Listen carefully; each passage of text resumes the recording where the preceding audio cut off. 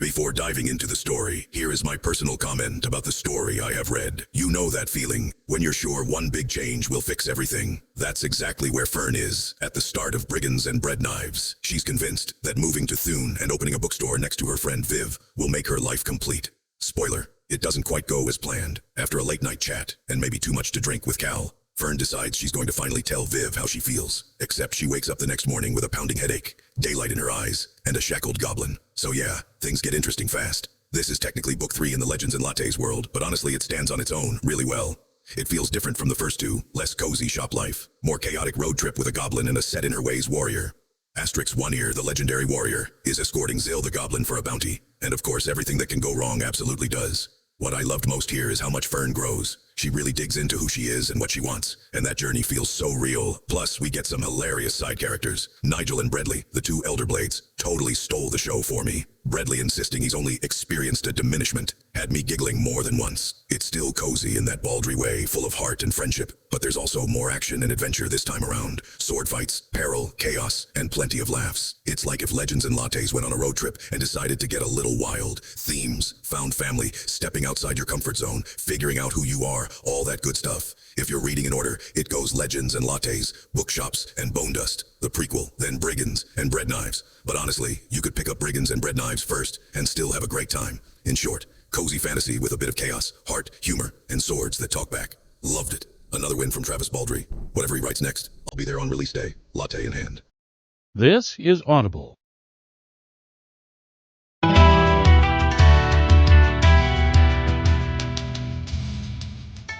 Macmillan Audio presents Brigands and Breadknives, written and read by Travis Baldree.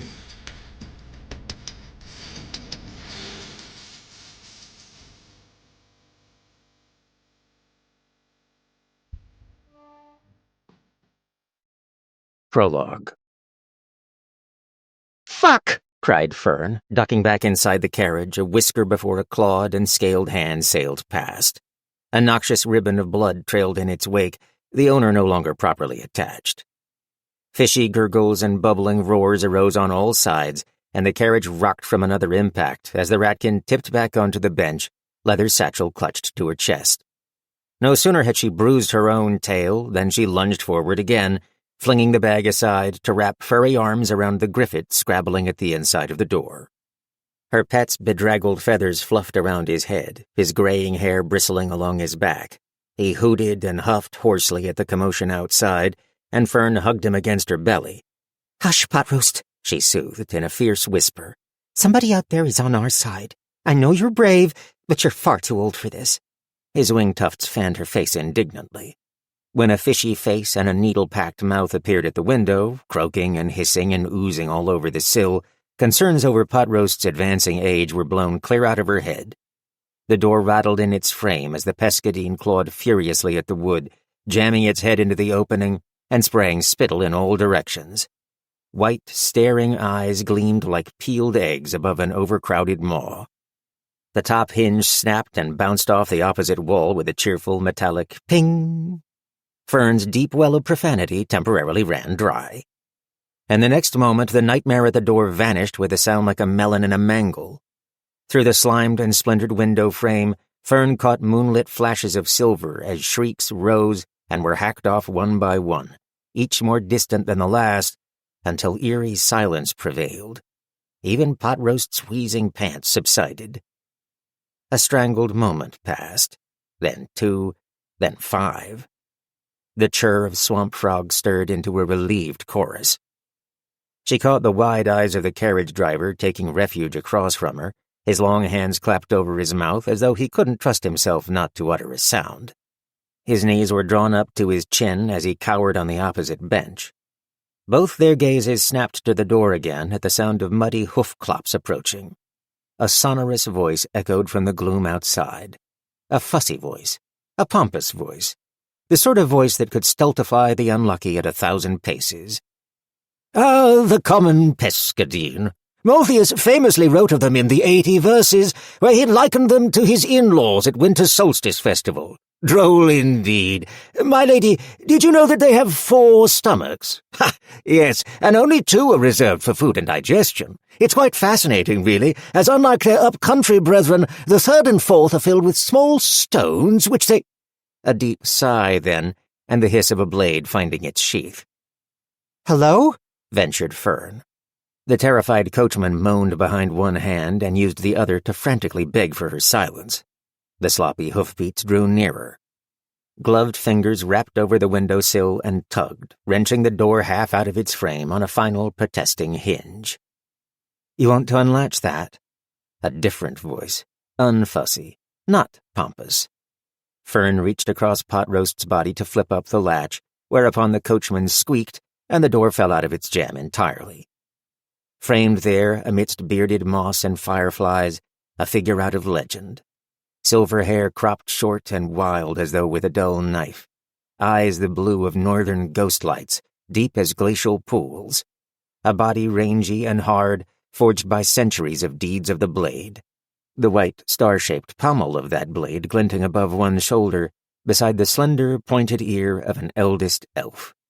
Only one, the other cut cruelly close and centuries scarred over. "By the shitting 8, breathed Fern. Asterix One Ear, Blade Mistress and Oath Maiden, glanced around the interior of the coach, nodded, and held out a gloved fistful of reins. "Found your horses. They seem fine. Looks like you are too." When none of the carriage's occupants moved to accept them, she shrugged and wrapped them over a coat hook set inside the door. Then she vanished, muddy footfalls marking her departure. Fern scrambled to lean out the doorway, bringing one paw up to her mouth to holler after the retreating figure, Thank you!" And then in a smaller voice meant only for herself, "Fucking hells." "You swear a lot," whispered the coachman, joining her to peer after their departing savior. Fern narrowed her eyes at him, gesturing with a slow sweep at the wreckage of pescadine anatomy radiating outward from the carriage and into the bog beside the road. The coachman appeared to finally comprehend Asterix's handiwork. "Oh, fucking hells." The second, considerably less eventful half of Fern's journey seemed to take 3 times as long as the first. She wasn't sure who was more prone to the spooks, the coachman or the horses. Careful pauses were frequent, the pace positively leaden. Still, no further perils beset them. Days after their dramatic rescue at the hands of Asterix, Blade Mistress, Oath Maiden, etc., Pot Roast hooted in his sleep beside Fern as she read and reread her most recent correspondence with an old friend. Decades ago, she'd met a brash young orc in the beachside town of Merk. Since then, in a move Fern would once have considered unimaginable, her friend had sheathed her blade for good and opened a coffee shop that was apparently extraordinarily successful. Fern didn't even know what coffee was. Still, on the strength of fond memory and a series of lengthy letters, Fern had sold Thistlebur, the crusty little bookshop to which she'd dedicated 25 years of her adult life. She'd gathered the proceeds of the sale, a preposterously paltry valise of belongings, a satchel belonging to an absent companion, and an increasingly spherical and elderly Griffith, then booked a carriage to the city of Thune. A new life awaited her there, a new start, a new bookshop, the embers of an old friendship to fan, perhaps even something she might one day call family. Also, she was clearly fucking insane. There was one other letter packed into the satchel, a parting message from another old friend. She fished it out, and her eyes fell upon the final lines, although by now she knew them by heart. "Always remember, although the unimaginative see life as a thread stretched from one point to another, birth to death, a life truly lived is a glorious tangle. One is never lost, and if one is lucky, one is never found either. Yours in the wilderness, Zelia Greatstrider." 1. Fern stared up at a wooden sign in the shape of a kite shield. A hammered hunk of metal representing a sword ran diagonally across the front. 2 words bracketed the blade, chiseled above and below. Legends and Lattes. She'd never been more terrified in her life. Well, it wasn't entirely true. A harrowing night a lifetime ago at the mercy of a certain necromancer still held pride of place as far as raw fear went. But 8 hells, this was a close second. The two-story building's plaster was freshly whitewashed, with heavy corner posts and the half-timbering stained dark. Light and color shifted behind leaded glass windows. A pleasant murmur issued from within, like the whisper of a distant river, while rich scents of cinnamon and butter laced the air. The shop's front door was closed against the chill breath of a late spring evening. And beyond that door, "Just a friend you last saw when your fur was still brown and neither of us knew our ass from an abacus," she muttered. "Hardly the stuff of nightmares." "A friend I knew for a single summer, and me with nothing to scamper back to if the friendship doesn't hold," she thought, but did not say. The journey on foot through Thune's streets was already a misty memory. Navigating with the directions Viv had provided, Fern hadn't noted much more than the smell of the river, the twisty lanes, and the hodgepodge of buildings. If the city hadn't contrasted so starkly with Merck's salty air, sand, and regimented streets, even those details might not have registered. Pot Roast wheezed at the level of her knees as he settled onto the cobbles beside her valise, letting his great golden eyes drift half-closed. She frowned at him. "Can't have you napping in the street, can we?" In the end, that was what got her moving again. As folk had done since time immemorial, she got on with things because otherwise, who would feed the dog? "Come on then, old man." Fern gently nudged the Griffith with her toes. As her red cloak fluttered in another gust, she hoisted the valise, hitched up the ancient satchel, and reached for the iron pull. The door swung wide before her paw could touch it, and at the appearance of a familiar orcish face on the other side, Fern's own traveled through wild geographies of expression. It arrived somewhere hopeful, but with cheeks wetter than when the journey began. "So, what do you think?" asked Viv, nodding to the mug in Fern's paws and crossing her forearms on the table between them. Still impressive forearms, still the same face, too, but fuller, less hungry somehow, and definitely expectant. A face Fern really knew? She thought so, hoped so. She'd bet everything on that assumption. Behind Viv, steam hissed from the gleaming machine on the counter, flanked by an enormous slab of slate on the wall. A menu was printed across it with colored chalk in a tidy hand, ornate flourishes decorating the corners. Neat rows of polished mugs hung on pegs, and baked goods sparkled with glaze under fine glass domes. Customers bustled to and fro with drinks and nibbles. Fern carefully set down her mug. She contemplated the unfamiliar bitterness on the sides of her tongue, the earthy heat in her belly. She became aware that her answer was increasingly tardy. "It's nice," she ventured. Except it wasn't. Her claws tapped the side of the mug nervously. Viv's still the same but less hungry face fell, and it was so much like her disappointment when Fern first offered her a book those many years gone that the rattkin almost laughed aloud in delighted recognition. The laugh got lost somewhere under the guilt, though. "Fucking hells, I rejected her happily ever after." "Well, it's maybe an acquired taste," said Viv. "You don't have to like it, of course." She leaned back on the bench so her crossed forearms rested against her chest. "Oh, yes. I mean, I'm sure with time I'll—" Fern trailed off as the rest of her thoughts decamped for other territory. All the fear she'd left on the doorstep came back in a tidal swell, and she thought she might heave her guts, including a single mouthful of coffee, all over the table at the following wave of nausea. Then, somewhere inside, she found a paw hold and dragged herself out of the sea. She pushed the mug away decisively. "Gods, it's just a drink. You got married?" Viv slapped the table and leveled a finger at her. "There's Fern. It's so damn good to see you again." And then it was okay. "You should have led with the cinnamon rolls," Fern mumbled around a mouthful of one. She closed her eyes, and an involuntary shiver found its way from her shoulders to the ends of her whiskers. "Gods, it seems like you're really burying the lead with the name of this place." She glanced at Tandry, who stood with one hand braced on the end of the table, eyeing Fern with a small but amused smile. A pair of horns the dusty magenta of the succubus's skin parted the hair at her brow, and her whip-like tail swayed languorously. Pot Roast lay curled around one of Tandry's feet, and she'd made no move to disturb him, even though she probably had something better to do. Fern thought from the start that she liked Viv's wife, but this clinched it. She licked a sticky claw. "Put another one in front of me and I might marry you too." The succubus laughed, tucking a lock of hair behind one ear. "Paws off," called Viv, opening the front door just long enough to hang a closed sign on its nail. She grabbed a cloth off the counter as she returned to the long table that Fern occupied very little of. Fern affected a speculative look. "Tandry, did Viv ever tell you about the summer fling she had when she was still swinging metal around? That girl was a baker, too. Probably a whole oven-load of jilted bakers in your wife's wake, I bet. So when the inevitable happens, just know I'm here for you." She fluttered her fingers magnanimously. "Oh, I'm no baker. That's Thimble's handiwork." Tandry's smile became secretive. "You'll meet him soon enough, I'm sure." She switched her attention to Viv. "How did you never mention him in your letters?"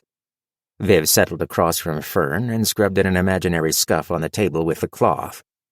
"Spent most of them conning an old friend into moving her bookshop next door, that's how. There must not have been room on the page." "Have you seen the shop yet?" The succubus used the toe of her other shoe to scratch between pot roast's shoulder blades to his audible but dozy approval. "Honestly, I must have passed it on the way in, but I was so, flustered at the thought of this," Fern waved a guilty paw at the both of them, "that I couldn't pay much attention." "Dread'll do that," said Tandry. "Dread?" Viv's brows went up. "Yes, I wonder what it's like to leave your entire life behind and move to a new city where you don't know anybody and then start a new business," observed Tandry wryly. Fern shot her a surprised and grateful look. "I'm here. She knows me," protested the orc. Tandry gently extricated herself from pot roast and moved to wrap her arms around Viv's broad shoulders, delivering a peck to her temple. "I think she's just getting to know this version," she replied, in a whisper meant to carry. Fern definitely liked her, double-clenched. A sharp rap at the entry elicited a hooting bark from the sleeping Griffith, and they all glanced that way as the door swung wide. A hob entered first, clad in coveralls and a cotton shirt that had both seen a lot of hard wear. Tugging the brim of his flat cap in greeting, he held the door for a sleek gray rattkin laden with bags, boxes, and tins. "Kid wouldn't let me carry a thing," complained the hob. The rattkin squeaked something indecipherable, paused to stare at Fern with wide eyes, and then disappeared around the counter. Fern thought Tandry's expression turned positively smug. Viv cleared her throat. "So that was Thimble. I'm sure he'll be back. And Fern, this is Cal, who I know I've mentioned." She leaned close and held a hand beside her mouth. "He's the real reason you don't have anything to worry about." Said Cal, whose long ears heard just fine. Fern thought he looked both put out and pleased at the same time.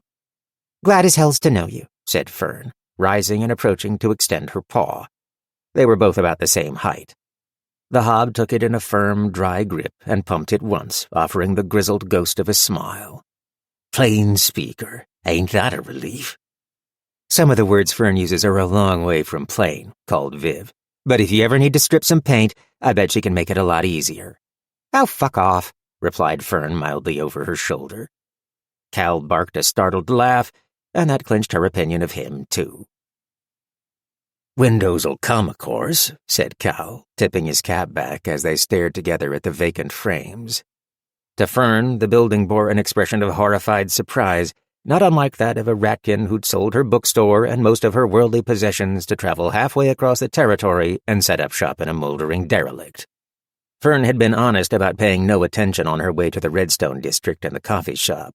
Now she wondered if she would have made it in the door if she had noticed the place. She swallowed hard. "Don't worry," Viv clapped a hand on Fern's shoulder. "My shop used to be a crumbling livery with a hole in the ceiling. Then it burned down. You're already leagues ahead. It's going to be perfect. You'll see." Cal studied Fern from under his cap. He nodded once. It's going to be fine." Somehow, that was a lot more reassuring. It was only 1 story tall. Separated from Legends Lattes by a narrow alley, the bright whitewash and neat stonework of its neighbor only made the peeling paint and sagging eaves look more desolate. Still, it wasn't as though her old shop at Merc wasn't in need of a lick of paint. Maybe if Fern's nerves hadn't already been thoroughly frayed, her first impression might have been gilded with a bit more optimism. "The bones are good," she muttered to herself. But when she said it a second time, even quieter, it felt more like a prayer. "I've got something to show you," said Tandry gently. She gestured for Fern to follow, then opened the door to lead her inside. Cal and Viv came after. The interior wasn't much more encouraging. Evening light slanted through the gaping window frames, revealing raw beams and heaps of sawdust marking Cal's efforts thus far. Pale stains on the floor described the ghostly shapes of furniture long since removed. It does seem bigger once you're inside, Fern tried to sound optimistic. Should hold plenty of books at least. The bones are good, said Cal, gruffly repeating her earlier words. She'll clean up smart. Fern became even more aware that the worry sloshing around inside her was overspilling enough for all of them to notice. Hell's, the tension in her tail alone probably gave it away. This isn't what I wanted to show you, though, said Tandri, opening a door at the back of the echoing storefront and passing through.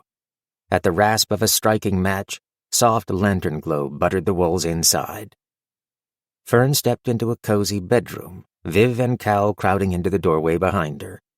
They tucked a narrow bed in the far corner, complete with a quilt and a big squashy pillow. A side table holding the lit lantern squatted beside it. A writing desk crouched against the near wall, and a wardrobe sat to the right of the door. Just above the desk hung a watercolor painting of a long swell of shoreline tufted with beach grass and low clouds pinking at evening.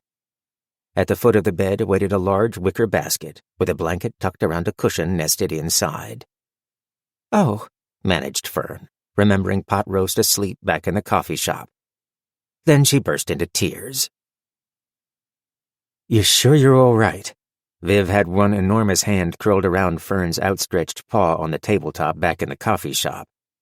Fern sniffed, then used her other hand to bring a mug of tea to her lips. Oh, hells, I'm fine.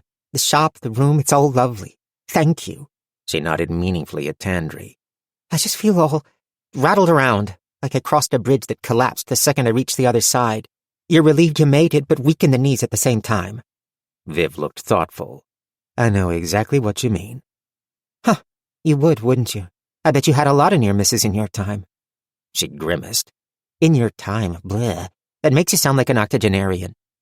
Then she remembered her own near-death experience on the road not a week past. 8 hells, she breathed. That's it. No wonder I'm not myself. What?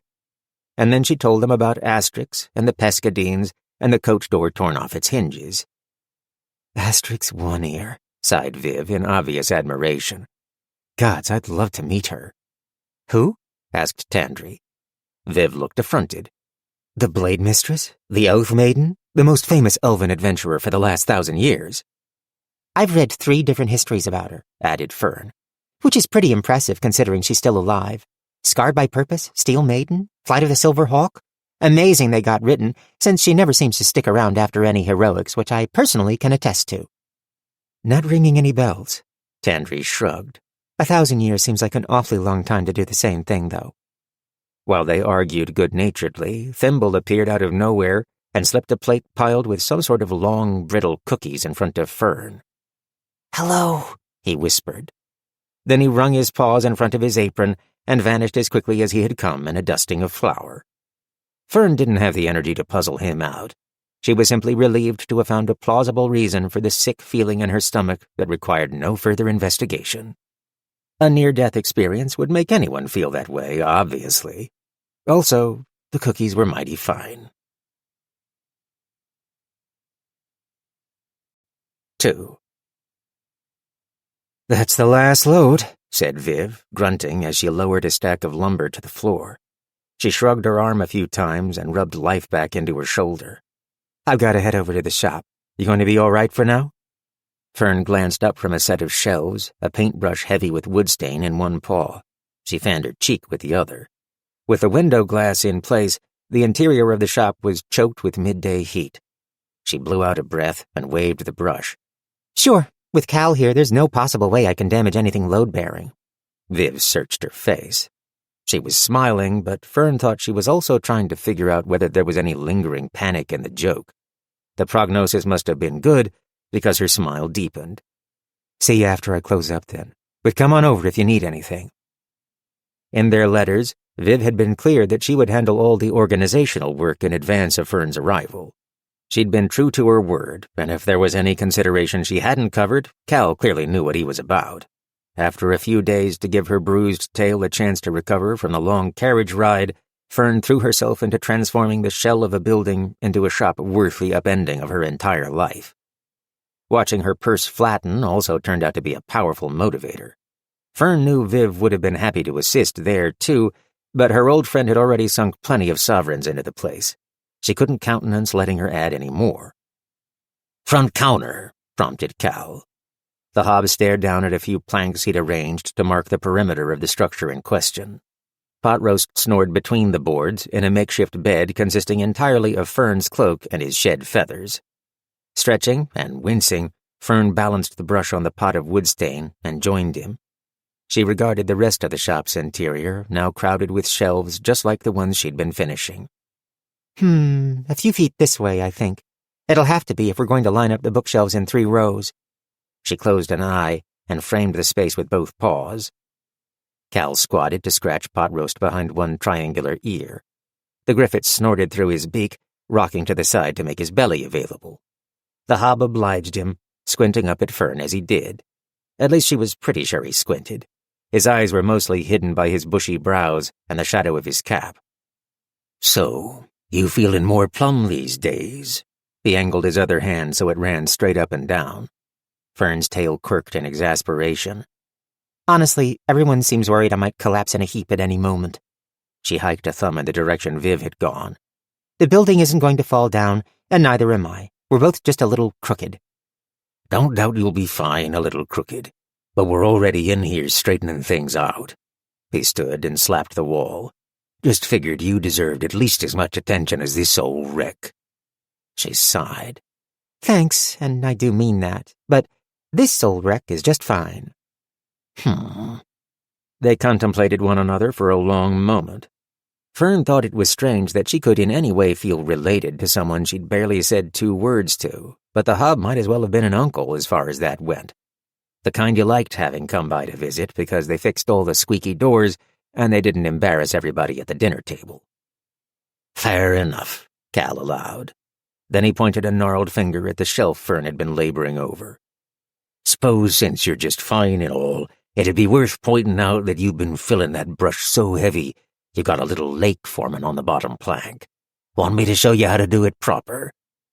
He had the good grace to cough to cover his chuckle when Fern turned the air blue, as, of course, the best kind of uncle would. Fern decided that the unending work of the following weeks had a therapeutic quality. She was too exhausted to fret about anything, funds, future, or friendship. Her new bookshop slowly took shape as the shelves found their places, fresh boards replaced rotted ones, wax gleamed on floorboards, paint refreshed the walls, and ancient stains vanished under lye and water. Viv pitched in throughout any given day in dribs and drabs, especially when heavy objects needed shifting or someone more than 4 feet tall was required, but the balance of Fern's hours was spent mostly in the company of Cal. She discovered she didn't mind that in the slightest. The hob carpenter was soothing to be around, imperturbable and taciturn in ways that communicated more than they had any right to. More than once, one of them would appear unbidden next to the other to brace a piece of timber, offer a handful of nails, or top up a paint pot. It wasn't that they never spoke, they simply didn't bother if they didn't have to.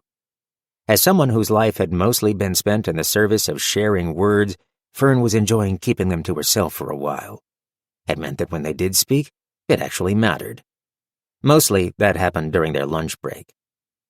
"Thanks, Thimble," she said, as the little baker offered a platter full of sandwiches wrapped in brown paper, wedged next to 2 sugar-dusted scones. He blushed to the ends of his whiskers and then rummaged in a shoulder bag for a pair of flasks. "Coffee," he whispered, offering one to Cal. The hob took it with a nod and a tug of his cap. "Tea." Thimble didn't meet Fern's eyes as she accepted it from his outstretched paw.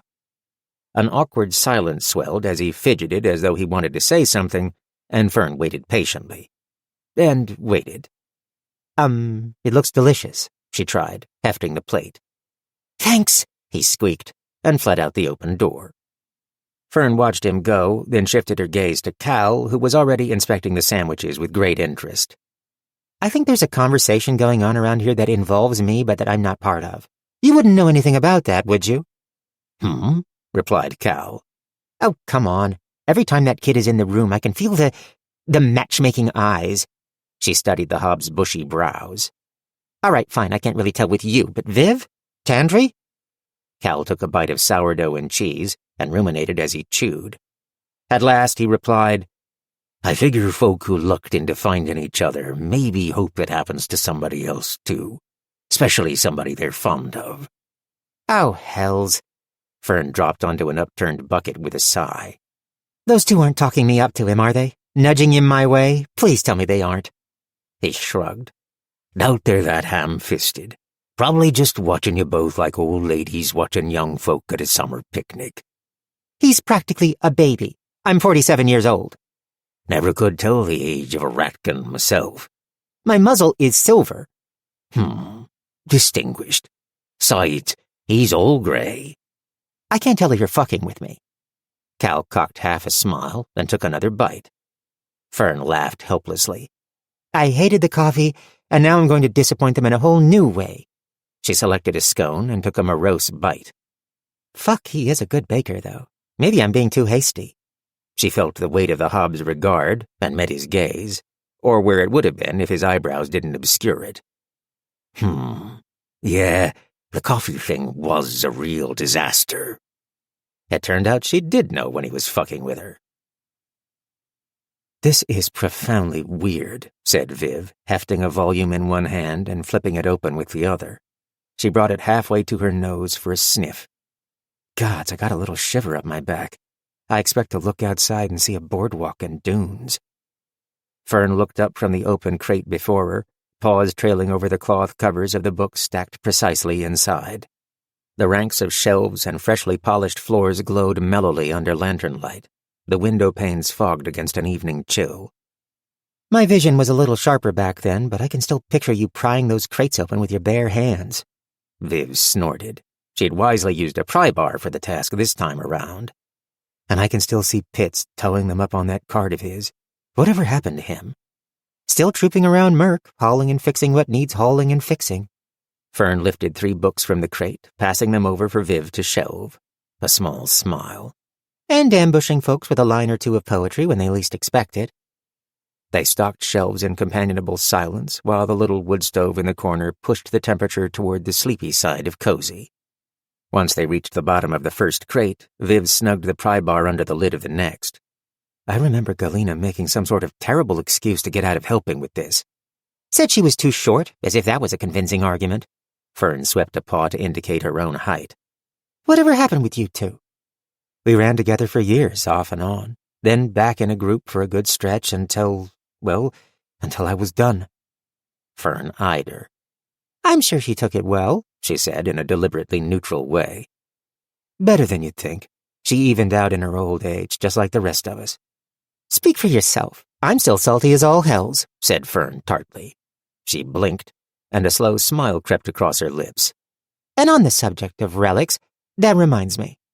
She scurried to her room and returned carrying a misshapen bundle wrapped in brown paper. Hoisting it triumphantly, she said, Open it. Nonplussed, Viv took it and peeled back several layers of paper. Are these what I think they are? She withdrew a wooden bookend, much battered. They are. The seagull bookends, murmured Viv. Or maybe rabbits. They shared a glance and chuckled. There was a pause during which Viv handed over the bookends and Fern wedged a few novels between them on the countertop. I'll be damned, Viv breathed behind her. What? Fern looked back sharply. The orc reached into the freshly opened crate and withdrew a red volume. 10 links in the chain, she said, flashing a big, tusky grin. This is the same book you tricked me into reading. Tricked? That was honest saleswomanship, I'll have you know. I'm pretty sure you guilted me into it. You did break my boardwalk, Fern pointed out. And then I gave it to you on credit, so I'm not sure what you're complaining about. And now here you are, said Viv. The stove ticked, and the shadows of moths flittered their way across the walls. And now here I am, she whispered. A surge of some desperate emotion halfway between despair and hope squeezed the breath out of her. You got me here, said Viv solemnly. That crushing sensation receded, mostly. It was you more than anybody. You saved my life in a way I can't properly put into words. I found—" Viv stared away and through the walls. Fern knew that if all the stones were peeled away, she'd find Tandry at the end of that gaze. "I found things I didn't think were even possible." They looked at each other with the red book held like a remembrance between them. "Well," said Fern with a comic shrug, "now I guess you have a chance to return the favor." "If you need saving, then that's what we're going to do," said Viv. She shelved 10 links in the chain decisively. She hadn't meant to, but after discovering Viv's change of fate, Fern had buried a call for help in that first letter she'd sent, and not particularly deep. The line still burned in her memory. "I'd love to say that my life has been perfect, that I've seized every moment, that after you left there were no struggles or doubts, but that wouldn't be true. It has been satisfactory, though. There have been many good days." Doing her best to chase any bitterness out of her laughter, Fern said, "You already did that once. Twice in a lifetime is asking too much." "I don't see any reason to keep a tally if you don't." Viv regarded Fern with a gaze much more perceptive than it had been a few decades prior. Then she sniffed and scrubbed a forearm across her eyes.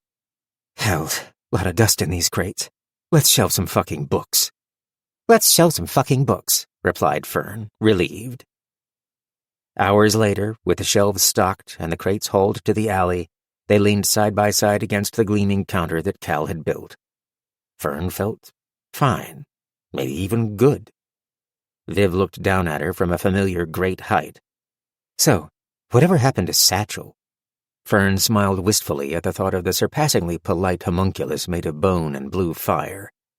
"Gods, I wish I knew. But I like to think he saw all the things he wanted to." In the end, Fern named the shop Thistlebur Booksellers in honor of the place her father had built and raised her in, what seemed 1,000 leagues to the west and as many years ago. Besides, she couldn't think of a better name that fit, and it was comfortable. As Viv pointed out, there wasn't likely to be any confusion. Cal had chiseled the letters deep in a broad oak plank and carved the edges into fancy scallops.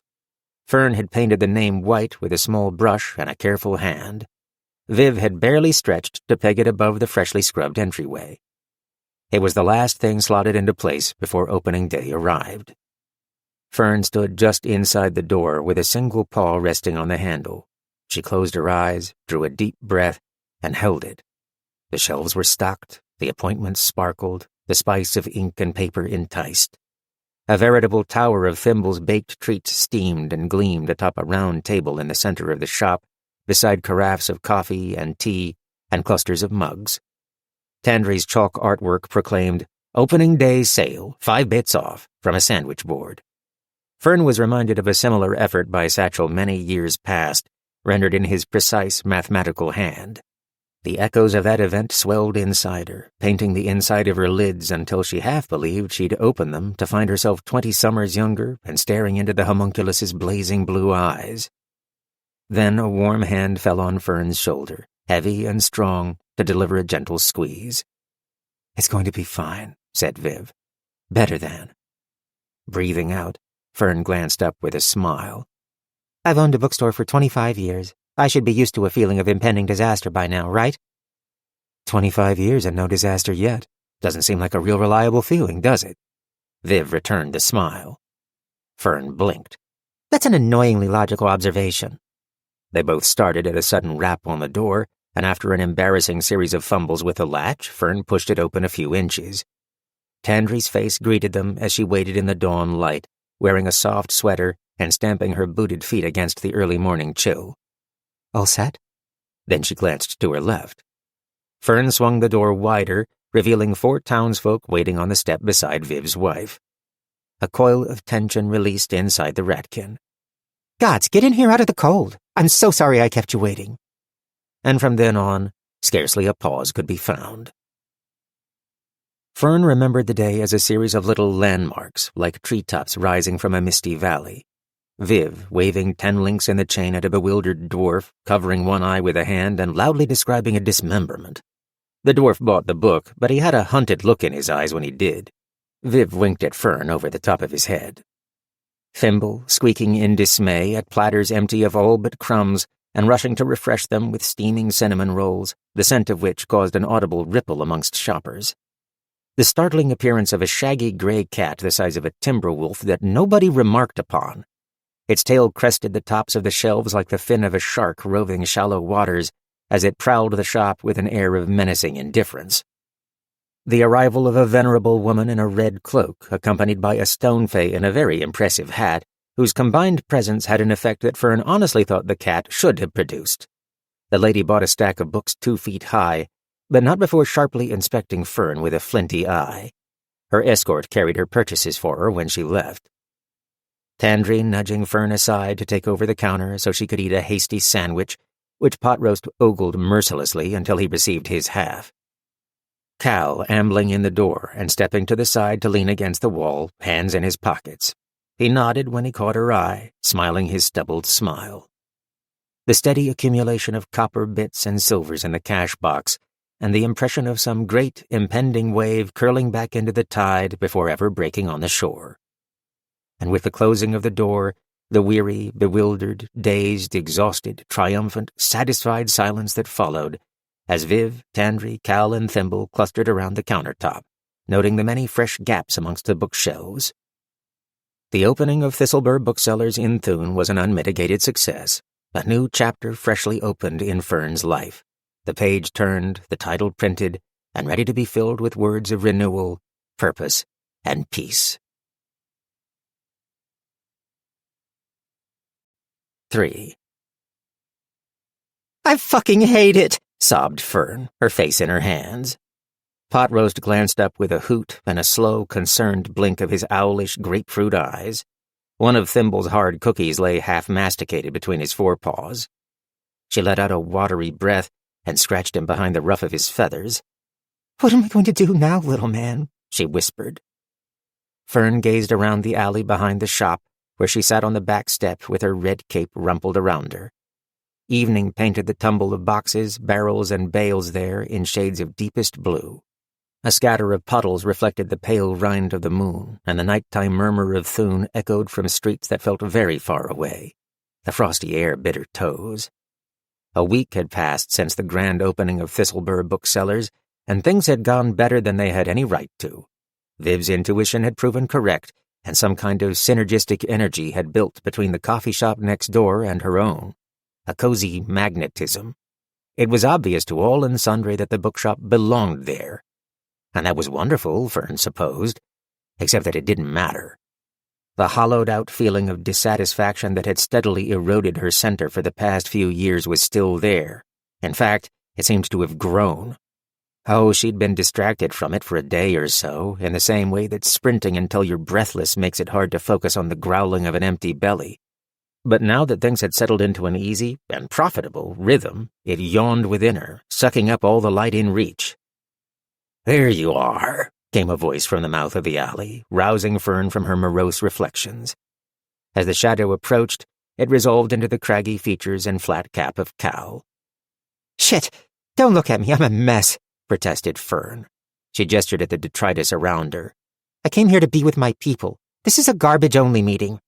He ambled over and dropped to the step on the side opposite Potroast, who tucked both paws tighter over his cookie and gnawed it with wary determination. Cal folded his hands between his knees and didn't say a thing. The smell of fresh sawdust tickled Fern's nose. She mopped her cheeks with the hem of her cloak. This is the part where you wait in silence until I unload all my feelings, isn't it? I read a few books, you know. It wasn't supposed to feel this way. That's so. Who says? I thought for sure you'd do the silence thing.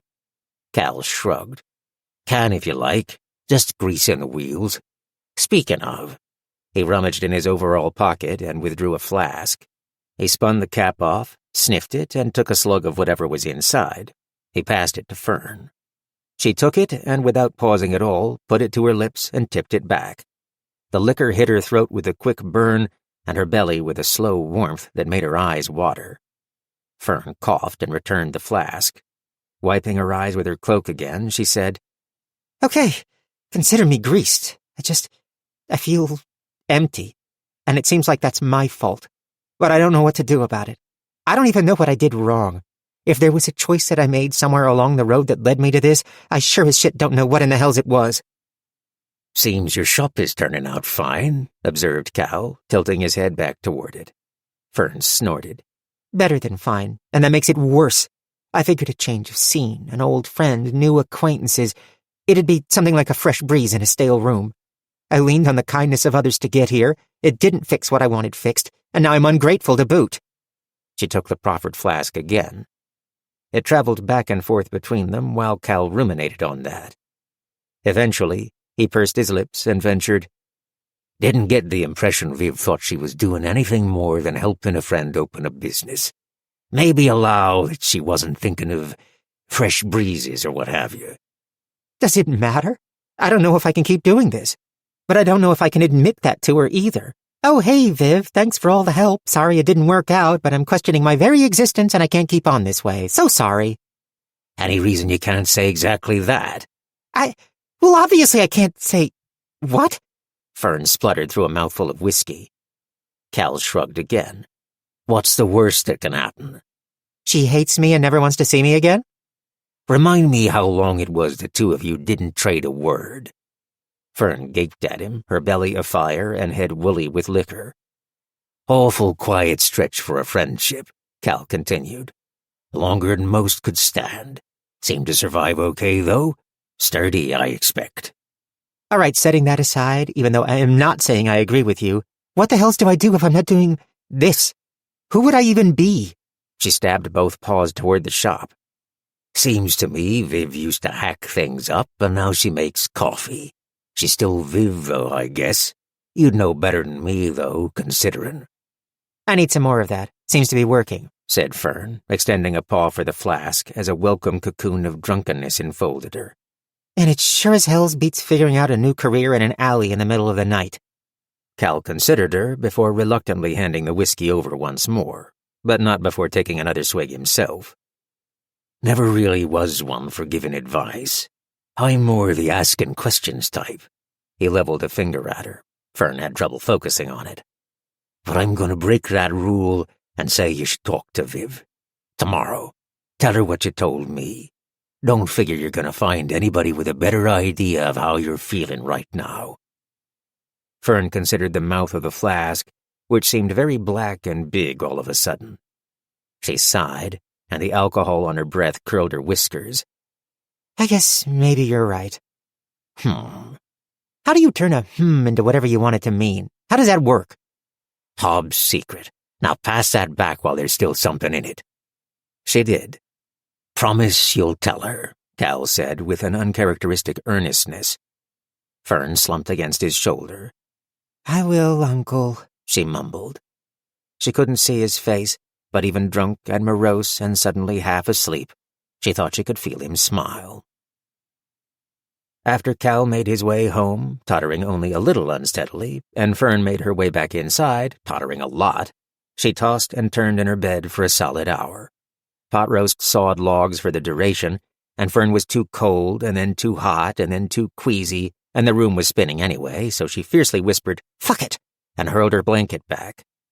She seized her cloak from the peg to shrug into it, then took a moment to acknowledge exactly how drunk she was from a peculiar muzzy distance, mostly on account of the fact that she missed the peg 3 times with her paw. "Ugh, too old to be this soused," she mumbled, and with the unjustified optimism of the middle-aged, declared, "It's not too bad, though. I'm not even slurring, just a little softened. That's all." She gazed around the darkened shop, the shelves and books bordered in wavering canary light from the street lamps outside. On impulse, she snagged her battered leather satchel from the chair back behind the counter, a satchel once inhabited by an old friend, now home to parchment and quills and knickknacks and whatever book she was currently nibbling her way through. Questing between the shelves, she slid out a few volumes until she found the one she was looking for. A red cover, 10 links in the chain.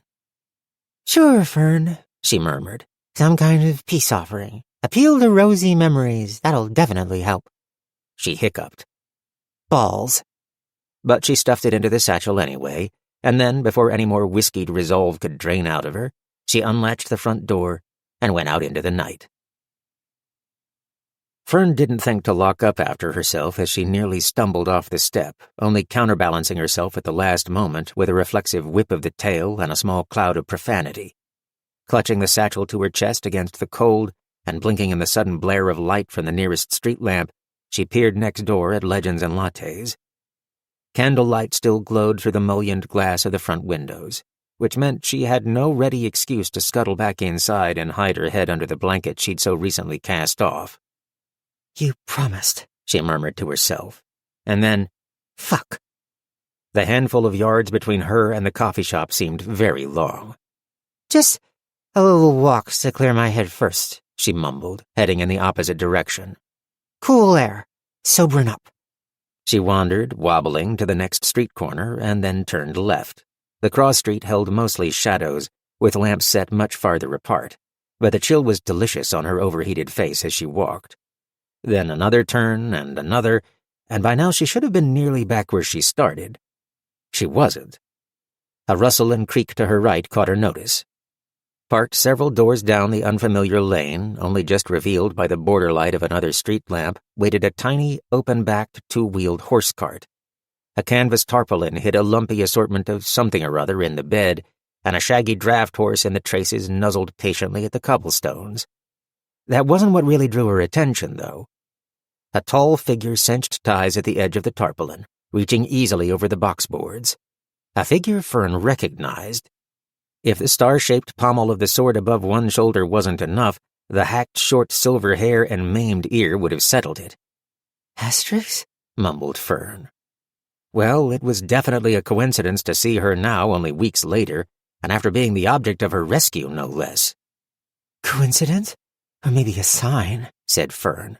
It's not every month you bump into a legend twice. She blinked, startled by the volume of her own voice. If Asterix heard, she gave no indication. The elf scrubbed the horse's cheek affectionately before slipping into another alley, leaving beast and cart unattended. Fern glanced around, and at last spied a building she knew, a chandler's shop only a few doors east of Legends Lattes. She wasn't lost. Hell, she could be back at Viv's place in no time at all if she wanted. Fern imagined the warmth within, a cozy fire, the lingering scent of coffee underpinned by cinnamon. She imagined Viv's confounded expression when she opened the door to see Fern weaving on the step, her easy smile when she ushered Fern inside. The awkward silence, the halting, anxious beginning of the worst sort of conversation. The way her smile would slip, and the light in her eyes would withdraw by degrees. And suddenly Fern was moving, but not toward the shop. In a trice, she lifted the tarpaulin on the cart and scrabbled awkwardly inside before cursing herself, in a whisper, thank gods, for not removing the satchel first before she tangled in it on her way up. Then she was on her back, hemmed in by crates and sacks, clutching the leather bag to her chest again. Her cloak was in rumpled disarray beneath her and wrapped around her tail. The canvas puffed up and down ever so slightly with every breath. The horse stamped a hoof in surprise, but then fell silent. She lay there for some minutes, holding every coherent thought at bay, focusing only on the rise and fall of the tarpaulin, the impossibly loud thudding of her heart. No sounds came from without. Asterix did not return. At last, the adrenaline leaked out of her, and the yammering in her head could not be staved off any longer. What in the hells, Fern? What in the fashionably fuckable hells? What is this? Really? Get your stupid ass out of this cart and march your paws down the goddamn street like the grown rattkin you are, and keep your promise. Fern paused and listened. She heard nothing but the occasional shuffle of the draft horse a few feet west of her head. What were you planning anyway? To stow away and flee the goddamn city? Are you so drunk that seems reasonable? She considered the idea. It seemed more reasonable than it ought to, actually, which was very distressing. Definitely drunk. Fern surprised herself with an enormous yawn. All right, that's enough of that, she whispered, and gathered her resolve. She braced a paw against the bottom of the cart and began to sit up, and froze as footsteps approached. She lay back down as quietly as she could manage. Shit. At least this time, she had the presence of mind to say it only in her head. It was getting warmer under the canvas. The minutes ticked by as Asterix fussed with this and that. She heard the creak of leather and the jingle of harness, an oddly soothing chime. The cart rocked on its wheels gently as Asterix adjusted something on the buckboard. Fern waited, and waited, and waited, and then she was asleep. 4. Fern awoke to the sight of an alligator grin and eyes the red of a harvest sunset in a round green face. And daylight. Painful, painful daylight. Supine as she was in the back of the wagon and boxed in on all sides by, well, boxes, there was nowhere to escape to but up, directly toward that fierce and deadly smile, a direction no right-thinking rattkin would choose. The hangover that battered Fern's skull confused the whole business to such a degree that up was exactly where she went, though, lurching to a sitting position, flailing with the satchel her arms were tangled in, and screaming her throat raw. The sharp grin and red glare were suddenly 3 feet away at the very back of the wagon. Through the sick thumping of blood behind her eyes, Fern saw that both belonged to a goblin with a mop of orange hair and bottle-brush pigtails, clad in some sort of enormous coat made entirely of pockets in a riot of mismatched colors. Improbably, the goblin's hands were bound before her, and as if that weren't sufficient, several loops of cord were wrapped around her body, from her wrists all the way to her shoulders, and secured to a ring bolt on the back of the buckboard. What in the faithless fuck? Wailed Fern.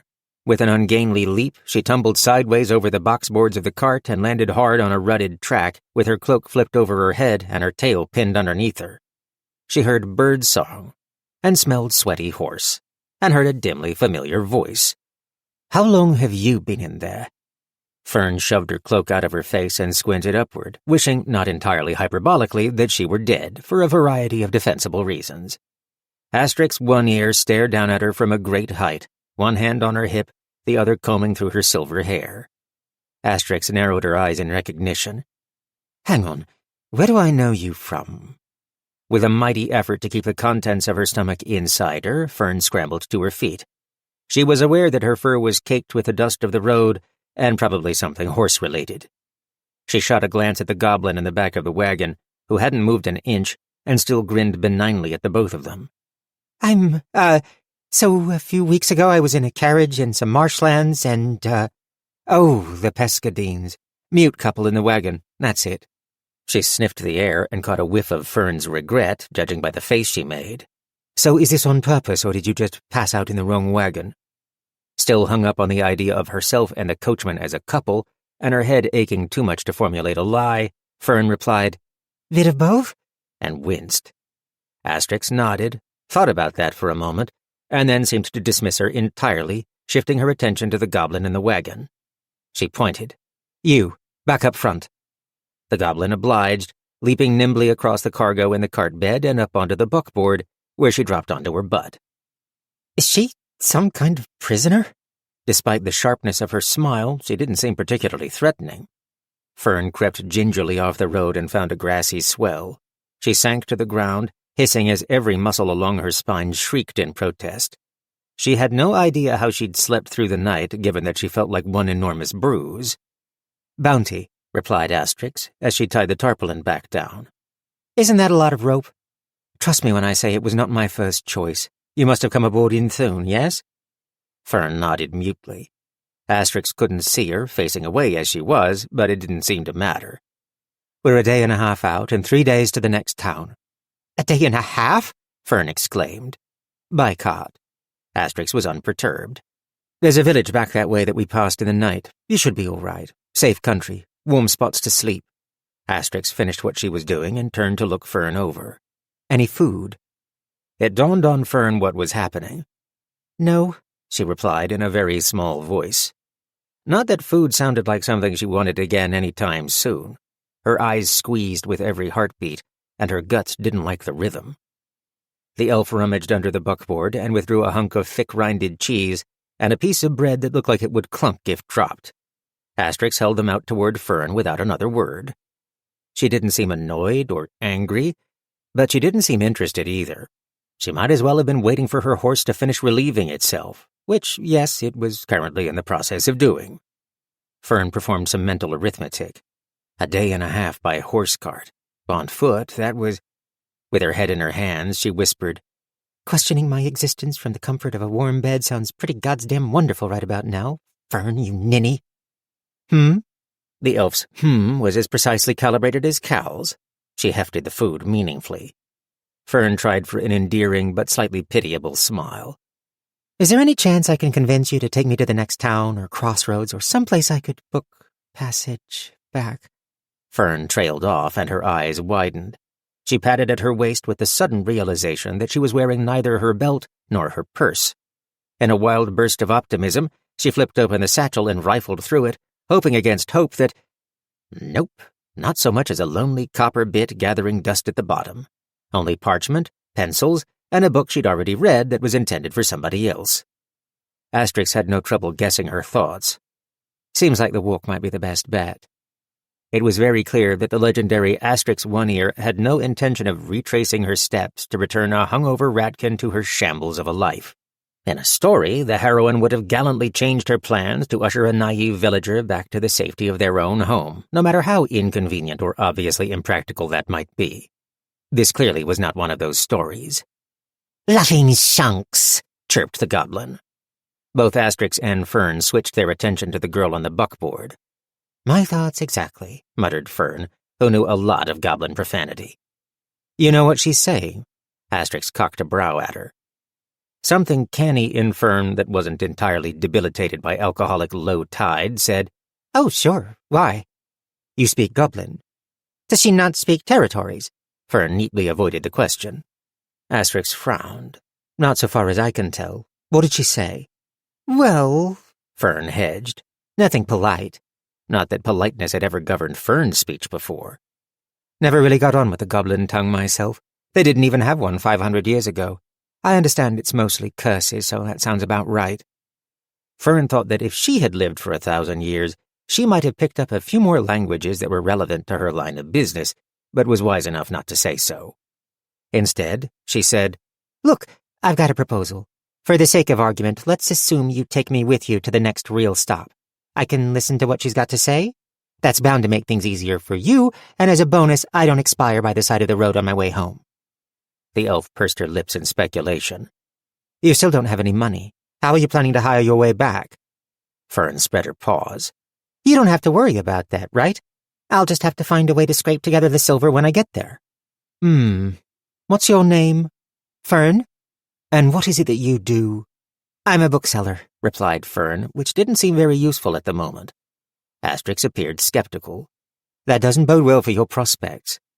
Fern privately agreed, but said, I'm a very resourceful bookseller. There was a long silence, during which the draft horse cropped several mouthfuls of grass from the verge and flicked away a few bothersome flies. Tashanka, declared the goblin.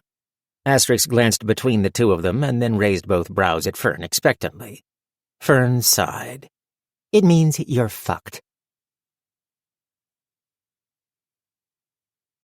5. Dear Viv, I have no idea how to write this letter to you. This is the 4th attempt, in fact. All the others have started the same way, though. I'm sorry, and every time I write that, I immediately want to cross it out because it looks so small and stupid and useless on the page. I feel small and stupid, and I guess also useless. But I can't get around writing those words. This letter has to start that way. In the previous 3 versions, it got really pitiful after that point, and there was a lot of blubbering and wailing and abasement, but that feels self-indulgent, so I'm skipping it this time. Maybe that means I'll get further. Fern looked up and made a sour face. Gods, this is terrible. She took a moment to survey the green swells of the countryside through which they passed. After several skins of water, half of the bread/rock Asterix had offered, the pungent cheese was a no-go, and a solid afternoon of travel, Fern's hangover had fled at last. Lupin bloomed along the side of the road, and hayrick studded distant fields. A windmill twirled lazily in the distance. The wind played through her fur, and the cart creaked gently beneath her, the motion of which was either very soothing or like a hammer blow to the spine, depending on the condition of the road beneath. They were currently enjoying the nicer of the 2 options. It was a great relief. She returned her attention to the parchment and her charcoal pencil. Cal may have already told you that I had a bit of a breakdown. Fern rolled her eyes and scratched that out. I am planning to return as soon as possible, and I am probably standing in front of you watching as you read this. She put the pencil to her lips. Or maybe I'm lying dead by the side of the road and this letter found itself to you via some other mysterious means. For fuck's sake, she muttered, and furiously scratched that out too. The likelihood of scrapping this entire attempt was growing by the word. The upshot is that a terrible feeling has been growing in me for years. The new shop was supposed to fix that, but the feeling didn't disappear, even with everything working out perfectly, and I guess I got scared. And then I got drunk, and on my way to explain all this to you, I crawled into the back of a cart and passed out, and now I'm far from home. Well, that was essentially true anyway, even if it did sound preposterous. I hope Pot Roast is all right. I can't even write my apology to him. I don't know if he'll ever forgive me for disappearing. There might not be enough baked goods in the world. Fern had to pause to arm away a tear. Bad as she felt about leaving Viv in the lurch after all her investment into Thistlebur, all the energy she'd poured into it, the realization that she'd left Pot Roast behind kept her stomach knotted long after the hangover had faded. She knew he'd be cared for, but I will find my way back. Even though I'm riding in the wrong direction, Fern thought, but did not write. You're never going to believe whose cart it was. Asterix jogged easily beside the draft horse, the pommel of her blade tracing a silvery figure eight behind her in the afternoon sun. The legendary adventurer didn't seem to tire, and never rode on the cart with the rest of them. Possibly it was a fitness thing. There didn't look to be an ounce of fat on her body. She also did not appear to sweat. Or my other traveling companion. The goblin, whose name was apparently Zill, slept upright on the buckboard beside her. Her sharp-toothed mouth was open, and a pointed pink tongue lolled halfway to her chin. Occasional snores whistled from her nose, like the peeping of a new-hatched chick. She's unique. When she looked up again, she startled. Zill stared back with clear interest. Her mouth remained open, tongue still out, but she was very, very awake. Another of those peeping snores escaped her nose, though. The goblin did not seem at all uncomfortable, even swaddled as she was in hemp. What did you do to end up here? Fern hadn't intended to say it aloud, but she didn't suppose it mattered. Maybe you should ask in Goblin, called Asterix, not even a bit winded. Fern couldn't tell if the question was pointed or not. Would she tell me? Asterix's shoulders rose and fell. Why don't we find out? Well, that definitely felt like a test. The ratkin's mind raced, given that her goblin vocabulary was uniformly inappropriate for polite conversation. Spinka-do-trot? She managed, hoping Asterix didn't know that one. Zill's brows rose in surprise, which was only natural, Fern supposed, since she'd just been asked if she liked to drink her own pee. An answer was not forthcoming. Tales vary. They usually do, said Asterix later that evening in response to Fern's now long unanswered question about the goblin's misdeeds. The elf unbuckled her baldric and slipped the sword from her back, still in its sheath. She propped it carefully on the fallen log she was using for a bench, and then squatted before their small campfire. On the hill behind them, an ancient, craggy dolmen framed a black window into starlight. The mournful, far-off chuckwoo of a night bird made their campsite feel unfathomably remote.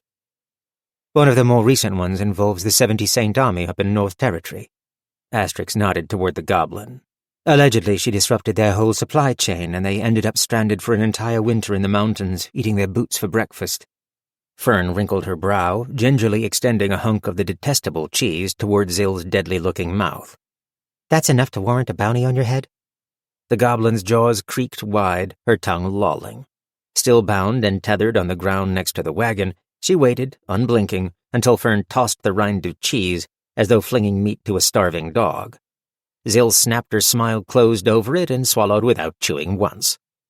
Asterix shrugged and prodded the fire. The 70 Saints seemed to think so. Probably objected strongly to the taste of boots. It's not evil, though, tried Fern, making a game attempt to tear a heel off the loaf of bread Asterix had provided for the evening meal. Boots were probably more appetizing. A bounty isn't a moral judgment, replied Asterix patiently. Usually it's someone offering money for a person to be delivered someplace, usually a person who doesn't want to be delivered to that place. Fern prepared to respond, but Asterix continued. Trust me, good and evil become a lot less easy to spot after a few hundred years of doing this. Fern observed Zill for a moment, wondering seriously whether she'd asphyxiate on the bread if she gulped it down like she had the cheese. The goblin had developed a keen interest in Asterix's sheathed blade and appeared to be studying it. She caught Fern's gaze, winked at her, and said, Alstroon.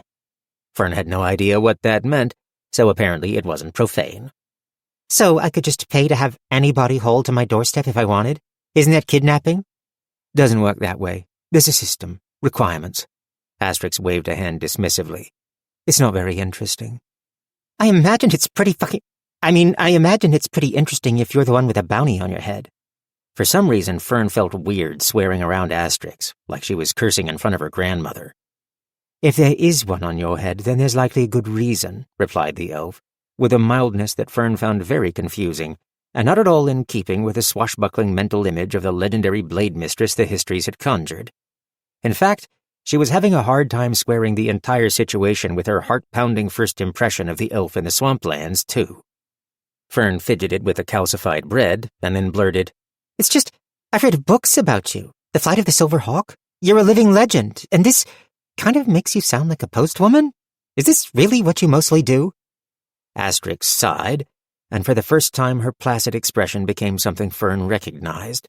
Something a little weary, a little hollow. Everyone always wants it to be exciting, for it to be worthy of a song, to buy you a beer and hear about a thrilling escape, or a fierce battle, or a vanquished demon, to write a book about it. But those are all things that happened, right? Asked Fern, hopeful. After 10 centuries of doing this, do you want to know what's really exciting? Asked Asterix, ignoring the question. Her gaze was direct and almost hungry. Fern nodded. Dry socks. Fern dreamed of Viv, a distressingly realistic dream. I guess it's the risk we ran, the orc said, sighing deeply. She curled an arm around Tandre's back as they surveyed the empty interior of the new bookshop. I didn't figure Fern for the sort of person who'd sneak off in the night and leave her obligations behind, but maybe the years changed her in a way I didn't expect. Or maybe I expected more than I should have. I'm sorry. No apologies from you, replied Tandre, cupping Viv's chin with a slender hand. I know this is a huge disappointment, but we'll make do. You did nothing but try to help an old friend, and there's never any shame in that. With no body and no agency, Fern was reduced to a powerless, floating perspective. She tried to speak, but had no mouth. She tried to shift her gaze, but had no body to direct. I know this is a dream, Fern thought. Of course it is, because I might as well be reading this in a story. If it were real, I could change it. If it were real, I'd be here, and none of this would be happening. I can run the place until we find someone to sell it to, said Tandre. Sell? There's still the chance she might come back, said Viv, trailing off hopefully. Tandre shook her head. I doubt that'll happen. Besides, this bookstore deserves real commitment. It's something special.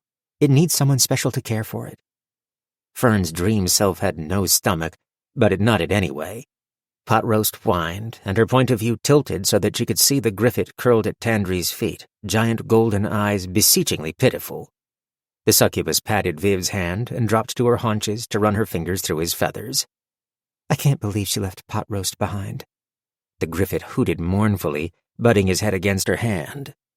Viv smiled down at them both, hands on her hips. At least he's found the home he really needed. Oh, fuck you, you fucking dream, thought Fern. We all just have to come to terms with the fact that she's gone, her old friend continued.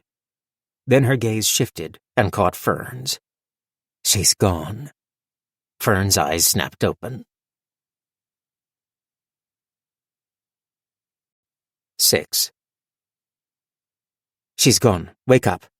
What was that? Fern startled awake at a hand on her back and searched her surroundings wildly. The disorientation of finding herself sleeping on the ground in the middle of nowhere was profound. Specters of guilt and dismay still haunted her from the fading tatters of her dream.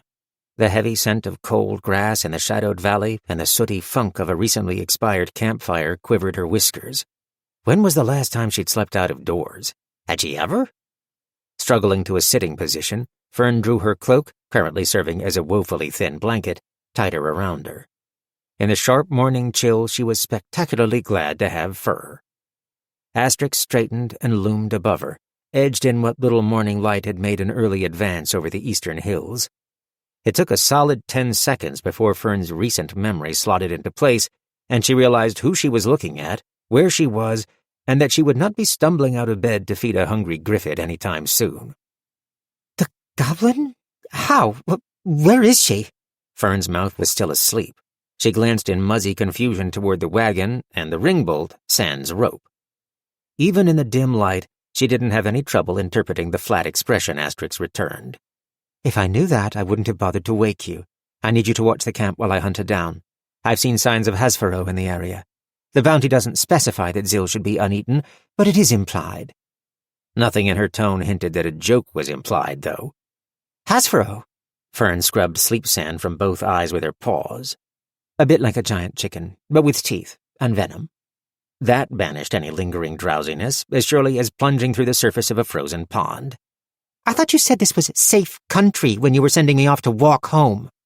It was. Now it isn't. And you want me to stay here? Alone? She snatched the red book from her satchel and brandished it. If a bunch of devil chickens attack, you want me to what, read them to death? Asterix plucked the book from Fern's paws and tested its weight. I think you could get some power behind this if you used both hands. That was a joke, Fern was pretty sure. Nothing seemed very funny at the moment. Fuck me. What a foul mouth you have. Seems appropriate to the situation. I'm coming with you. Asterix glanced at the draft horse and scratched her ruined ear in a gesture that Fern was beginning to understand meant she was debating something. I suppose if there are any cries of distress, you can translate. Fern winced inwardly at that. The elf approached the stub of a branch where the horse's reins were tethered and untied them. She looped the leather in her fist and then tucked them into his halter, patting his shoulder with her other hand. With absolute seriousness, she said, "All right, Bucket. You see any Hasfaro, you kick them and run." Your horse's name is Bucket? Is that a play on words or just a really boring name? Asterix frowned. What do you mean, a play on words? Never mind. The elf shrugged, swept up her sword in its sheath with the baldric still attached, and strode purposefully west of their campsite and into the undergrowth with nary a backward glance. Fern squeaked and hurried to follow. While it was technically dawn, and allegedly this involved the existence of sunlight, the forest beyond the road was positively Stygian. Fern also knew about enough woodlore to fill a teaspoon. As a result, while she did her best to follow Asterix into the gloom, her cloak snagged on brambles, leaf litter clung to her fur, and whippy young branches slapped her in the face. She tried to be quiet about it, but in addition to the general trampling and bumbling, the occasional curse made it past her lips, too. Sotto voce, but still. After a few aggrieved glances over her shoulder, Asterix stopped, waited for Fern to catch up, scratched and panting, and without a word, slung the rattkin onto her back. Fern squawked and hugged the elf's neck tight as Asterix hooked her forearms under the smaller woman's legs and set off again at a silent trot. You can let up on my throat, Asterix rasped. You won't fall. Oh. Fern tried her best not to throttle her mount. Sorry. Asterix didn't appear to mind the weight at all, though, gliding with incredible agility through the dark woods without disturbing so much as a leaf. Light slowly filtered through the canopy as daylight took the sky. Despite that, Fern quickly became disoriented as they passed in and out of glens, leapt over streamlets, and wove between crowded bastion oak. She had the sense that there was a method to Asterix's navigation. Fern just didn't understand it in the slightest. Jouncing against Asterix's back wasn't comfortable as conveyances went, and called to mind the horse cart traveling over the wrong sort of road. The elf didn't come with any built-in cushions either. Still, it beat stinging thorns and flesh-eating chickens. At last, at some signal Fern couldn't detect, Asterix abruptly stopped and crouched. Her unspoken request was obvious, so Fern unlatched her bloodless paws and slithered off the elf's back. Straightening, the Oath Maiden leaned on her sheathed sword, point down in the earth. She scrabbled a hand through her short silver hair in an annoyed way. "This isn't working," she said, at a normal speaking volume. Fern opened her mouth to say something and realized she didn't have anything to offer that wouldn't probably diminish her even further in the eyes of a 1,000-year-old legend. She closed her mouth again. Asterix quirked an amused smile and nodded once. Approval? Fern experienced a tiny bloom of pride at maybe having put a foot right, even if it was for choosing to do nothing at all. I followed her trail until it vanished. I crisscrossed the area, picked it up once more, and again it disappeared right here. The elf gestured at the glade they stood in. No blood, no sign of a struggle, but still there's a chance something got her. or she's an unparalleled master of forest lore. But since she doesn't have the use of her hands— Asterix frowned. The former seems more likely. An image of the trussed little goblin halfway down the beak of some malicious poultry flashed through Fern's mind. The goblin girl had an air of innocence about her, no matter what tales she'd given rise to. And that would be bad, right? Yes, that would be bad. Because she'd be hurt? Or because of the bounty? Asked Fern carefully. She winced after she said it, but at the same time she didn't wish the words unsaid. It felt increasingly urgent to find out what sort of person Asterix was, and while alone in the middle of a dark wood a dozen leagues from civilization might not have been the wisest place to discover the answer, Fern didn't figure it would get any safer in the future. Asterix's eyes narrowed in speculation. Neither would be ideal. That was sort of an answer. The elf continued. If she's in dire enough circumstances to want my help, we'll try something else. It's convenient that you speak her language. That makes this a lot more straightforward. Oh, really? Asked Fern in a strangled voice. We'll spiral out from here, and you can call out to her, asking her to shout for help if she needs it. That shouldn't be a problem, should it? An uncomfortable silence stretched. Asterix sighed. You don't speak Goblin at all, do you? Just the swears? Replied Fern in a tiny voice. But to be fair, I never actually said I spoke the language. The elf looked up and to the right as she appeared to review their previous conversation. That's vexing. I can't believe I didn't notice at the time. Although, said Fern quickly, I don't imagine she cares what language we're speaking if she hears us calling and needs help, right? Oh, gods, please don't leave me stranded in bloodthirsty chicken territory because I implied I knew more than a few dirty goblin words, thought Fern with great fervency. Let's hope so, replied Asterix. Still, you're walking from now on. On balance, Fern decided she was getting off easy. They tramped through the woods, hollering until they were hoarse. Well, Asterix's holler was more of a commanding shout, but it all amounted to the same thing. Sore throats for the both of them, and no Zill. That's that, then, said Asterix suddenly, dropping her hands from where they'd cupped her mouth. She's gone. She didn't seem particularly upset. Mildly annoyed, if anything, like she'd forgotten where she'd left her toothbrush. Fern found this challenging to wrap her head around. It was solidly midday, and the bookseller's stomach continually registered displeasure at its total emptiness. Her feet hurt, her head felt swimmy, her cloak was a ragged mess, and she could barely remember why she was there in the first place. That mental thread led to a hopeless tangle she didn't dare tease out. Come on, the camp is this way, said the elf. She'd long since buckled on her baldric, freeing both hands, and she strode away without bothering to see if Fern would follow. An ember of anger sparked in Fern's chest and wanted to flicker into something much hotter. We're just giving up? Asterix didn't stop moving, but called, Nothing else for it, really. But she could be dead. The elf was getting farther and farther away. It's likely, and if so, there's not a thing that can be done. But, hey! Fern scrambled into a trot before she lost track of Asterix in between the tree trunks. Panting, she mostly caught up to the Oath Maiden, who didn't so much as pause. How can you be so indifferent? She sputtered angrily, if breathlessly. It was challenging to confront somebody who kept walking away and whose stride length was easily double your own. Asterix spared her a look at least, brows raised. Do you imagine things always go perfectly in my line of work? Well, no, but— And when they don't, what do you imagine I should be doing differently? There was no heat in Asterix's voice, just a sort of distant politeness, possibly even a mild curiosity. It's just— Stop, will you? To Fern's astonishment, Asterix did. The rattkin clenched her paws by her hips and caught her breath. Look, you said that these bounties, they're about delivering someone someplace, for money. The elf didn't reply, only waited patiently with that infuriatingly mild look on her face. So, if that person dies on the way, doesn't that mean you fucked up? Demanded Fern with real heat. I'd like to point out that the goblin is the one who fled. In her position, that seems like a pretty reasonable thing to do, hissed Fern. She was safe in my care, insisted Asterix. You tied her up, all the time.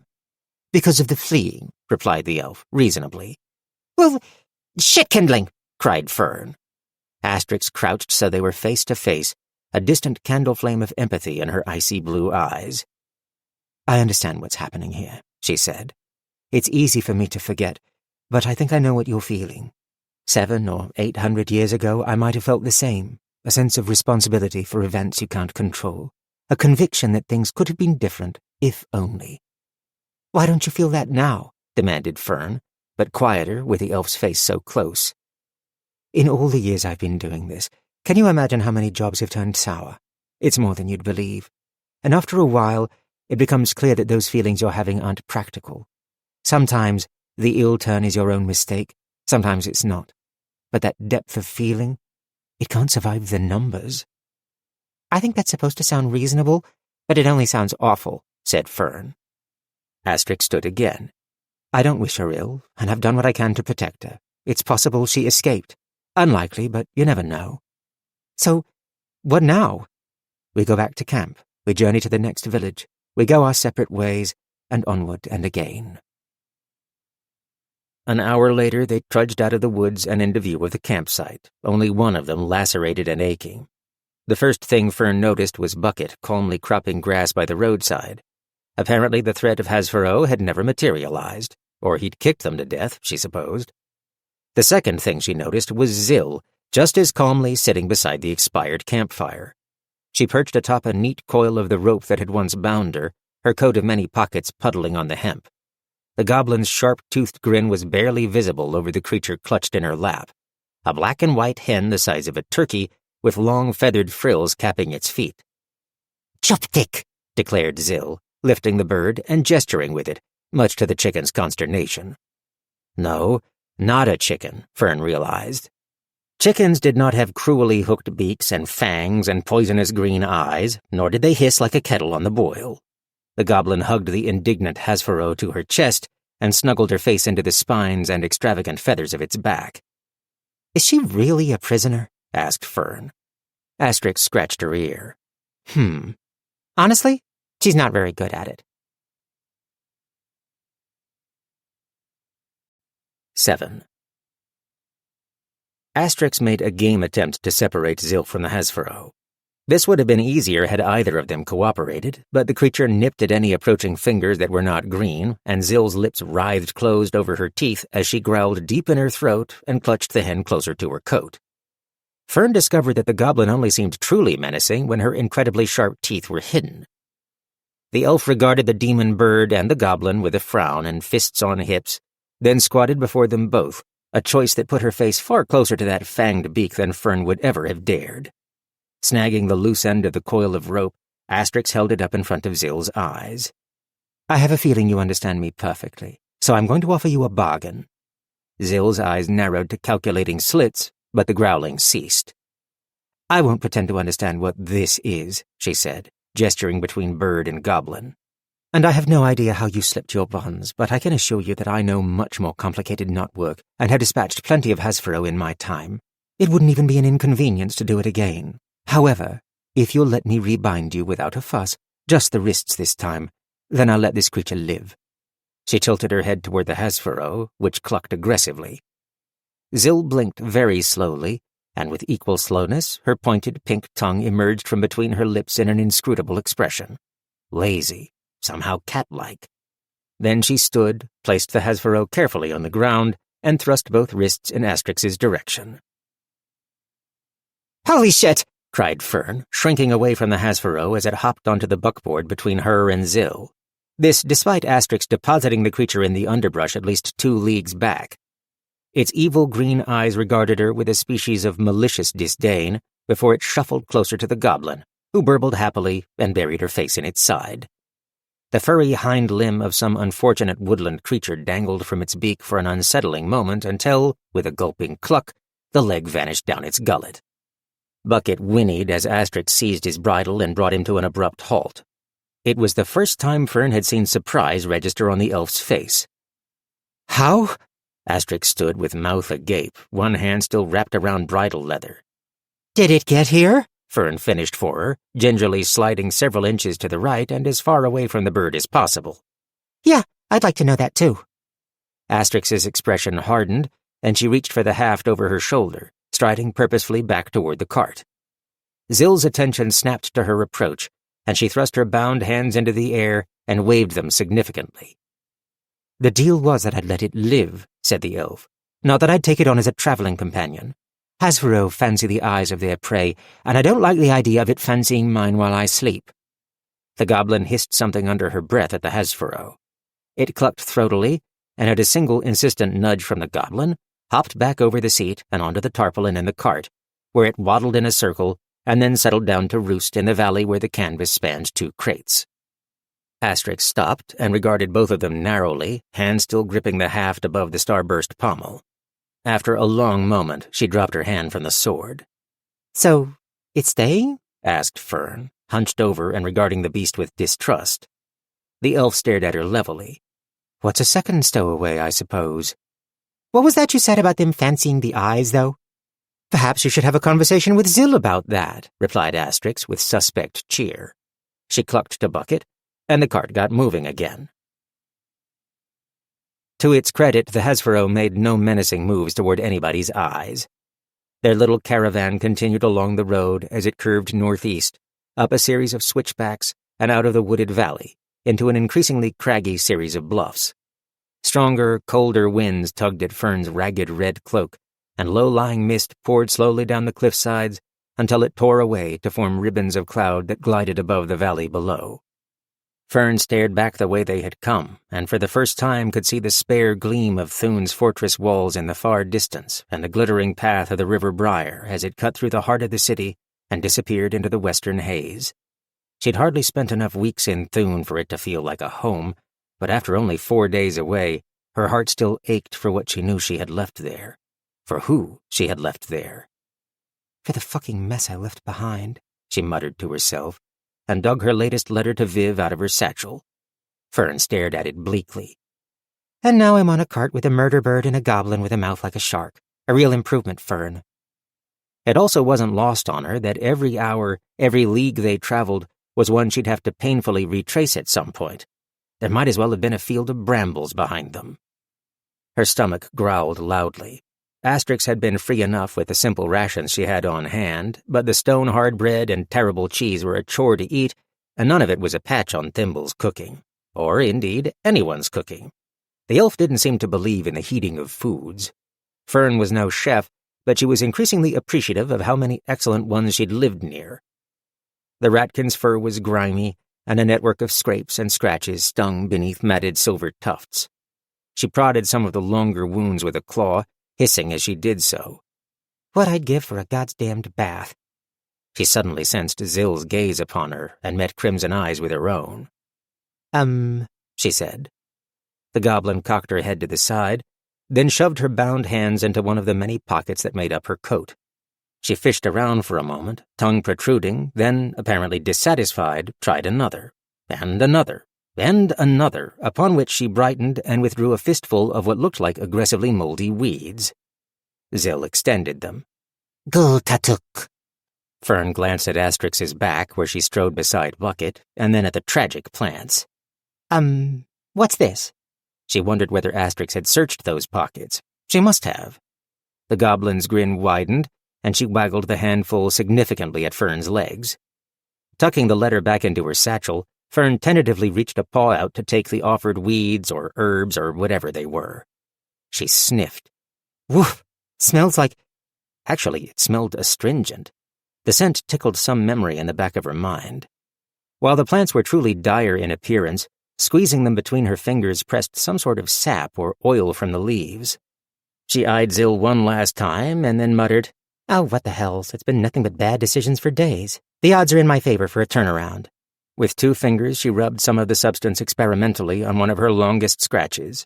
The smell intensified, heady and medicinal. Immediately, a numbing coolness spread outward. The stinging fell away. "Huh. Thank you," she said with honest gratitude. Zill did not reply, only settled back against the slatted bench back with a satisfied grin from which only 2 or 3 teeth escaped, and promptly fell asleep. So, bad debts. Fern shook herself out of a somnolent daze brought on by the rocking of the cart and stared in confusion down at Asterix. The elf had dropped back to keep pace beside the buckboard, still loping along with her endless, effortless stride. Her voice was unaffected by the effort, as per usual. Bucket clopped stolidly onward, sure of his own business. The stony ruptures of the uplands had dwindled to the occasional low upthrust of rock, peppered with scrubby trees Fern didn't recognize. Zill's squeaking snores issued from beside her, although her eyes were closed this time. She sagged back and forth in dramatic metronomic arcs that seemed implausible to sleep through. Broody grumbles issued from the Hasbro in the cart. "I'm sorry, what?" "In my business, odds tend to favor owing silver and not being able to pay it. I was just wondering what sort of trouble you were in." "What makes you think I was in trouble?" Fern asked sharply. Asterix shot her a look. "I was just drunk and upset." "Yes, I smell the whiskey, and I might not be a terribly good judge of age as far as that goes, but aren't you a bit old to be passing out in random wagons? I thought that was reserved for the young and foolish." Fern sighed and rubbed her face with both paws. "No age restriction for fools." "So, not fleeing." A pregnant pause. "You said you were a bookseller." Fern figured that if everyone else could reply monosyllabically, then so could she. "And you're anxious to get back to it, are you?" It was Fern's turn for a long pause. "Why are you so anxious to know? You'll forgive me, but you don't seem like one for idle conversation." Asterix shrugged. "I can be curious. Call it an essential job skill." 2 days ago, Fern's stomach might have fluttered at the thought of Asterix One-Ear's interest in her. Here and now, though, scratched and abraded, ass-aching, groggy, and existentially fucked up, she was simply annoyed. The elf continued, her tone off-handed. "It seems like relaxing work. Easy, calming, not the sort of thing to drive anyone to drink." "Relaxing," Fern sputtered. Her face burned hot with disbelief that wanted to swell into indignation, if not anger. You... She was uncharacteristically lost for words. "Sure." Asterix ticked items off on her fingers. "Nothing wants to stab you, indoors all year long, easy on the back, no risk of dismemberment, and most importantly," she gave Fern a significant look, "the dry socks." "Listen," said Fern, jabbing a finger at Asterix. Something far at the back of her skull shrieked, "Why are you wagging a claw at a 1,000-year-old monster hunter, you numbwit?" Something much older and more righteous ignored the warning. "I have spent my life convincing people to buy blocks of paper with marks on them for more money than they want to part with. I fill a room with them and pray to the 8 that I filled it with the right ones and that I can get them into the right hands, and I never get enough of that right. It's like tossing fistfuls of fucking silver up a hill and hoping enough of it rolls back down that I have more silver to throw. I bet on odds that any self-respecting dice player would run screaming from, and half the time I lie awake wondering whether I'll be able to keep at it for another week or a month or a year." She was panting, and her eyes were probably a little wild. "I only do it," she continued, "because I'm stupid enough to think it's important." Asterix returned a considering look. "So, it's important. Then why did you run from it?" Fern blinked. I loved it." "I can tell from the impassioned defense." There wasn't a hint of mockery in the elf's reply, though it was clear she hadn't missed Fern's use of past tense. The rattkin sighed and stared bleakly ahead at Bucket's patient progress. In the wake of her outburst, the emptiness that had gotten her into this fix returned, like cold, black water refilling a pool from an underground stream. "You know, I already bared my soul a few days ago, and that's how I ended up in this mess. You've been doing the same job for nearly 1,000 years. Did you always feel good about it?" "Nothing feels good all the time," replied Asterix, which wasn't exactly an answer. "Only a day stands between us and Bcross, and then you can head back to where you belong," continued the elf. "To what's important." And that was definitely the end of the conversation. 8. With Bcross less than a day away, Fern abandoned revising her letters to Viv in favor of working them out aloud. She was nearly out of parchment anyway. Zill was a willing, or at least captive, audience. Whether she was fascinated or confused by the whole affair was beyond Fern's ability to determine. The Hasbro sat between them, clucking and cocking its head in every direction. It had reclaimed its space on the buckboard, but no blood had as yet been shed, and she decided not to tempt fate by trying to alter this state of affairs. Asterix didn't comment on the one-sided conversation between Goblin and Rattkin, no matter how much the booksellers swore during the recitation. Still, Fern got the impression she was listening with half an ear. "Ha!" she thought, with grim amusement. "Maybe I should spend more time thinking about how to make it up to her," said Fern, chin in paw. She arched a brow at Zill. "Who wants to listen to somebody flog themselves, right? I'm here because I made a mistake. Everybody makes mistakes. So, focusing on minimizing the damage is what a responsible adult would do. Yeah? Zill stared back, neither nodding nor shaking her head, or blinking. The goblin slid her bound hands into a maroon pocket, withdrawing a spoon. It didn't look particularly clean. She slowly licked it, and then inserted the end into her mouth and closed her lips over it, sucking deliberately and never breaking eye contact. Anyway. Fern cleared her throat, looking upward and appealing to an invisible Viv. Look, I panicked. Everything was just too much, and I got maudlin and tipsy, then fell asleep in a wagon and woke up a day outside of town. Pretty ridiculous, right? I'm sorry it took me so long to make my way back, but you wouldn't believe who I— Okay, no, that's too much to start with. Zill hiked both brows up, still sucking on the spoon. The cart jostled its way through an arcing turn, and Fern grabbed the edge of the buckboard with both paws while the Hasbro fluffed and squawked in annoyance. They'd begun a slow descent toward Bcross, and the cart track noodled its way between humps of green hillside. Somewhere a brook gurgled, and 3 or 4 tendrils of smoke spiraled skyward in the distance. Fern tried again, gesturing beseechingly. I just want to fix this. So, how are things? Whatever happened, whatever fell apart or cost you or made your life hells, I want to do something about it. I know I probably don't feel trustworthy to you right now, but I swear it'll never happen again. She stared down from Viv's lofty perspective at the humble rattkin before her. Coincidentally, this view coincided with one of Bucket's hindquarters. Deepening her voice and already shaking her head, she replied, Fern, do you think I'm an idiot? You knew whose wagon that was. You knew what you were doing. You left everyone here to clean up your mess and take care of your pet. And you know what? We did all that, and it turns out we don't need you for this, and apparently you didn't need us either, so— Oh God, this is fucking ridiculous. She sagged and put her face in her paws. Asterix's voice distracted her from her pity soliloquy. If you want my advice, you're making this very complicated, she called, turning around to jog backward, which was honestly pretty impressive. Simple is better. The guilty dog barks loudest. The what? The quick cut is best, in and out before anyone can feel it. I want to apologize, not stab her. Have you spent 1,000 years collecting these weird sayings? Asterix shrugged. It seems a waste to agonize over something you've already run away from. I'm not agonizing, I'm planning. Those are 2 different things. Hang on a minute. The elf must have seen something in Fern's expression that troubled her. What? Fern raised a claw and pointed down the road. I think somebody is waiting for us. Why would you think that?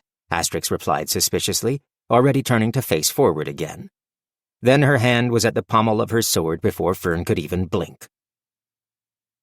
He stood before a wooden footbridge that crossed the slow-moving stream Fern had heard in the distance. The hills heaped up sharply on either side, casting shadows nearly to the bridge. The cool breath of the brook carried the smell of grass and dew to Fern's nose. The waiting Tapenti's coppery scales gleamed in the sun. The hood at his neck flared wide, the delicate pink of a conscious heart. His snake-like eyes glittered, half hidden in the shadow of a black, flat-brimmed hat. A red leather vest snugged tight over an otherwise bare chest, and red pantaloons were tucked into knee-high black boots, their tops folded down. A pair of mage stones dangled from his leather belt like enormous silver teardrops, and he held a long, slim dagger out and to the side in his left hand, the right open and ready by his waist. He used his free hand to adjust the brim of his hat and smiled, his tongue flickering out to taste the air. "Hail, wanderer." His accented voice caressed the vowels in the manner of his kind. Asterix's stance managed to seem relaxed, despite the fingertips touching the hilt at her shoulder. "Hail," she replied patiently. "It appears you think you have some business with me." "Oh, shit," breathed Fern, leaning forward despite herself. "I do." The Tapenti gestured at Zill with his dagger, which looked somewhat anemic when compared to the impressive length of Asterix's blade. "A simple exchange, her for safe passage onward." Fern blinked at Zill, who was also leaning forward with great interest, her bound hands clasped between her knees in the folds of her ridiculous coat. "How high is the bounty on you anyway?" The highwayman's smile slipped for a moment into a confused frown. The point of his dagger dropped a handspan. Is that a hesfaro?" Beside Fern, the devil bird made a very unchicken-like hacking sound deep in its throat and ejected a handful of bones from its beak. Asterix ignored them both. "I decline." In a sure, swift motion, she drew her blade and held it ready and slightly across her body, her arms bunched and corded with lean strength. "Ah, at last," sighed a voice that Fern thought she recognized. "Thank you, my lady." A very fussy voice. She realized with a start that it was coming from the sword. The sword in question continued, "I'd be remiss if I didn't point out this one's, majorly inclinations. Silver stones such as his are common as clay, of course. A favorite of hedge wizards, I believe." She could almost picture the blade fidgeting with long silver mustaches. "Which reminds me of an amusing anecdote involving—" "I'm aware, Nigel," replied the elf, in the resignedly affectionate tones of the long-married. "Ah, an elder blade," murmured the Tapenti, his reptilian eyes going wide. "Astonishing." Fern was certainly astonished. She'd read any number of stories featuring the fabled talking swords forged of mooncraft and the souls of fallen warriors. She hadn't been aware that Asterix wielded one, much less one that sounded like the territory's least interesting professor, which seemed like a huge oversight as far as the history books went. And speaking of histories and legends, she couldn't hold her peace any longer about this one. She cupped her paws to her mouth and hollered, "Excuse me, do you have any idea who this is? I think you're out of your depth here." "But of course," the Tapenti called back politely, without pause. "She is Asterix One-Ear, Blade Mistress, Oath Maiden, the Silver Hawk, the Endless Blade. I am not so foolish as all of that. Still," he gestured in a general way at the cart, horse, and the passengers therein, "she has clearly fallen on lean times." "I personally saw her dismember 24 fish monsters, so I don't know, maybe you're a little foolish," replied Fern. Asterix looked over her shoulder at the rattkin and squinted. The Tapenti chuckled good-naturedly. "I warrant I am a greater student of her legends than any other you might chance to meet. I do not spring from ambush, nor do I come unprepared." The elder blade in Asterix's hands pompously cleared its non-existent throat. "We'll have to agree to disagree on that point. Asterix, Warden of the West, since there can be no accord without action, I, Check the Pathless, challenge you for custody of the criminal Zill." A thrill shivered up Fern's spine, and the daring tales recounted in Scarred by Purpose crowded to the front of her mind. They seemed a lot less far-fetched all of a sudden. "To death or disarm," replied Asterix. She might have been asking how he liked his eggs. Jack doffed his black hat and held it before him. "I would never knowingly deprive the territory of your greatness." "That's nice. You're very polite," replied the Oath Maiden. "It would have been a shame to have to kill you." 9. At some signal invisible to Fern, the elf and the Tapenti broke into action at once. Asterix loped forward, dust spitting from her boot heels as she closed the distance, the elder blade hardly swaying in her grip as she moved. Jack tossed his hat away. His eyes narrowed to slits as he brought his slim dagger up into a middle guard, and he flung his right hand out to the side again. His fingers writhed, and blue sigils burned on his palm as he snatched arcane fire from the air. The mage stones on his belt pulsed with a sympathetic glow. And then there was no more space between them. Asterix's blade described luminous arcs as she wielded it with a graceful inevitability, every movement executed with such brutal economy that even Fern recognized that she was witnessing something otherworldly. Fern discovered that she'd climbed down from the cart, one paw tightly gripping the clasp at the throat of her cloak. Asterix hammered relentlessly at Jack's dagger with precise strikes, any one of which should have spun it from his grasp.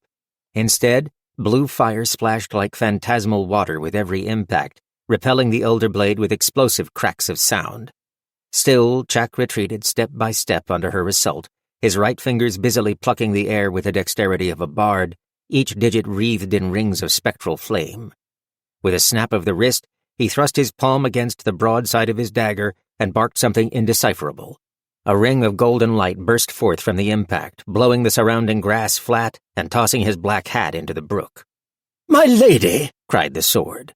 Asterix slid back 4 strides, her shirt flapping so sharply that it cracked against her. She leaned forward, digging her heels in and grabbing the other end of the elder blade to hold it crosswise before her like she was barring a door. The elf kept her feet, and when the shockwave passed, she was immediately on Jack again. He fell back, grimacing, his motions becoming more frantic as he sketched a new pattern with his magic-wielding hand. The mage stones at his belt glowed even hotter, sizzling like fat on a hot skillet. "Your legends are well-deserved," panted Jack, "but all legends must eventually pass into memory." With a harsh cry, he sketched a triangle in the air with the tip of his dagger, and the afterimage seared Fern's eyes. When she blinked away the light, she gasped as Asterix's ankles clapped together as though lashed with cord. The elf teetered for a moment, overbalanced by the blade in her hands. A triumphant smile bloomed on Chack's face. Oh, fuck, whispered Fern. Then Asterix reversed the blade in her grip and whipped it downward so that it passed between her booted legs, sending shreds of leather spraying out behind her and severing the invisible bindings in a burst of skittering sparks. She snapped her left foot forward with a dry slap of leather, resumed her stance, twirled the blade in a precise half-circle to level it at Chack's throat. For the past several days, Fern's estimation of Asterix had drifted downward with every dogged step, bland reply, or fervent word of admiration for dry footwear. It ascended again rather sharply. Now the Tapenti stumbled backward as Asterix pressed her advance. The splashes of blue flame that marked his frantic defense grew weaker, and the reports of the impacts less resounding. His genteel demeanor crumbled into something desperate and savage, and he swore in ragged surprise. Mages often struggle to disarm their opponent, observed Asterix. I find their options limited. Did she ever sound out of breath, Fern wondered. Chack grunted, his handful of magic stuttering as though unsure of itself. I release you from your word, the elf continued. Strike a fatal blow without fear for your honor. The Tapenti blinked, flicking his gaze to Fern and Zill as though they might object, and then with an unnatural twist of his knuckles, his fist boiled black, and the air went harsh with the smell of ozone. A chill crawled up Fern's whiskers, and sudden pressure built against her eardrums. All sound went distant, the stream's chuckle impossible to hear, the clash of blades becoming a faint ringing of dinnerware. She dimly heard Asterix's sword shout something. A warning? Then, with a motion so casual it wasn't clear what she'd done until after it was over, Asterix flicked her longsword out and to the right and severed the belt at Chack's waist. The mage-stones thudded to the ground as though each weighed 10 stone. The black knot of deadly energy in Chack's fist ruptured into a tangle of silver light, and the Tapenti was blown off his feet, back into the railing of the bridge. His hips slammed against the wood, and he flipped up and over the side to sprawl in the shallow water below. Fern's ears unplugged immediately. She was so overawed she almost forgot to feel miserable and small. Sensing a presence to her left, she stared dazedly at the goblin standing beside her with hands unbound, the hasfaro on her head, and a razor-sharp smile on her face. Zuchak Tarasho, declared Zill, and burst into applause. The hasfaro was most displeased. Arcanists always forget about their vulnerability in the heat of battle, said Asterix. She leaned down to extend a hand to Chack, who crouched, dripping, on hands and knees in the brook. He stared at her doubtfully for a moment, before closing his eyes, drawing in a deep breath, and accepting her assistance to clamber out of the water. My thanks, oath maiden, he replied, with as much dignity as he could muster. He did his best to regain some more of it once on dry land, despite his soaked pantaloons and the audible squish his boots made when he moved. However, he lost it all again with a startled oath when Zill popped up beside him to offer his bedraggled hat. Smiling, of course. Still, he took the hat. Said Asterix, frowning at Zill's freshly unfettered hands. Suvak, said Zill apologetically. She plunged them into a pocket and immediately withdrew them again, freshly rebound. The elf's eyes narrowed, but she said nothing. Chack strode stiffly to where his belt and maidstones lay in the dust, trailing a pitter-patter of brook water. He scooped them up, fussed over the severed belt for a moment, and then tied a knot in it and slung it over his shoulder. He turned and bowed formally to Asterix, who watched, bemused. It is my honor to have been defeated by you, Lady Asterix, he said.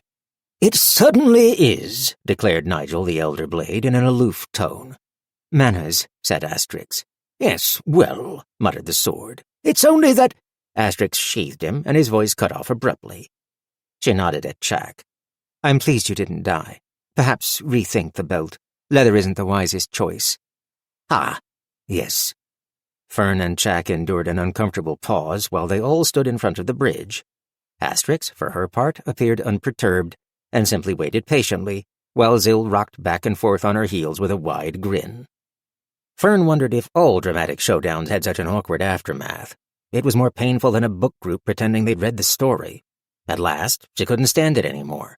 So, which way are you headed? Chack looked embarrassed. My things are up the road. He pointed toward the chimney smoke of Bcross. We are traveling in the same direction, are we not? Another pause. The Tepente's embarrassment deepened. I did not suppose you would like to join me for dinner. Asterix began to reply, but Fern was faster, thinking of loaves of bread you could load a catapult with and cheese that smelled of unwashed laundry. That sounds perfect. 10. Sparks corkscrewed skyward from their small cook fire, nestled back from the road in a green notch between the hills. Stunted trees with knotty, brambly trunks clung at improbable angles to the hillsides above, creating a wild sort of bower as evening shadows descended. Jack retrieved his pack from where he'd stowed it amidst overgrown wildflowers. A sturdy gray pony was staked nearby. After the Tepente kindled a fire, Asterix hauled 3 camp chairs from the back of her wagon, and she, Fern, and Zill now occupied them. The goblin's hands remained bound before her. For the moment. The Hasfaro clucked from atop Bucket's back, where he grazed next to the pony. The horse, surprisingly, did not object to his passenger. Sitting cross-legged, the Tepente tended an iron pot that he rotated at the edge of the coals, prodding the contents with a long, 2-pronged fork. Small quartered red potatoes spat and sizzled inside, along with leeks, onions, a few eggs, and a handful of rosemary. Fern's stomach rumbled loudly, and her whiskers quivered. She almost wept at the savory fragrance. She tucked away her latest attempt at a letter to Viv, which spent most of its words recounting the day's events. She might have gotten a little carried away describing the duel. The apology was getting a trifle muddled. Jack smiled at her awkwardly. Asterix, of course, I know. And the infamous Zill, certainly. But you, I apologize that I have noticed your name. It's Fern. She buckled her satchel. I'm not anyone in particular. The Tepente snorted. In such famous company, I highly doubt it. She's a bookseller, said Asterix mildly. She glanced to the side, as though hearing a far-off voice, then unsheathed Nigel's white steel a few inches where he sat tipped against her thigh. The Tepente cocked back his now battered hat. Ah, I see. Mystic tomes, legendary codexes. Fern coughed. No, just the, normal sort of tomes and codexes. He frowned. I'm not supposed to be here. Fern spread her hands. I, accidentally stowed away, and then it was too far to walk back to Thune, so I'm just along for the ride until Bcross, when I guess I'll go back. She hadn't thought her last sentence would become a question. An accidental stowaway. Jack's consternation deepened. She was grossly inebriated, declared Nigel, and suffered a crisis of purpose, which led her to climb into the wrong wagon, and my lady has graciously allowed her to travel with us, for now. Fern glared at the sword. It was hard to tell where to direct her annoyed gaze, though. I wouldn't say grossly inebriated. Anyway, I don't know why we're talking about me. That was a very exciting duel, and she's clearly whatever she is. She waved at Zill. I'm the least interesting thing next to this fire. Said Chuck. Oh, for fuck's sake, not you too, thought Fern. The Tepente withdrew 2 battered tin bowls and forks from his pack and gestured with them apologetically. Alas, I have only the pair. We will have to take turns. Asterix waved dismissively. I'll wait, she said, taciturn as ever. He laid the bowls on the ground and grabbed the pot with a bundled handkerchief, then tipped the pot and scraped a portion of the vegetables and eggs into both bowls. He offered them to Fern and Zill. The goblin accepted one with bound hands, opened her serrated mouth, poured the entire contents inside, chewed twice, swallowed, and handed the bowl back. She smiled, and her teeth shone in the firelight. Fern made an involuntary gagging sound and clutched at her throat with one paw. She could already feel the scalding heat of the food through the tin. Jack opened his mouth, couldn't find any appropriate words, then closed it again before dishing another bowlful for Asterix. As the elf methodically stabbed and consumed her meal in silence, Fern blew on her own and couldn't contain her curiosity. You called her the infamous Zill. How infamous exactly? She popped a chunk of potato crusted in herbs into her mouth. Her eyes fluttered closed with pleasure, and she moaned in a way she instantly regretted. The Tepente arcanist didn't appear to notice the suggestive noise. He sat cross-legged again, patiently awaiting the use of a bowl. Thievery, skullduggery, arson, espionage. The tales are many. You have heard none of them. Skullduggery? Fern glanced skeptically at Zill, who was now crouched very close to the elder blade, her pointed tongue out and a finger inching closer to his sheath. She appears in the place, and chaos follows. Magistrates deposed, riots fomented, treasures absconded with. Why, only 2 months gone, she made off with some kind of experimental relic from the college in Thune. You did not hear of this. Before my time, maybe? Hazarded Fern. I'm a recent transplant to the city. So, you're after the same bounty as Asterix. It has to be a lot of sovereigns to go to all the trouble, right? Like, 100? The Tapenti and the elf exchanged a meaningful glance. More? Fern almost choked on a second piece of potato. It is not only the money, Jack hastily amended. There is the good of the territory to think of. The territory, scoffed Nigel. You, like all the rest, only out to gild your own name. Nigel, warned Asterix. But it's true, my lady, cried the sword. Why is she touching me? He asked in a worried tone as Zill prodded the exposed steel of his blade. You're hardly bothered by the gilding of mine, replied Asterix, and with a sharp look at the goblin, she snapped Nigel's blade all the way back into the sheath. He protested with an affronted but muffled grunt. Fern returned her attention to Chack. I guess I'm just surprised you won't try this again. Never mind the fact that you invited us to dinner. For that much money, why wouldn't you wait until dark and, you know? She made a stabbing motion with her fork. Well, it would not be honorable, he said, adjusting his vest. I was bested fairly.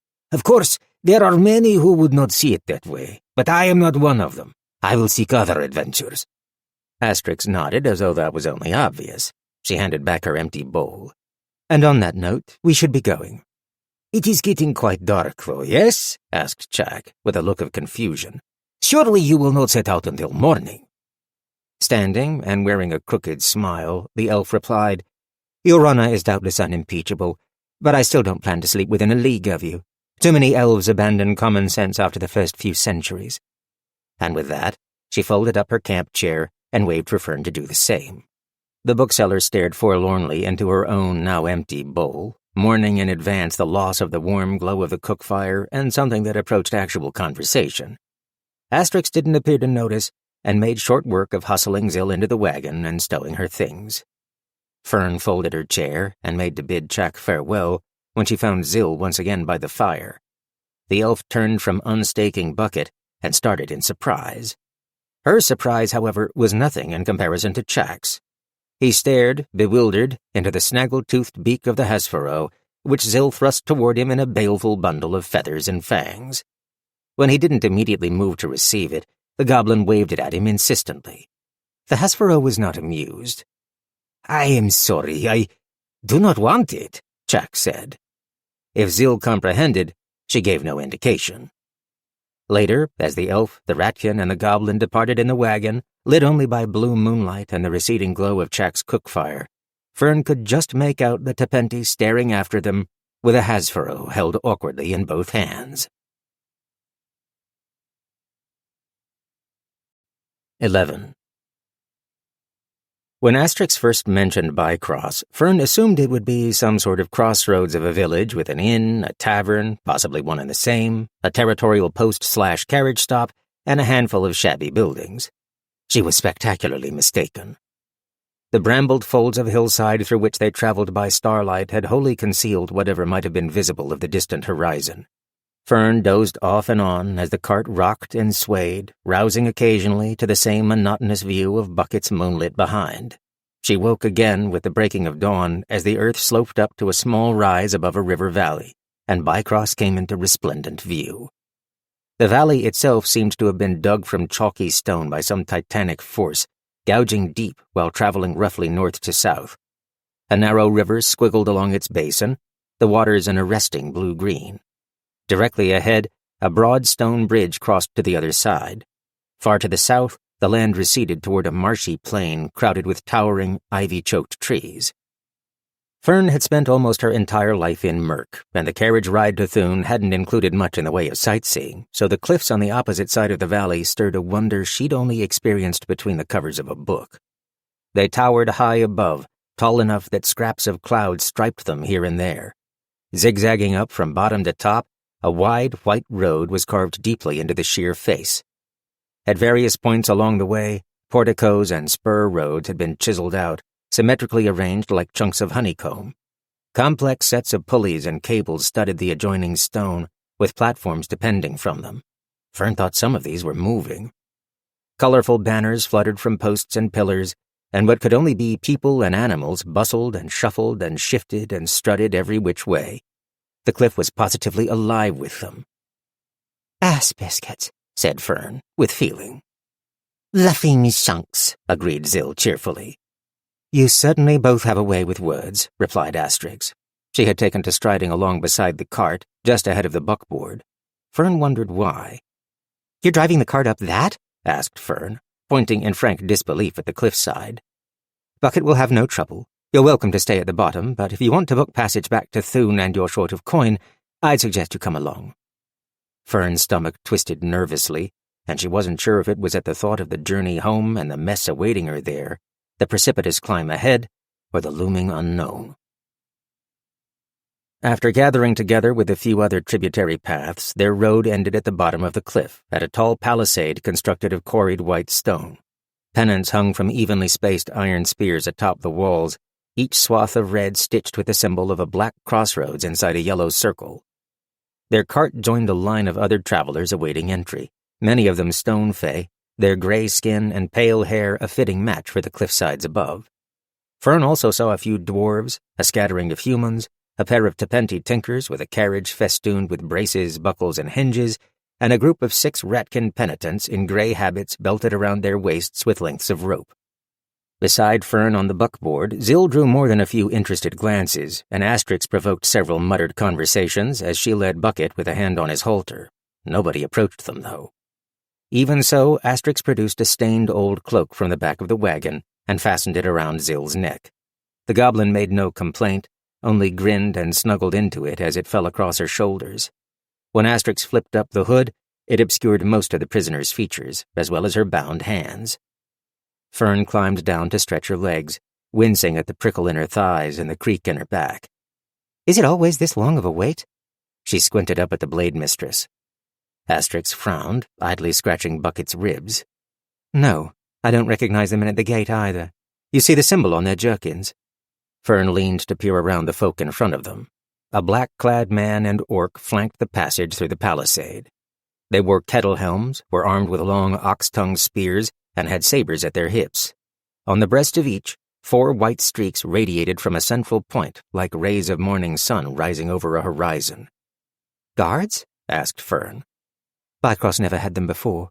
The walls, cliffs, and gate wardens on hand have been defense enough against fools causing trouble. Strange not to see a warden at all." When they reached the front of the line, the orc stepped in front of Bucket and planted the butt of his spear in the road. Asterix stepped forward to meet him, and Fern hopped back into the wagon beside Zill, who examined the guards with narrowed eyes. "Morning," the orc said, his gaze drifting over Asterix's shoulder to linger on the now cloaked Zill. "Business in Bcross." This close, Fern could see that his black clothing was travel-worn. Dried red earth caked the boots of both men. "It's afternoon, I think," replied Asterix, "after the long wait, and my business is my own." "Do I recognize you?" He gripped his spear tighter. "I wouldn't know. Is there trouble here these days? I don't remember things being so complicated." Asterix shaded her eyes to look up the cliffside, Nigel's hilt winking in the sun. "Trouble? Definitely. Ever hear of Tultus the Venger?" The orc smiled at her in a knowing way. "Can't say that I have." He seemed taken aback. "Tultus, the bandit warlord."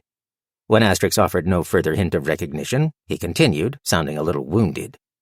"Anyhow, he's moved into these parts, and the roads aren't as safe as they used to be. After it got a bit bloody a month back, Bcross hired the Four Fingers to set things to rights." He proudly tapped the 4 lines on his tunic. "Well, that's fine," said Asterix, with profound disinterest. "At any rate, we'll be heading inside now." "Afraid you'll have to pay the toll first. It ain't cheap to field an ongoing defense, and the Four Fingers have to make ends meet too. Entry's 30 bits ahead. That's..." He looked them over again in a performative way. 90. And no questions about the hooded one in the wagon puts it at an even silver, he added with a magnanimous smile. There was a long, quiet moment during which Fern could almost feel Nigel protesting from within his sheath. She held her breath, clutching the buckboard and waiting for steel to be skinned and for the two guards to be decisively outmatched. But Asterix slipped a hand into the wallet at her belt and withdrew a silver piece. She bounced it on her palm once and then flipped it at the orc's face. He only narrowly caught it before it struck him in the nose. Without another word, she began moving forward. The orc fell back and gestured for the other guard to let them pass. They rumbled through the gate and up the white road hacked into the cliffside. Fern watched over her shoulder as the two guards exchanged a glance behind them. Fern slid the copy of 10 Links in the Chain across the countertop with both paws. Her fingers lingered on the cover before they withdrew, thinking of Viv and the hands she should have been placing this in. She swallowed against a lump in her throat. I'm hoping to get at least 60 bits for it. It's an original printing. The spine is in perfect condition, and with the gilt edging and foiled embossing, you'd have a hard time finding a more pristine copy anywhere. The bookshop in which she bargained was dimly lit by a variety of glass-hooded lanterns. Fern had been surprised to discover that much of Bcross was invisible from outside. Long hallways tunneled deep into the stone of the cliff, layers sandwiched one atop the other, accessible from the exterior road. Tarabin Booksellers was situated far from sunlight, where no errant breezes or blowing rain might spoil its stock. When she crossed the threshold, Fern experienced a surge of nostalgia at the familiar weight of the books surrounding her and the spice of ancient paper. That sensation was joined by a suffocating panic that she tried to wrestle down. Bookshelves chiseled into white stone were stuffed with volumes and scroll cases. Well-trod carpets in ornate designs covered the cold floor at odd angles, mirrored above by more carpets affixed to the ceiling. It conjured images of some exotic desert tent on a dune-scalloped island, the air rich with incense. However, the only thing this air was rich with was the smell of cats, of which there were at least 5. A tortoiseshell tabby purred on the countertop, eyes half-lidded. The Stone Fay proprietor, Tarabin, presumably, gently opened the red cover and perused the interior, his other hand stroking the cat. He couldn't stop darting glances over Fern's shoulder at the imposing elf with her arms crossed, or at the very short, becloaked figure by her side. The hem did drag on the ground rather a lot. Yes? Prompted Fern, recalling his attention. The Stone Fay stopped stroking the cat to attend to his beard instead. It's certainly a nice copy, but 60 bits. There's hardly much demand for the works of Genevis these days. I don't think I could go higher than 40. He smiled apologetically and pushed it back toward her. Fern hadn't missed the man's obvious interest in the Blade Mistress, though. Honestly, how many one-eared elven warriors could there be? And with the bookseller's keen ability to seize any advantage in the face of insolvency, she looked back and said, That seems a bit low, doesn't it, Asterix? The elf shrugged. Could be. The man paled. The elf maiden, is it? It's an honor, madam. When they departed the shop 5 minutes later, Fern slipped 60 bits into her satchel with great satisfaction. She did her best to ignore the pure relief she felt at putting this bookstore behind her, too. That won't be enough to get you back to Thune, advised Asterix, as they stepped back into the light and wind of the cliffside road. Red banners snapped in a fresh breeze, and a river of traffic swept by them on both sides. The sounds of footfalls and voices echoed off the weight of white stone above their heads. Fern noted that the Oath Maiden reserved extra attention for anyone armed, and kept Zill close. Various ragged-looking individuals with the 4 fingers symbol on their tunics received even narrower glances. The mercenaries didn't seem to be causing any trouble, though. They were only 3 turns up from the base of the cliff when they paused by the rough-hewn railings, but still, looking directly downward brought on a wave of vertigo in Fern. Paired with that dizziness was the queasy realization that reaching civilization made her feel even farther from home, and that she wasn't even sure what home meant anymore. She stared out over the valley back the way they'd come, to the brambly hills and the lands lost in the haze beyond.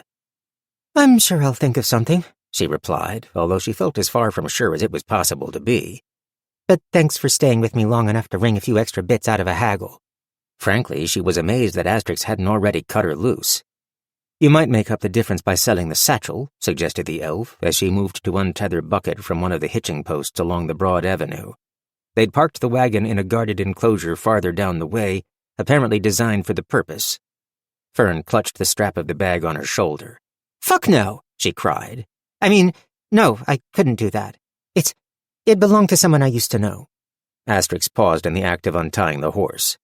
Someone who'd want you stranded far from home. Ever heard of Varine the Pale? Fern enjoyed a rush of satisfaction when she saw the elf's face pass through surprise to arrive at honest curiosity. It was nice to feel a little smug. Ha, I guess so. Well, you might be interested to know that this bag was the home of her homunculus. Have you heard of ossioscription? Asterix considered her for a moment, rubbing at her ruined ear. Just a bookseller, Some interesting things have happened to me, replied Fern, as casually as she could manage. I was there for the necromancer's last moments. The Oath Maiden scratched her ear a little more aggressively. It's been a long journey, said the elf. There's a place I always stop for a meal when I pass through. Why don't you come along and tell me about it before I go? I'm buying. No bread and cheese? No bread and cheese. Deal, agreed Fern. Although, given the warm glow that Asterix's invitation had sparked, bread and cheese wouldn't have been a deal-breaker. 12. 2 more corners up Bcross's road and a dizzying series of turns back into the cliff's interior brought Fern, Asterix, and Zill to the Oath Maiden's preferred restaurant. When they arrived, Fern drew up short. She'd expected something more plain. Honestly, she wouldn't have been surprised to discover that Asterix's favorite haunt was a wagon that sold dried jerky out the back. Nothing could have been further from the truth. The restaurant was a stone-fay establishment with its own private balcony, featuring a narrow wedge of the unobstructed sky outside. Inside, a sharp contrast of intricate shadow and firelight. Long, tasseled cushions served as seats, and tiny candles twinkled everywhere in tin cups perforated with delicate patterns. The carpeting of Tarabin's bookshop was decisively outdone here by extravagant floor coverings and soft ceiling draperies that hid the bare stone Bcross was hewn from. The cuisine was one Fern had never had occasion to try in the sleepy coastal town of Merk. Vast, shallow pans heaped with fragrantly spiced rice, peppers, cured meats, and mushrooms passed steaming before them to low tables of diners scattered around the place. Charred flatbreads arrived alongside them, folded into padded mitts. To their right, in the open kitchen, a cook fire blazed within a huge white brick stove capped with iron cooking grates sizzling with kebabs and roasting capsicum. The whole place had the feel of a desert prince's opulent pavilion in an ancient tale of the Westlands across the sea. Fern's face flushed with a delicious sense of slipping into a story that you know welcomes you. The staff recognized Asterix at once and ushered them to a table set back from the window and in heavy shadow stippled with candle glow. With surprisingly gentle attention, the elf flipped Zill's hood back and made sure she was seated comfortably. For her part, the goblin bounced on the cushion and grinned. After a thoughtful moment and a significant look, Asterix slipped her hands inside the cloak and unbound the goblin's wrists. Fern barely marked Asterix ordering for them all, instead gazing around at the murmuring figures, listening to the frizzle of platters, the clink of dishware, the rustle of silk. She felt dreamily, profoundly outside of herself. So, Varine the Pale's sad end. The Oath Maiden recaptured Fern's attention, gesturing toward the satchel in the bookseller's lap. The elf didn't smile much, but one definitely threatened now. Oh, the rattkin blinked. Well, this was 20 years ago now, in Merk. You know it? Few places in the territory I don't these days, replied Asterix genially. Yeah, I guess that would make sense, said Fern. Anyway, it all started when my friend Viv stepped into my shop for the first time. Stumbled is more like it, really. The same Viv you've been writing apologies to. That's the one. You'd like her. Big girl, fond of swords. She saved my life in more ways than one. Their food arrived, hissing in the pan and interrupting the telling. Between hot mouthfuls of delicious food wrapped in flat bread and swallows of dry white wine, Fern warmed to her story. She felt present, clear-headed, sharp-witted. She felt like herself. And then Satchel lunges up out of the page, Fern demonstrated with both paws, clutching at an imaginary necromancer's throat. Grabs Varine by the arm and starts dragging her down, into the book, hand over hand. Caught up in her narration, she spared a glance for Asterix, startled to find the elf hunched forward, elbows on her knees, expression rapt. She looked so much younger, so present. But after a life immersed in stories, Fern knew what a mistimed pause could do to the best of them, so she plunged onward. Viv seizes the opportunity and draws her sword, hauling back— Blackblood, Asterix corrected softly. Blackblood, yes, but even as she's about to put an end to Vereen while she's still struggling, the White Lady is already casting something nasty with her free hand. Laughing shunks, whispered Zill through a mouthful of flatbread, spewing crumbs all over the table. Then Potroast comes sailing in. Fern arced a hand through the air. And digs his beak into her other arm, and Vereen screams. While she's off balance, Satchel keeps pulling her in, down, into the book, up to the shoulder, and then her head vanishes into the black, and the screen goes silent. Fern thrummed with the retelling to the tips of her tail and whiskers. She felt the silence of the room as a physical thing, a weird impression of power and abeyance. It doesn't make any sense to look at as Satchel drags her inside. Even now I can't picture it properly because the dimensions don't match, though she's still disappearing inch by inch into the book. But Potroast won't let go, and then he's dragged in too. Tears quivered at the corners of Fern's eyes as she relived that agonizing moment when she thought she'd lost her little man forever, magnified now by the distance between them. She planted both paws on the table and stood, leaning forward, glancing between the faces of her spellbound audience, dimly aware that neighboring tables were listening in as well. Into the hush, she resumed. Viv doesn't hesitate. She tosses Blackblood aside and lunges for the book, and she jams her arm in up to the shoulder. And the longest 10 seconds of my life begin. She released a shuddering breath. But after what seems like forever, when Viv's arm emerges, she's got Potroast by the scruff of the neck, hooting and gasping, and they tumble back to the floor together. She wastes no time, though, scrambling to her feet, grabbing the book and slamming it shut, putting all her weight on it. The book bangs, almost knocking her off. Vereen is not going to go quietly.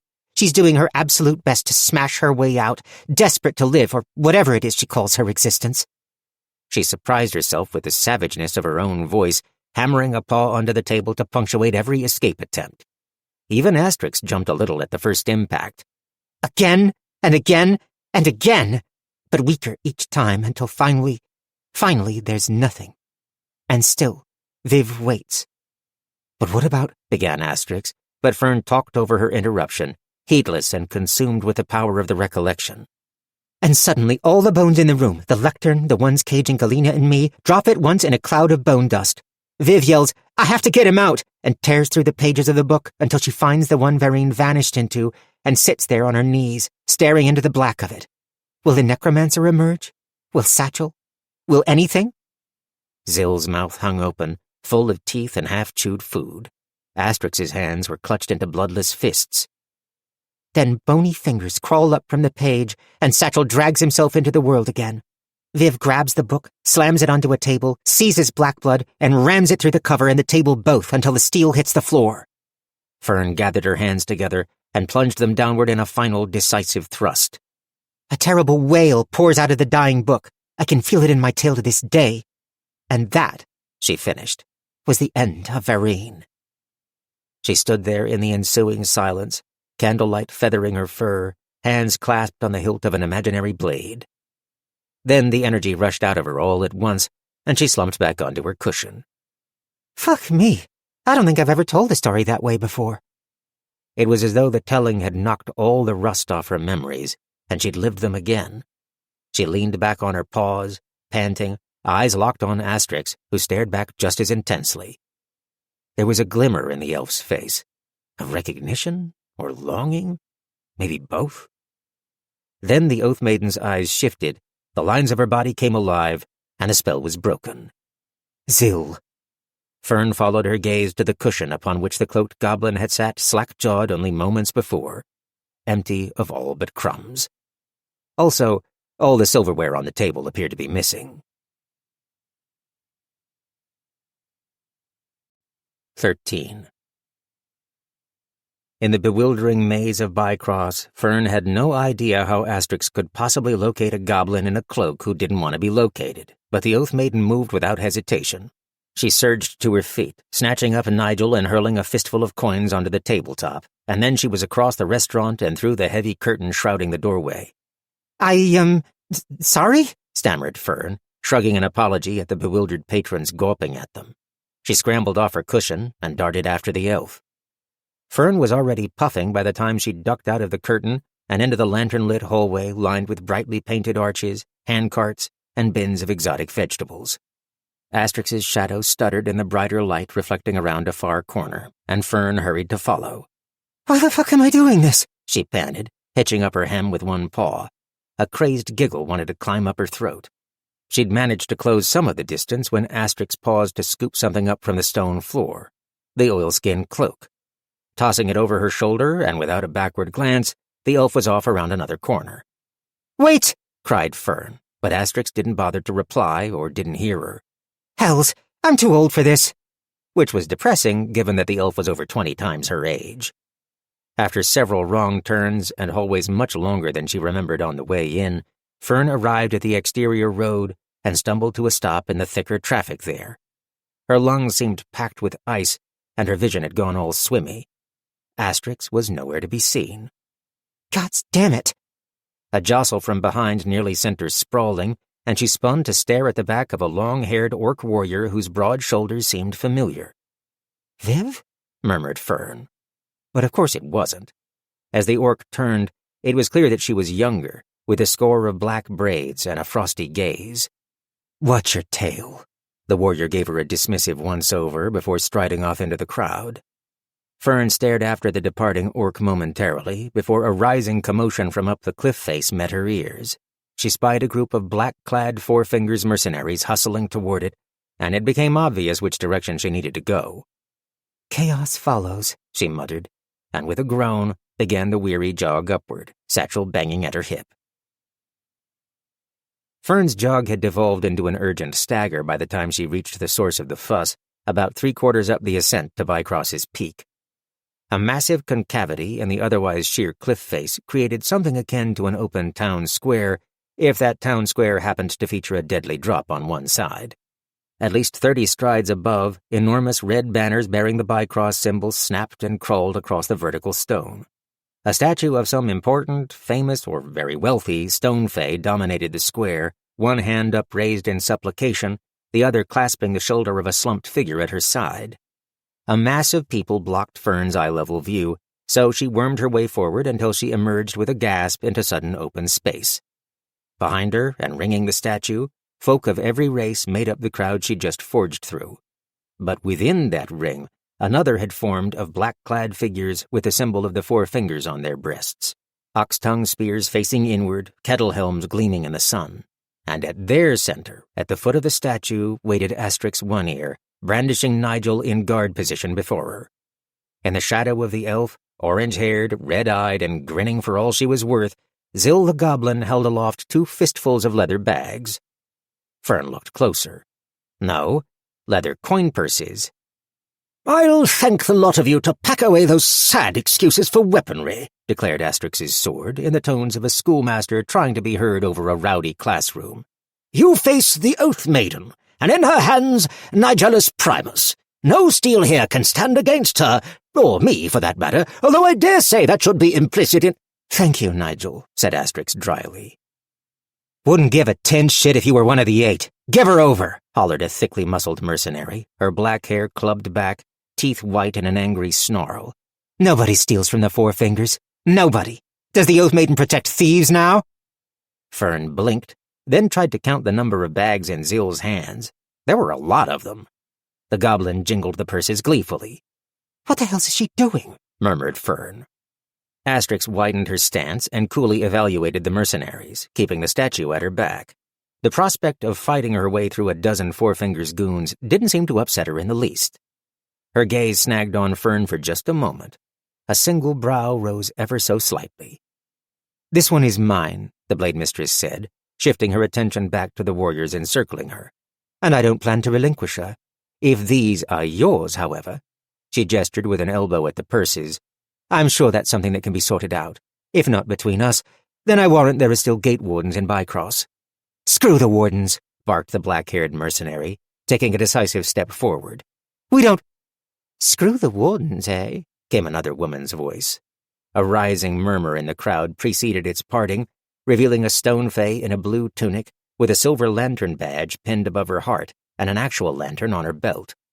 The gate warden strode forth, flanked by 2 other wardens with their hands on the hilts of their sheathed blades. Her flinty gaze passed over the mercenaries before finding Asterix. She hooked her thumbs in her belt.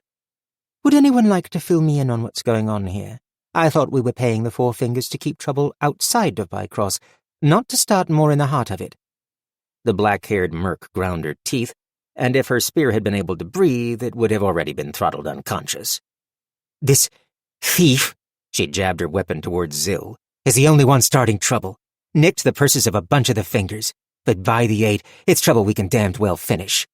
The gate warden studied the extravagantly pocketed Zill.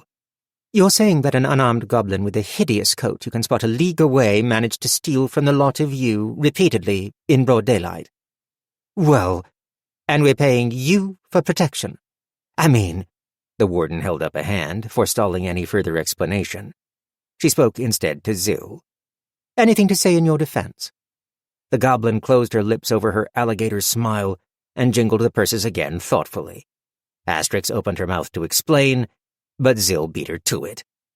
The finger folk, they are not friendlings. She waved one handful of purses dismissively, and her smile reappeared. You are, how do you say, having the foxies in the chicken house. A long moment of silence reigned, during which Asterix let Nigel sag in her grip and stared flabbergasted at the goblin. It was shattered when Fern cried, You speak fucking territories? Fern wasn't sure what possessed her, but before she knew it, she darted between black-clad figures to join Asterix and Zill at the spot in Bcross with the most sharp things pointed at it. I know you, Asterix One Ear, called the gate warden. Gasps of delayed recognition issued from the crowd. Your reputation is the only reason I'm asking questions before letting the both of you cool your heels in a cell. She shifted her attention to Fern and her satchel. But who's this now? Did you decide you needed a scribe? I'm her, traveling companion, gasped Fern, still winded. Nigel snorted, impressive for a sword, and Fern spared him a glare.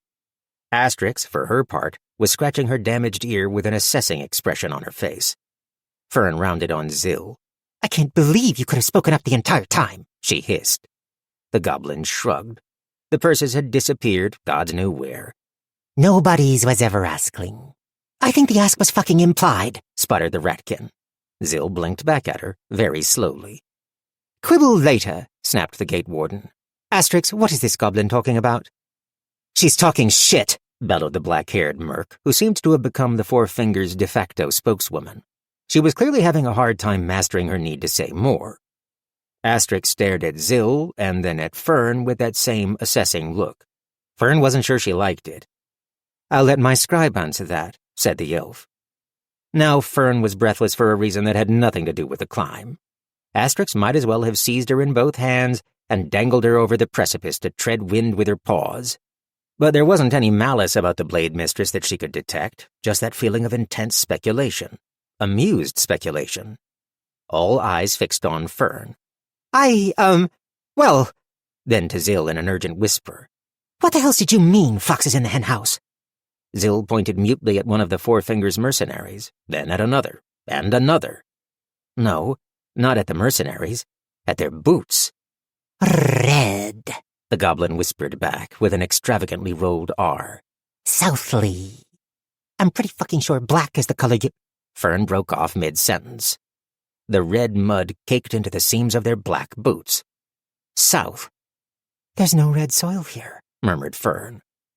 Do you have something to say or not? Demanded the gate warden. My patience ebbs.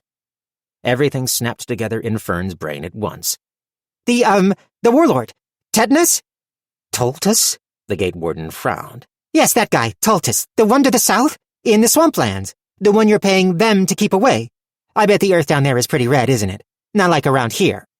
What in the name of the 8 are you talking about? A slow ripple passed through the Four Fingers, and Fern's conviction grew. In fact, I haven't seen mud that color anywhere nearby, not for days. And nobody else's boots in this square seem to have picked any up either. Nobody but the Four Fingers. Fern experienced a blue bolt of inspiration. And I'll bet after the trouble started, some local knob mentioned a crew you'd never heard of, but they insisted could get the job done. An easy hire. The warden's eyes widened. A direct hit. I think you might want to have a little talk with them, whoever they were, added Fern, shaking her head woefully and really getting into the spirit of the thing. If they're still around.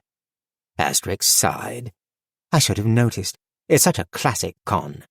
She flicked Nigel in an arc at the ring of mercenaries, addressing the gate warden in a loud voice. They're all his crew. Tortoise is fleecing you. You're hiring his own soldiers to protect you from him. Gods, this is a hoary old chestnut. She shook her head. The Four Fingers don't exist, or if they do, they're certainly not from around here. The Oath Maiden leveled Nigel at the mercenary leader and smiled humorlessly, her ragged silver hair riffling in the wind. Which means I won't feel the slightest remorse about doing what needs to be done. The Four Fingers didn't wait for another word. They collapsed inward as one, spearheads leading the way. The gate wardens pursued at their heels, already drawing their blades. Asterix took a single lunging step forward, bringing her elbow high and her sword point low, and with a graceful turn and a long looping slash, she beheaded 7 of the oncoming spears with Nigel, who laughed his plummy laugh the entire way. Then she danced among black-clad figures, deadly and purposeful, while the wardens smashed into the circle from without, spilling violence into the crowd. Fern gasped as she felt Zill's hand knot into the hood of her cloak. Then the goblin dragged her, choking, up over the statue's plinth and into the shadow between its legs. To safety. 14. You can come out now, said Asterix. Fern stared in astonishment from around the toes of a massive sandaled foot carved of stone. Behind the Oath Maiden, black-clad figures sprawled across the square amidst shattered spears and a scattering of helms. A few of them sagged between the shoulders of gate wardens, leading them away.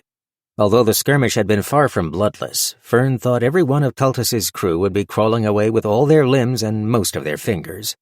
The gate wardens had pitched in, she supposed, but Asterix? There was a reason they called her the Blade Mistress. That was the most incredible thing I've ever seen, breathed Fern. The elf scrubbed a hand through her hair in a shower of sweat. But not worthy of any foul language, I noticed. The corner of her mouth curled in the spectre of a smile. Only appropriate, declared Nigel. I'm pleased to see the bookseller expressing some proper appreciation. My lady, do you mind? Asterix glanced at the elder blade in her hand, and with a casual whip, flicked a ribbon of blood off his length and onto the white stone. The sword made a contented noise deep in his phantom throat. Her gaze found Fern again, then skittered away to search beneath the statue. Now, where did she get off to? Fern spun. Zill had been crouched by her side for the entire battle, she was sure of it, but now— Hatling is very fashiony, yes? When she turned around again, the goblin stood beside Asterix with both hands clapped to a kettle helm swallowing the top half of her face. Her orange pigtails barely poked out the bottom. The elf rubbed furiously at her shortened ear. Why am I still here? Fern asked herself dazedly as she followed Asterix and Zill out of the crowded square. A respectful citizenry granted them a wide berth, which no doubt pleased Nigel immensely. Fern's mind had been too occupied with recollections of dancing steel and legends in motion to register the 10 minutes of post-battle politicking. There had been a conference between Asterix and the gate warden captain, and a lot of gesturing and some further hushed words and hooded glances toward Zill, who was still wearing the helmet. But of course, none of that really mattered to Fern, did it? Because this was the end of the road, the parting of ways. Asterix would journey onward with her bounty in tow. Fern would find a way to earn another silver or two, and then she'd book another ass-bruising passage back to Thune. Won't I? She felt a painful tearing in the very center of herself, like a sapling being slowly peeled apart down the middle. An aching, growing tension that would either snap back together and resolve itself, or split forever into something unrecognizable. At any moment now, Asterix would turn and utter words both perfunctory and final, a casual dismissal, and be on her way. It was inevitable, wasn't it? And Fern was ready for it, wasn't she? She realized that she did not fucking know. So she kept pace with the Oath Maiden, hazily half-present, hoping and dreading at the same time. Fern withdrew her latest long letter of apology to Viv and stared at it while she stumbled along, forcing herself to reread the first few lines over and over, each review a tiny knife to the heart. Dear Viv, I have no idea how to write this letter to you. I'm so sorry. Fern was only startled out of her self-flagellation when Asterix stopped and faced her. Oh, fuck, not yet. she thought, with surprising desperation. The parchment crinkled in her paws. "I just need to step in here for a moment," said Asterix, gesturing at an awning with something stitched across it that Fern didn't bother to read. "I realize it seems pointless, but watch her while I do." She indicated Zill, who couldn't have seen a thing through the helmet she still insisted on wearing. "Why is she asking me to do this?" Fern cried within her mind. "Why is she drawing it out? What the hell's happening? It's like I'm drunk in the back of the cart again." But she nodded and said, "Of course," in a perfectly reasonable voice, as though she weren't melting from the inside out. When Asterix left, she stared at the goblin, who inched the helmet up with a thumb until she could meet Fern's regard with her shrewd red eyes. Zill studied her for several seconds. "No Roxes at the bottom," she said. "Jump or no jump." "What?" stammered Fern. The goblin shrugged. "Jump," repeated Zill. "or no jump. Puts away the parchment." She pinched the edge of Fern's half-crumpled letter. Dreamily, Fern stuffed it back into her satchel. And then Asterix returned and knelt beside the goblin, a pair of bracelets in one hand. They were crafted of tangled silver wire, with dull gray stones knotted in the webbing. "We'll leave your hands free," she said severely. "All right? But this very expensive artifact," she held up one of the bracelets, "is going to make sure that I always know how to find you. Is that going to be a problem?" Zill let the helm fall back over her eyes and extended one wrist. Asterix snapped the bracelet around it, where it drew tight against green skin. Then the Oath Maiden put its twin on her own right wrist, where it similarly contracted. "This only comes off if I release the enchantment or one of us dies. Understand?" Zill blinked lazily, which seemed like all the Oath Maiden was going to get. "Oh, and before I forget," continued Asterix, fishing in her wallet. She withdrew a few silvers and offered them open-palmed to Fern. "This should see you on your way. No sense washing dishes for the next few weeks, Seems you earned your keep as a translator after all." Fern stared at the silvers in her palm. And stared. And went right on staring. Asterix arched a brow at her. "Is something wrong?" "No rocks at the bottom," whispered Fern. "What's that?" asked the elf with a confused frown. Fern took a deep breath and felt the sapling split. "Dear Viv, I'm alive. I'm sorry. Fern." The letter was very short, scribbled on her last blank piece of parchment. Every word stung to write, but she didn't give herself time to equivocate or revise. The territorial post station was stacked with crates and chests and bales, rich with the scents of horses and leather and paper. When Fern emerged, it was without the letter and with an armload of fresh parchment and a fistful of pencils. She didn't know if she was lighter or heavier or falling or flying, but by the fucking H, she was in motion. Asterix raised a hand from where she was hitching Bucket to the wagon. Zill was already on the buckboard, sans helmet. "No rocks at the bottom," Fern repeated to herself. And, stuffing the parchment into the satchel, the vacant home of a friend who'd found a new one for himself out in the world, she ran to join them, Red Cloak flying behind. 15. "I can't believe I'm delighted to be camping," thought Fern, warming her paws before the tiny fire with her tail draped across her knees. And she was delighted, giddy almost.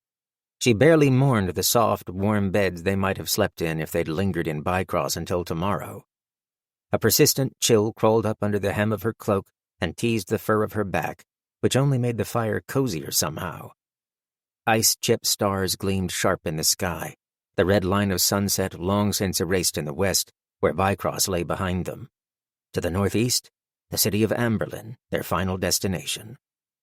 Asterix sat across the fire from her, watching a soot-blackened travel kettle as it boiled nettle tea. Bucket formed a solid slab of night behind her. Zill snored nearer to the flames than seemed safe, tucked up inside of her coat so that no skin was exposed, and she looked like a shabby quilt with a bedraggled orange cat sleeping on it.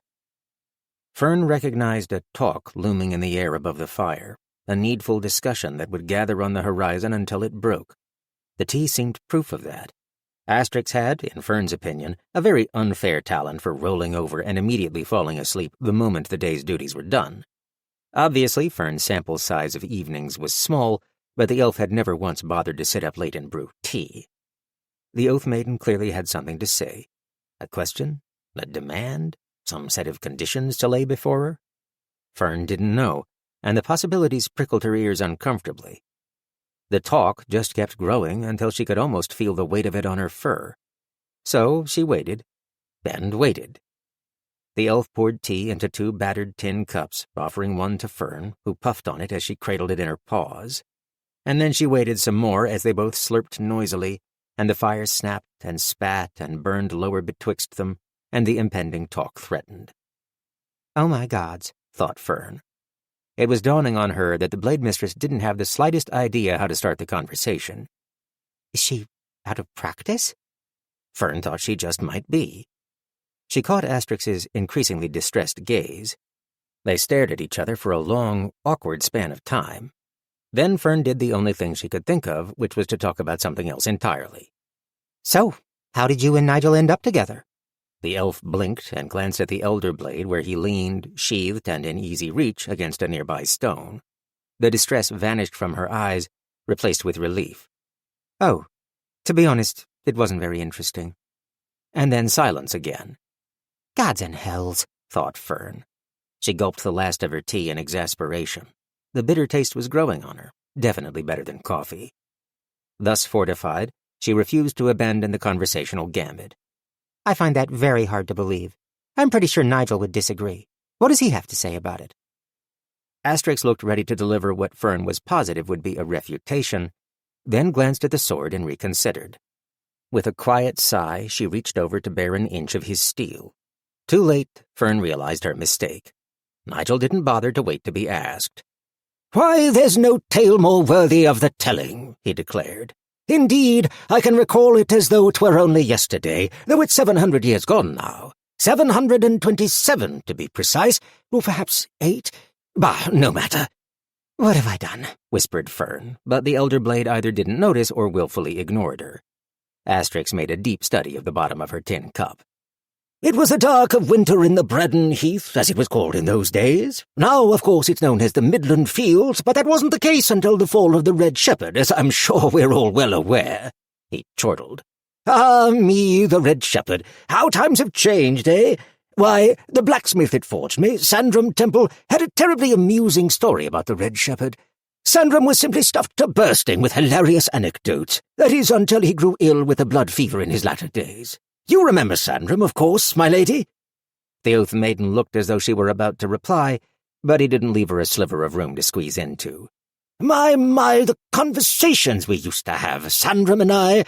At any rate, where were we? Ah, yes, the Midland Fields." "Sandram!" bellowed Zill. Fern and Asterix stared in surprise at the goblin, who lurched upright by the fire and laced her fingers between her toes, grinning avidly at the sword. Nigel, blessedly, had been shocked into silence as well, momentarily anyway. "Yes, as I was saying—" Fern clearly recognized the affronted glare in the sword's every syllable as he tried to resume his narration. Zill ignored him and rummaged through the pockets of her coat while the elf and Rattkin watched, and Nigel fretted over his distracted audience. "Shankling!" cried Zill at last, and from a hideous green pocket she withdrew a silver breadknife. Brandishing it in the firelight, her sharp grin stretched wider as crimson eyes reflected the rising sparks. "Is Sandram's bladeling," she declared, waggling the cutlery. "I beg your pardon," scoffed Nigel, "but Sandram Temple forged only the finest—" "Gods, am I glad to be out of that pocket," gasped a new voice, wheezing like it had only just escaped suffocation. Then, sharp and annoyed, "Hang on, are we talking about Sandram? Because you'll have to forgive me, that guy was a complete asshole." Nigel gabbled, apoplectic, and Fern realized with astonishment that the voice was coming from the knife. "Another elder blade?" Her mouth dropped open. "Kid, you're my new favorite person. Rat person. Whatever, you get it. You wouldn't believe how long it takes some folks to figure that out. Look at this white steel. Snowy as hells, right? I've got that, weight of significance. Runes all over the place. Soul of an ancient hero and all that. Anybody with a pair of eyes should be able to see that right from the jump." "You were forged by Sandram Temple?" asked Asterix, whose skeptical gaze couldn't seem to settle between Zill or the knife in her fist. "Oh, yeah, I definitely was, wait a minute. One ear. Are you? Is that? Friggin' hells you are!" The knife's voice bottomed out to a worshipful hush. The Oath Maiden. Oh, that bit about the furry one being my favorite person was just like hyperbole, okay? I was only keeping the spot warm for you. Wow, said Fern. Look, kid, you can't see it, but I'm shrugging helplessly over here. No hard feelings, but my destiny is sitting across the fire from me, and I can't ignore that, you understand? Do you have any idea how big of a deal it would be for me to be wielded by the Blade Mistress? Still a big fan of you, though, okay? Nigel recovered his faculties enough to bellow. I beg your pardon, my lady, but this stick pin is not an elder blade. The greatest blacksmith of the latter age never stooped to forging tableware. Speak your name, impostor. Well, if you want to get tactical about it, the knife began. Bradley, interrupted Zill, waving him around a little more. There was a sudden, terrible silence which was spoiled when Fern snorted and clapped her paws over her mouth. I go by Bradley these days, said the knife in icy tones. But as I was saying, my forge name is Bradley Tertius. Impossible, scoffed Nigel. Bradley was lost, and he was a great sword. He did not spread jam on toast. Was a great sword, continued the tiny blade mournfully. Sandra and me had fallen out. He reforged you, said Nigel, and then laughed, a booming sound that actually made his blade rock gently from side to side. Fern thought she could hear amused tears in his voice. Into dinnerware. What on earth did you do to earn his ire? Did I mention he was an asshole? So, Bradley, began Fern. Bradley, is there a reason you're hanging around in Zill's pocket? This I am also interested to know, added Asterix, folding her arms and studying Zill narrowly, since I searched every fold of that coat. Do you want to tell it? The breadknife's attention shifted to the goblin, somehow. Zill lowered Bradley until he was at eye level, studying the length of his blade. She licked him. Hey! cried the knife. I have, how do you say, confiscated him. He is murder weapon. Zill purred the R in murder like she was savoring the taste. That's not a good way to tell the story, Bradley protested. Look, I didn't murder anybody. I was barely involved, except for the stabbing part. I have so many questions now that my mind has gone absolutely blank, said Fern. Give him here, said Asterix, extending a hand. Her tone was even, but full of steel. The goblin narrowed her eyes in return, delivered another long and deliberate lick to the knife, who made a strangled noise, and then flipped and extended him haft first. Thank you, replied the Oath Maiden. She brought Bradley up to her face to examine more closely, studying his bolster and running a thumb gently along his spine. Oh my gods, he whispered reverently. It's happening. I can't believe it. Hold me forever. My lady, said Nigel reproachfully. Bradley's, was it? Asked the elf. Blade Mistress, you can call me whatever you want. Bradley, insisted Zill. Except that. Asterix tipped the knife in the direction of the goblin across the fire. I imagine there are a lot of stories you could tell about our mutual friend with the pockets, aren't there? Stories that might make it worth keeping you around. Fern decided that she very much wanted to hear them, too. I mean, maybe one or two, sure. And, I may not be a great sword these days, but, I can absolutely punch through a breastbone. I'm still very elder. Plus, you go wandering around with some long blade on your back, and everybody knows what you're packing, but me, very, very concealable. I'll bear that in mind. My lady, cried Nigel again, with a note of desperation. But for now, continued Asterix, I think we could all use some sleep. Some words are best spoken in daylight. She twirled the elder blade between her fingers and returned him to Zill, who snatched him back, her mouth for once flattened into a thoughtful line. Wait, protested Bradley. Hang on, The goblin stuffed him back into the ugly green pocket, extinguishing his voice. Nigel breathed an audible sigh of relief. A sudden night breeze fluttered Fern's cloak and made the dwindling fire struggle. She shook out her whiskers and shivered all over, as though waking from a lucid dream. Her gaze met Asterix's. The talk brewing between them only minutes before seemed to have receded, and from the look in the elf's eyes, they both knew it. Fern thought the talk was just biding its time, though. Maybe Asterix was right. Some words were best spoken in daylight. Curled on her side, with her snout to the fire and her back to the night, sleep continued to elude Fern as Zill's peeping snores issued from the pile of pockets to her right. She couldn't see Asterix's eyes, as the elf always lay facing away into the dark with one hand on Nigel's hilt, but the Oath Maiden's shoulders moved gently with a slow cadence of her sleeping breath. Fern closed her eyes, but images of the day crowded behind her eyelids. Bcross climbing up white cliffs in the dawn light, Asterix whirling amidst a sea of warriors, effortless and graceful and brutal, a goblin with bottomless pockets and a fistful of stolen purses, the territory's most ridiculous elder blade.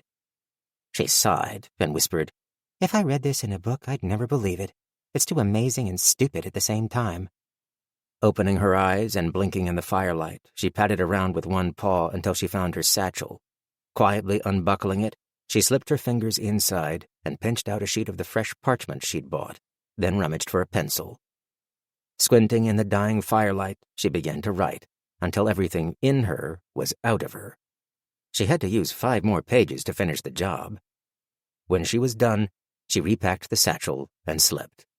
Soundly. 16.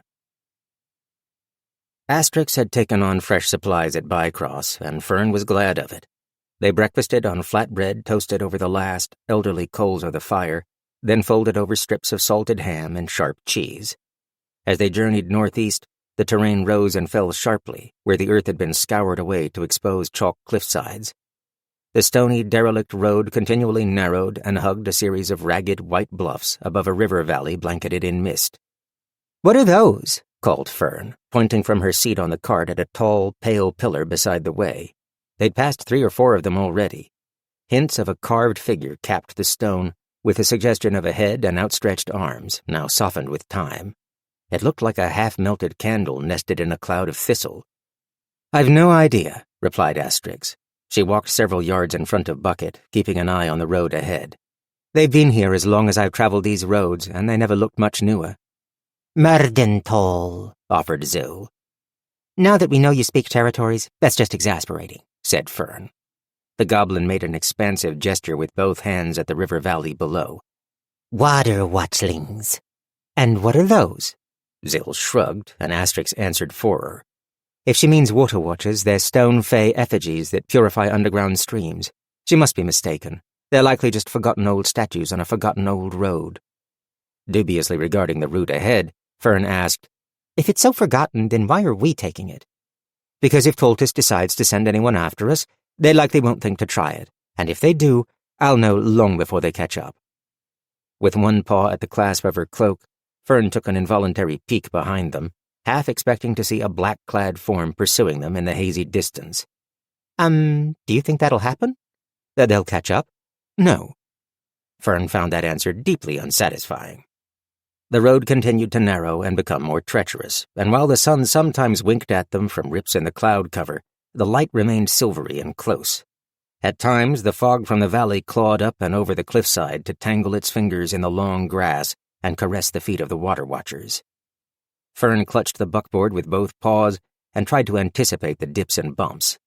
As the exposed white chalk to their right crowded closer to the cart, and the margin of earth between the road and the cliff's edge melted away, she found herself leaning hard to the right, even though Zil was nearest the drop-off. Asterix now guided Bucket by the bridle, pausing from time to time to assess the state of the road and muttering to herself. Then the elf brought them abruptly to a halt. A raven coughed in the mist, and a series of tumbling stones echoed their chattering descent through the valley below. "What is it?" called Fern, craning to see. Zil hopped to her feet on the buckboard beside her and jumped up and down to get a better view, rocking the cart in a way that made the bookseller's stomach knot.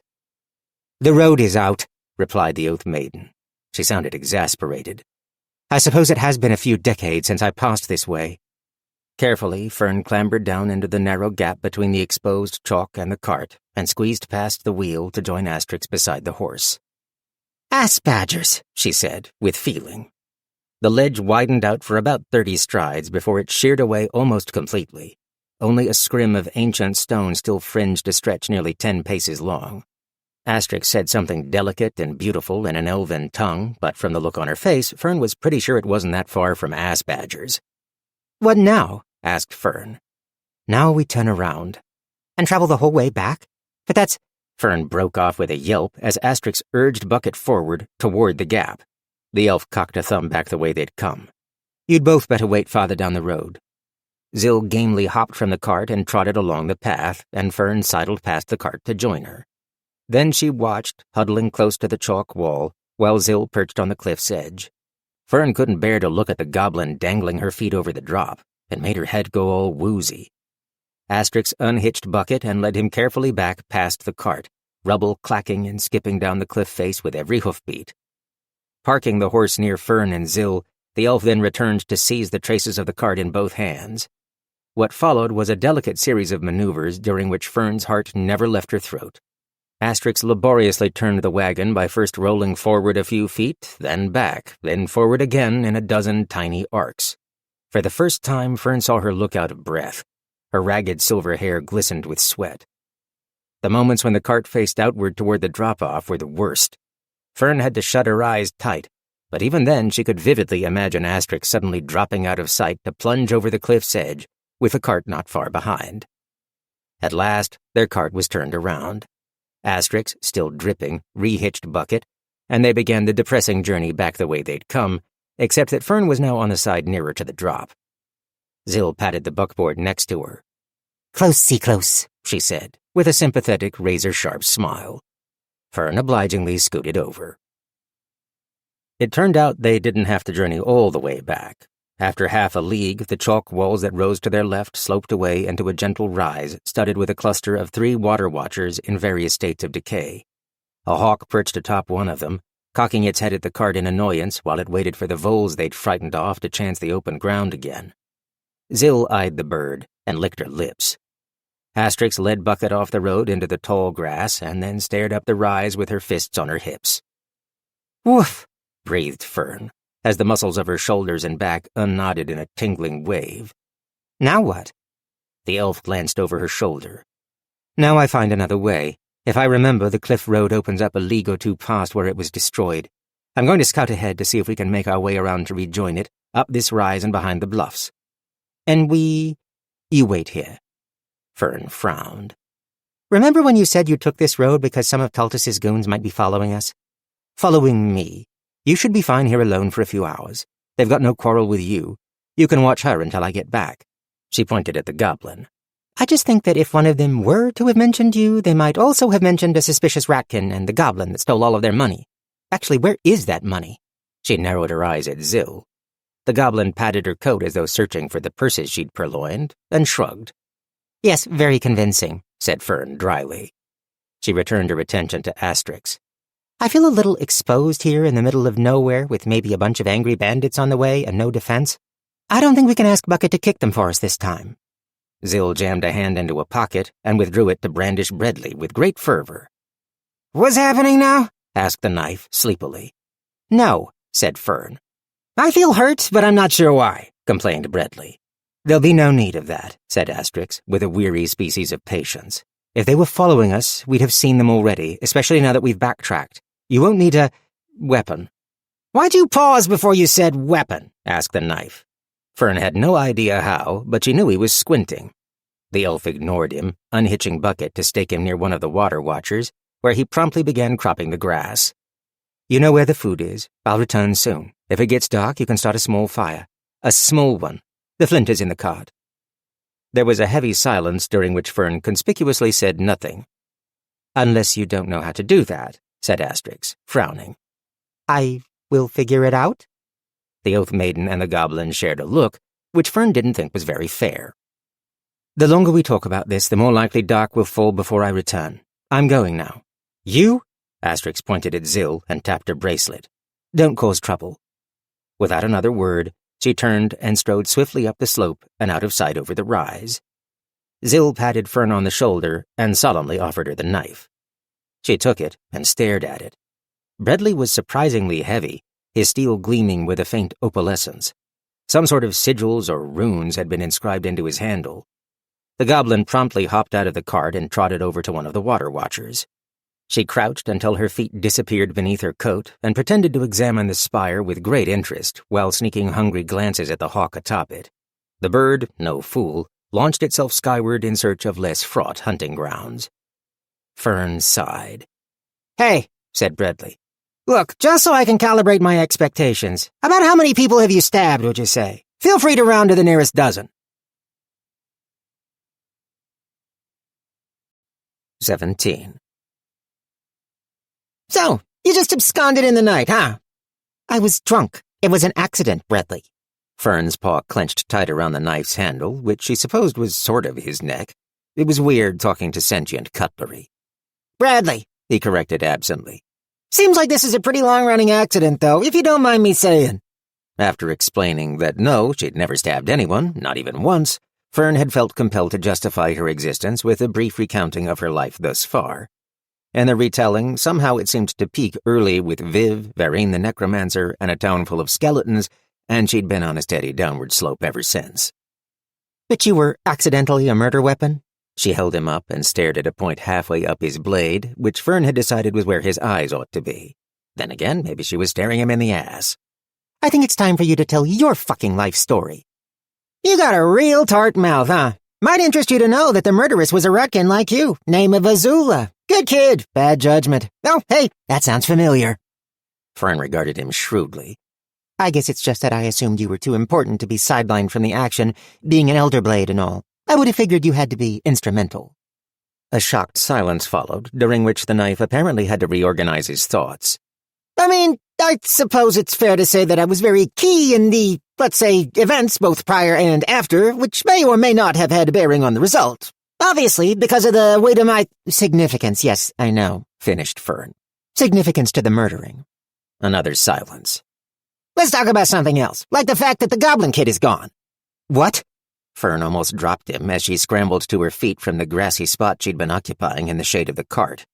There wasn't a lot to investigate. Only the 3 water watchers, grass and stone in all directions, and Bucket staring over his shoulder at her in horsey reproach. She even checked underneath the tarpaulin at the crowded wagon bed. Bradley was right. Zill was nowhere to be seen. Fuck! Wow, how do you lose somebody in a coat that ugly on a totally unobstructed cliff top? I was distracted in talking to you. Oh, is this an accident too? I am going to accidentally throw you into the fucking canyon. See, now we're getting to the bottom of what you would consider an accident. Fern ignored him. Think, she muttered to herself. Where would she go? She can't be far. Besides, she knows Asterix has that bracelet thing. She's not stupid. She was sure of that anyway, although she wished that she were the one wearing the other bracelet. She glanced at Bucket, who was still regarding her with what she was positive was severe disappointment. You know who else isn't stupid? Breathed Fern.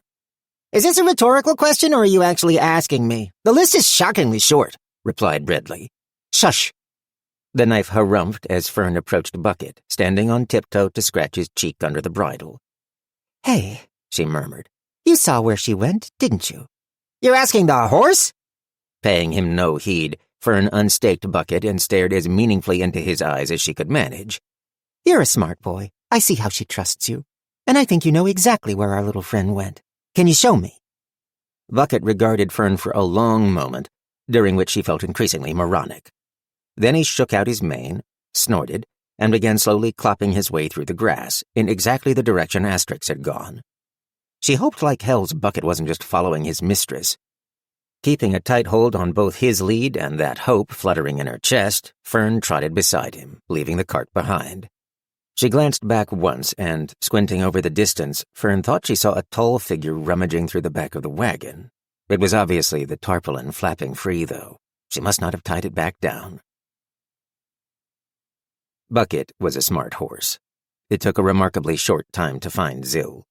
As Fern had suspected, the biggest obstacle to locating her was the direction, not the distance. The goblin was sitting with her hands in her lap atop the biggest in a whole jumble of stones. They crowded into the cliff top's edge like bad teeth into a jawbone. She was staring out over the river valley where the fog pinked with late afternoon sun. The cloud cover had mostly disintegrated. There you are, shouted Fern, still keeping up with Bucket as he picked his way stolidly up the rise. Zill glanced back at them and then returned her attention to the valley below. God damn it, muttered the rattkin to herself. Then, louder, You can't just run off like that. I don't need any help from you convincing Asterix to think less of me. Is that a thing that's happening? asked Bradley with concern. That's not going to rub off on me, is it? I gotta say, it doesn't really align with my long-term goals to be associated with mediocrity. Fern bit back a sharp retort and panted the last few steps to the base of the cluster of stones.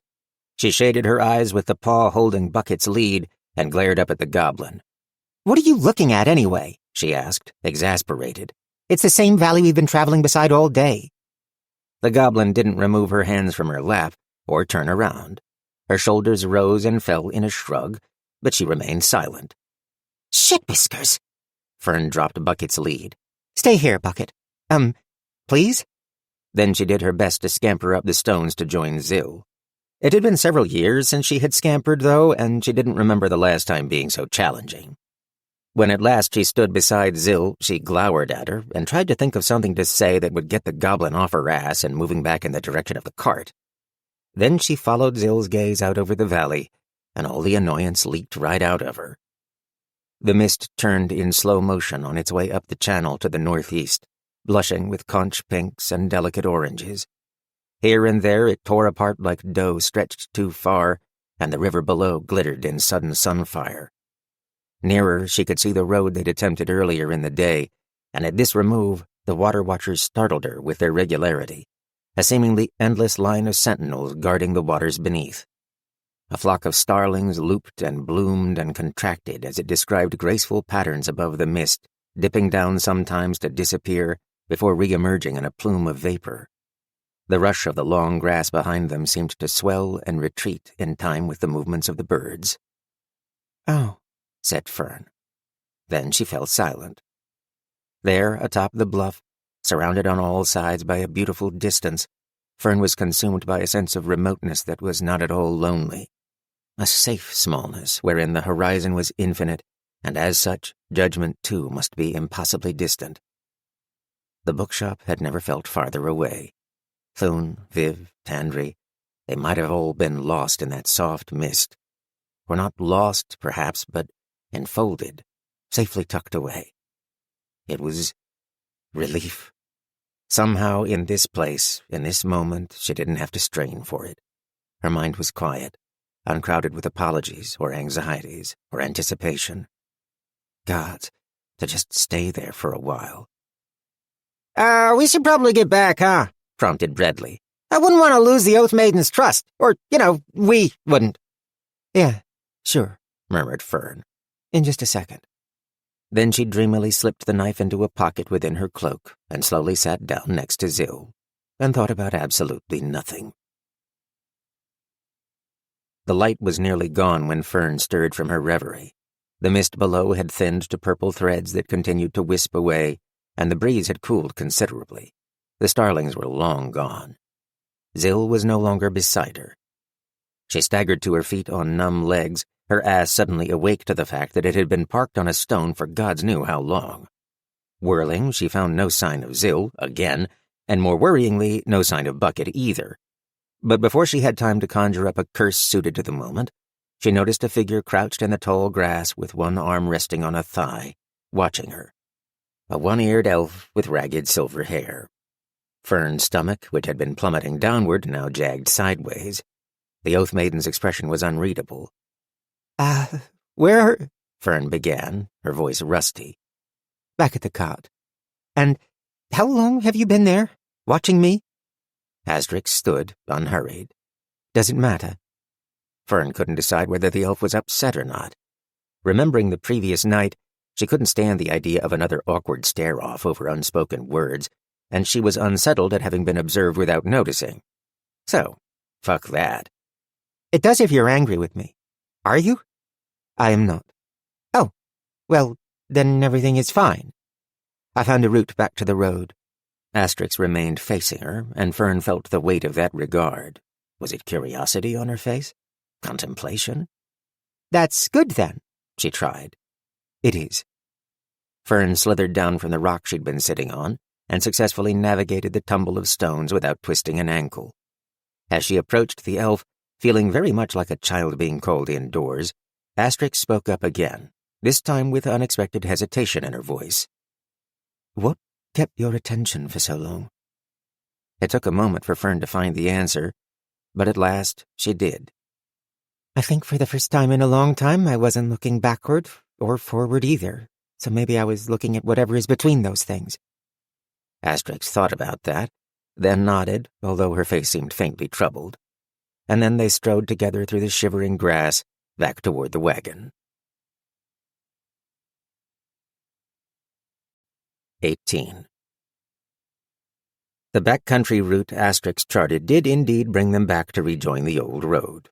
Eventually. It certainly wasn't conducive to travel by wagon, though. Zill and Fern trooped alongside the Oath Maiden on foot, while Bucket drew the cart, rattling and crashing, over lumpy terrain and hillocks hidden under the long grass. The going was slow, and more than once Asterix had to lend Bucket her shoulder to force the wagon over a stubborn fold in the land. When at last they returned to the nominally paved road, even Bucket whickered in relief. 2 days later, as they arrived in the shabby, tumble-down village of Turnbuckle, it was amidst a sheeting downpour. Fern reasoned that at least she could be grateful that the storm had held its peace until roofs were visible in the distance. She shivered miserably on the buckboard with her hood up and water pattering on her nose and whiskers, with Asterix crowded between her and Zill, wearing a belatedly donned oilskin cloak. The elf almost never rode in the cart, but was willing to make an exception to avoid the ankle-deep mess of the roadway. Watching Bucket slog ahead, chin tucked, his massive hooves hurling great gobs of mud in all directions, Fern didn't blame her. It was tough to make out much of Turnbuckle through the heavy curtains of rain, but lantern-lit windows suggested a handful of buildings hugging the road. They materialized one by one with the cart's approach, looking as sad and wet and bedraggled as Fern felt. "We're stopping here, right?" asked Fern, doing her level best not to sound desperate. "God's blast it, yes," replied Asterix, combing water out of her hair and off her brow. Apparently, given enough precipitation, even her stoicism could be washed away. "Oh, thank fuck," breathed Fern. The elf grunted in agreement, which felt like some kind of miracle. Fern was perversely pleased. Zill had her head thrown back and her mouth open and was making gargling noises. At last, they spied an inn, which spilled more light into the street than any of the other buildings and featured a battered wooden sign that read, "The Slippery Trout." Fern reflected that the badly executed fish carved into it was at last under water where it belonged. Asterix drew Bucket to a halt, then stood and picked Zill up one-armed before leaping down into the muck. She grumbled something beautiful in Elvish again, which Fern was now certain she reserved for anything impolite. Planting the goblin under the awning, she turned and held her hands out to Fern. "Come on, then." She made a get-on-with-it gesture. "I'm not a toddler," said Fern, peevishly, standing and flapping her cloak in a failed effort to shed some water. "I can get down. Do you want mud up to your armpits?" Asterix squinted at her, hair plastered to her forehead and shin-deep in muck. Behind her, Zill shook herself so vigorously that her orange pigtails slapped against her cheeks. Fern muttered something ungrateful under her breath, clutched her satchel to her chest, and managed a begrudging, "Fine." Asterix caught her easily and set her down next to Zill. "Besides," she continued, "as far as I'm concerned, you are a toddler. I've had boots that were older than you." "That's very funny," replied Fern. Then she blinked. "Is she bantering with me?" But she was too wet to seriously consider the possibility. "Get us a room," said Asterix. "I'll see to Bucket in the wagon." Without waiting for a reply, she slogged through the mud to investigate the smallish stable that adjoined the inn. Fern flipped back her sodden hood and heaved an enormous sigh of relief as she led Zill into the great room of the inn. The door thumped closed behind them, subduing the roar of the storm to a low mutter. A fire snapped merrily in an enormous, misshapen hearth. The taxidermied head of a massive prairie ox regarded them with sleepy alarm from above it. A crooked stairway at the back led to a second story. Water leaking from the roof dribbled into a scattering of mismatched tin pots, which threatened to overspill onto the flagstones. There were no patrons amidst the sprawl of old tables and chairs. Along the wall to the right, a counter ran in front of a line of cubbies and stacks of plates and cutlery, with a burlap curtain obscuring a doorway to a kitchen or office in the rear. "Hello?" called Fern. "Just coming," hollered a rough voice from beyond the curtain. After a series of clatters and thuds, the broad back of a man preceded the rest of him through the burlap. When he turned to face them, bristle-bearded and expectant, his face experienced a tortured journey which began with confusion, took a sharp detour into shock, and eventually arrived at outright dismay. He nearly dropped the tray of tankards he was carrying. "You!" he cried. It only took a second before Fern realized that he wasn't talking about her. Zill grinned at the man and then made a curious motion with both hands, hooking her thumbs together and flapping them like a bird's wings. "Howdy, howdy," she said. "Do you know her?" asked Fern. "Aye," he replied sourly. He slammed the tray down on the counter and pointed one thick finger accusingly at the goblin. Ain't got no greckle pie this time, neither. Fern didn't know what to do with that, and she was too wet to want to sort it out. We just need a room for the night. 3 of us, actually. Our, companion is out in the stable, so a night for the horse, too? I don't know how that works. Can't help you, said the innkeeper, crossing his arms. This'n's nothing but trouble, and I'll be damned all 8 hells if I'll have her under my roof for one night more. Staring back and forth between the two of them, Fern couldn't help but ask, What sort of trouble?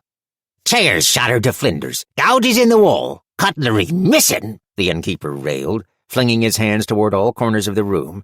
And I only just got the damned ox head clean enough to hang again. She did all that? Fern eyed Zill with skepticism.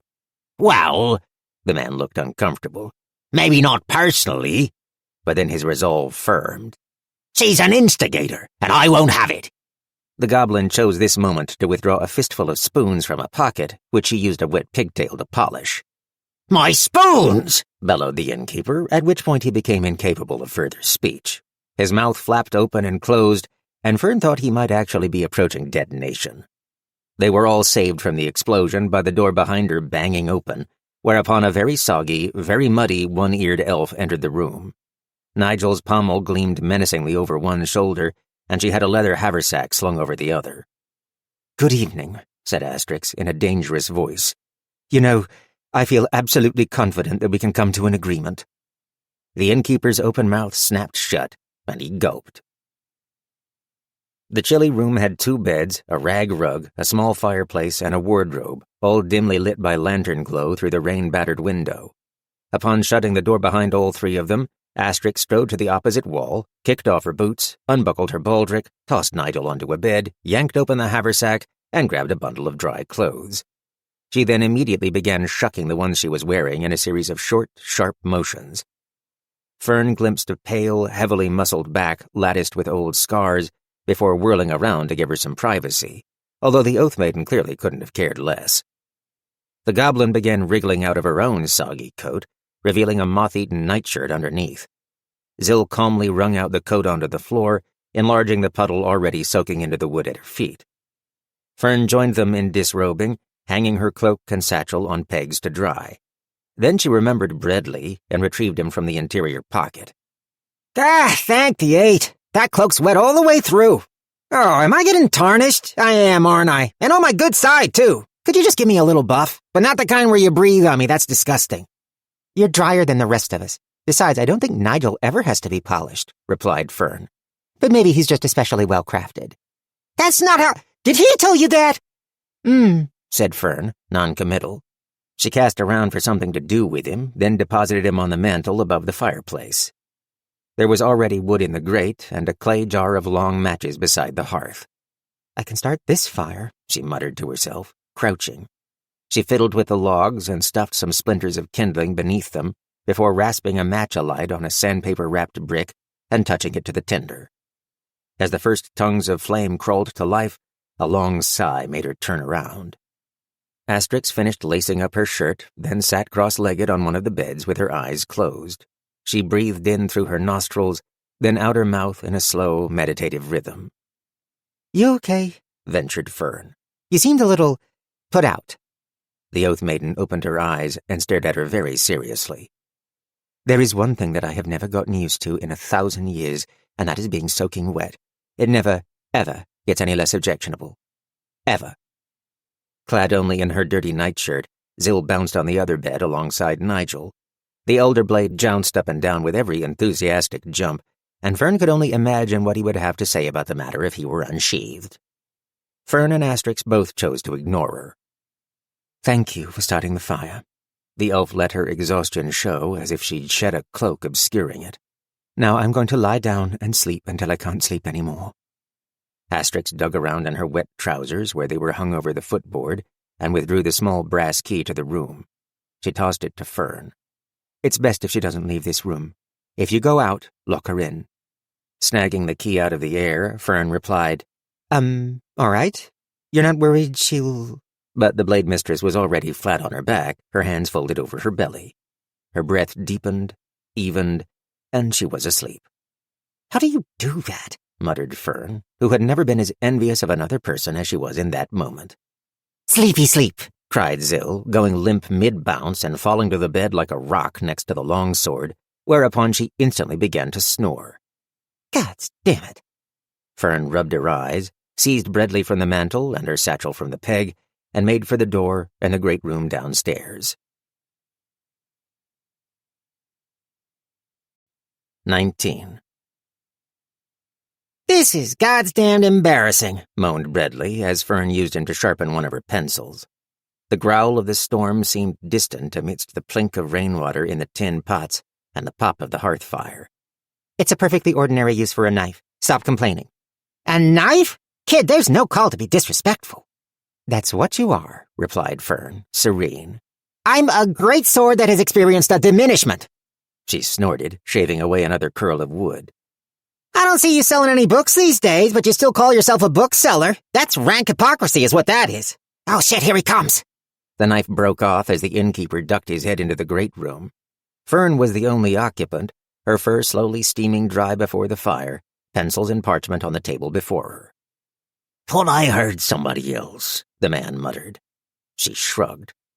Huh. The innkeeper disappeared behind the curtain again. Why'd you shut up? Fern kept her voice low. I figured you'd want an audience. Not that one. Guy has a weird thing for silverware. I don't need that kind of interest. That shouldn't be a problem. After all, you're a great sword that has experienced diminishment. Can't imagine he has a lot of use for one of those. She blew the shavings off the table. Hey, not everybody is as perceptive as they ought to be. Fern ignored him and began to write while he grumbled quietly on the table. Dear Viv, I'm soaking wet. I've just finished arguing with a knife. This will require some explanation, and I can already tell this is going to run long. I realize that as I write and rewrite this letter, I can't help but consider all the ones that came before as part of the same long message. I think I've resolved to give them to you in a bundle when I get back, then close my eyes and hold my peace until you read them all. One endless string of apologies with memories sandwiched between them. And at the end, forgiveness? Maybe that's asking a lot. Maybe you'll put them down in the middle of reading. Maybe you'll never get through the first page. I imagine you receiving the only one I actually sent. Were you furious? Disappointed? Relieved? All three? Hells, it probably hasn't reached you yet even now. I realize I keep imagining your response and trying to write with that in mind. That feels like cheating somehow, but given the circumstances, that's a weird thing for me to be hung up on. Which reminds me, I am sorry. Sorry for tearing my life apart when I gave you every reason to believe you could rely on it staying whole. I've caught the tail of something. I don't know what animal is on the other end. I will see you again, though, I know that, if it doesn't swallow me whole. Mind if I have a seat? Said a voice, startling Fern so much that she scrolled the trailing E across the page. She glanced up to find another rattkin standing across the table from her. His fur was sleek and smoky, ears slim and back swept, eyes interested and inclined to amusement. He had a dagger belted at his waist and a tartan sash worn crosswise over one shoulder. His tail quirked a curious curve behind him. Said Fern, glancing around at the extremely empty great room and its abundance of open seating. It's Quillen, by the way, he continued, ducking his head in the ghost of a bow. Sorry to intrude, but I rarely see any of our kind on the road but penitent monks, and hells, they're boring conversationalists. If I can risk being rude, you don't strike me as a religious pilgrim. A terramite? A laugh escaped Fern, along with a surprised, "Oh, fuck no." Quillen's brows shot up, and a smile bloomed. Very non-religious. Thank the eight. I'm starved for some honest goddamned profanity. Sure, have a seat, stammered Fern, flustered. I'm Fern. Pleased to meet you. She self-consciously flipped the letter over in front of her, covering Breadley with it. She thought she heard an indignant mumble from him, but Quillen didn't seem to notice, although he did eye the parchment. Just a letter to an old friend, explained Fern, as he slid into the chair across from her. He raised both paws. None of my business. And this is none of my business either, but I'll ask anyway. What brings you to this absolute pig's wallow of a town in the arse end of no place? Fern prepared to explain that she was a bookseller from Thune, which would inevitably lead to an astonished exclamation of, "How in the territories did you get here?" and then the admissions and the justifications and the embarrassments.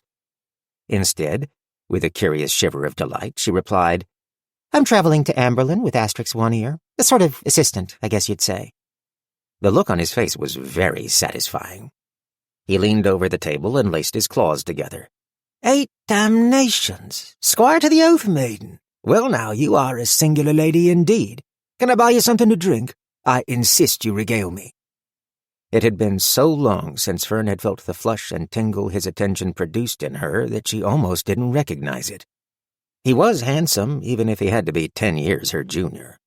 Brandy makes me a talker, she said, self-consciously smoothing out her whiskers. So don't say I didn't warn you. Consider me warned. He grinned and rose to summon the innkeeper.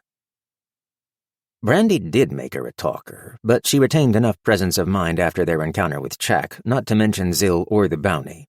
The tale of Tultus and the Four Fingers in Bcross was more than enough to sustain a good story anyway, although it took some delicate omissions to subtract the thieving goblin from it. Quillen was an attentive listener and an engaging conversationalist. Still, over the course of the evening, she didn't discover a great deal about him other than allusions to the breadth of his travel and knowledge of the territory. That didn't seem to matter much, though. When she parted from his company, it was with cheeks, whiskers, and tail buzzing pleasantly with brandy glow, and an invitation to meet the next day that she'd dithered over. She closed the door gently behind her and locked it, then turned to find Zill sitting up on the bed with her head cocked and Nigel across her knees, staring curiously at her. Asterix lay unmoving in exactly the same position, her chest rising and falling with sleep. The fire had burned low, illuminating them both in a rusty, pulsing glow. What? Whispered Fern, unnerved by the keenness of the goblin's gaze. You are, how do you say, kindled in the cheeks? Zill didn't bother to whisper, but Asterix didn't stir. Fern frowned. You can't see my cheeks. I'm covered in fur. Her cheeks, of course, instantly flushed. She and her sweetheart were practically canoodling, piped a voice from her satchel. Oh, shut up, hissed Fern, fishing him out. Tomorrow I'm finding a sheath to muzzle you with. She approached Zill and offered the knife. Stick him in a pocket or something. The goblin ignored Breadley, patted Nigel, and said, I am liking this shankling. Fern sighed, stuffing Breadley back into her bag with a protesting squawk from him. Whatever. Put Nigel on the floor and budge over. There's no way I'm missing out on a soft bed, and there's not enough room for the two of us and an old man. 20. It was hardly the most comfortable bed she'd ever slept in, and in addition to her baby bird snores, Zill was a bit of a kicker with sharp little toenails. None of it mattered. Fern had the most restful sleep she'd achieved since leaving Merc for Thune all those weeks ago. When she woke to thin silver light filtering through the curtains, Asterix was folding her damp clothes before shoving them back into her haversack. Zill continued to snore, a warm bundle of pigtails and puzzles at Fern's back. Rain clattered on the roof, and the fire was all but deceased. Are we leaving? Mumbled Fern. Asterix scooped Nigel off the floor and buckled him back over her shoulder. It's still pouring, and I don't fancy wading our way across the countryside. I have a few errands to attend to, then I'll see what the locals have to say about the weather and when they predict it'll break. Fern sat upright with the quilt across her legs and scrubbed the sleep from her eyes. The Oath Maiden shot her a look. Have a good night. Something in her tone made Fern's cheeks flush again. Sure. Yes. Careful you don't end up in any strange wagons. A hint of a smile from Asterix. Fern breathed on a paw and sniffed it. She could detect perhaps the faintest hint of brandy. The flush grew hotter. I had one glass. Alone? The smile had not departed. Fern suddenly remembered relating their recent adventures in Bcross to Quillen and wondered what Asterix would think about that. No, I had a nice conversation. It was very normal. Then, with a hint of defiance, and if we're not leaving today, maybe I'll meet him and have another one. She wasn't sure if she expected a protest or another sly verbal nudge, but Fern got neither. Be careful. And Rain or no will likely leave tomorrow. I think it's best that one stays in this room. Asterix pointed at the sleeping figure of Zill. Don't leave her alone for long, or the door unlocked. She reached for the latch, then paused and bent to retrieve something, a folded piece of parchment. Her brows rose. This is for you. She tossed it on the bed at Fern's feet. It must have been a very nice conversation. Then she was gone, quietly shutting the door behind her and padding down the hall. Heart-thudding, Fern snatched the note from atop the quilt. Fern was inked on the front in an angular scroll. Perhaps you found an answer in dreams. I'll be downstairs at 11. Q. Could have asked for better weather, Quillen called back to her as he trotted before Fern across a series of planks running from one boardwalk to the next. At least the rain had slackened to a drizzle for the moment, and occasional pale scraps of sky showed here and there. He scampered under the next awning and turned to offer her a paw as she leapt to join him, her cloak mottled with dampness. Fern took it as she landed. On the other hand, if it was any better, we'd probably be on our way by now. In the light of day, it was obvious that while Turnbuckle was little more than a village, it had enough two-story structures to entertain pretensions of ramshackle township. It smelled strongly of fresh-turned earth and wet sheep. Then the 8 have my thanks, replied Quillen with a grin. He didn't relinquish her paw, and she didn't mind. I was planning a hike to a pretty little lake west of here through some birch woods that are nice enough, but the path'll be a bog. You learn to make the best of a life on the road, though. We'll tour the local sites instead. He squeezed her fingers for her to follow, leading her to the opposite end of the boardwalk, then nodded at a miserable lake of muddy water that occupied the entire intersection. A beleaguered man in mud-spattered warden's blues slogged through it on the diagonal. Nobody else was about. Quillen gestured grandly. This, dear Fern, is known by the locals as Fuckery Wallow. Fern laughed. It isn't. You're right, he amended. They couldn't be bothered to name the roads around here at all, but you have to admit, it's appropriate. Quillen held a paw to his mouth and continued in a stage whisper, Did I mention that Turnbuckle is an absolute shithole? What followed was a tour of a sad alleyway, a scummy well, a half-burned shed, and a muddy paddock filled with irritable geese.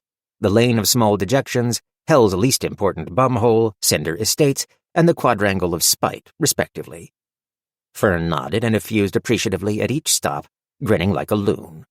Turnbuckle was, indeed, depressingly lousy. She was having a fabulous time.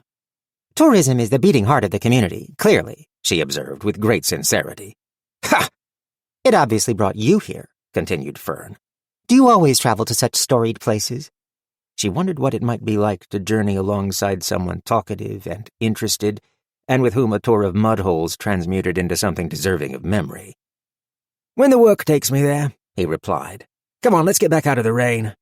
He waved a paw away from the grumbling geese and in the direction of what looked like a general mercantile. Fern hitched up her cloak so it wouldn't trail in the mud and stepped carefully alongside him. Fine, I've left enough openings and you've passed them all by. I'm getting impatient in my old age.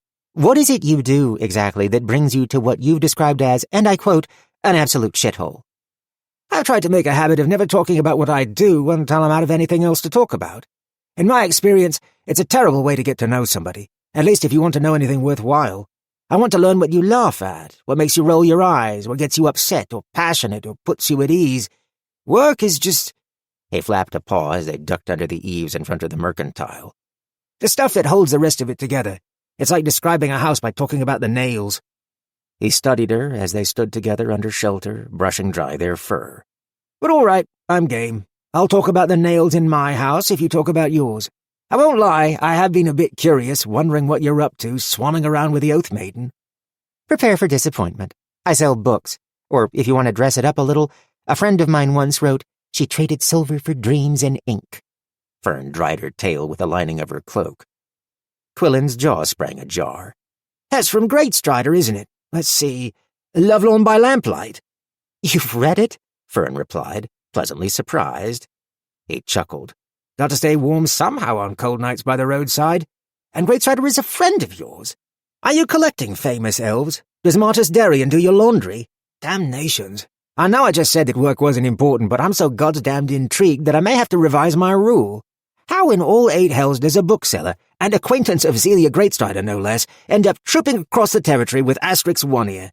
Actually, he waved both paws and shook his head. Roll that back. I've got the wrong end of the questions. Do you like trading silver for dreams in ink? Well, replied Fern, that's a complicated answer. Ah, we'll need fortification then. He peeked in the window of the mercantile. Say I gather supplies for the territory's dampest picnic and we untangle it together. Fern didn't answer, shading her eyes to peer across the street through the drizzle. An orc strode down the opposing boardwalk, cast mostly in shadow, heavily muscled with braided black hair. Was that? "Something wrong?" asked Quillen. I could swear she bumped into me in Bcross, murmured Fern. The orc didn't turn or appear to notice them, but continued onward and out of sight around a corner. I'm skeptical of coincidences, but are you sure? Not positive, but I just got a tiny shiver of recognition. We'll keep a weather eye out, then. He patted the hilt of his dagger. No sense spooking ourselves on an empty stomach, though. Fern opened the door before he could reach for it. I'm half-starved and 2 steps ahead of you. So, your fire's gone out, and the coals are cold, observed Quillen through a mouthful. They sat beside one another on a bench in the stable adjoining the slippery trout, snacking on smoked cheese, walnuts, oatcakes, and currant jam.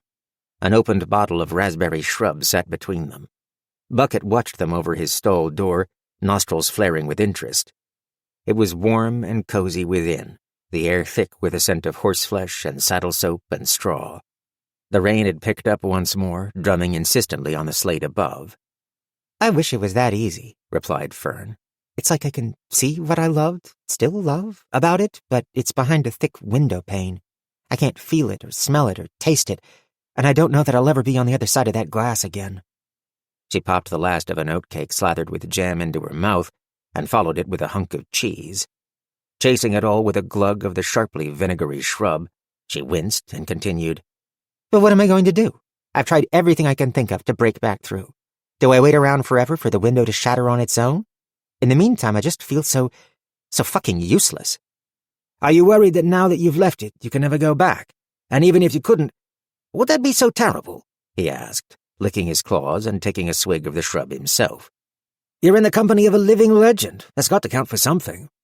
But what am I doing? Who the hell am I? Not a bookseller, that's for fucking sure.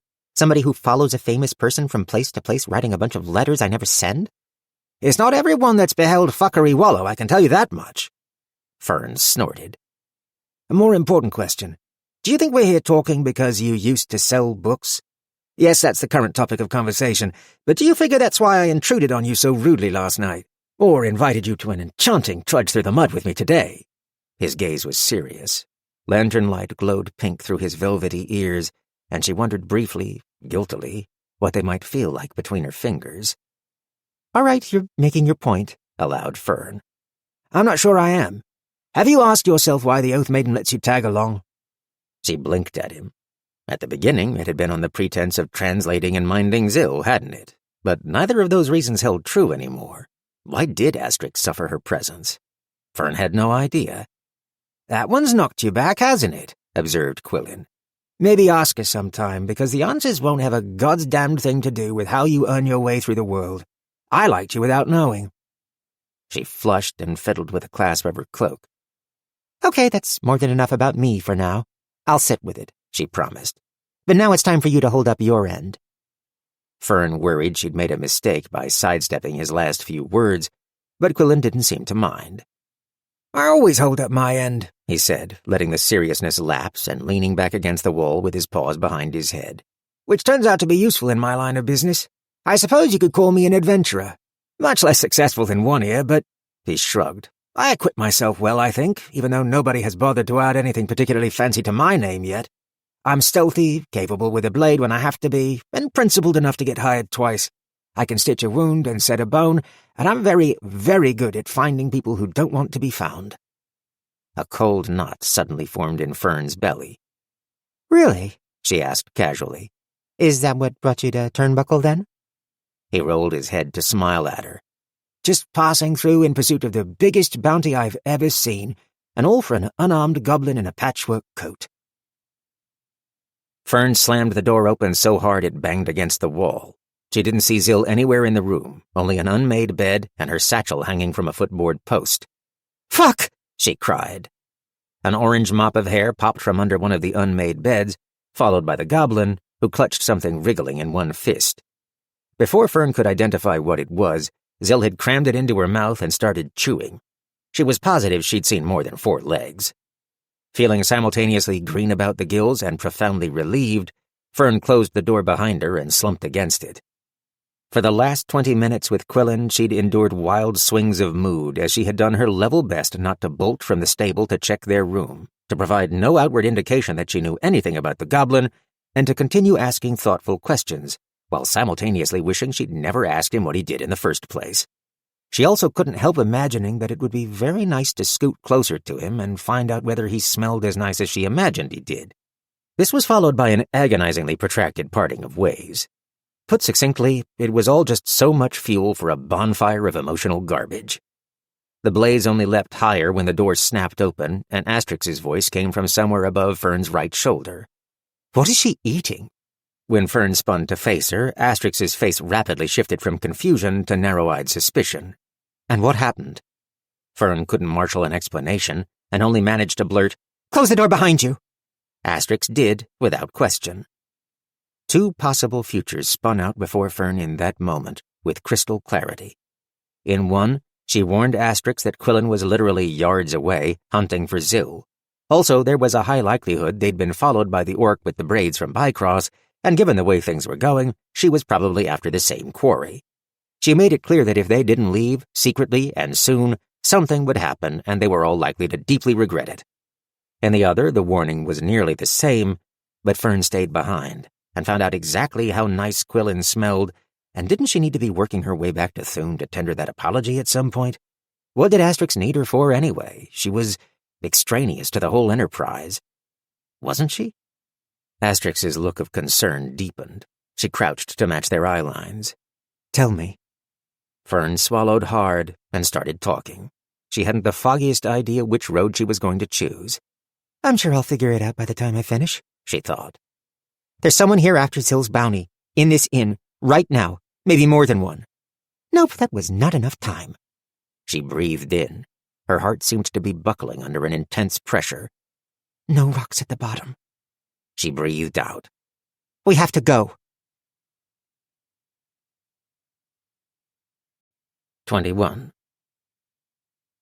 They departed Turnbuckle nearly as they'd entered it, in the middle of the night under a shedload of rain. There were a few key differences, however. This time, Fern was the one driving the cart, alone, after almost foundering in Fuckery Wallow, hunched in her cloak with a hood up and wet to the whiskers. Every other instant she anticipated Quillen's voice calling out and asking her where in all 8 hell she was going in such a hurry. Worryingly, she wasn't positive she wouldn't answer if he did. "Beats shaving pencils," chirped Breadley from her cloak pocket. "Back on the thrilling road to adventure, am I right? Cold, wet, thrilling adventure." Fern peered into the moonless darkness as they slogged out of the village and up a muddy rise into a birch grove. She'd never driven a cart in her life, but Bucket didn't seem to need a lot of leadership, thank gods. Checking over her shoulder to reassure herself that nobody was following, she unshrouded the lantern on the buckboard beside her and blinked in the sudden light. When they'd passed over the peak of the hill and the glowing windows behind them were no longer visible, she pulled awkwardly on the reins, and Bucket dutifully came to a sloppy halt, the wheels of the cart slithering through the muck. Come on," muttered Fern, seizing the lantern and holding it high. The birch trunks cast twitching bars of shadow into the night. The rain pattered on her hood and splashed on Bucket's flanks, the only sound she could hear. She thought of the cozy room in the inn, of sitting beside Quillen in the stable, of the warmth of his fingers on hers, of running away from something safe and good and possible. Then, from the emptiness beyond her lantern's reach, Asterix threaded her way through the birches, her oilskin cloak bulging awkwardly on one side. In her hand, Nigel's bare blade glimmered in the yellow glow. She slipped and skidded down a slope and then dashed up the near side of the gully through long grass slicked down by the rain. She produced Zill from within the cloak. The goblin blinked in the sudden light. "No followers?" asked Asterix. "Not that I could tell, but—" Fern shrugged helplessly at the rain.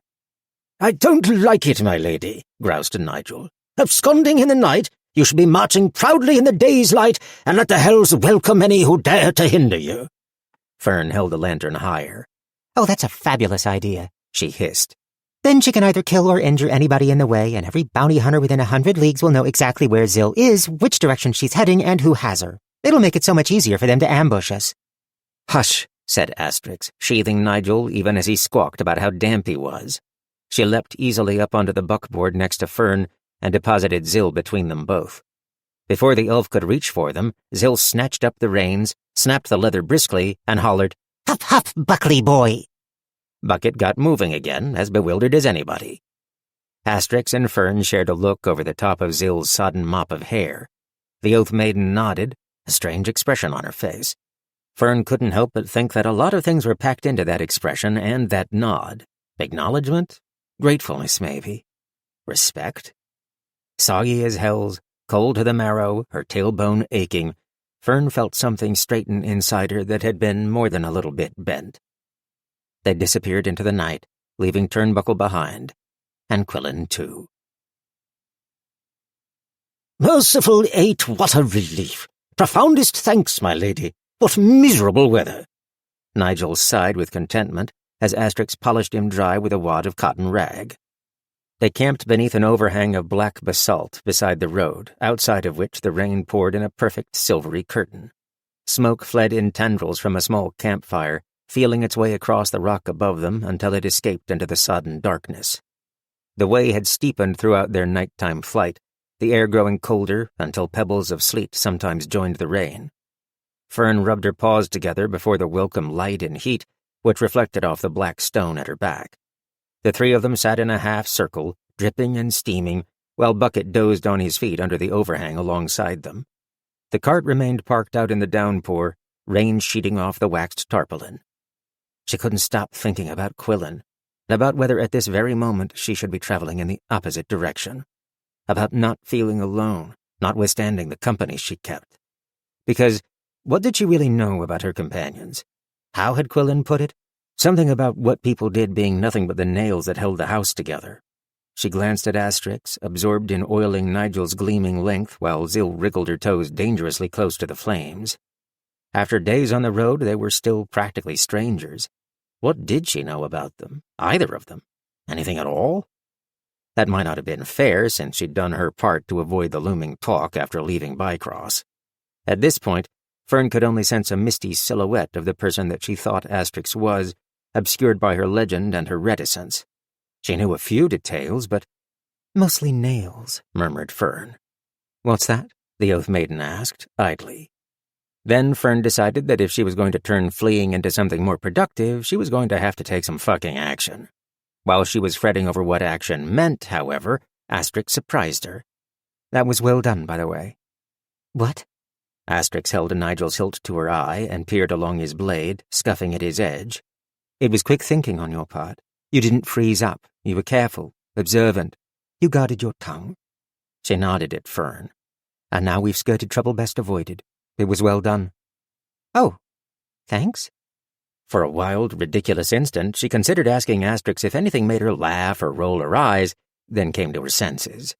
Asterix had just thanked her. She had been useful. If there was a time to press her luck, it was now. "And to forget about running off in the rain with handsome strangers," Fern promised herself.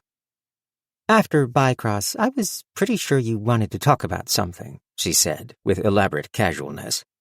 The elf stopped attending to Nigel and slowly laid him athwart her crossed legs.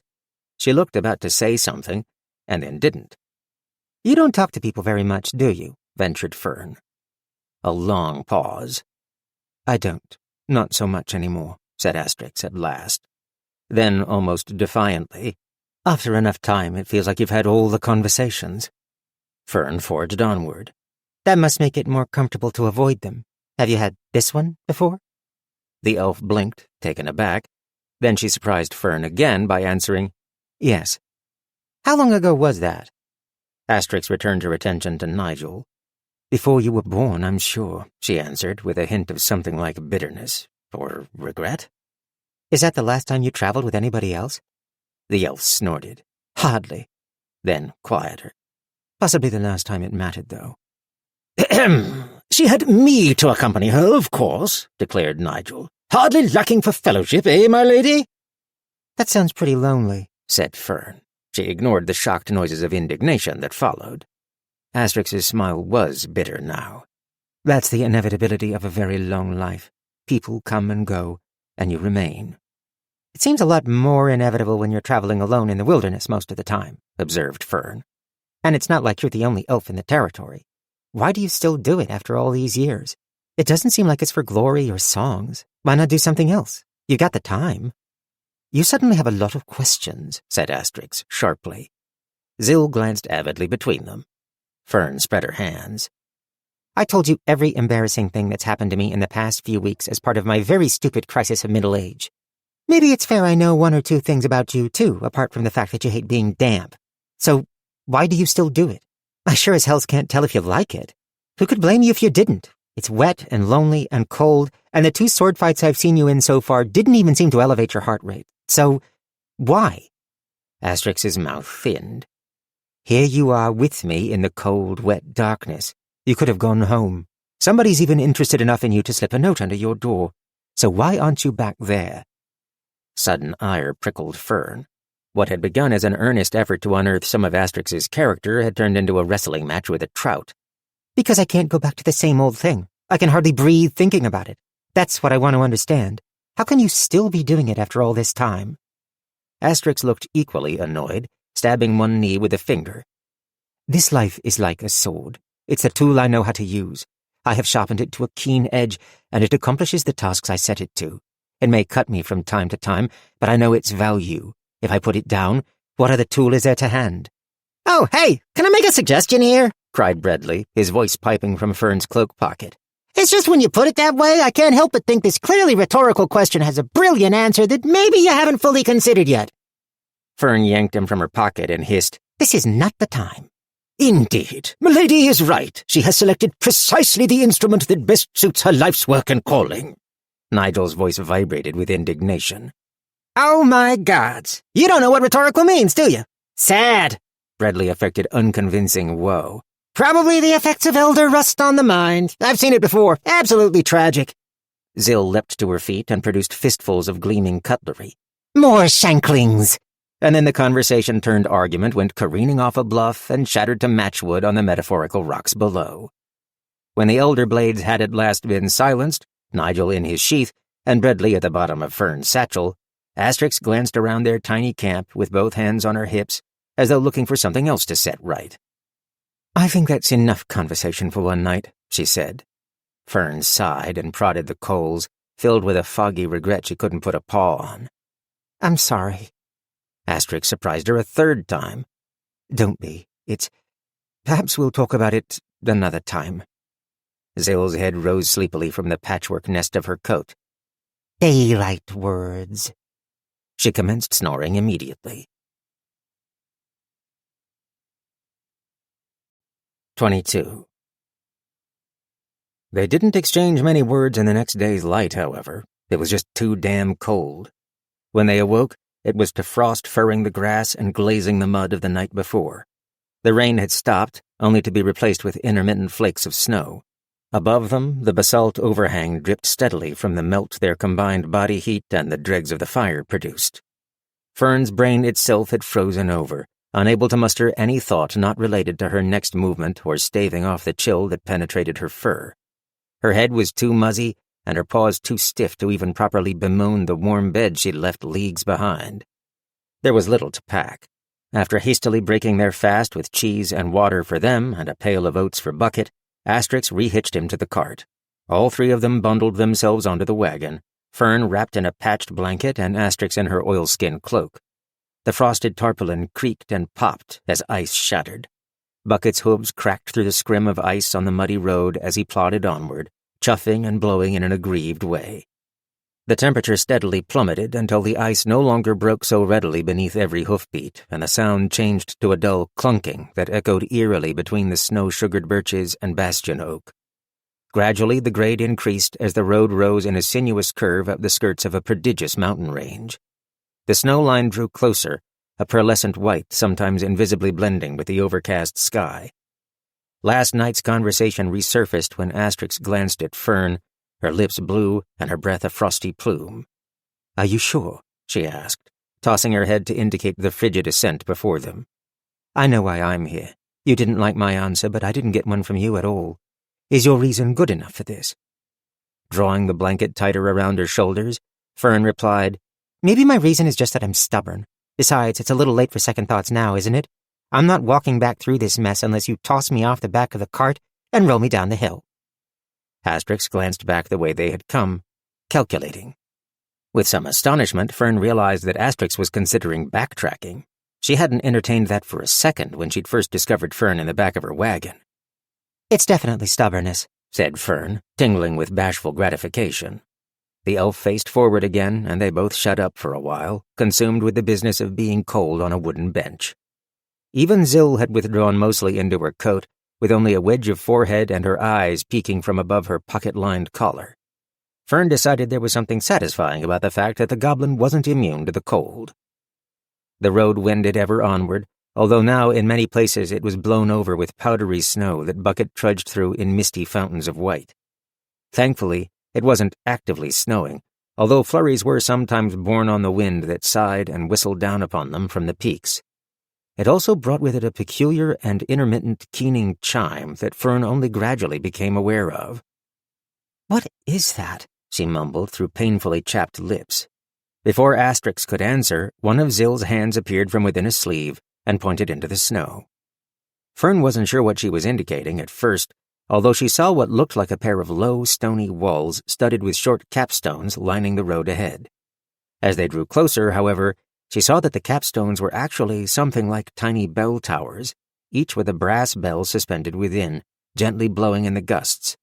Occasionally, a clapper would graze its bell, or even strike it more directly, and the chimes and shivery whines were issuing from them. "Monks," explained Asterix, pointing up the slope. "There's a Terramite monastery on the other side of that peak. The membership is all rattkin, if I recall." Nigel, bared an inch, cleared his throat and adopted a lecturing tone. "Indeed, a rather curious circumstance. All of them worshippers of Tarim, the sixth god, he of the one and the many, ineffable and insatiable. Did you know each of his limbs has a name inscribed upon every one of the bells the Taramites tend? The brass itself is very particularly cast, what with—" "Please stop," begged Breadley. Fern made a face. "Penitence," she said, with distaste. Asterix studied her with bemusement, but said nothing. They passed between the murmuring bells, and though their eerie song put Fern ill at ease, she was glad for their presence when the road disappeared entirely beneath drifts, with the low walls the only suggestion of their path forward. As the road curved in a meandering arc around a white-crowned bluff of dark stone, an involuntary gasp escaped Fern. Before them, the icy slope fell away entirely into a vast chasm whose other side was just visible behind sheets of snow dust skirling from higher peaks. Spanning this yawning emptiness, a great stone bridge onto which their path directly led. It was clearly a Terramite structure, although how old, gods knew.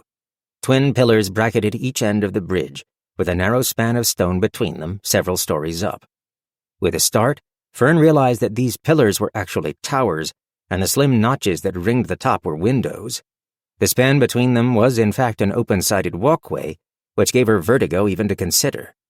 Carved into the caps of the towers were images of the sixth god, hooded and cyclopean and overly tentacled, and below, ranks of Terramite penitents marched across the stonework, their tails curved back above their heads with lanterns threaded on them.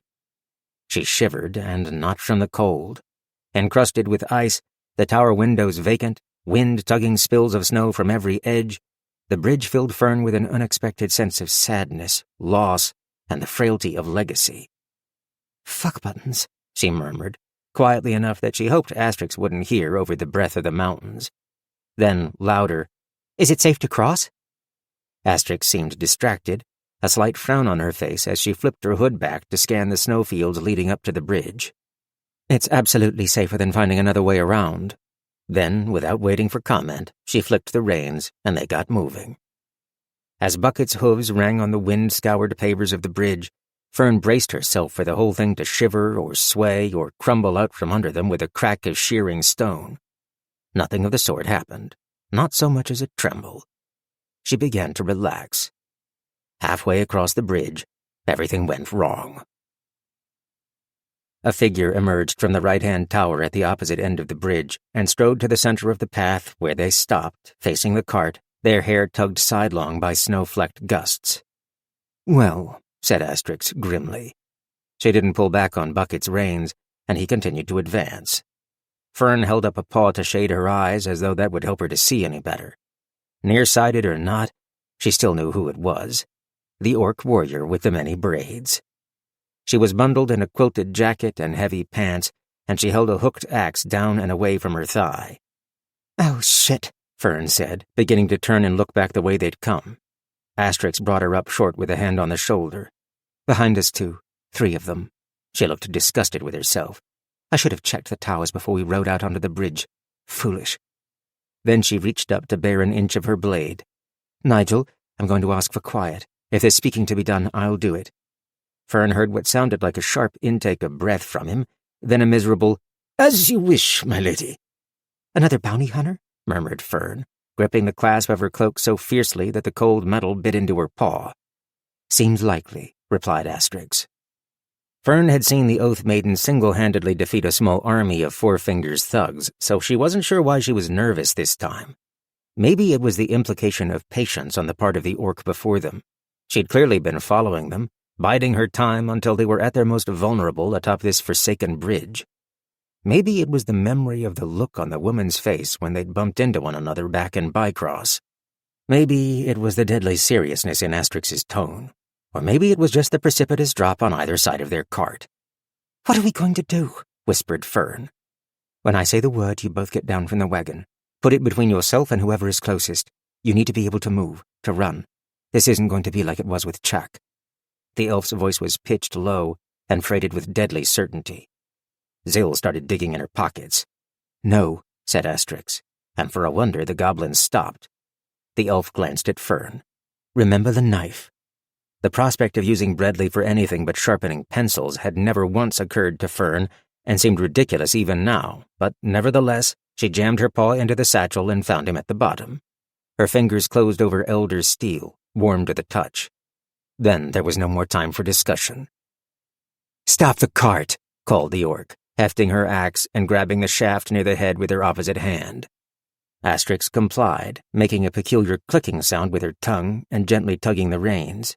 Bucket clocked immediately to a halt. Fern wanted them to do anything but stop, but she supposed trying to run the orc down was a good way to end up with that axe embedded in Bucket's skull. "Once I start talking, get down from the cart," hissed Asterix. "Remember what I said." She rose and tugged the tie of her oilskin cloak so that it fell away, tumbling in a gust. It caught on the edge of the wagon. Then she leapt down, unsheathing Nigel before she touched stone. He stayed quiet, as he'd been bid. "Didn't say anything about getting out of the cart," drawled the orc. "But I guess for the Oath Maiden I can make an exception." Now Fern did look behind, and saw the orc's 3 companions advancing their way. A rangy, red-haired man with a short blade and a face as sharp as one, a stone fey woman in black carrying an undrawn bow, and another orc in a parka balancing a heavy maul on his shoulder. Their pace was unhurried. Fern supposed she should be thankful she wasn't already riddled with arrows. She slid Bradley from the satchel. "Thank gods, I can hardly see a damn thing from in there," he said. Fern got the impression he took in the scene. "Oh, hey, this may be your chance to finally get some real stabbing in." "Shh," she whispered fiercely. "I'm not stabbing anybody." "Gods, not everything is about you. This is my shot to show Asterix that I'm the kind of sharp that matters." Asterix had moved to stand a few yards in front of Bucket, about 12 paces from the braided orc who sauntered toward her, carving away that distance. The wind blew harder, fresh flakes borne on every gust. The blade mistress shouted, "You know who I am. I'm waiting for you to tell me who you are or what you want, but it's cold and I'm not feeling as patient as usual, so I'd appreciate it if you'd get on with it." That was their signal. Fern threw off the blanket and tugged Zill's sleeve to get her moving. She began to clamber down from the cart with Bradley held clumsily in her right paw. Fern froze mid-motion when she registered the humorless smile on the orc's face. "I wasn't planning on any of that," replied the woman, pitching her voice to carry over the wind. "Not much of a talker, really. But like I said, I'll make an exception for the Oath Maiden." She pointed the head of the axe at Zill standing on the buckboard, then at Asterix. "I'm Tulla. You won't have heard of me. I'm going to kill her, but first I'm going to have to kill you, because you're the sort of person that makes that necessary. Hadn't decided about the other one." Fern could hear the consternation in Asterix's voice, even though she couldn't see her face. "The bounty's no good if she's dead." Tulla's harsh caw of laughter echoed amongst the crags. "I couldn't give a frigid fuck about a bounty." Then she was sprinting. 23. It took 3 seconds for Fern's brain to register that her understanding of an already bad situation had been woefully wrong, and that it was significantly worse in every respect. "What are you waiting for?" cried Bradley. "That lady with the bow back there is going to needle you like a pincushion if you just hang around." A frantic glance confirmed that the stone fae did have an arrow nocked, but she hadn't fully drawn her bow yet. She only watched as the other two advanced, Zill and Fern their obvious quarry, which was plenty of encouragement for Fern to get a move on. Bucket moved first, though, and instead she had to scrabble for a better handhold to keep from tumbling off. He surged forward, curving wide and then drawing the cart perpendicular to the bridge, blocking most of it and leaving several feet of room on either side before a laughably shallow lip of stone prevented travelers from accidentally stumbling over the edge. "Thankly, Buckley boy," cried Zill, and it dawned on Fern what he'd done. Bucket had separated the two groups, giving Fern and Zill something to hide behind. "Good horse," she fervently agreed. They both scrambled to the side of the cart facing Asterix and leapt down to huddle behind the wheel. Fern heard a peculiar whistling, distinct from the wind, and then the cart rocked as something thumped into the tarpaulin. An arrow. Peering around the wheel, she saw the red-haired man and the orc drawing ever nearer, still without any apparent urgency, as the stone fae fitted another arrow to her bow. She wasn't trying to kill them, Fern realized. She was just keeping them in one place until the others arrived so that they could kill them. Fern ducked back behind the wheel, her eyes locking with Zill's. The goblin's sharp grin was nowhere to be found, and there was something in her eyes that Fern had never seen there before. Shrewdness. Seriousness. Fear? Zill reached out, grasped her paw, and squeezed it once. "Zukenda." A buzzing in Fern's ears ascended into a high whine. She hadn't been this terrified since her encounter with Varine the Pale, when she'd been absolutely certain she was going to die. Her blood thumping at her temples, Fern put her back to the wheel and stared ahead, her mind whiting out, dimly aware that Zill was rummaging in her pockets again. Which is when she saw Asterix and Tulla. Fern realized that this battle was nothing at all like the ones she'd witnessed prior, because Tulla looked like she was winning. Asterix moved with the same liquid speed and unerring precision, but where before Nigel had flashed in blinding arcs of white steel, slipping past defenses and shedding parries, now he was deployed to different effect. Tulla pressed her with brutal strikes, hacking with her axe in fierce and unpredictable chops that rang on elder steel and flung blue sparks to mix with the flakes of snow, her dozens of braids snapping behind her like coach whips. Fern could almost feel the impact in her own bones, her fingers shivering with sympathetic vibration. Even as she watched, the orc heaved her weapon around in a diagonal cut that raked down the long blade with a scream of metal, catching between the steel and crosspiece, and then Tulla pushed her right hand all the way up to the axe head and continued driving through with the left, smashing the haft into Asterix's sternum with a dull crack. The Oath Maiden staggered back with a deep grunt, but her blade stayed steady. "My lady!" cried Nigel. At his pained voice, Tulla grinned even wider, lips skinning back to bare her tusks entirely. Always wondered what it'd be like to handle an elder blade. Guess I'll find out. She didn't even look winded. "This is just when a knife would help!" cried Bradley from Fern's paw, sounding near tears. Asterix reset her feet and lunged forward, Nigel slicing upward in a rising angle on the offensive for the first time. Tulla's grin shifted into something like delight as she hammered the elder blade to the side, then looped around it with the axe's hook to fling the end downward. "Why does she want to kill you? What did you do?" cried Fern, grabbing Zill's collar. The goblin looked like she might reply, but Tulla beat her to it, every word punctuated by steel on steel as she battered at Asterix's defenses like the Hell's Own woodswoman. "She fucked my life." But then Fern could pay no more attention to Tulla or Asterix because Bucket reared, shifting the cart, just as the red-haired man rounded the end of it with his short blade up. A peek around the wheel's rim saw the orc's boots heading the other way, presumably to the horse's bridle. Bucket whinnied angrily and reared again, rocking the cart back. The man with the short blade put his free hand on it as though to steady it. Fern saw his eyes widen in disbelief at Zill, coughing an involuntary laugh. The goblin stepped away from the cartwheel, brandishing 2 fistfuls of assorted cutlery. He took in Bradley and Fern's paw. "How about that, Kel? Looks like I'm fine dining." "Get on with it, Marv," called the orc, sounding annoyed. "I got the horse." Then several things happened almost at once. A sharp, pained cry from Asterix, although Fern did not see its cause. Zill hurled a half-dozen forks and knives at Marv with surprising speed and ferocity. One of the knife blades glanced off his temple, leaving a long gash, and a meat fork embedded itself in his left thigh. His pained oath joined Asterix's, and it turned out that Kel the orc did not, in fact, have the horse. "Shit!" he cried, as Bucket swung his head hard to the side and cracked him in the skull with his cheek. Kel staggered away, dropping his maul and clapping both hands to his face. The horse surged backward, and the cart began to jackknife, clipping Marv, who was just yanking the fork out of his thigh, with a shout. He stumbled sideways and went down as the wagon rolled toward the lip of the bridge.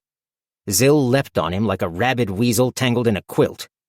Fern chanced a glance at Asterix and saw her down on one knee, fending off a series of heavy blows from Tulla. The snow was feathered red around her. And then the cart shuddered as the right wheel jumped the lip of the bridge and went over. Bucket screamed as the end of the wagon sagged into space. The tarpaulin came untethered, and boxes and barrels and loose gear tumbled out of the rear. With a reduced weight, the horse almost brought the wheel up over the lip again with a surge of effort, but his hooves skidded backward on the icy bridge, and the second wheel began to ease out over the abyss. "Oh, fuck," whispered Fern. Marv howled as Zill clawed at him. Tulla roared in triumph. The moments stretched as Fern stared at the wagon in open-mouthed shock. It teetered on the precipice. She whipped her head back toward Bucket, struggling in his traces, foam flecking his cheeks and chest, straining mightily against the dead weight pulling him toward a terminal downward journey. On the other side of the cart, Kel stooped to retrieve his maul, and in the far distance, the woman with the bow was shouting something. "Bucket!" Asterix's cry was anguished. Fern saw her lunge to her feet with her right hand clamped to her opposite side, the left barely deflecting another of Tulla's attacks with Nigel as she retreated toward the horse. The buzzing whine in Fern's ears ceased. The white receded. She darted toward Bucket's head, seized one of the thick bands of leather hitching him to the wagon, and with a sure, swift stroke, slashed it with Bredley's glimmering steel. He parted the leather like shears through silk. "This is undignified," the knife protested. The cart jerked and tipped, and now both wheels were over the edge, and the wagon slammed down upon its bed, canting perilously, dragging the horse back several more handspans. His hooves left fracturing trails in the ice. Fern dashed between Bucket's legs, heedless of the heaving weight of him, and grabbed the strap on the opposite side, slicing it in two effortlessly. Trace buckles higher on his chest popped at the rivets with a metallic snap, and the horse staggered free, even as the cart rumbled over the edge and out of sight. Several soundless heartbeats later, a terrific crack resounded as it struck the rocks below. Free of the weight at last, Bucket wheeled and reared again, his massive hooves lashing out at Kel the orc, who stumbled away with an arm upraised. Fern backed up, then tripped over Zill, who still wrestled with Marv amongst twisting serpents of wind-blown snow. As Fern rolled onto her knees, red cloak whipping up her back and around her face, she caught a glimpse of Asterix again. The Oath Maiden parried another strike and howled at Tulla, her voice raw with anguish and rage. With a mighty stroke, she caught the haft of Tulla's axe halfway between the orc's two fists and sheared it in two. The lower length of her axe handle went spinning off the edge of the bridge, and the orc was left staring with nearly comical surprise at the much-shortened weapon in her right hand. "Hells yeah!" hollered Bredley.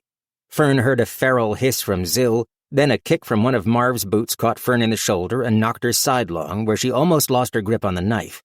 When she recovered, Asterix was sprinting toward them both while trying unsuccessfully to resheath Nigel and free her hand. She snarled in frustration and pain and gave up, reversing her grip and tucking him under her arm, where blood from her wound immediately spilled over his blade and poured down the fuller. An arrow clattered off the stone between them, but whickered away harmlessly. The Oath Maiden did not pause, reaching down to scoop Fern up with one hand. In another 2 strides, she reached Bucket, tossed the rattkin over his back sideways, and seized his bridle with her newly freed hand to wheel him around. Fern scrabbled frantically for the loose straps of leather still buckled to the horse, and found herself staring into Kel's shocked gaze for a surreal split second, his maul forgotten in both hands. Zill landed on Bucket's back beside her with a puff of breath and an angry, "Fluffing shunks!" Then they were moving, plunging through the thickening snow. Asterix tangled her hands in Bucket's mane and wound her boot into the remains of his cart harness, dragging herself up so that she clung alongside the barrel of his chest. Fern looked past Bucket's head and the fog of his heavy breath. Tulla waited on the bridge before them, the top of her ruined axe still in hand, her face set in a snarl. The horse shifted to pass the orc on her left, and as he did, Asterix pressed herself away from his side with a knee, slipping the blood-slick elder blade from under her arm. With no time to turn him blade first, she drove the starburst pommel left-handed directly at Tulla's shoulder. The combined force of Bucket's gallop and the Oath Maiden's strike spun the orc off her feet and face-first onto the snowy stone. The elf grunted and almost lost her grip on her horse's mane, but held on. And they were past, speeding over the last strides of the bridge and into the heavier snow beyond. Fern felt Zill drop away, snatching Breadley from the bookseller's nerveless fingers as she did. What are you doing? She cried, struggling to look back the way they'd come. By the fucking 8, snarled Asterix. It was the first and only time Fern ever heard the elf swear in territories. With a cluck of the tongue, the Oath Maiden brought Bucket to a skidding halt and struggled to untangle her boot from the wreckage of his tack. Fern worked herself up to a sitting position, using her tail for balance as she watched the goblin dash back through the snow directly toward Tulla, her pocketed coat flapping behind her like the territory's ugliest flag, Breadley clutched in one hand. Hey, you're going the wrong way, wailed the knife. The orc had found her knees and was staggering upright just as Zill dropped to hers on the stone of the bridge. Breadley flashed as she held him high, blade pointed down, then she drove him with all her might into the crevice between two massive blocks of stone. He plunged in up to the hilt. The goblin dug into a blue pocket with one hand, improbably to the elbow, then withdrew a long-handled metal soup ladle. Tulla paused in absolute confusion as Zill cocked the ladle back, then hammered the knife's hilt with it, producing a resounding, ear-bruising spang. The sound that followed was loud, out of all proportion to what should have been possible, with a harmonic resonance buried inside it that seemed to build and build and build, reverberating between the peaks. Tulla found her scowl again and began to advance. Another arrow whistled through the air, blown off course and missing Zill by only inches. Kell and Marv both tried to catch up to Tulla, sprinting and stumbling respectively. Then a terrible crack thundered through the canyon, and everyone stopped moving at once. Snow sifted down in ragged curtains from the two towers at the end of the bridge. White powder suddenly seethed along the blocks of stone nearest the knife. Zill yanked Breadley free and backed away, just as a long, dark line appeared horizontally in front of her feet. From edge to edge, a section of the bridge 3 strides long dropped several inches, as though it had been hammered from above by an invisible sledge. Tulla began backpedaling, then turned and sprinted flat out. The stone fell away all at once with a sound like an avalanche. Blocks the size of lockboxes tumbled into the chasm amidst snow and crumbled granite as their end of the bridge collapsed. The far side, which Tulla and her crew still occupied, groaned as grit dribbled and blew away from its underbelly, held aloft only by one pillar still supporting the midpoint. Fern watched in amazement as Zill hurried back toward the horse with Breadley in one hand and her mouth set in a line of grim satisfaction, red eyes blazing. Another arrow buried itself in the snow just short of them. Along the ragged gap in the bridge, Tulla paced back and forth like a thwarted cat, fury in every line of her body, while her crew gathered at a safer distance from the edge. As Zill arrived, wading through snow up to her knees, Asterix stared down at her. The elf's right hand was wrapped around her belly to hold her bloody side, and her left used Nigel's crimson-streaked length as a crutch. They regarded each other for a long moment, marked only by the wind in the mountains and the ghost of a metallic whine. Asterix opened her mouth to speak, and then her fingers slipped slowly off the elder blade's hilt, and she collapsed in the snow. 24. Fern stared at the elf's prone form in dull shock as snow skirled around her knees and Tulla shouted something across the gap. Asterix lay half-obscured and unmoving in a drift that slowly pinked at her side, her hair riffling in the wind. Fern was dimly aware of Nigel's frantic cries from beneath the snow and panicked noises coming from Breadley. Zill waded to Asterix and began tugging at one of her arms, to little effect. These were things Fern registered as a distant observer, floating back and away and up into the silver sky. A puff of vapor from Asterix's lips broke the spell. The Oath Maiden was alive, but the weather would surely kill them all if their enemies didn't find a way to do it first. "We have to get her out of here," mumbled Fern, dropping her satchel and struggling forward to join Zill, seizing the other arm. Must be turning over, said Zill, her grin nowhere to be found. Fern nodded and looped both forearms under Asterix's left shoulder, groaning as she heaved. The elf was hardly bulky, but she was twice Fern's weight at least, and the sheath on her back fought them the whole way. Zill dragged Asterix's other arm across her body, and with much puffing and struggling they managed to roll her face up. "Be gentle! Oh, my lady, would that I had hands!" cried Nigel, his voice muffled by the snow that hid him. The elf's chest rose and fell erratically, her closed eyes like bruises in the bloodless flesh of her face.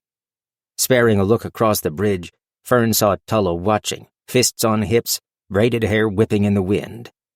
Like a fucking vulture, she muttered. Gingerly inspecting Asterix's side, she peeled away the cloth of her tunic to reveal a long, clean gash that immediately overspilled with blood. Fern's knees went wobbly. God damn it! She spun to face Zill. You have something in that coat of yours for this, don't you? In one of those pockets? You have to. The goblin was already rummaging through them, pointed tongue out in concentration. Her hands emerged with a bundle of linen in one fist and Breadley in the other. With a quick slice, she hacked off a wad of the fabric and tossed it to Fern, who, amazingly, managed to catch it. I'm still vibrating," said the knife. "Stop waving me around." Holding here, said Zill, indicating Asterix's wound with Breadley. With a nod, Fern first unbuckled Asterix's baldric and, with great effort, slid the sheath out from under her back. Then she pressed the wad of linen against the wound, where it immediately blossomed red. The goblin straddled the elf's chest, passing one end of the remaining strip of cloth to Fern. With one paw occupied stanching the wound, she used the other to assist Zill in another awkward maneuver to lift and pass the wrapping under Asterix's back.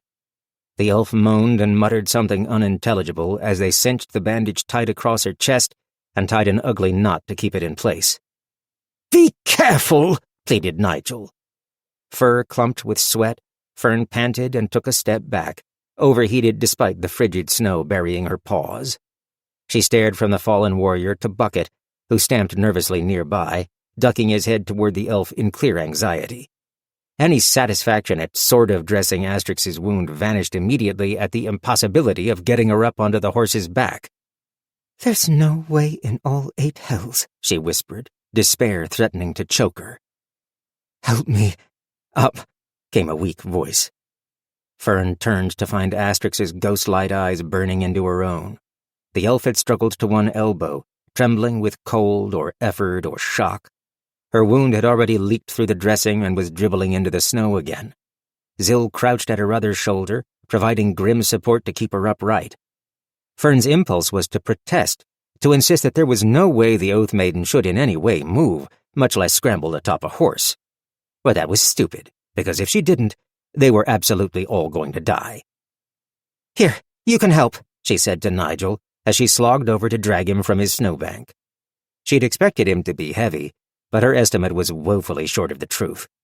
His point trailed through the snow in a wavering line as she lugged him the short distance to Asterix, who wavered almost as much.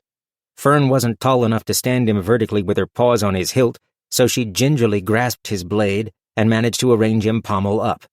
With a sharp intake of breath, Asterix wrapped one hand around his crosspiece, gathering her strength before hiking a knee and getting a foot underneath herself. Supported by the goblin and Rattkin and using a blubbering Nigel as a walking stick, the elf squared herself with Bucket's side. Afterward, Fern would have had a hard time articulating how the three of them managed to get the Oath Maiden astride her horse. The blood that painted his side was evidence enough of the battle. With increasingly numb fingers, Fern and Zill got Nigel into his sheath, then slid it through one of Bucket's girth straps. When Fern looked up from securing him with one of the dangling bits of leather, Asterix was unconscious and sprawled across the horse's neck. "We have to get the hell out of this snow," she muttered, casting about for any sign of the road that had been buried in drifting white. She blinked. "The bells. Where are the bells?" Zill seized a fistful of Fern's cloak. She cocked one of her enormous ears into the wind, then pointed upslope. "To be following. Bring Buckley boy." Fern couldn't hear anything but wind moaning through the crags. Then the goblin began to forge her way in the direction she'd indicated. Fern retrieved her satchel and slung it over a shoulder, then stood on tiptoe to grab the side of Bucket's bridle. He obligingly dipped his head lower so she could reach it, and she led him after Zill. but not before turning back to holler at Tulla, I hope you fucking freeze! The orc probably couldn't hear her, but Fern didn't give a shit. Fern had never trudged so thoroughly in her life. The keenness of Zill's hearing was confirmed as they came upon another low wall of bells. Even in high wind, the weight of metal and the windbreak of their stone housings meant they only occasionally rang, their silvery voices easily lost amongst the mountains. They stumbled along seemingly forever. There was little room for thought, only relentless forward motion. Their passage reminded Fern dimly of a rolling theater she'd once seen in a shop in Merck's fortress town, cleverly painted on the outside of a cylinder of thick paper. The illustrated landscape unspooled in ceaseless repetition, lit by an interior lantern. This was altogether less interesting, though. The terrain never changed, a world in black and white that drifted unendingly, marked only by the rise and fall of the shivering chime of bells. Zill's patchwork coat seemed the only scrap of color for 1,000 leagues. Occasionally, Fern would remember to look back at Bucket's passenger to make sure that she hadn't slid off his side and been lost to a bank of snow, but it was an increasingly dull and distracted observation. She couldn't hold on to dread or fear or any other sharp emotion for long. As the light dwindled, the density and size of the flakes increased, and the temperature dropped further. Where the hells is this monastery? Mumbled Fern through frozen lips. Her whiskers drooped with ice. The satchel thumped against her hip, which ached at every impact. Then, resolving from the ghostly gray, a dark, regular shape. Her hope rose, then just as suddenly subsided as the relatively small size of the thing became apparent. What is it? She shouted to Zill. The goblin looked back. Campling! She cried, and made directly for it.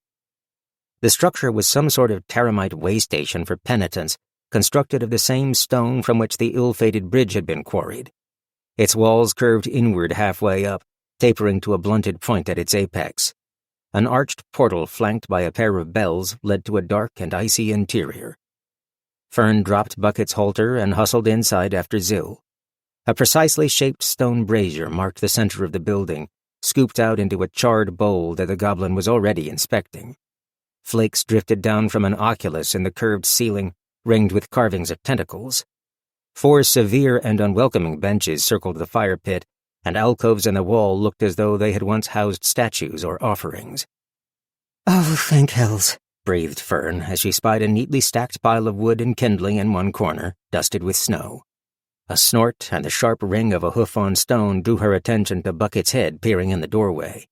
Like a specter swimming out of twilight, Asterix appeared beside him, one forearm against his neck for support. A wan smile. I guess you can finally figure out how to start that fire now, she mumbled, before tottering to one of the benches, slowly easing herself down onto it, and carefully lying back. Her eyes drifted closed. The Oath Maiden's breath came in shallow, whistling gasps that Fern didn't like at all. Bucket snorted again, squeezing through the arch, then with much stamping, arranged himself alongside Asterix's bench. Nigel sagged in his scabbard amidst the tangle of leather on the horse's side. Fire, murmured Fern, moving to step outside and search the wagon for flint and steel, before remembering that there wasn't a wagon anymore. No supplies, no flint, no food. Her stomach hollowed out for more than one reason. At a dull clatter behind her, she turned to find Zill dropping an armload of wood into the stone brazier. The goblin stared at Fern expectantly. The bookseller's mind whirled as Asterix's wheezing breaths acquired a troubling catch in them. She dug a blank sheet of paper from her satchel and then shrugged it to the stone floor. Fern thrust out a paw. Hand me the knife. Wordlessly, Zill drew him from a red pocket and offered him haft first. Hey, I don't trust that look, said Bradley as Fern snatched him and inspected his length with a critical eye. You're not thinking what I think you're thinking, are you? She crumpled the paper and stuffed it under the tumble of logs. Setting the flat of his blade against the lip of the brazier, she briskly drew him back with a terrible rasp of elder steel on stone. Blue-white motes of flame sheeted into the bowl, snapping and bouncing with cold fire. Ow, you were thinking it! Stop that! This is sacrilegious! Howled Bradley. Fern ignored him, dragging him mercilessly against the stone and shedding fountains of sparks onto the paper and cold wood. Come on, she hissed. Light, you bastard! As though her command had been heard by a forgotten god of campfires, A thread of smoke puffed into being amidst a sudden burst of light. She slumped onto one of the cold benches and stared with blurred vision into the growing blaze as the first tentative fingers of heat reached out to embrace them all. Sacrilege! Sulked Breadley, where she held him loosely in one paw. Oh, hush, she mumbled and stuffed him into the pocket in her cloak. The flames spread, crawling along the wood with increasing hunger as smoke twirled up and out the oculus to be torn apart by the wind. Good for you, whispered Asterix. You managed after all. The elf's eyes were closed, but that wan smile had returned. Fern might have imagined it, but she thought the rasp in the Oath Maiden's breath had eased a little. Her face seemed less bloodless, too, although perhaps that was only the effect of the growing glow of the flames. Then Asterix's hand slipped from her chest and flopped to rest against the floor. The bracelet of wire on her wrist loosened even as Fern watched, as though the meager heat were melting it. With a metallic pop, it sprang open and clattered to the stone. Fern gasped and struggled back to her feet to do, well, she wasn't sure what. Zill's voice stopped her, though.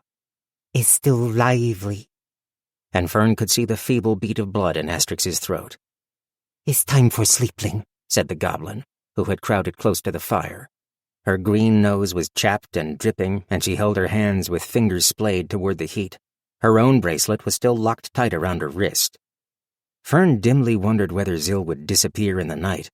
Then she decided that this was a concern for a Fern who was not stranded in a desolate mountain range with a half-dead elf and no reasonable idea of how any of them would survive the following day. Gingerly taking her seat again, Fern tucked her cloak beneath her behind, for what little good that did. The heat slowly penetrated her fur, though, which began to steam. She wanted nothing more than to sleep, as her eyes unfocused, lids fluttering against exhaustion. Fuck, she muttered. Fern glared at her satchel on the floor nearby.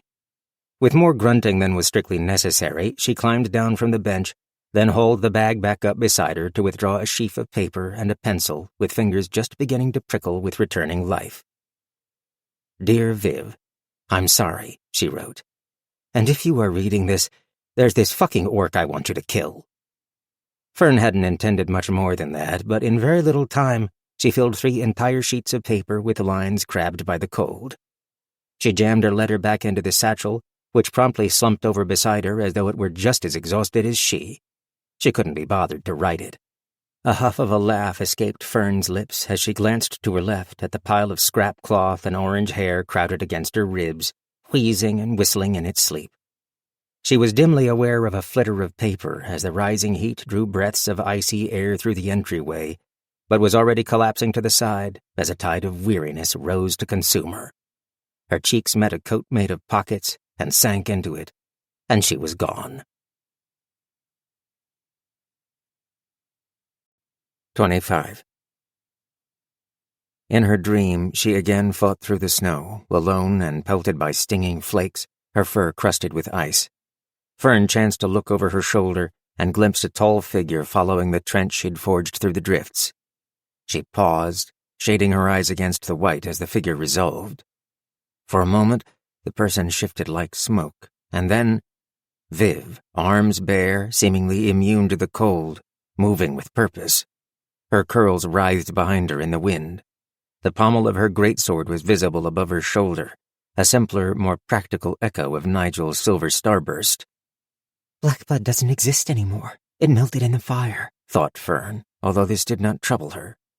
Hey! She cried, turning fully and waving with both paws above her head, overcome with relief. She grinned, suddenly giddy with joy. Apologies seemed unimportant. Then another smoky shift, and the orc shrank a handspan. Curls became braids, the greatsword's hilt vanished, and in her right hand, a hooked axe, whole once more. Tulla, because of course it was, relentless, unforgiving. The ice in Fern's fur doubled in weight as she turned and began to desperately surge through the snow again. The white expanse before her rumpled like a sheet in a gale, fluttering, flapping, and a sudden cloud of ivory birds burst into flight. Their wings beat at her frozen face, and she was lost in the cacophony of their wings as they swirled around her in a whirlwind of feathers and sound. Fern started awake to frantic wing beats and bitter cold and immediately doubted whether she'd awakened at all. Frigid gray light cast everything in pewter. One cheek was settled against something soft and warm, while something feathery tickled her whiskers. She squeaked and scrabbled at it with a paw, only to discover a wrinkled piece of paper. Dear Viv, it read. Then she was fully alert, sitting bolt upright from where she'd been leaning against Zill. The goblin blinked groggily at her from above the collar of her coat. The fire had expired, and letters from Fern's satchel eddied around the room in fresh gusts of wind. Bucket snorted and shook his head to dislodge one that had plastered itself to his neck. Fern's satchel lay open beside her, 2 or 3 pages trying weakly to escape its mouth. With a cry of dismay, Fern leapt from the bench to chase after the scattered letters, heedless of how they crumpled in her paws as she snatched them up. When she'd caught the last one, she knelt, breathing hard, to stuff them back inside the satchel and buckle it tight. Only then did she have the presence of mind to approach Asterix, where Bucket snuffled anxiously at her face. The elf's chest still rose and fell in shallow, sipping breaths. Her hand still rested against the floor. Hectic spots of color in her cheeks hinted at fever. Fern blinked at the Oath Maiden's wrist. The bracelet that had fallen off the night before once more encircled it. She glanced with perplexity at Zill, but she'd withdrawn all exposed skin inside of her coat. Fern approached, reaching out a tentative paw to gently wake the blade mistress, when someone else beat her to it. Tarim's patience! Cried a new voice, and the elf's eyes snapped open. 3 rattkin penitents crowded the entrance, all bundled in fur-lined habits, mouths agape. Shocked silence reigned. Then the monk in front, a piebald fellow, broke it by casting aside his staff and hustling to Asterix's side. She struggled to rise, but he was already investigating the rusty red of her bandage with gentle fingers. Fern's mind felt as though it were still battling through the snow of her dream. A profound relief wrestled with an old distrust, but she was far too tired to declare a victor. The monk caught Fern's gaze from across the elf's prone body. You looked iced through to the whiskers. It's only luck we spied the smoke. Then to Asterix. Can you stand? I can, croaked the elf. She levered herself up with a sharp intake of breath, then slid her legs off the bench in a series of deliberate motions. Ice crackled off her trousers. Hemlock! Snapped the piebald monk, and one of his black-furred companions hurried to stand on her opposite side as they both helped the elf rise. The other made soothing noises at Bucket and tried to get a paw into his halter. The monk's eyes widened at the sword slung through the mess of leather across the horse's ribs. Zill appeared beside Fern, nose and eyes just visible, but hands tucked up inside her sleeves. They shared a glance. Safeling, mumbled the goblin through her collar, then patted Fern reassuringly on the back. Safe, murmured Fern. Her eyes widened. She spun and, realizing she had no idea how to address him, brother, sir, tugged at the piebald ratkin's habit. She tried. He looked back at her distractedly as he and his fellow did their best to support an elf twice their height as she tottered toward the exit. Rhubarb, he said. What? My name. It's Brother Rhubarb. Be quick. We need to get her indoors. He grunted as Asterix leaned more of her weight on his shoulder. Right. Fern swallowed, throat dry and lips cracking. It's just that the one that did this is still out there, and I don't think she's given up. I figured you should have fair warning. Tarim's patience, he muttered with a grim shake of his head. There's nothing to be done but move swiftly. There's a storm on the way. Look, there's a donkey outside. He won't bite if you act like you know what you're doing. The 2 of you should mount up while we figure out how to get your companion on her horse.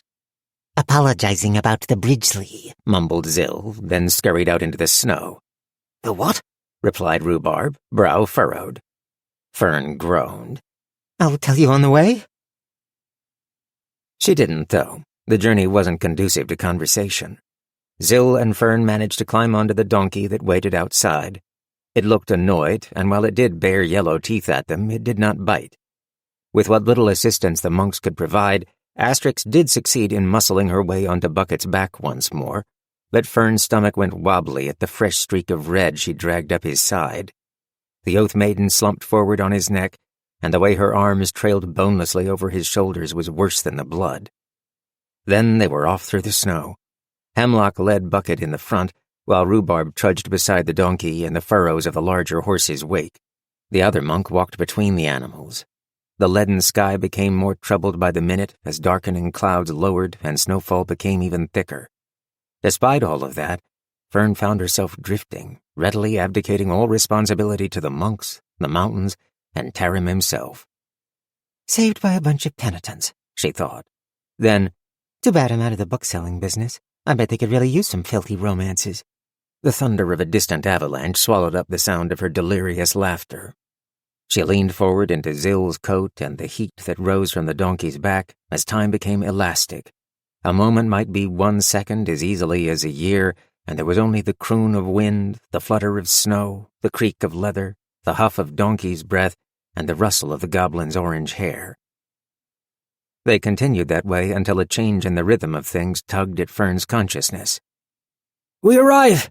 called Brother Rhubarb.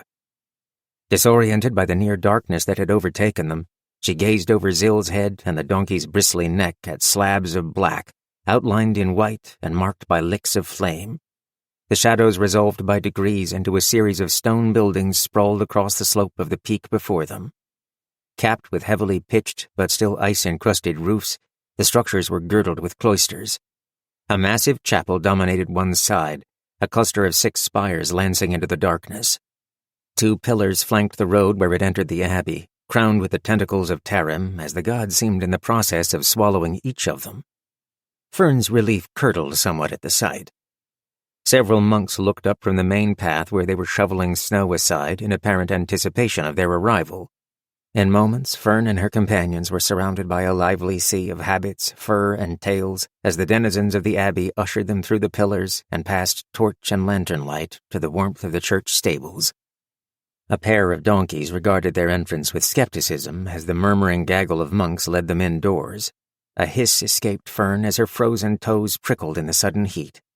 Zill immediately slipped off their animal's back and disappeared amidst the confusion of black and brown habits. Then Rhubarb was helping Fern gingerly dismount. She became suddenly and painfully aware of the stiffness in her joints and the ache in her tail. Her knees nearly buckled under her own weight. Using his arm to regain her balance, she watched anxiously over the monk's shoulder as they set up 2 stools and a stepladder next to Bucket. With a Taramite tottering on each, they began delicately maneuvering Asterix off his back. "We'll do our best for her," said Rhubarb, patting her paw with his own. "I'm no man of medicine, so I won't pretend to know her chances, but there's no better place to be spared Tarim's ill regard. As for you, let's get something hot in both your bellies to warm you up before you meet the abbess. Your friend should—" His brow creased as he peered over the heads of his brethren. "Now, where did she get off to?" "She tends to turn up again," mumbled Fern, whiskers shivering. He replied, frowning, then turning his attention back to her. "Now, what was that you were saying before about a bridge?" 26. Fern waited in the refectory, seated on a bench at one of 3 long dining tables, all rattkin scale. The dark wood was much scarred, but well polished by the elbows of generations of Taramites. Tall windows of cloudy glass allowed in reflected moonlight from the snow outside. Flakes pittered against the panes like anxious moths. Rafters ascended into shadowy peaks above, and the wind had withdrawn to whisper mournfully along the eaves. The whole place was surprisingly devoid of tentacular decoration. She was belted into a loner habit, while her sodden cloak dried on a peg along the hearth's lintel, her satchel dangling beside it. At the last moment, Fern had remembered to transfer Breadley to her new outerwear. The habit's fabric was heavy, softened from 1,000 washings, and enfolded her in a soporific shadow that tugged her toward sleep. Rhubarb had ensconced her blessedly close to the hearth fire before hustling out of the room to fetch her a meal. Of Zill there was no sign. Fern couldn't be bothered to worry about it. She sat alone in the cavernous space, although murmured prayers filtered in from the passageway at the opposite end. They did nothing to help keep her eyelids open, despite the yawning hole in her belly. She reminded herself that these were worshippers of a mad god of destruction and horror, but it was challenging to hold on to that fear at the moment. Just as she was nodding off, a mumbling from the vicinity of her middle brought her back to wakefulness. She patted around the unfamiliar clothes until she withdrew the elder blade from a pocket and laid him on the table before her. "Hey!" said Breadley. Fern had the sense that he was fidgeting. So, is she gonna be okay? I don't know, she replied, but I'm too tired to consider that I might be the bad luck that ended her after 1,000 years. Yeah, said the knife with obvious relief. You're right, you're not that important, but in, like, a good way. Obviously, it'd be the cursed magical object that's responsible. Wait, when did we get one of those? What did I miss? There was a long pause during which Fern was pretty sure Breadley narrowed his non-existent eyes at her. He eventually continued. Thanks for not mentioning my part in the whole bridge thing. Really great job making it sound like an accident we had nothing to do with. Fern sighed. You didn't see the look on that monk's face. We probably cut them off from all civilization for the next 6 months. If I told him everything, they'd be sacrificing us to Tarim come morning. Oh, is he one of those blood and fire gods? Gotta confess, I never paid much attention because of the whole immortality of the blade thing. Didn't seem personally relevant. Just your garden variety cosmic being that might fucking swallow the world if he gets around to noticing it. Not sure the immortality of your blade would do a lot of good. And they pray to that? She laid her nose on her crossed forearms atop the table, burying it in the warm folds of the habit. You've got a whole abbey full of credulous idiots here that I'm sure would be happy to explain it to you. I don't know why you're asking me, she muttered crossly. Am I interrupting something? Fern jumped at an amused voice, slapping a hand over Breadley and staring guiltily toward the small wooden door Rhubarb had disappeared through. The piebald brother was nowhere to be found, though. Instead, an older rattkin stood in the open doorway with a tray in her paws and a curious tilt to her head. She was plump and silver and wore the same simple habit as the rest of the abbey's denizens. Said Fern. The woman approached without waiting for an answer. She slid the tray onto the table and unloaded it in front of Fern with crisp movements. An enormous porcelain bowl of steaming stew, a round of sourdough sharing a chipped plate with a generous knob of yellow butter, and a mug of fragrant mulled wine. The stew was crowded with parsnips and other root vegetables, rich with the savory scent of beef and pepper, and edged with a hint of thyme. A hungry moan escaped Fern's lips in chorus with her stomach. The ratkin placed a spoon beside the bowl and cocked a brow at the knife under Fern's paw. You traveled with your own tableware. No, this is a, letter opener, stammered Fern. Breadley vibrated with indignation under her fingers. Ah, yes, obviously. For the letters, replied the woman with no detectable sarcasm. Then she settled on the bench opposite Fern and laced her fingers together in front of herself. Thank you, said Fern with real sincerity, while fervently hoping the ratkin across from her hadn't heard the bit about an abbey full of credulous idiots. She wondered if the sister, nun? Did you call a lady monk a nun? Sitting across from her was going to watch her eat the whole meal. She didn't appear in a hurry to leave. Rhubarb mentioned the abbess would want to speak with me. She shoveled in a hot chunk of parsnip and then huffed around it as it scorched the roof of her mouth. Her eyes watered, but not so much she didn't notice the amusement of the other ratkin. She does, replied the monk or nun. But I'm sure I can wait until you're done incinerating your tongue. Chewing carefully with her mouth open, Fern gulped down the hot ingot of vegetable before actually registering what the woman had said. You are the abbess, she wheezed. Abbess Bluebriar, replied the abbess. But I don't stand on honorifics much, or extra syllables. Blue is fine. Fern didn't foresee ever calling her that. Fern, and again I'm very grateful. We're very grateful. A gracious nod. You're most welcome. And for what it's worth, only Brother Trestle is particularly credulous, but he nearly drowned when he was 18 and hasn't really been the same since, so we don't hold it against him. Fern chased the burning in her cheeks and stomach with a solid glug of the mulled wine, which was also quite hot, and nearly blew it out her nose. There, soothed Abbess Bluebriar, who was somehow behind her and pounding on her back as she spluttered spiced wine all over the table and Breadley both. His sounds of disgust were mostly lost amidst Fern's hacking coughs. While Fern mopped her whiskers, able to breathe once more, Bluebriar resettled herself across the table again. She withdrew a pair of spectacles and a small book from her habit and commenced quietly reading. Fern eyed the volume for a moment, but there was no title on the cover, and besides, it was probably just Tarimite nonsense. Although she felt a touch uncharitable at that thought, given said Taramites were currently feeding her beside a roaring fire. She returned to her meal more carefully, and in hardly any time was scouring the gravy from the bowl with the last rind of sourdough. The wine had been the first to go. The instant Fern slumped back, replete, the abbess tucked away her book, peering over the top of her spectacles at her guest. Better? Excellent. Now, Brother Rhubarb relayed some very upsetting information about our bridge, as well as those responsible for your friend's bloody circumstances, but he was rather vague when it came to the particulars. I'm hoping you can shed a little more light on events, since your other companion is currently emptying the kitchen of tableware and pretending she doesn't understand a word anybody says to her. Fern began to speak, but Abbess Bluebriar extended one paw and rested it deliberately on Breadley, who emitted a muffled chirp of startlement. She smiled. There's no need to be concise. The nights are long and dull, and I so enjoy a good story. Her smile appeared genuine enough, but there was something stern and unyielding beneath it, something that might not hesitate to tie you down to a cold altar against your wishes. Uncomfortably aware of exactly how hidden away the Abbey was, and how definitively cut off from civilization or communication, Fern swallowed, organized her thoughts, and began. And then Rhubarb found us, finished Fern, gazing forlornly at her empty wine cup. She dearly wished she'd had the foresight to save some of it for the long retelling Bluebriar had demanded. She'd omitted a few details she thought she could get away with, no sense recounting her time with Quillen or how velvety his ears looked, but the abbess had managed to extract the complete and embarrassing beginning of her adventure, brandy and all. Any time the narrative got a bit thin, Bluebriar keenly prodded her to thicken it back up. Now the abbess regarded her in the waning light of the hearth fire, which was gnawing on a few blackened nubs.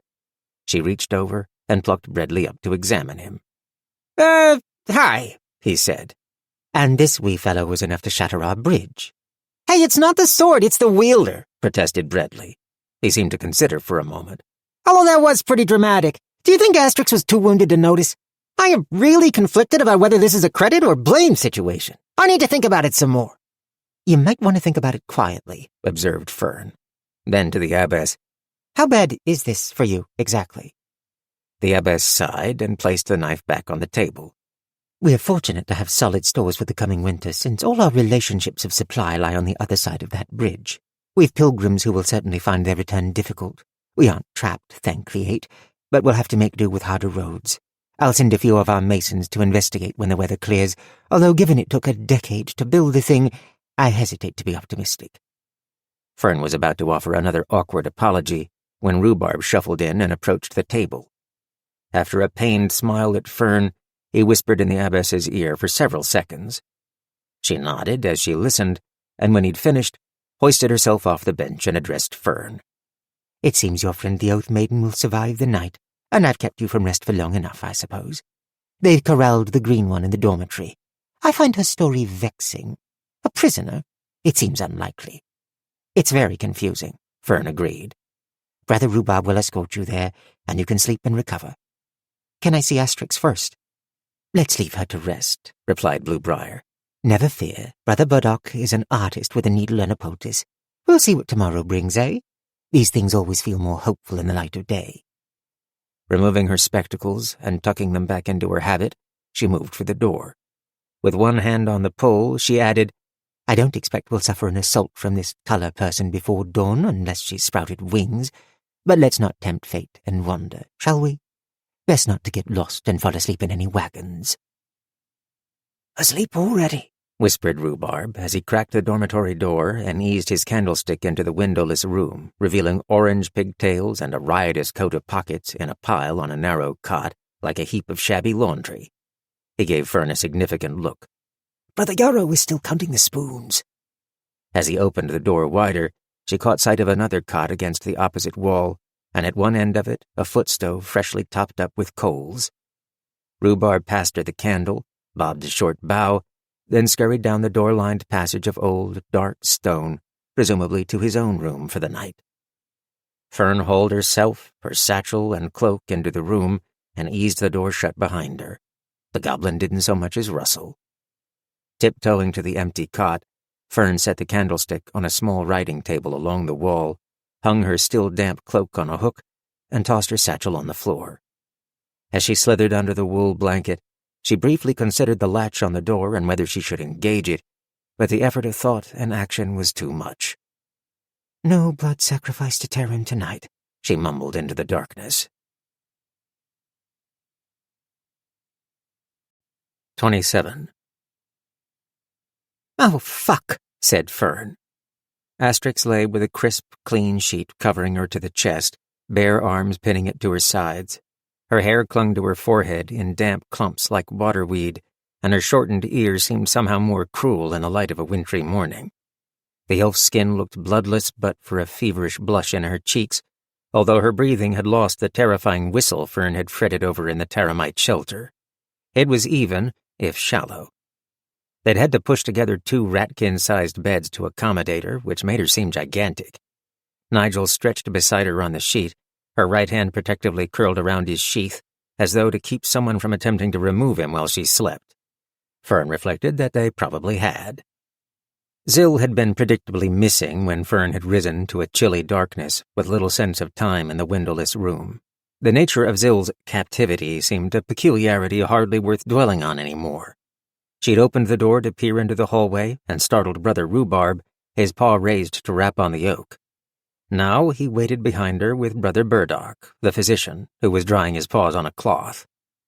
"She's remarkably sturdy," observed Burdock, with a surprisingly gruff voice for a ratkin. "Stitched her up last night and managed to get a bit of broth into her this morning. It's clear she's recovered from worse. Scars like she was rolled down a hill in a barrel full of knives," he added with a disapproving shake of his head. How? Fern's throat clicked. How long till she recovers? She wondered, possibly uncharitably, if they'd collected any of Asterix's blood for some unsavory practices honoring Tarim while they were at it. The black ratkin shrugged and tossed the rag on a table. "Never physicked an elf before. Your guess is as good as mine." Fern glanced back at Asterix and found her ghost-light eyes slitted open and staring back. "Little squire," she whispered, almost inaudible. Fern flushed with a sensation halfway between embarrassment and pleasure. Quillen had called her something similar, although of course Asterix couldn't know that. One corner of the elf's lips twitched up just a hair, and she swallowed laboriously. "Looks like you can manage a fire after all." Fern tentatively reached out a paw to lay out on Asterix's hand where it rested atop Nigel, the wire bracelet still tight around her wrist. "You're going to be all right," said Fern, hoping she sounded like she believed it. "Do something for me," mumbled the blade mistress. "Yes?" Fern leaned closer. "He'll never let me hear the end of it unless he can say his piece." It took a moment for Fern to understand, but then she nodded, shifting to the head of the beds. It took both paws to drag Nigel's sheath down an inch, like a stubborn pair of wet trousers. "Oh, milady, they've butchered you," he wailed immediately. Both of the monks squeaked in varying degrees of alarm. Asterix's eyes drifted close as the elder blade crooned his concern and demanded explanations from the monks in turn. A creak made Fern turn to see Abbess Bluebriar peeking in the door. The silver ratkin gestured to her with one paw. "I'll check in again later," said Fern to Asterix, although she didn't know if the elf heard a word of it. Her eyes remained closed as Nigel's babble washed over her. Then Fern trailed the abbess into the hall and let the door shut behind her. Fern followed Bluebriar through a heavy, iron-banded door and onto a covered, elevated walkway lined with thin pillars. Dry, biting cold and blinding brightness assailed her, and she stood blinking for a moment as snow skittered around her feet. Then she hurried to catch up as the elderly ratkin reached the door at the other end. Fern gazed out at the icy crags and snow-frosted buildings of the abbey as she went. Everything seemed curiously flat, with all subtleties of definition hammered out by the watery light of day. Then they were indoors again, descending a cramped staircase, which opened onto yet another long hallway. A blue carpet writhing with embroidered golden tentacles stretched its length. Wordlessly, the abbess passed through another door. When Fern entered the room beyond in her wake, she gasped and clutched at her cloak-pin in amazement. It was a library, 2 stories tall, with narrow windows that traveled nearly from floor to ceiling. Balconies lined either side of the room, accessible by tight iron stairways. Rolling ladders clung to the shelves. 2 long, severe study tables ran down the center of the library, but more comfortable chairs and couches were scattered about the perimeter upon scuffed carpets. "Phew," puffed Bluebriar, rustling the hem of her habit. "Frosty." The room was unoccupied and, indeed, bitterly cold, with no fire burning in the corner hearth. The abbess bustled over to it and began arranging stovewood on the andirons. While she busied herself with kindling and striking steel, Fern drifted to the shelves and traced her fingers along the books there. Expecting religious tomes or abbey records, her brow wrinkled as she read the embossing on the spines. "What the fuck?" she muttered, with honest surprise. She turned at the pop of flame behind her to find the abbess rising laboriously from a crouch and regarding her with amusement. "These are real books," said Fern, accusingly. Dusting off her hands, Bluebriar approached and examined the volumes Fern had been inspecting. "If you mean books that have better things to do than enumerate the tentacles of Tarim, then yes, they're real books. Although we have the other sort, too." She flapped a paw toward a far corner of the library. At Fern's frankly confused expression, the abbess laughed. "As a bookseller, or ex-bookseller, I suppose, I thought you'd be more at home here. We can't very well spend every moment in supplication. What do you imagine there is to do around this place in the dark of winter?" Well, the abbess patted her shoulder genially. "We have a special wing for the sacrifices and torture." Fern was fairly certain she was joking. "Come and sit with me while the place warms. Over here, closer to the fire. I have a pinch of time before anyone notices I've been misplaced." The abbess indicated a pair of wooden chairs with lumpy blue cushions. The wood was ornately carved with Tarim's tentacles. Presumably, woodworking was the wintertime hobby of at least one entertainment-starved worshipper. When they were both settled, the abbess arranged her habit around her tail and surprised Fern again. "You know, the Tarimites aren't widely recognized for their charitable works. Apart from the more cosmic one, that is. I doubt that's a great shock, but still, you and your friends are part of a very select group." "The cosmic one?" Bluebriar continued as though Fern hadn't spoken. "Although we don't have many opportunities for philanthropy here in the hinterlands, hardly any exposure to the mundane ills of the world, really." "I can't decide if that's a polite way to show unwelcome guests the door," said Fern. The abbess chuckled. "We won't turn you out into the snow just yet. Unless that other one absconds with the rest of our cutlery, and then I think our cook, Brother Yarrow, may take things into his own paws." She studied Fern keenly. "I suppose I am circling my point, though, which isn't really like me. Lance the wound and clean up after, I say. Save so much time and agony. I'll speak plainly. I don't think you like us much, and you're not very subtle about it. I don't need you to like us, although others might observe that courtesy demands you keep it to yourself. But since you're under our roof and eating our food and occupying our physician, I rather think you owe me an explanation. So, out with it. Let's hear your grievances." Fern flushed hot from nose to tail tip with a freshet of guilt and a gush of irritation at having her social missteps baldly pointed out. Opening her mouth to protest, the words already halfway up her throat, she instead blurted, "You worship an evil god that wants to consume the world, and that's pretty hard for me to think kindly of." Bluebriar's brows rose. "Succinct, although that begs the question, why aren't you in more of a hurry to leave?" Fern raised her paws and then dropped them in her lap miserably. "I don't think Asterix would survive if we did, and I'm thankful. You've been kind. I don't know how to square that with what you are, what you do." The abbess nodded and thought for a long moment before replying. "What do you think we do around here?" Squirming uncomfortably, Fern finally said, Worship Tarim? I heard the chants. Awful lot of tentacles around the place." "Nearly correct. But please continue. What do you expect we get out of that?" Fern blinked. Horrible divine favor? I guess his will done in the territory or something like that? Doom befalling your enemies? A little casual smiting?" Smiling humorlessly, Bluebriar stared into the brilliant glow of one of the tall windows. "We don't spend much time educating anybody on the finer points of Tarim's will. We're not proselytizers, so you can be forgiven for being so terribly wrong." She returned her gaze to Fern's, unblinking. "It's more accurate to say we devote our time to preventing him from enacting his will. Why do you think we're called penitents?" "I guess I'm not sure." "Tarim is a god of endless hunger and consumption. His will to devour is never-ending, but he is vulnerable to appeasement. Penance for the temerity of existing." "Penance?" Fern asked, with a suspicious frown. "Oh, not offerings of souls or blood or anything overly messy. As beings of infinite cosmic power go, Tarim is remarkably insecure." She gestured heavenward. Fervent, frequent, and sincere expressions of our unworthiness before his terrible majesty are enough to shift his regard elsewhere. Hang on, insecure? The abbess nodded. As a teenager at a barn dance. I'm sorry, I want to make sure I have this right.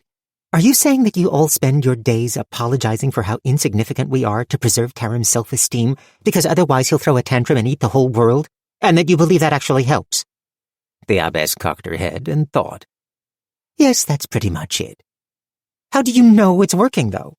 We could pause to test the theory, but if we're right, then I wouldn't be around to be smug about it, which would be disappointing. I think we'll carry on just in case. But you could be wasting your entire life for nothing. Bluebriar regarded Fern shrewdly. I'm carrying on because I believe a mad god would devour all of existence if I stopped. From what you said, you're still wringing your paws about leaving behind a life that no longer suits you. The territory will carry on existing no matter what you do, so rather than worry about me staying the course, perhaps you should abandon your fretting and thank the ape that you don't have to. Fern's mouth fell open. Just something to think about, said the abbess as she heaved herself out of her chair. Now, do enjoy the library. I really must get back to my duties. The world won't rescue itself after all, and I have a wobbly celestial ego to soothe. 28. For the first time in her life, surrounded on all sides by books unread, Fern hadn't the slightest inclination to pick one up. In the emptiness the abbess's departure left behind, she turned Bluebriar's parting words over in her mind like an unfamiliar stone. Boy, she sure put you in your place, piped up a voice from her cloak pocket. You must feel really petty. I'd take you out of there so that you could see the expression I'm making, but you don't have eyes, so I'm not sure how that works, she replied crossly. Yeah, sure, don't bother until you got some letters to open. I think I'd need something sharper. You take that back, cried Bradley.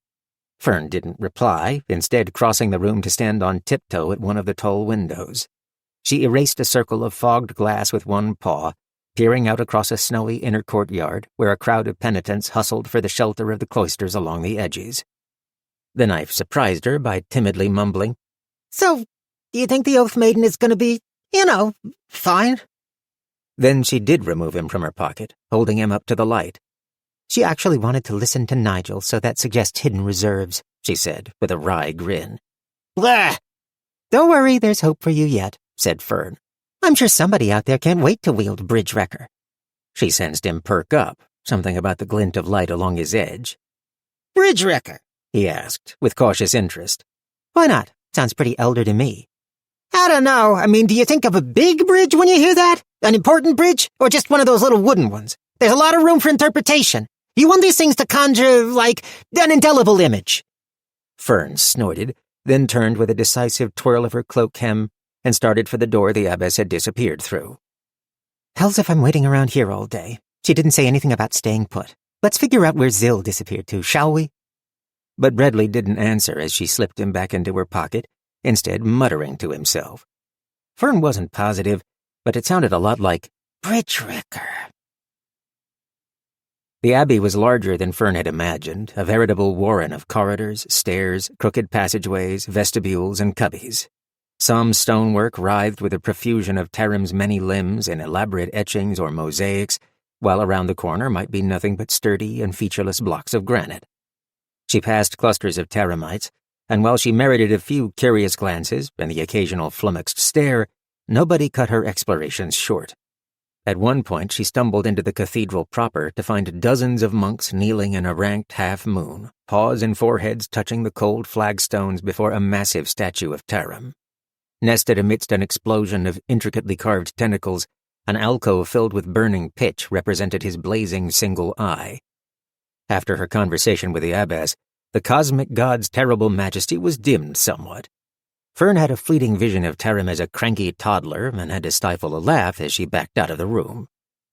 Eventually, it began to feel like an impossibility to locate the goblin.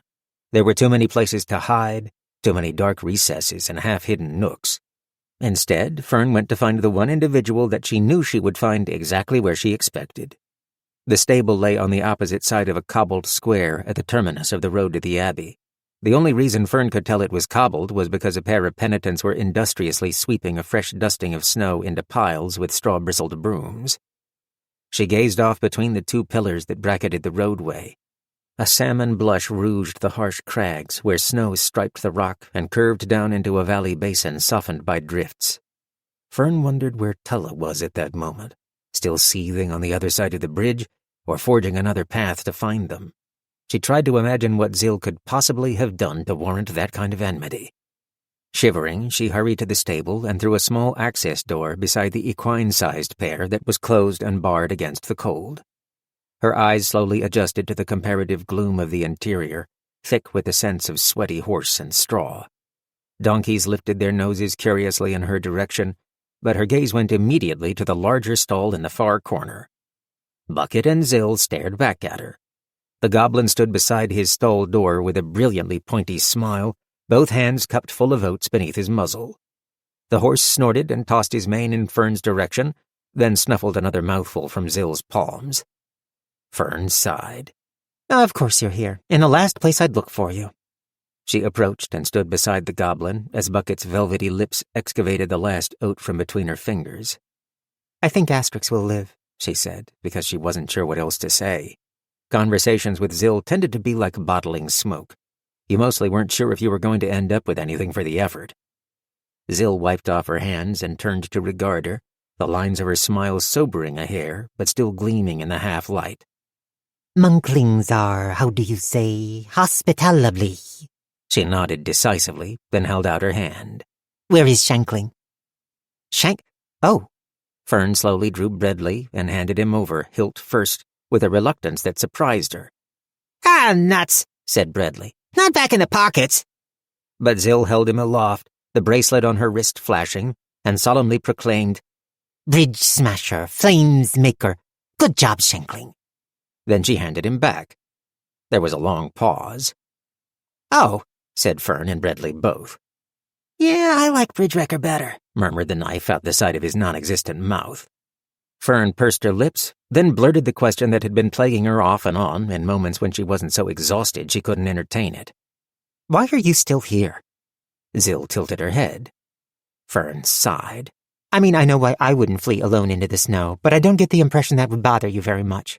Frankly, I think you could have left at any time if you wanted. Stretching out a paw, Fern tapped the wire bracelet. Even if this really does work, you've got enough table knives in that coat. You could have stabbed her when she was out cold. That aside, I'm pretty sure you could disappear and she'd never catch up to you once she finally recovers. So, why are you here?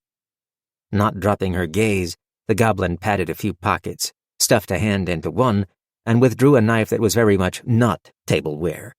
It was slim and wicked and designed for killing, not cookery. Fern jumped at the sight of it, and Breadley made a pained noise where she held him loosely in one paw. With remarkable dexterity, Zil used the tip of the dirk to excavate something between her teeth, which looked a bit like a feather. She blew it off the end of the blade, then tucked the knife away again. We goes when it's time to be somewhere else, said Zil. Like bottling smoke, Fern thought. A rumble issued unexpectedly from her belly. She'd declined breakfast before visiting Asterix, and now Fern's guts had apparently mounted a protest. The goblin's grin widened, and she seized Fern's paw in both hands. Come, we knows all about the kitchlings. In the days that followed, Fern understood better why the Terramites had such an extensive library.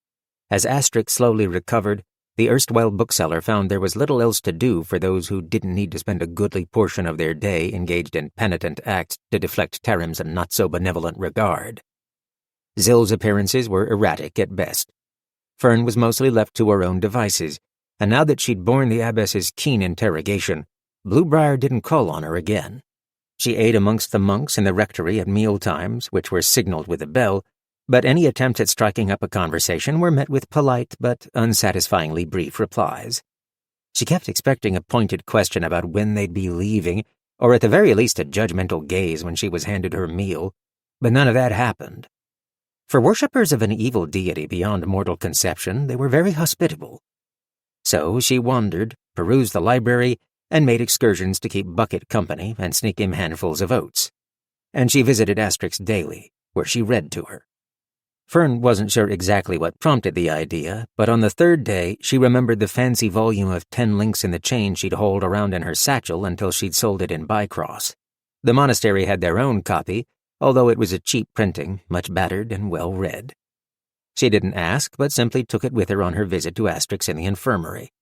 The elf was sleeping and, although Fern was hardly a physician, she thought her color was continuing to improve. Burdock had finally succeeded in moving Nigel off the bed and had leaned him in a corner.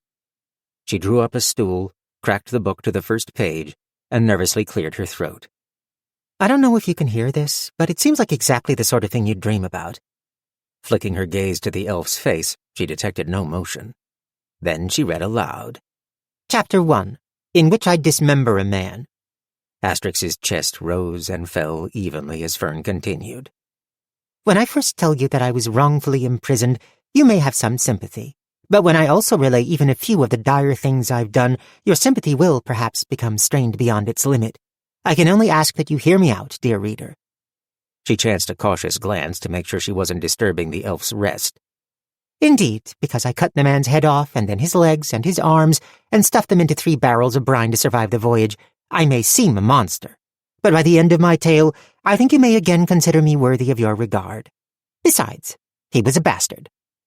She almost dropped the book at a sudden cough from Asterix, leaping to her feet in concern. The curve of the Oath Maiden's lip was unmistakable. It hadn't been a cough. It sounded like pebbles in a clay pot, but Asterix One Ear was laughing.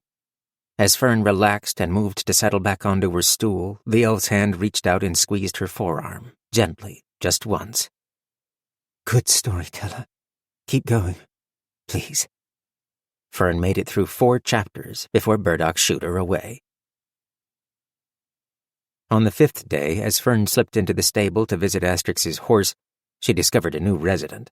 A sturdy dun pony nosed curiously over her stall at a skeptical bucket.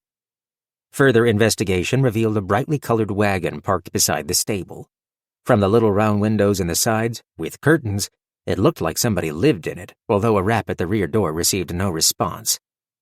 Huh, mused Fern aloud. The mystery didn't survive long.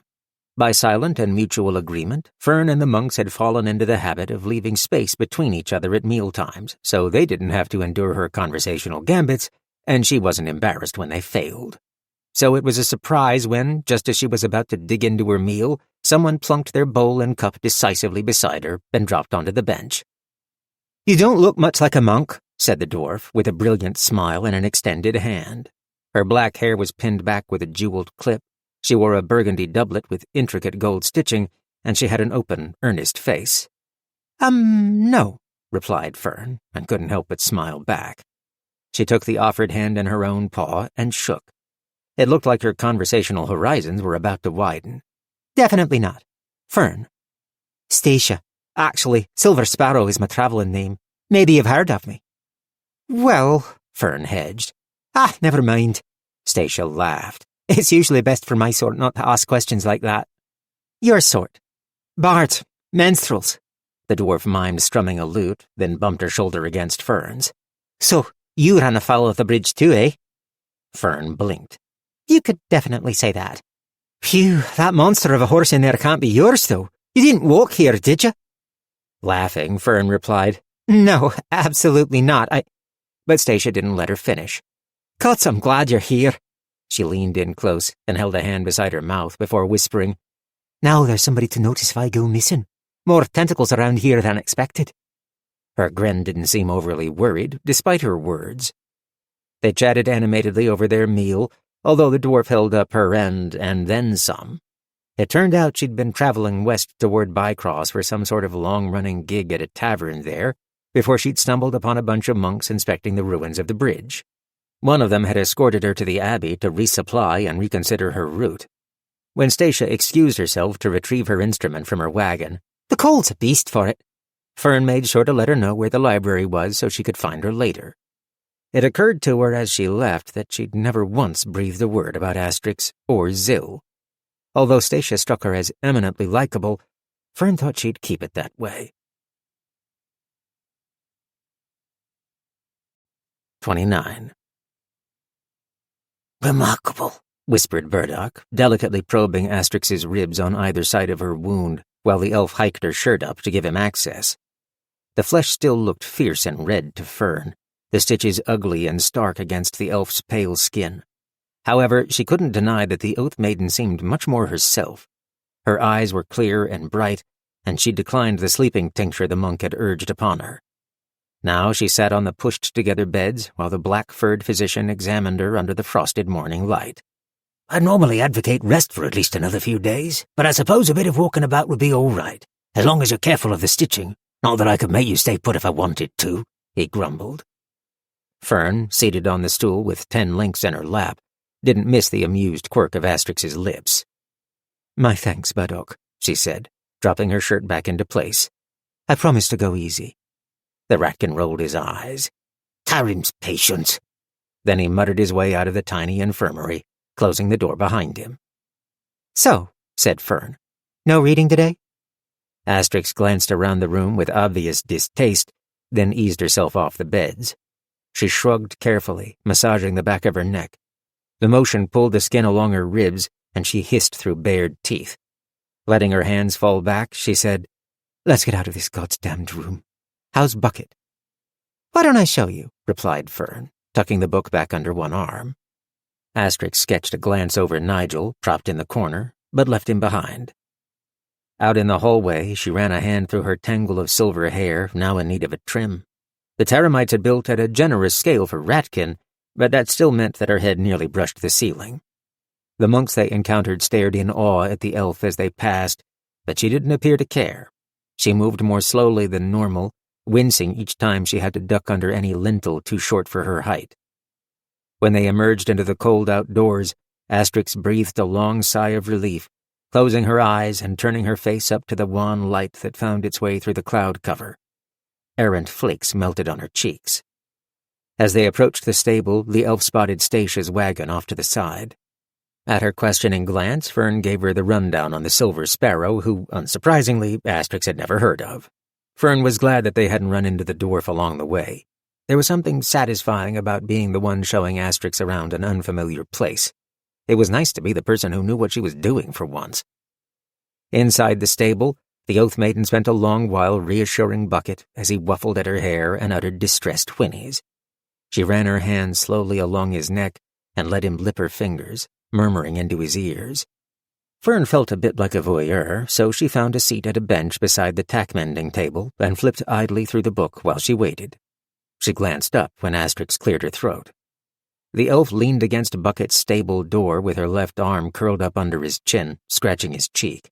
In her other hand, she held a sheet of paper that appeared to have been folded and refolded. She looked embarrassed. Shy? It was an unfamiliar expression on the Blade Mistress's face. Color rose in the elf's cheeks. "I didn't mean to take this." It dawned on Fern why the page looked so familiar. That was her crabbed writing on it. At the no doubt horrified expression on Fern's face, Asterix hurried to explain, "It got caught on my leg back at the way station. I guess I stuffed it into my pocket. I'm not sure what I was thinking." "Oh, gods," muttered Fern. "You read it then? How ashamed do I need to be?" Asterix gave her a confused look, then turned her attention to the page. Swallowing, she read, "I'd seen her fight before, and I don't know how else to put it. She'd always been flawless, like she'd experienced the battle already 1,000 times before and knew every beat. But against Tulla, it felt like a first. Like the layers of a legend were peeled back and I saw the person underneath, the instinct and impulses that make her who she is. The sound of her voice when she saw what was happening to Bucket. I felt it in my heart. At the edge of what she could handle, caught between two disasters, hurting inside and out. I think I finally understood why people still tell stories about her. She was beautiful." It was very quiet in the stable, and Asterix kept her eyes on the page. Finally, the elf broke the silence, her voice wobbly. "Is this really what you see?" "Yes. I mean, sometimes. I don't know." Fern massaged her eyes with her paws. "I'm sure I'm not the only one," she said in a small voice. She heard the elf approach, and the paper crackled as she laid the page down on the tack table. "I'm sorry I kept it." Fern sighed. In your defense, you've been asleep most of the time. Still. Asterix carefully lowered herself to sit beside Fern on the ratkin-sized bench, her knees awkwardly high. She looked endearingly ridiculous. A long pause ensued. Thank you, said the elf, for saving Bucket. Her gaze remained carefully fixed on her horse instead of Fern. Oh, mumbled Fern, bemused. Sure. Little squire, added Asterix with a faint smile. Maybe you missed your calling. I'm not sure I like the little part, said Fern. Makes me sound cute. Tulla's not going to give up, is she? Asked Fern. No, I don't think so. I didn't get a chance to tell you what with all the... Fern gestured broadly. Everything. I've seen Tulla before, I'm sure of it. Hell, she nearly knocked me down in Bcross, and I swear I saw her in Turnbuckle. She's been following us for a long time now. Asterix shifted, searching for comfort she wouldn't find. Then I'm certain I'll see her again. Fern glanced at the elf out of the corner of her eye. How do you think that will go? She asked, carefully. I didn't live this long on accident, you know. Reaching out, Fern tapped the wire bracelet on Asterix's wrist. Even as she did it, she was mildly shocked at the familiarity of her own gesture. So you can feel that Zill is close with this thing? Pointing in the direction of the abbey, the elf adjusted her aim while squinting as though sighting down a bow. There, like little tugs on a piece of thread tied between us. It gets tighter the farther away she gets, and past a certain point there's a pain that keeps increasing. Are you surprised she's still here? I know I am. Asterix thought about that. I suppose I should be, but I think I've given up expecting anything rational from Zill. Fern worried at her lip. What if you just let her go? The elf turned to look at her, brow creased. But the bookseller hurriedly continued. She saved all of us back at the bridge. We'd be dead now without her, right? Okay, none of this would have happened without her either, but that's beside the point. Is it really worth it to keep on? If she goes her own way, Tulla has no reason to find you. Us. Setting aside everything else, said Asterix, you were worried Zill would wander into Ahasvero's belly on her own. Tulla's a great deal more dangerous. I think it's clear that orc means to end her. Fern considered the bracelet falling from Asterix's wrist back at the way station, its reappearance the following morning, and who exactly might have replaced it. Ignoring that for the time being, she forged onward. Maybe, but I'd bet anything she's a lot harder to find by herself. What's to say that whoever's paying to have you haul her in doesn't have the same fate in mind? What if they're no better than Tulla? Asterix chewed her lip, but then shook her head. What happens after is always unknowable. Good or ill, you'll go mad trying to anticipate it. There was a time when I tried, but I learned to forego such things long ago. I can't turn away. Why not? Cried Fern. What do you get out of it? You keep going on, but for what? For who? You saved me back in that swamp, and I was very grateful, but to you it was probably not even worth remembering. You didn't even stick around to be appreciated, already off to the next thing. Because that's part of it, part of being who I am. I see things to their end. I keep my covenants. I do what must be done. To Fern, those sounded like old words repeated so often they'd lost all meaning, and she felt her ire rise. But she remembered their argument outside Turnbuckle and was determined not to repeat it. The abbess's words from the library echoed back to her. Penance to your hungry god, she muttered to herself. What's that? You're worried about what will fall apart if you don't keep doing what you're doing, said Fern. Asterix tried to link thoughts to words she'd probably never articulated before, not in 1,000 years. It took her several long moments. It's like walking a straight road when night falls. You know it goes on, even though it's too dark to see. You don't stray in the night, you keep moving straight so that when the sun rises, you'll still be on the path. Her ghost-like gaze was fierce. I still believe that when morning comes, the road will be under my feet, so I keep walking straight. Fern winced at a feeling of painful familiarity and refrained from saying things like, well, maybe you should just stop for the night, or, I've never seen a road that straight in my life, what are you talking about? Because it felt like bad form to abuse somebody else's metaphor. Asterix continued. But this is my road. It doesn't have to be yours. You said before that you couldn't go back, but back is only one direction. You can choose a path to anywhere in the territory. Step off this one at any time. Then she asked the same question Fern had asked of Zill just days ago. Why are you still here?" Her mind's first defensive response was to muster a tart reply, but Fern strangled that impulse. Instead, she took a slow breath. She watched the dust motes dance in the light slanting through the high window of the stable while she considered the question, determined to give an honest answer. "At the start, I think this was just something to cling to when I was drowning. And as we traveled, it was easy to convince myself that dry land was getting farther and farther away. Even when I could have paddled for shore, a convenient storm made it simple to justify hanging on longer. The Four Fingers, turnbuckle. Good excuses to pretend I had no choice. But now, honestly," she laughed bitterly at a realization that felt like an echo resounding through her entire life, "I worry you'd think less of me if I left. I know what I'm going to see in Viv's face when I go back, and I couldn't stand to see it in yours too. Not that you need me or anything." Asterix's hand fell on her shoulder. "Have you already forgotten the worthy things you've done? Bucket won't forget, and neither will I. You belong if you want to, but if your reason for being here is only because of what I might think," she squeezed gently, "you should find a better one." "Oath Maiden!" Statia's breathless exclamation brought them both up short as they emerged from the stable. The dwarf had stopped mid-stride, clearly on her way to her wagon with a bundle under one arm and black hair riffling under cold licks of wind. She shot Fern an accusing glance. "And you didn't tell me!" Asterix answered before Fern could marshal an awkward explanation, laying a hand on her shoulder and making a show of leaning on the rattkin for support. "I've been recovering from a battle. You'll have to forgive her. My squire is very protective of my rest. That must be your wagon, which would make you the bard. The Silver Sparrow, if I remember right." The shadow immediately cleared from Statia's face, replaced with a gratified smile. "Oh, you've heard of me? Gosh, you were wounded. You'd never know it to look at you." Her eyes were keen. "Can I convince you to tell me all about it?" Pulling her cloak tight around her shoulders, Fern tried to look apologetic. "I've really got to get her in from the cold. She's already overexerted herself today, and Burdock will have my head if I keep her away too long." The dwarf fought to hide her disappointment. "Maybe later, though." "I'm sure that would be just fine," allowed Asterix, with subtle pressure on Fern's shoulder to get them both moving. "An epic ballad about the Blade Mistress won't write itself," the dwarf hollered after them. As they made their way back into the heat and shadow of the abbey, leaving a disappointed Statia behind, Fern asked in a loud whisper, "Would that be just fine?" Asterix snorted. "Gods, no."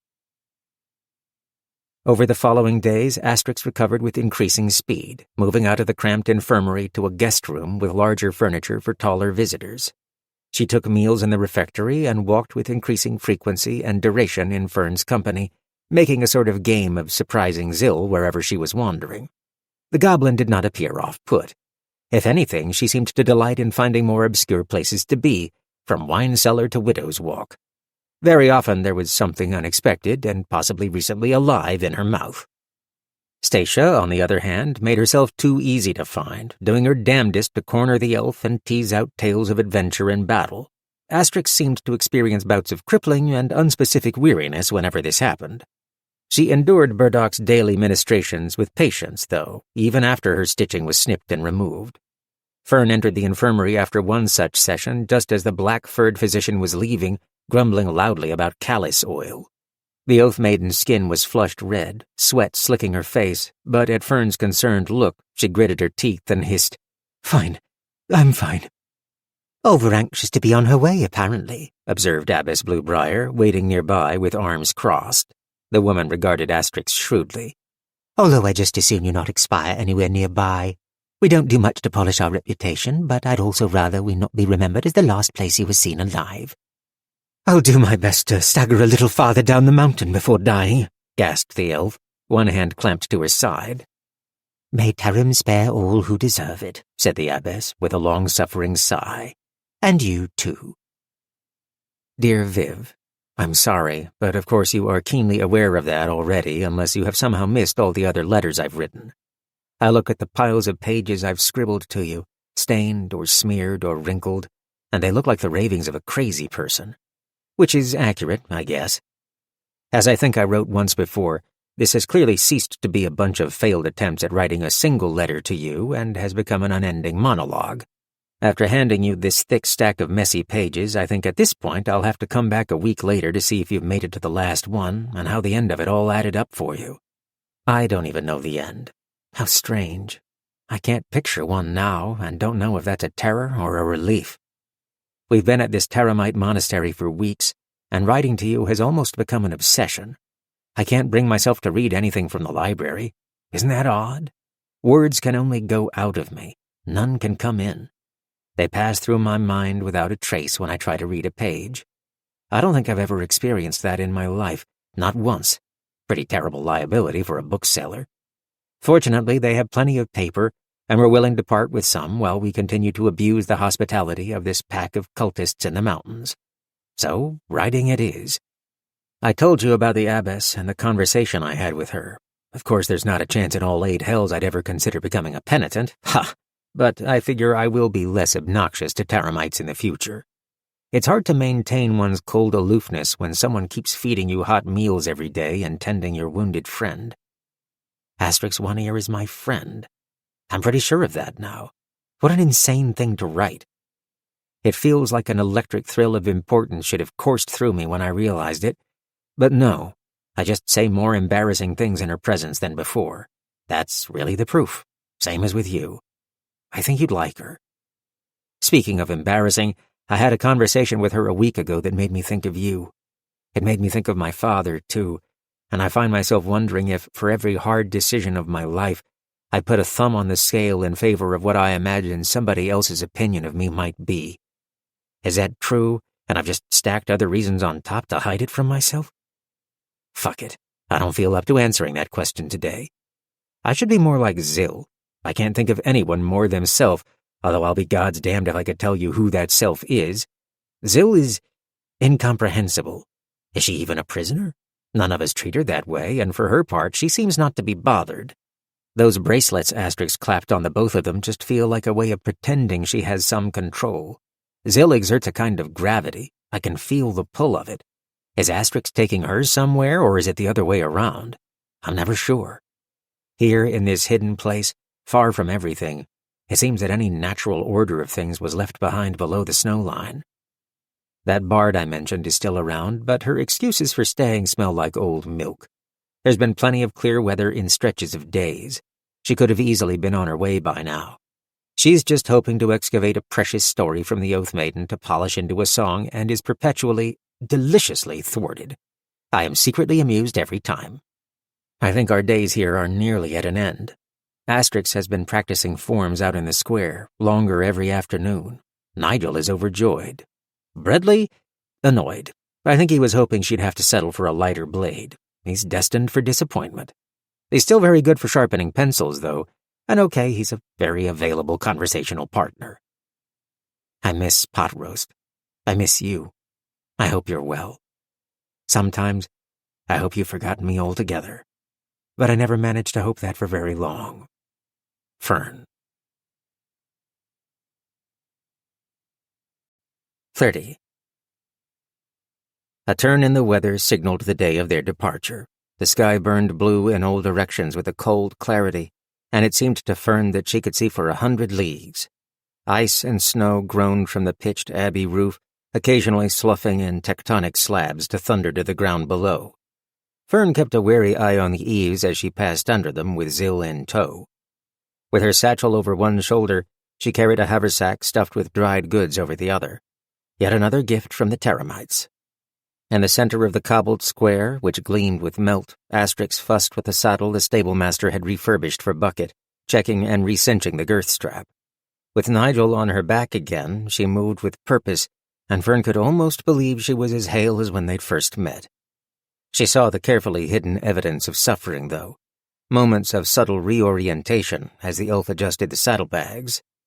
"Apologies, old man," Asterix whispered, patting Bucket's cheek. "I'm sorry we can't part with one of the donkeys," said Bluebriar. "Unfortunately, with the restoration work to be done, they can't be spared."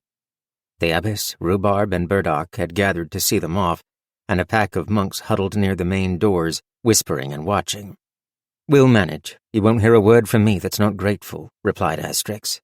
She turned and fixed the abbess with a solemn gaze and bowed her head formally. Yours are kindnesses I won't forget. If ever you have the need, I will come. Only call for me."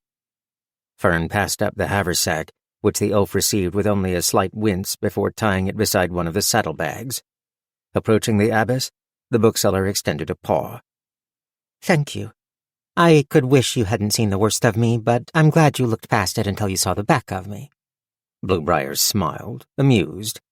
"Perhaps you'll make it up to us someday. If not, we're accustomed to a rather one-sided relationship with the world." Fern thanked Rhubarb and Burdock in turn, and then Zill appeared beside her, rummaging in her pockets. One hand emerged, clutching a fistful of clinking leather bags that Fern recognized. She'd altogether forgotten about the Four Fingers coin purses. "Thanklings," said Zill, dropping them into the paws of the shocked abbess, although several spilled onto the ground with a chime of silver. "Sorry for Bridgley." Then she turned, scurried to the horse, and held out her arms to be hoisted aboard. "Tarim's patience," exclaimed the abbess as she teased open the mouth of one of the bags and saw what was inside. It was the first time Fern had seen her off balance. Bluebriar didn't get the opportunity to protest the gift, however. "Wait!" cried another voice, as Stacia the Silver Sparrow came stumbling out of the abbey doors toting a battered loot case, her black hair falling free from its jeweled clip. Everyone turned in surprise as the dwarf came huffing to a stop a few feet from Asterix. Phew! Hey, so I had no idea you were leaving today." Asterix, bemused, blinked at her. Catching her breath, Stacia continued, "Is there any chance I can travel with you, just for a while, at least until you reach civilization?" Fern frowned, gesturing southwest. "But Bcross is that way. We're heading in the opposite direction. Don't you have some kind of engagement to get to?" The dwarf waved a hand dismissively and laughed. "Hells, they've long since given up on me showing. Time to pick a new horizon and see what opportunities I can find." She refocused on Asterix. "I won't be any trouble. Hells, with no cart, one of you is bound to be walking most of the time. There's room on my wagon. You can make better time that way. We can make better time." "Well," Asterix's expression clouded. Fern thought she could see her weighing the prospect of endless prodding for tales of daring do against Stacia's offer of a spare seat. If the elf hadn't been wounded, Fern had no doubt she would have declined instantly. She'd traveled on foot before, but as things stood, Fern was amazed at how vehemently she wanted the bard to stay behind.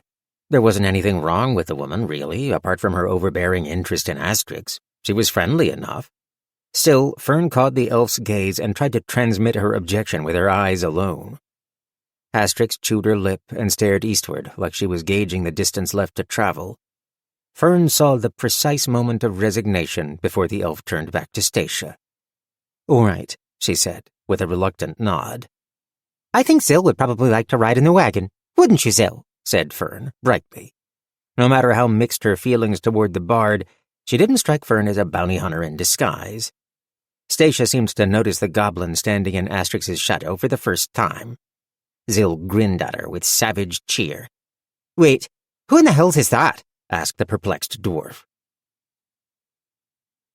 Rhubarb mounted a donkey and accompanied them back out the tentacle-flanked entrance and along a narrow, less-traveled path that curved around the perimeter of the abbey and to the northeast. The snow was crusted over and wet beneath, breaking up like ocean ice before Bucket's progress. Fern rode in front of Asterix. Stacia brought up the rear with her dun pony gamely following the larger horse, Zill on the buckboard beside her. Fern glanced over her shoulder and around the elf and thought the dwarf looked vexed by her travel partner. "Something the matter?" asked the Oath Maiden as the leather creaked beneath them and Bucket's hooves cracked through the snow shell with squeals and snaps. "Nothing at all," replied Fern, smiling to herself. They passed alongside 3 more of the terramite bell walls before reaching a promontory of stone and snow overlooking a deep valley. Far below, a long, still green lake filled the notch it made, painting near-perfect replicas of the clouds above. "I'll leave you here," called Rhubarb from the back of his donkey. "Follow the switchbacks down, and the path continues along the south side of the lake. Go slowly, and be careful." It laughed ruefully. "No bridges that way. Even so, don't try Tarim's patience any further, eh? Leave us at least one way out." With parting words of thanks, they continued along the promontory until the way plunged downslope. The sun seemed warm for the first time in weeks despite the snow in every direction. Fern closed her eyes and luxuriated in the unexpected heat of it on her fur, leaning back against Asterix's belly as Bucket navigated the decline. The clatter and clank of Statia's wagon behind them was a lulling counterpoint to the rhythm of their motion. It took the better part of the morning to make their cautious way to the base of the valley and the westernmost point of the lake. There, dark, round stones emerged to stud a snowy beach that had been skimmed thin by winds which were now still. The lake's surface seemed a mystic window into a verdigris world that mirrored their own. As the way became easier, Asterix spoke unexpectedly from above Fern's head. "You never finished the story." Oh, 10 links? Well, after you got up and around, there didn't seem to be time somehow." Asterix made a sound that Fern could feel in her back, where their bodies couldn't help but stay in contact. "Plenty of time now." "Oh, shit. I think I stole their copy. It's still in my bag." Fern laughed guiltily. "I'm not sure I can read and ride, though. I think it'd make me horse-sick." "Ah." She sounded disappointed. "But," Fern amended, "I remember most of what happened. I guess it depends on whether you're fine with the Fern version." "Does that have more swearing in it?" "Fuck yes. Also fewer descriptions of the furniture. And I don't think I can tell it in first person since I'll be sort of summing it up." "That sounds just fine." "Where were we? Do you remember?" "Madger was trapped in the bell tower with nothing but a stolen coat and Warwick's Magestone," said Asterix, without hesitation. Fern cocked her head to peer back up at the Oath Maiden, who stared serenely ahead. "Damn. All right then. Let's see if I remember how this goes." Ahem. Prepared for an embarrassed moment of self-consciousness, Fern was surprised to discover it didn't arrive. Her chin rose, and her tone shifted. She wasn't properly aware it was even happening. Madger leaned out of the tower, hanging onto the bell rope with one hand, staring down at the square far below. She couldn't even see the cobblestones for all the soldiers packed into the space, some with torches, a few with bows. Suddenly, one of them shouted as they spotted her, pointing at the top of the bell tower. She could hear boots on the stairs. There was nowhere left to run. Then, while her heart hammered in her chest and she searched the top of the tower for an exit that wasn't there, she spied a coil of spare rope in the corner. 31. Fern delivered her best approximation of R. Genovese's timeless classic as they wended their way through the trough of the valley with the great green lake slipping noiselessly by. The reflected clouds drifted past like ghostly ships. The world itself was preternaturally still, with only the occasional puff of snow from a peak, like frigid spring pollen, marking the passage of the winds high above. The cold scent of snow and the mineral sharpness of the lake were bright in Fern's nostrils. Those round black stones advanced in an irregular squiggle along the beachward side of the path, which would have been impossible to find otherwise. When Fern's throat became parched from the telling and she paused to wet her lips, Asterix wordlessly passed a waterskin to her. They continued that way for hours until they reached the eastern end of the lake, where the valley opened out into a broad, descending wedge of slope between serrated ranks of mountains that were sanded away into hills and plains below. For the first time in weeks, they saw the snow line ahead of them like a tattered white skirt. Frosted evergreens stippled the land here and there until they swelled in number and crowded together into a mottled emerald quilt that bunched across the lowlands. The sight was a deep relief, but it also bathed Fern in an unexpected surge of melancholy. Despite everything, she had the sense of leaving a place of reprieve, no longer held outside of time. Even as she smelled the first prickling hints of pine and the musk of cold, wet earth, she had an impulse to retreat back up the slopes. The lake valley they were departing had harbored a feeling of secret holiness that the Abbey never approached. Fern was startled when their progress stopped, along with her narrative. A glance upward found the Oath Maiden surveying the lands below with an expression that seemed a perfect reflection of her own feelings. "What gives?" piped up Bradley. "We were just getting to a good part." Statia's pony pulled alongside Bucket, puffing foggy plumes. The dwarf narrowed her eyes suspiciously at Asterix and Fern over Zill's orange mop of hair. "Who was that? Don't tell me you got another goblin stashed in your saddlebags." "It's too much to explain right now," said Fern. "Is it?" asked Bradley, his voice skeptical. "It can wait until evening," declared Asterix. She pointed north to where a thin cataract of water skated down a black bluff and disappeared into the forest. "We'll find the stream that waterfall feeds and pitch camp early. We won't push hard the first day out." Before Stacia could protest, the Oath Maiden gently nudged Bucket's flanks, and they got moving again. The stream was easy enough to find since the road passed right through it. They wended between pines and barrow fir that steadily increased in density until they reached a stony shallow that they carefully picked their way across. Fern caught fleeting glimpses of brook trout flashing above speckled stones. Asterix led them north along the burbling water until she found a clearing within sight of the bank. The fir tops whispered in a sinuous dance high above, and a carpet of old needles muffled the water's song to a throaty hush. With little conversation, they made camp. Zill busied herself shuttling river stones for a fire ring, and to her credit, Stacia produced a small hatchet and gathered wood from a nearby deadfall.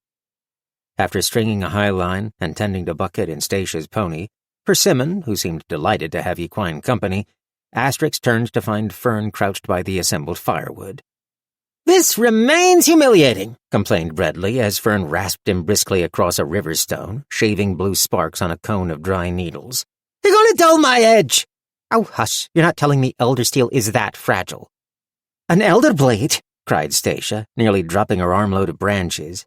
"Blade might be spreading it on a little thick," observed Fern, drawing the knife across the stone again and making a satisfied noise when the tinder popped with sudden flame. She pretended to think about it. "Pocket knife?" "Shankling!" shouted Zill. "Hell's with all of you," grumbled Bradley. "He's a great sword that has experienced diminishment, I've been told," said Asterix with a wry smile, as she unbuckled the longer elder blade from her back. Fern saw the skin around her eyes tighten as she did it, but she made no noises of pain. "Thank you," whispered Bradley, his tone pathetically grateful. Then Asterix spoiled it by skinning an inch of her long sword steel. "Ahem! I don't believe we've had the pleasure of meeting yet," declared Nigel. "I am called Nigellus Primus, undiminished, as you can plainly see." "8 hells," breathed Stacia, and this time she did drop her arm full. "I need my loot." Stacia forewent breaking into song, at least long enough to prepare a makeshift dinner in a stew pot she produced from her wagon. The Terramites had provided beans and heavily salted bacon and beef, as well as a dozen hard, yeasty biscuits. The dwarf settled the pot at the fire's edge and built a stew of beans, hunks of meat carved off with her belt knife, and a few of the biscuits, which dissolved in the boil and thickened it. She tossed in a handful of herbs and peppercorns from a jar. Zill appeared beside her, rummaged around in a pocket, and then held both fists over the stew pot. Before the dwarf could open her mouth to protest, she dropped in handfuls of mystery mushroom. Stacia gave Asterix a questioning glance. "Those aren't deadly, are they?" The goblin fished one back out of the pot. She crammed it into her mouth, swallowed, and bared her teeth at the dwarf, who recoiled. "Guess not," observed Fern. Asterix looked up from oiling Nigel's length. She nodded at the pot. "I'm afraid we lost our bows at the bridge." "No fear," said Stacia brightly, and scurried to her wagon. They heard a series of clatters and bangs, then a long pause. "Where are my spoons?" she cried. Asterix and Fern both looked at Zill, who stared innocently back at them. Grumbling, the dwarf returned with a stack of wooden bowls and a tin ladle. The stew was tasty, even though the beans were still chewy, and they all had to slurp noisily from their bowls. Zill's mushrooms turned out to be meaty and fragrant. Night fell fully as they ate, and the darkening blue above the firs became star-flecked by degrees. Crickets chirred in the deep woods, underscored by the snap and rustle of something ponderously bedding down in the underbrush. When they'd finished their meal, Fern scoured the bowls in the river by the light of Stacia's lantern. She returned to find the bard tuning her lute, while Asterix stripped off her sodden socks and laid them across a pair of stones close by the fire. "Oh, a little entertainment," said Bradley. The bard cleared her throat. The gold thread of her burgundy doublet gleamed in the firelight. "Look, it's not lost on me that you seem reluctant to share your stories." Fern gave herself credit for managing not to snort a laugh.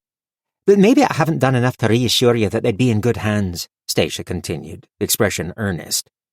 Her dexterous fingers danced over the lute strings, tickling out a musical flourish. "You may have heard this one before." She grimaced. "Or maybe not, but it's possible, anyway.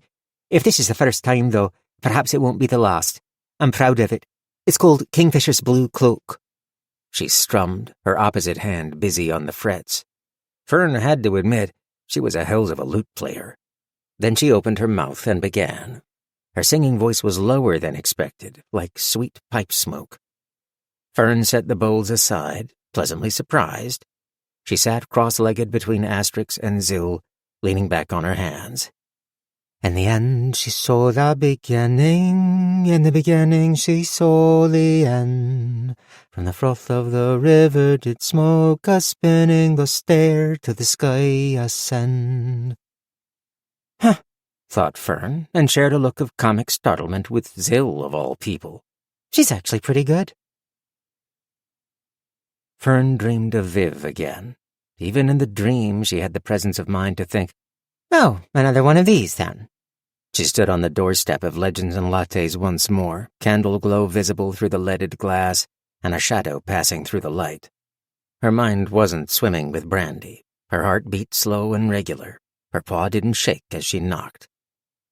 "It's late," said Viv, surprised as she cracked the door, her hair rimmed with gold. "Everything okay?" "It is, and it isn't," said Fern. Her voice didn't quaver even a little. "Can I come in?" A blur of time then, a smearing of the mundanities into an impression of talk and motion and the spaces they occupied. When it resolved, they sat at the long table, which seemed less imposingly large now. In the curious way of dreams, her toes touched the floor, even as Viv fit perfectly well opposite her. Without apparent effort or regret, Dream Fern reached out a paw to touch Viv's hand on the table and said, "This isn't working. It isn't what I need." And here Fern twinned, so she was standing beside Dream Fern and Viv at the table, watching incredulously as this other her calmly withdrew a silver knife from her cloak and brandished it. Dream Fern pointed toward the door with Bradley, who seemed to grow huge in her hand. "I've got to go, but you'll be all right. I found a better reason." Now Viv was Asterix, staring across the table with those ghost-light eyes. "No rocks at the bottom," the elf whispered. As Fern left the bench and turned to the door, she saw that it was half open already, and Quillen stood just outside, peeking into the shop. Then he was crowded aside by Zill, grinning her shark grin. The Hasfaro was atop her head again, snaggle-fanged and savage. "We goes when it's time to be somewhere else," said the goblin. And then everything swirled into dreamlessness. 32. They traveled for 3 days through the evergreen forest, the terrain more frequently erupting with massive slabs of granite, hoary with lichen. Deer were plentiful, and many times they saw a doe leading a pair or trio of fawns deeper into the woods, away from the road. Once a young buck stood transfixed on the path until they were within a few strides of him before he bolted. 4 times an eerie call echoed mournfully between the tree trunks, and Asterix stopped abruptly to listen, erect and alert. To Fern, it sounded like a loon, but it trailed off into a peculiar chuckling cough, like stones dropped into still water, one after another. Each time the call was followed by silence, and they continued onward.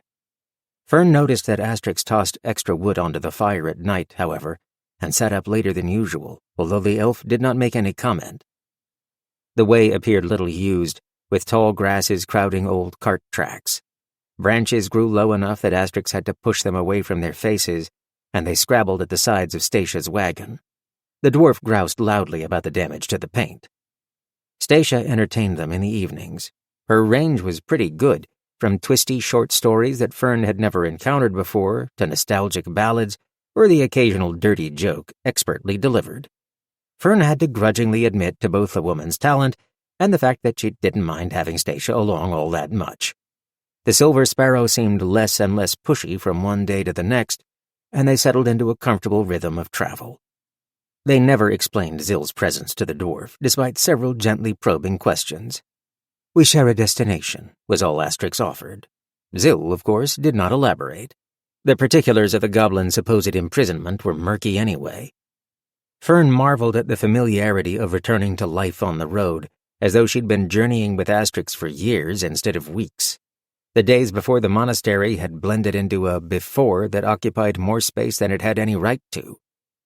She continued her retelling of 10 links in the chain to Asterix in fits and starts, but the hush of the place demanded quiet for long stretches.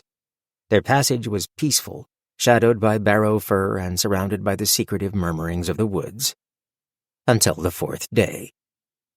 The forest village showed itself unexpectedly, hidden on approach by the bulk of a long rib of granite.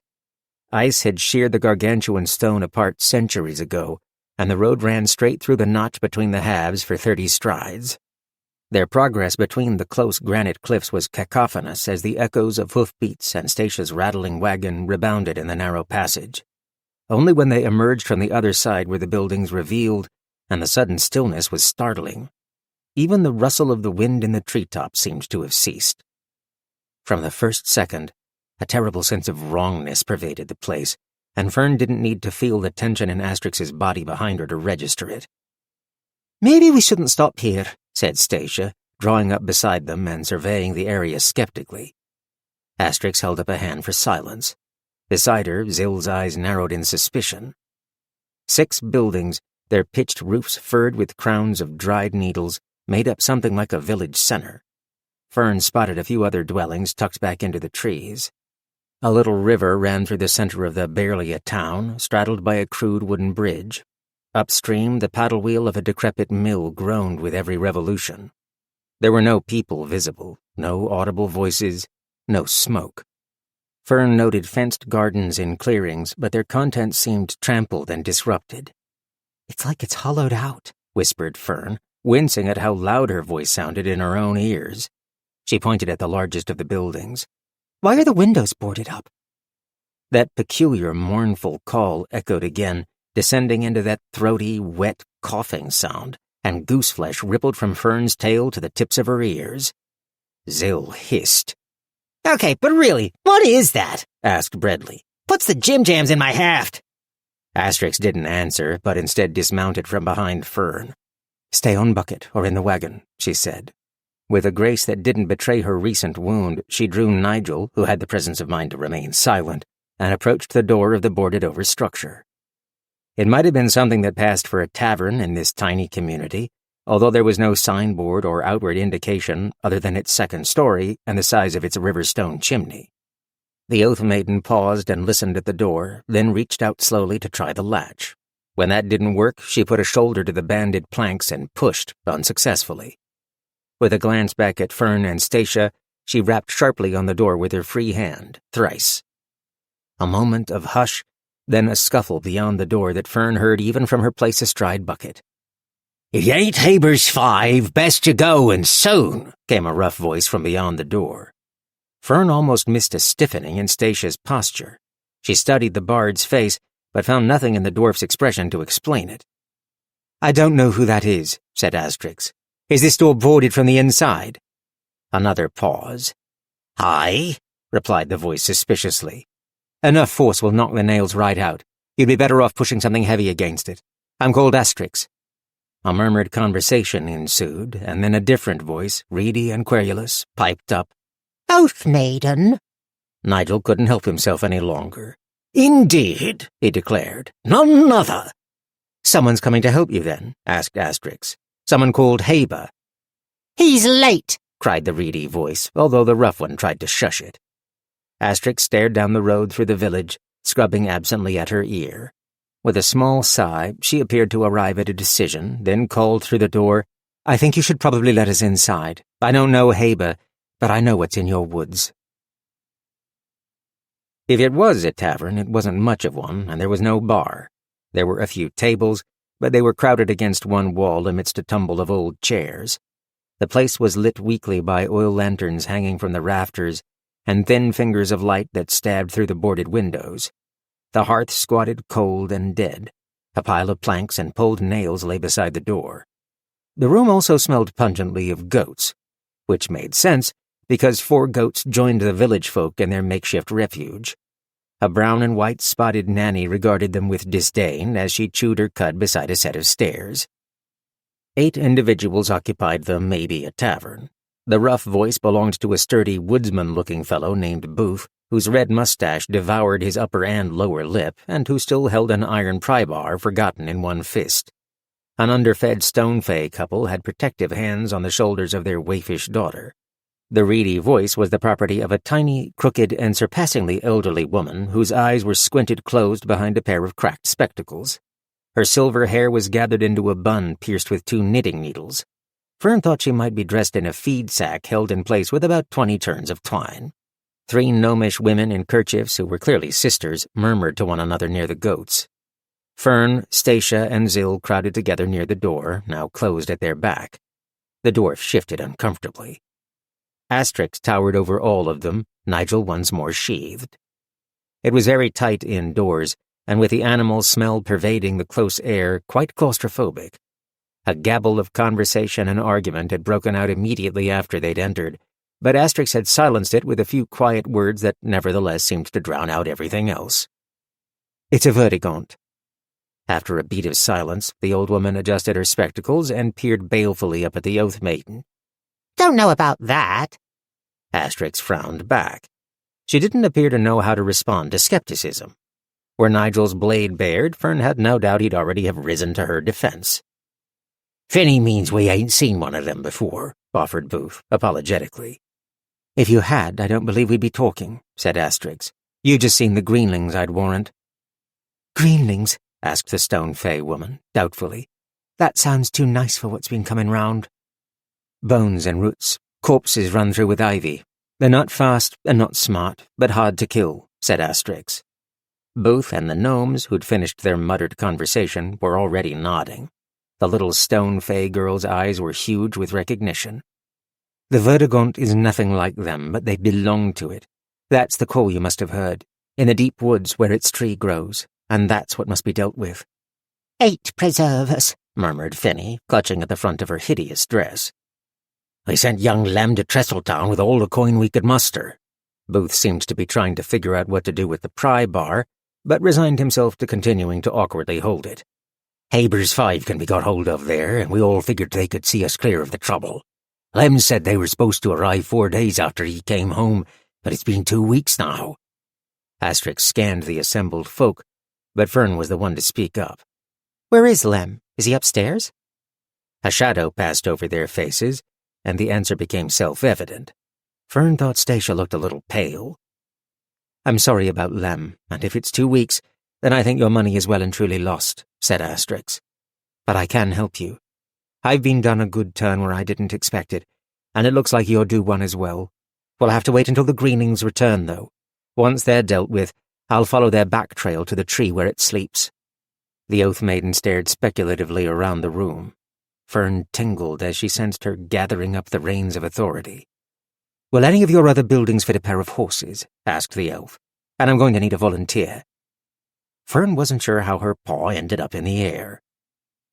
As twilight unfurled, Bucket and Persimmon were shuttered uncomfortably into a shed attached to one of the dwellings. Bucket registered his opinion of their lodgings with a bitter whinny. Stacia's wagon sat on the other side of the wooden bridge, tucked out of the way. Asterix ordered Booth to remove all the boards from the windows of the building so that they could see out, then attempted to usher all of them upstairs. Stacia was only too happy to join them, but Finny and Booth declined. Booth because he offered to help keep an eye out through the exposed windows, a hatchet at the ready, and Finny because she was a contrary old lady. Zill had regarded the elf seriously before declaring, "Shall be scoutling," and then scrambling onto the roof, where she perched like a very colorful gargoyle at its peak. Asterix waited inside, leaning next to the window beside the door that gave the best view of the road out front. The goats bleated piteously from behind her, except for the one that stood beside Fern in the road directly before the tavern. It was the brown and white spotted nanny, who had the sad misfortune of being the most tractable. Fern held the end of its lead in one paw, and Breadley at the ready in the other, as though she was capable of anything more useful with him than slicing bread. "What the fuck am I doing?" she mumbled to herself, with an unhinged giggle. "Yeah, I don't know why you signed up for this," observed Breadley. "There's already a goat. Why do they need more bait?" "So somebody can drag the goat indoors if they come," said Fern. "I don't want her to get killed." "It's just a goat. It's not like it's sapient."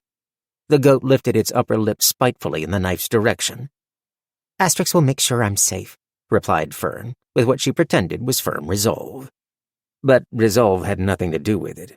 Her reasons had more to do with something Asterix had said to her in the monastery stable.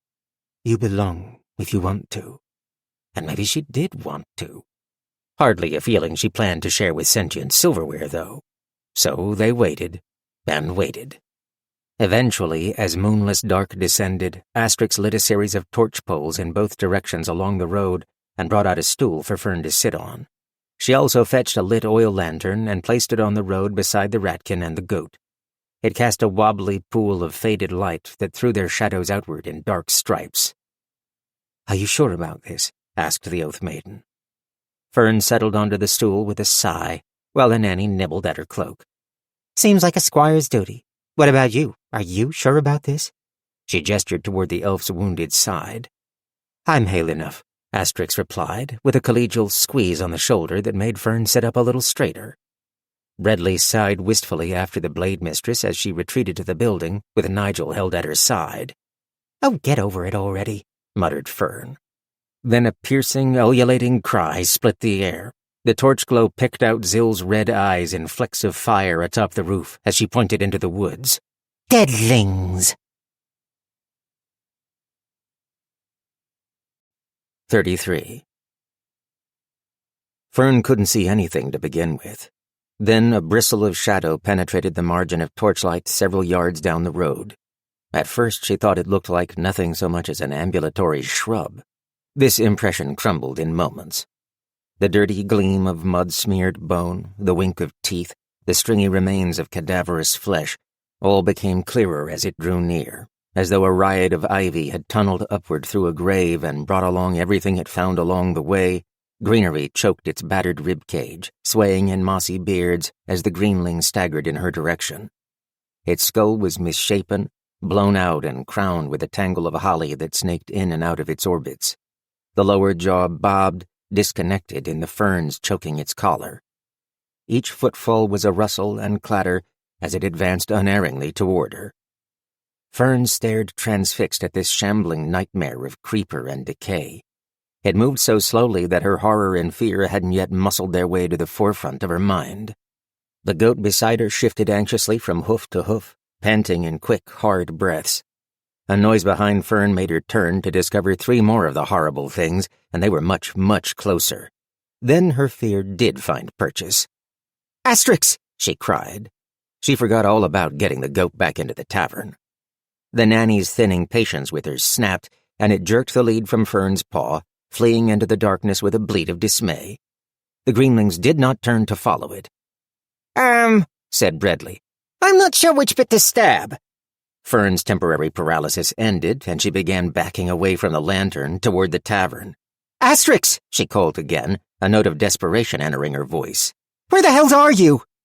Her foot caught in her cloak, and she went down hard on her tail. The second greenling's right arm creaked in her direction, twined through with roots. A profusion of green shoots bristled from half a wolf's skull, sagging slowly down its humanoid chest. She squawked in horrified alarm, nearly dropping Breadley as she scrambled to regain her feet to escape. Even as she did, she heard the door behind her bang open. The shadow of Asterix passed on her left, Nigel's silver length burning gold in the firelight. The Oath Maiden whipped him around in a flat arc, crashing into the ribcage of the thing and smashing it sidelong. A pained grunt of effort escaped the elf's lips as the greenling folded nearly in half and sank to the ground. Straight away it began to rise again in eerie defiance of a living beast's physiology, thrust upward by the greenery that animated it. Asterix didn't wait for it to gain its feet, bringing the elder blade down in a vicious chop that cleaved it in 2 halves that at once fought to draw themselves back together. As she pulled her sword back from the mass of bone and ivy, questing tendrils of green tried to cling to the blade, but skittered quickly away as they touched the steel. "Get inside," commanded the elf. "Hurry!" Fern stared at the door, still yawning open, where Finney stood slack-jawed. Suddenly, Booth appeared from behind the old woman and yanked her out of view. His eyes met Fern's for a fleeting instant, a question in his gaze. When she didn't move, he heaved the door closed with a rattling bang. Glancing back at Asterix, Fern saw that the crumpled mess of the greenling was smoking, as though Nigel were a hot brand held against it.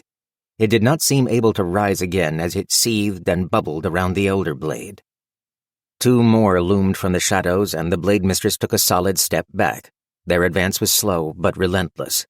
With a flick, she severed a leg of the leftmost, hooking it away with a swipe so that the limb tumbled off into the darkness. A snarl of foliage immediately blossomed from its hip, trying to prevent its fall, but Asterix was already slipping her blade between the ribs of its fellow and ripping outward, hurling it away. She cried out and clapped a hand to her side as Nigel's point dipped and wavered. "Steady on, my lady!" Nigel's voice was thick with helpless distress. The one-legged greenling lurched toward her again with ungainly, undulating steps, supported by ropes of vines that spidered along beneath it. "Watch out!" hollered Breadley. Three more of the creatures staggered around the side of the tavern and directly toward the elf. Asterix threw a look behind her and put both hands on Nigel's hilt to steady him, her eyes narrowing with cold resolve. There are too many, thought Fern, wildly. She's still too hurt. It takes too long to kill them. "Shit!" she cried, glancing at the knife in her hand, then at the lantern she'd left behind. Before she realized what she was doing, she was dashing to scoop the oil lantern up in her empty paw. Without even pausing for a terrified breath, Fern ran toward the group of greenlings and hurled it directly at the one in the middle. Lantern glass smashed against its bones, and oil sheeted up in a vivid plume of flame that made her flinch back from the heat and light. The greenling didn't react in the slightest. They felt no pain, it was clear, but as the vines and plants animating it crisped and curled, it began to stutter, like a puppet whose master had forgotten to twitch the strings from one moment to the next. Ignoring the burning greenling, Asterix hacked the newly regrown limb from the creature at her back, taking its other leg with it, then turned to engage the others. "We need more lanterns!" yelled Breadley. There aren't any, said Fern. Then she caught sight of one of the torch poles, half again her height, and jammed into the earth along the road. Dodging around Asterix and skirting the grasping arms of the legless horror nearby, she seized the closest torch pole low on the shaft and heaved upward with all her might. It didn't budge an inch. "Fuck!" Tears of frustration pricked her eyes. "Ah, shit!" swore Breadley. Then, in a tone of resigned exasperation, "Use me!" What? "Use me to cut it, all right? It's thicker than my arm. Just do it!" She stared at the knife in her hand, then quashed her doubt and began sawing at the wood while holding the pole above the cut. Unbelievably, Breadley's keen edge slipped deeper into the wood with each stroke until, after only 6, Fern used her weight to snap the top of the torch free in a shower of greasy sparks. Turning back to the battle, she saw Asterix shoving one of the greenlings off Nigel's blade with a savage kick of her booted foot. Her longsword made an inarticulate sound of triumph. With a yowl, something plummeted from the roof to crash into a greenling topped with ram's horns and burdock. Zill, clawing furiously at the creature as she rode it to the ground before springing away and disappearing into the shadows before it could retaliate. "Lady!" cried Fern as she ran back with the shortened torch pole awkwardly pinned under one arm. Asterix half turned, understanding already plain on her face as she stretched out her free hand. Sorry, gasped Fern. Breadley swore as she flung him to the dirt and used both paws to heave the torch in Asterix's direction. The elf snatched it from the air, spun, and planted its burning end into the chest of her nearest assailant.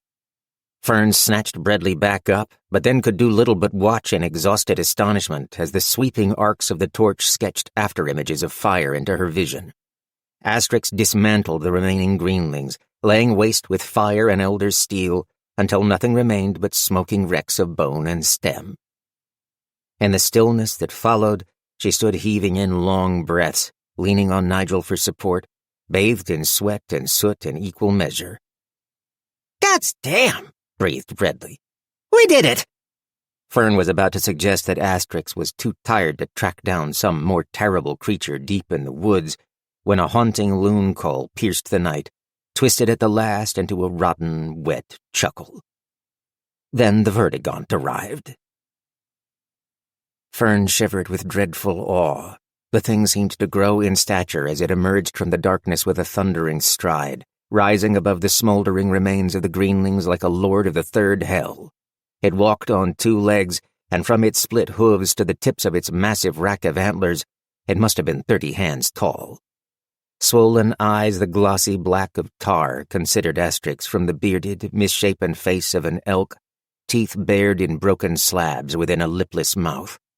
Its heavy shoulders dripped dead moss like banners of spiderweb as it moved. 3 keratinous digits the width of shovels curled and uncurled at the ends of powerful arms as it regarded the Oath Maiden with the disdain of a vengeful god. Oh no, breathed Fern, sagging.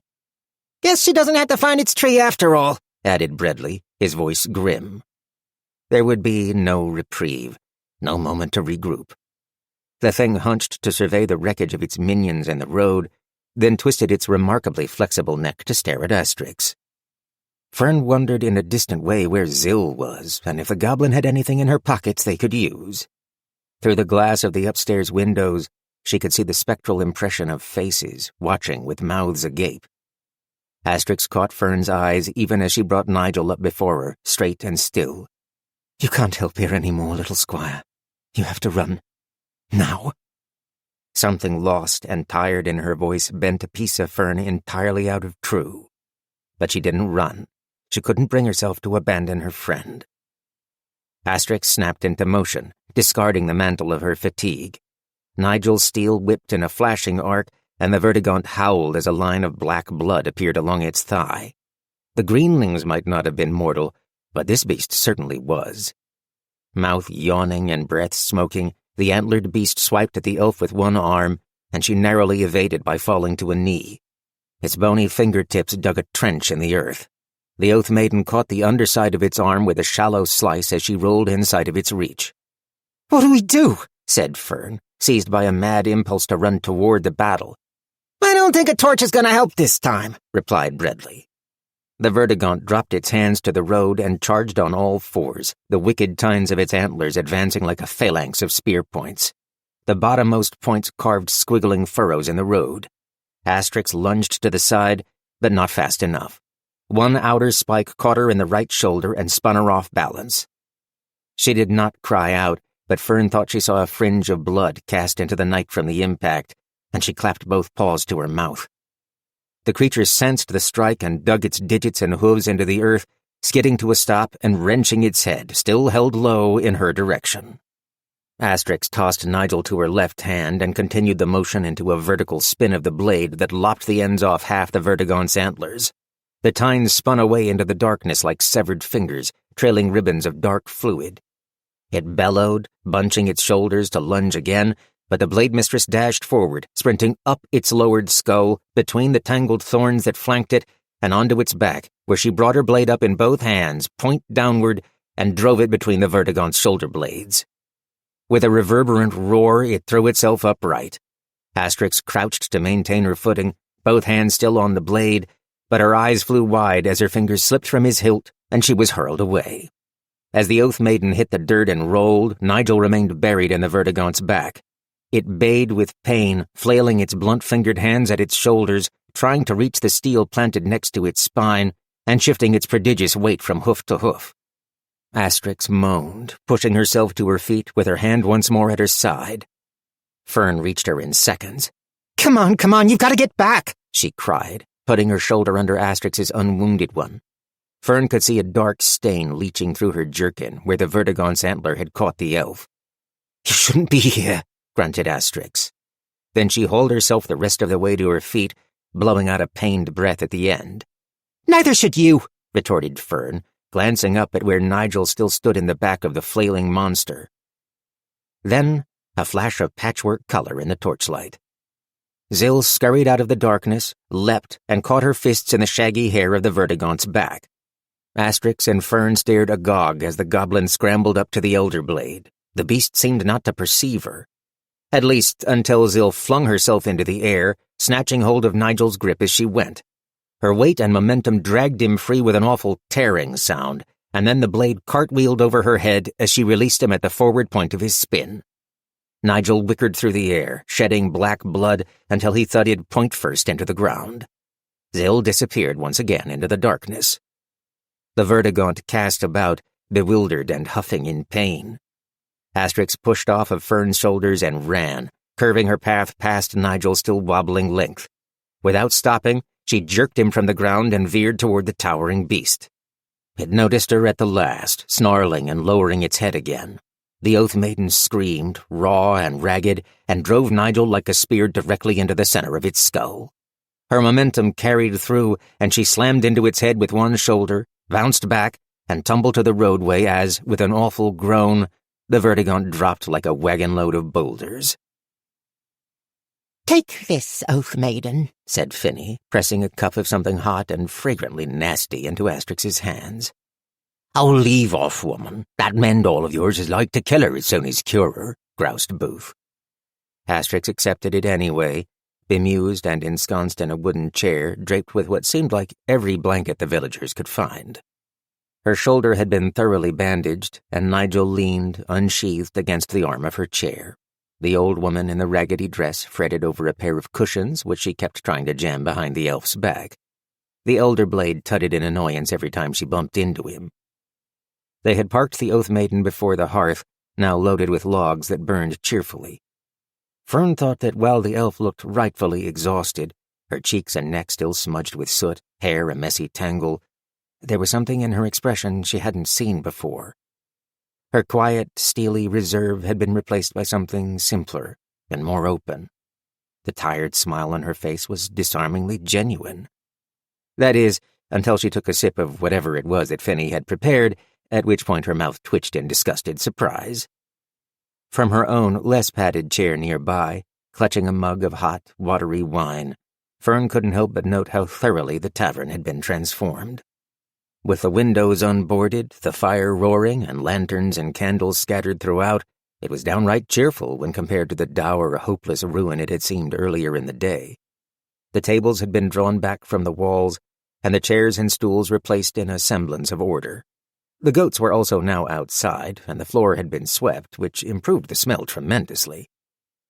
Stacia chattered animatedly with the three gnome sisters, while Booth fussed with a round of cheese, summer preserves, and cured meat that he'd retrieved from one of the other buildings. He was determined to assemble something resembling a feast, even if they didn't really have the stores to support it after the past weeks of privation. The Stone Fae couple sat quietly and watchfully with their daughter. The man and woman looked just as gaunt and underfed as before, but every once in a while evinced the ghost of a smile. Their daughter stared with open wonder at Zill, who was parked in a corner, murmuring to a bunch of forks she had appropriated from somewhere. Nobody seemed inclined to ask for them to be returned. The bustle and noise continued, and Fern sipped her wine dreamily. Every muscle in her body ached, and all she'd done was dash around and throw things. She couldn't imagine how Asterix must feel. Still, those aches were sublimating into something like peace. Finney cleared her throat, raising her hands for silence. She stared around the room, or appeared to. Her eyes never really seemed to open behind her cracked spectacles. The silver knitting needles in her bun flashed in the firelight. Oath Maiden, she addressed Asterix with great solemnity. We owe you a great debt. Can't pay it, leastwise because we sent all that silver with Lem, rest him, but 'twouldn't be enough even if we had it. Asterix listened, but didn't speak, which was all right because Finney wasn't done anyway. Our lives are little things in the territory, she continued in her reedy, wavering voice. We know that, but you've made us feel a touch bigger. Didn't have to stop for us. Didn't have to bleed for us. We thank you, and though these words feel as little as we are, we'll remember you, and we hope that knowing it makes you feel a touch bigger too.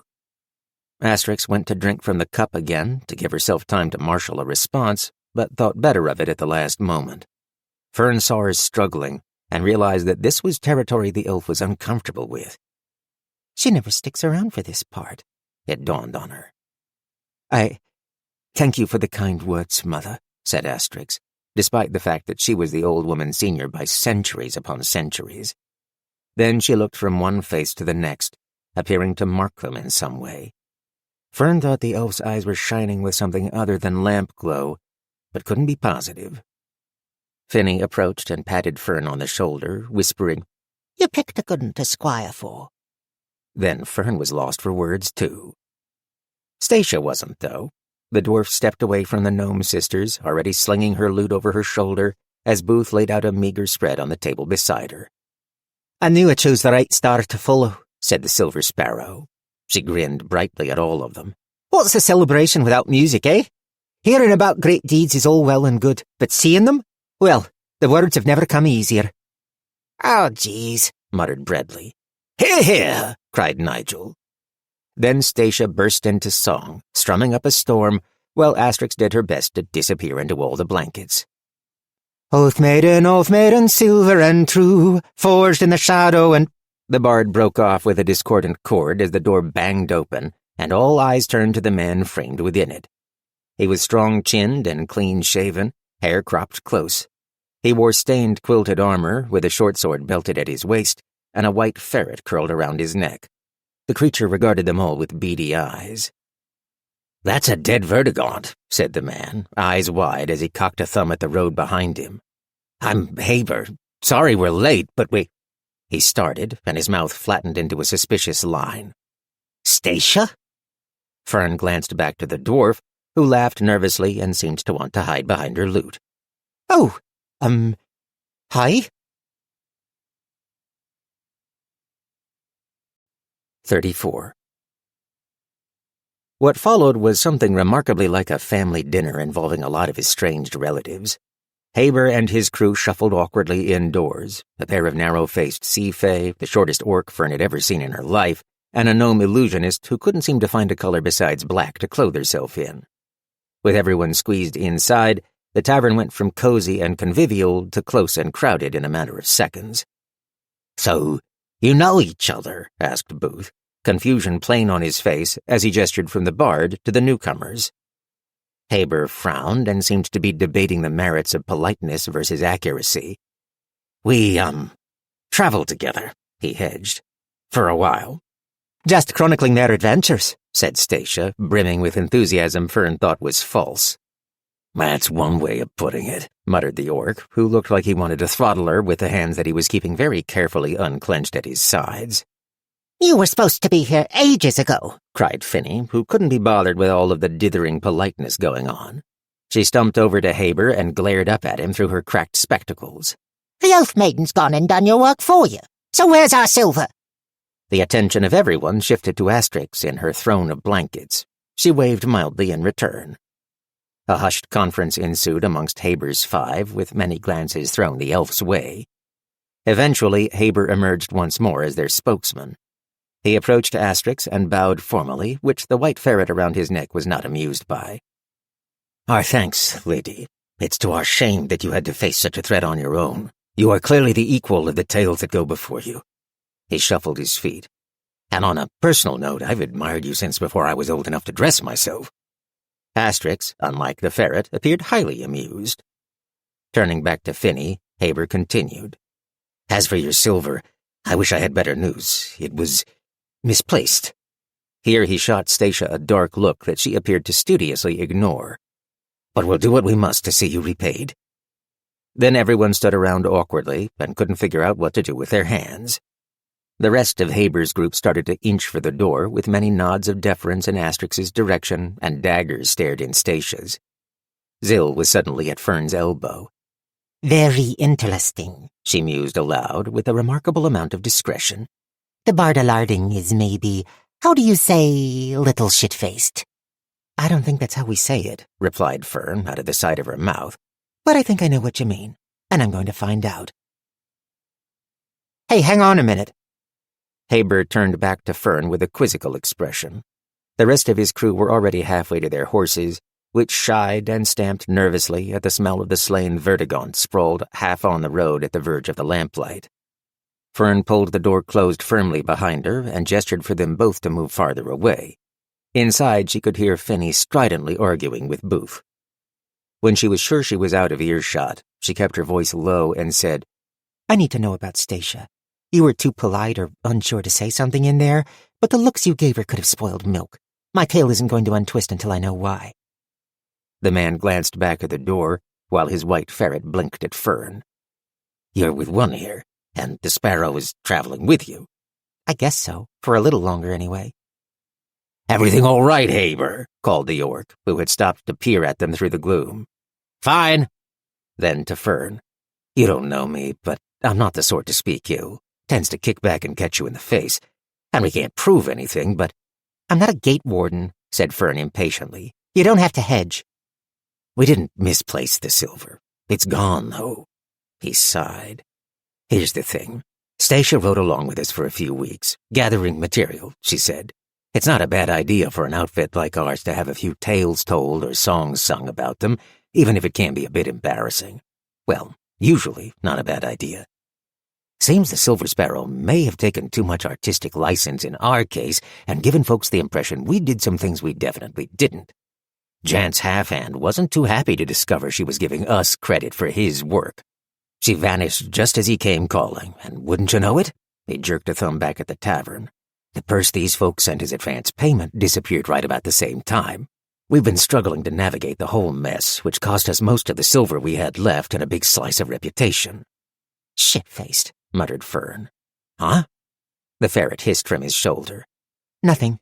Thanks for telling me. Even if it does mean we owe these folks, make sure the Oath Maiden knows we're grateful, and she has our respect. He nodded at the bulk of the vertigaunt. Not many I know could tackle such a beast alone. Yeah, replied Fern. She's pretty incredible. And like I said, I can't prove anything, but think about finding yourselves another travel partner. He looked thoughtful, and scratched the back of his head. Speaking of, the greenskin in there, she with you too? I seem to remember something about a goblin. Big bounty, colorful coat even, now that I think on it. Not sure whose stew they pissed in, but there were a lot of sovereigns put up to bring them in. Fern regarded him evenly. Yeah, she's traveling with us. I don't know about a bounty, but if there were, I imagine Asterix would already be aware of it. He searched her face, then nodded. Sure. Anyway, travel safe, and maybe suggest to your friend that she wear a different coat for a while. Fern didn't have an opportunity to talk to Asterix for hours. After the departure of Haber, and once Finny had finished venting her spleen with repeated angry exclamations of 300 silver! Things settled back into as festive a mood as could be conjured. Stacia seemed unperturbed by the recent appearance and departure of her erstwhile traveling companions, and played songs to match the tone of the gathering, from cheerfully festive to quietly languorous as the night deepened. The little stone-fey girl with the big eyes escaped the clutches of her parents to edge closer and closer to Asterix until she was on a stool beside the elf, awed worship obvious in every particle of her body. Fern saw the Oath Maiden pat Nigel's hilt affectionately, then murmur something to the child, whereupon she nearly vibrated apart. Asterix laughed with less reservation than Fern could recall and looked comfortable, despite her wounds and abrasions. Not a storied legend, but the fascinating aunt who'd traveled from one end of the territory to the other and slyly implied that you might one day, too. Fern herself was too nervy to appreciate the celebratory atmosphere, turning over the conversation with Haber in her mind. When Stacia paused to wet her throat at one point, Fern sidled up to her. So, you traveled with the ferret guy and his group for a while? She said, without preamble. Stacia looked at her over the top of her cup. Oh, sure. Just for a few days. A fun bunch. Yeah? And it went well? I thought so. A few songs hatched, and it never hurts a crew like that to have someone like me out there telling their tale. Why? The bard was doing an impressive job of affecting innocent curiosity. Fern shrugged. I talked to him a bit, and I got the impression they didn't come away from it with the same feelings, is all. Stacia laughed. Well, they've been riding for days only to find out they're too late, and that means they don't get paid. That's bound to salt their slugs. Some people are always looking for some other peg to hang their misfortune on. I guess so, replied Fern. She thought about bringing up Jant's half-hand and the missing silver, but Stacia's unblinking smile told her it wasn't likely to provoke a tearful admission. Instead, she nodded to the bard and found her way to a seat near Zill, who was already dozing in a corner. That girl smiles way too much, murmured Bredley from her cloak pocket. Yes, she does, replied Fern, sipping at her wine and staring darkly at the dwarf. Eventually the fire died down, and the party did as well. Asterix's tiny admirer was shepherded away by her guardians, the three gnome sisters fell asleep in their cups at the table, and Booth escorted Finny to her cottage. When he returned, he immediately offered his own bed upstairs for their use, but Asterix declined, whereupon he brought down every cloak he owned, a few more blankets, and what Fern was positive were the quilt and pillows from his own bed, to assemble makeshift sleeping arrangements.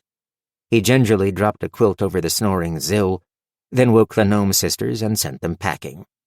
Stacia left to sleep in her wagon, much to Fern's relief. When they were alone and Asterix was giving Nigel a quick polish at the table before resheathing him, Fern pulled up a chair across from her. She cursed the bard for putting her in this position. The Oath Maiden looked up from her labor with a gentle smile. Despite a shoulder wound that would have had Fern writhing in pain, she looked relaxed. Look, I think we need to leave Stacia behind. Oh? Asterix stopped polishing. Fern relayed all that she had discovered from Haber and her subsequent unsatisfying conversation with Stacia. It does sound like hearsay, observed Nigel. You're just happy someone is writing songs about her, cried Fern. As well they should be, he retorted. Asterix laid a hand on his blade to forestall a further outburst. Songs or no songs, she does make travel swifter. Do you think we're in much danger of being robbed by her? Fern realized the question wasn't rhetorical, and there was no sarcasm in her voice. Asterix was asking her honest opinion. She squirmed. Well, no. I guess I have a hard time imagining that. Are you worried she'll cause us some sort of musical trouble? Fern felt color rise under the fur of her cheeks. I mean, we should be able to part ways as soon as I can secure another wagon. There's little to be had here, and these poor people can't part with much of anything anyway, even for silver. Do you think we can manage a company for a while longer? Again, Fern marveled that it was clear Asterix actually wanted to hear her answer. Fern sighed. I guess we can. Still, she didn't like it. 35. They departed the nameless village with barely any fuss, although Finny did insist on gifting Asterix with packets of pungent herbs to recreate her vile healing concoction at their leisure. The elf was gracious and didn't immediately throw them away. For their part, the villagers were indulgent and didn't comment on their missing silverware. Asterix's parting words to each villager in turn, and the way she knelt before the little stone fay girl and lifted her chin with a gentle finger, were a far cry from Fern's experience being rescued in the bog all those weeks ago. That had only amounted to a fistful of reins and a swift exit. Fern suffered a pang of ridiculous envy. She quickly squashed it, and even held her peace about Stacia. And they resumed their journey. According to Asterix, Amberlin was less than a week of travel away, which meant it was the end of Fern's journey as well. But any time her mind threatened to open a window on what came afterward, she ruthlessly shuttered it. Instead, she lamented the fact that they'd likely be stuck with the bard for the rest of the trip. To be fair, the Silver Sparrow was nothing but cheerful and made herself useful about camp without complaint. Fern found it difficult to maintain a heightened level of suspicion. They shortly emerged from the evergreen forest into a gently rolling, grassy prairie, stitched through with fresh streams of snowmelt that branched and branched again in gleaming threads. Mountains rose blue and shadowed behind them and to the north. More than once, small herds of prairie ox skirted them in the distance, their shaggy backs seeming to merge into one long, undulating beast spined with massive horns. The little seasonal rivers intersected the road in dozens of places, sometimes washing it out entirely. Bucket traversed these obstacles easily enough, but they had to be cautious with Stacia's wagon, as Persimmon struggled mightily where the streams became bogs. Several times they hitched Bucket in her place to make the crossing. After one such ordeal in the early afternoon of the second day, Asterix called a halt so the horses could rest. Studying the Oath Maiden keenly, Fern thought that she might need a breather herself. Although the elf moved with remarkable agility, she'd suffered too many wounds and too much punishment in too short a time. Little hesitations and pauses in her manner hinted that it was all adding up. She'd also taken to strapping Nigel's sheath across the back of the saddle, which Fern found concerning. After refilling their water skins from the stream they'd just forded, they sat in long grass in the shade of Stacia's wagon, nibbling at the dried rations from the termites. Zill darted around in the tallest weeds in search of small animals, whose fates nobody wanted to think about. Stacia brushed crumbs from her doublet and cleared her throat. So, I haven't had a chance to finish the song I've been tinkering with after seeing you in action. Said Asterix. The tune is solid, but I think the lyrics still need some finessing.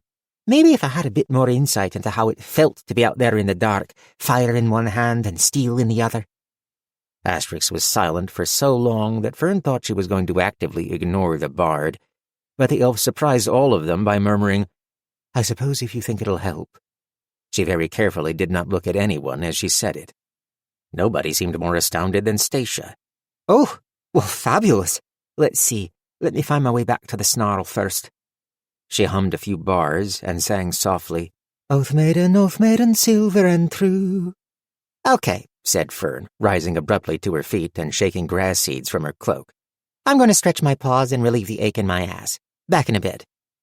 Asterix opened her mouth, but Fern didn't give her the opportunity to speak, briskly rounding the corner of the wagon and striding into the rustling meadow across the road. Persimmon and Bucket didn't look up from grazing contentedly.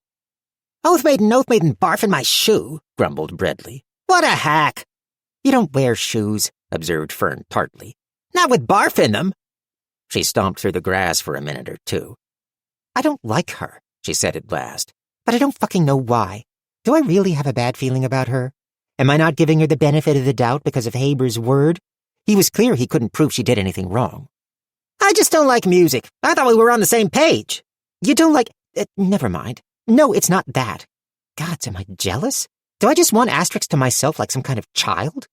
Oh, well, wanting her all to yourself is totally natural. At least it better be, because if not, I have to rethink every one of my goals for the future, and I absolutely do not want to do that, chirped Breadley. If Nigel just happened to slip off that horse's butt and disappear into the grass, or plunge to the bottom of a canyon, or like a deep river, maybe, I wouldn't make a peep. Familiar feeling?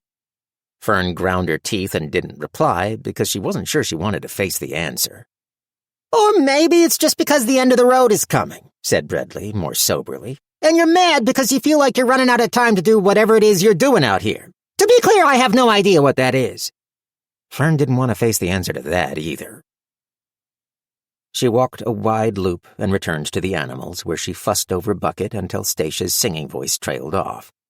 Finally, Fern muttered to the horse, who lipped her paw sympathetically as she scratched his chin. As she turned to head back to the wagon, she was startled to find Asterix almost beside her already. The Oath Maiden joined her at Bucket's head, patting his cheek and inspecting his mane as though there were, in fact, something to be done with it. Now Fern felt awkward about leaving, so she continued to stroke the horse's chin. Two people pretending to have important business with a horse, thought Fern, and nearly laughed aloud. Asterix surprised her by speaking first. Anything the matter? Of course not, lied Fern. All right, replied Asterix. There was also apparently something critical to be adjusted on Bucket's halter. Actually, she's very annoyed, declared Breadley. Fern withdrew the knife from her cloak pocket and hurled him into the grass. Hey! He cried. She ignored him and addressed Asterix. All right, fine. I can't stand it. Why are you indulging this? The Oath Maiden frowned. Indulging? Yes, the song, giving her insight.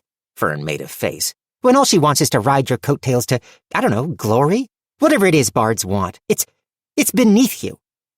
Only days ago, it was you who told me that I don't stick around to be appreciated, and I'm always off to the next thing, replied Asterix, with unexpected heat. Now I pause for a moment and pay attention, say a few words to the people we helped, and listen to what they have to say in turn. I make time for someone that wants it, and it's beneath me. Well, not all of it, but this part at least, said Fern. Are you just chronically dissatisfied, or is that only when it comes to me? Demanded Asterix, ghost-light eyes blazing with a fierceness Fern had never felt directed toward her. She nearly quailed beneath it, but the upset she was wrestling with couldn't be subdued. I don't fucking know, she shouted. Then you should figure that out first. Even if you did know what would please you, I doubt I could bring you to it. If you saw it on the horizon, you'd probably run the other way. I don't care about a God's blasted song. I'm not trying to build my legend, snapped Asterix. No, you're just walking straight in the dark until the sunrise, whatever the fuck that means, which is why we're hauling Zill in for a bounty and to gods know what fate, even though you know it's wrong. We aren't hauling her anywhere, retorted Asterix with ice in her voice. Then she spun on her heel and strode away from the road. I think I need a walk. Look at all the good it did you. Fern watched her go, the anger slowly leaving her body as Asterix disappeared over a swell in the prairie. Fuck, she muttered to herself. Great job, Fern. Behind her, she heard a muffled thud and a squawk, and assumed Zill had caught something. At least somebody around here got what they wanted, she thought.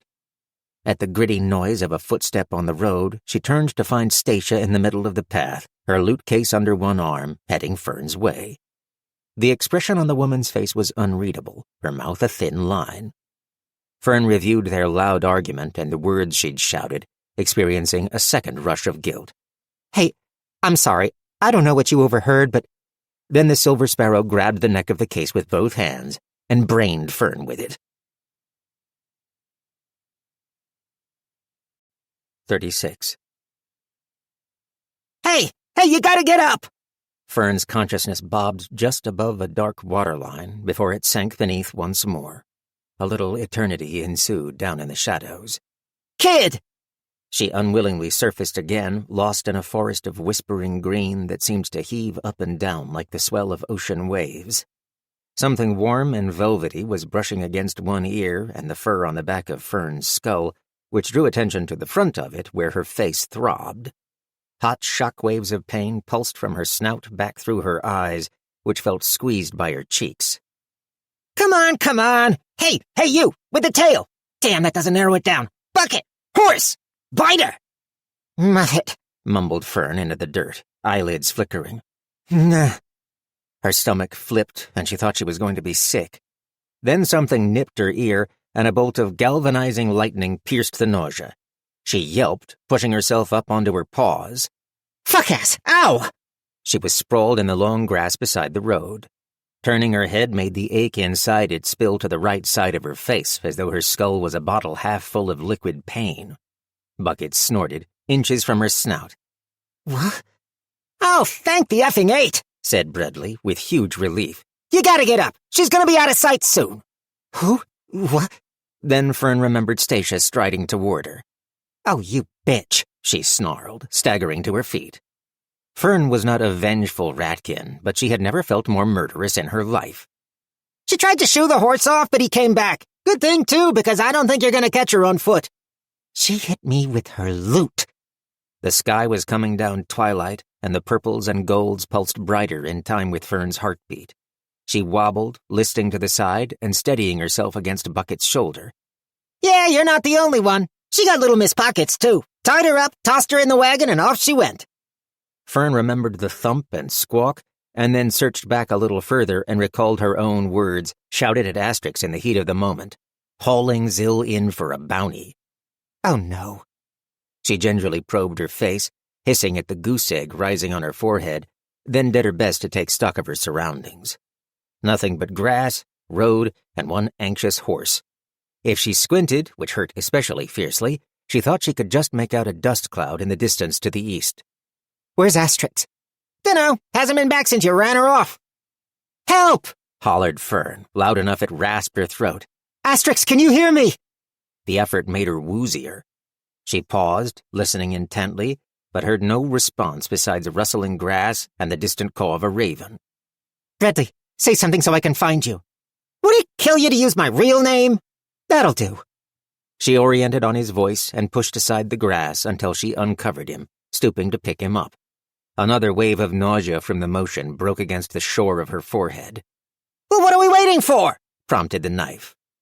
Fern studied Bucket, who regarded her expectantly. She was suddenly very glad that Asterix hadn't removed his saddle. Nigel's hilt still stuck out from where he was strapped behind it, beside her satchel. This is not a good idea, said Fern, even as she tottered toward the horse and put a hand on his stirrup.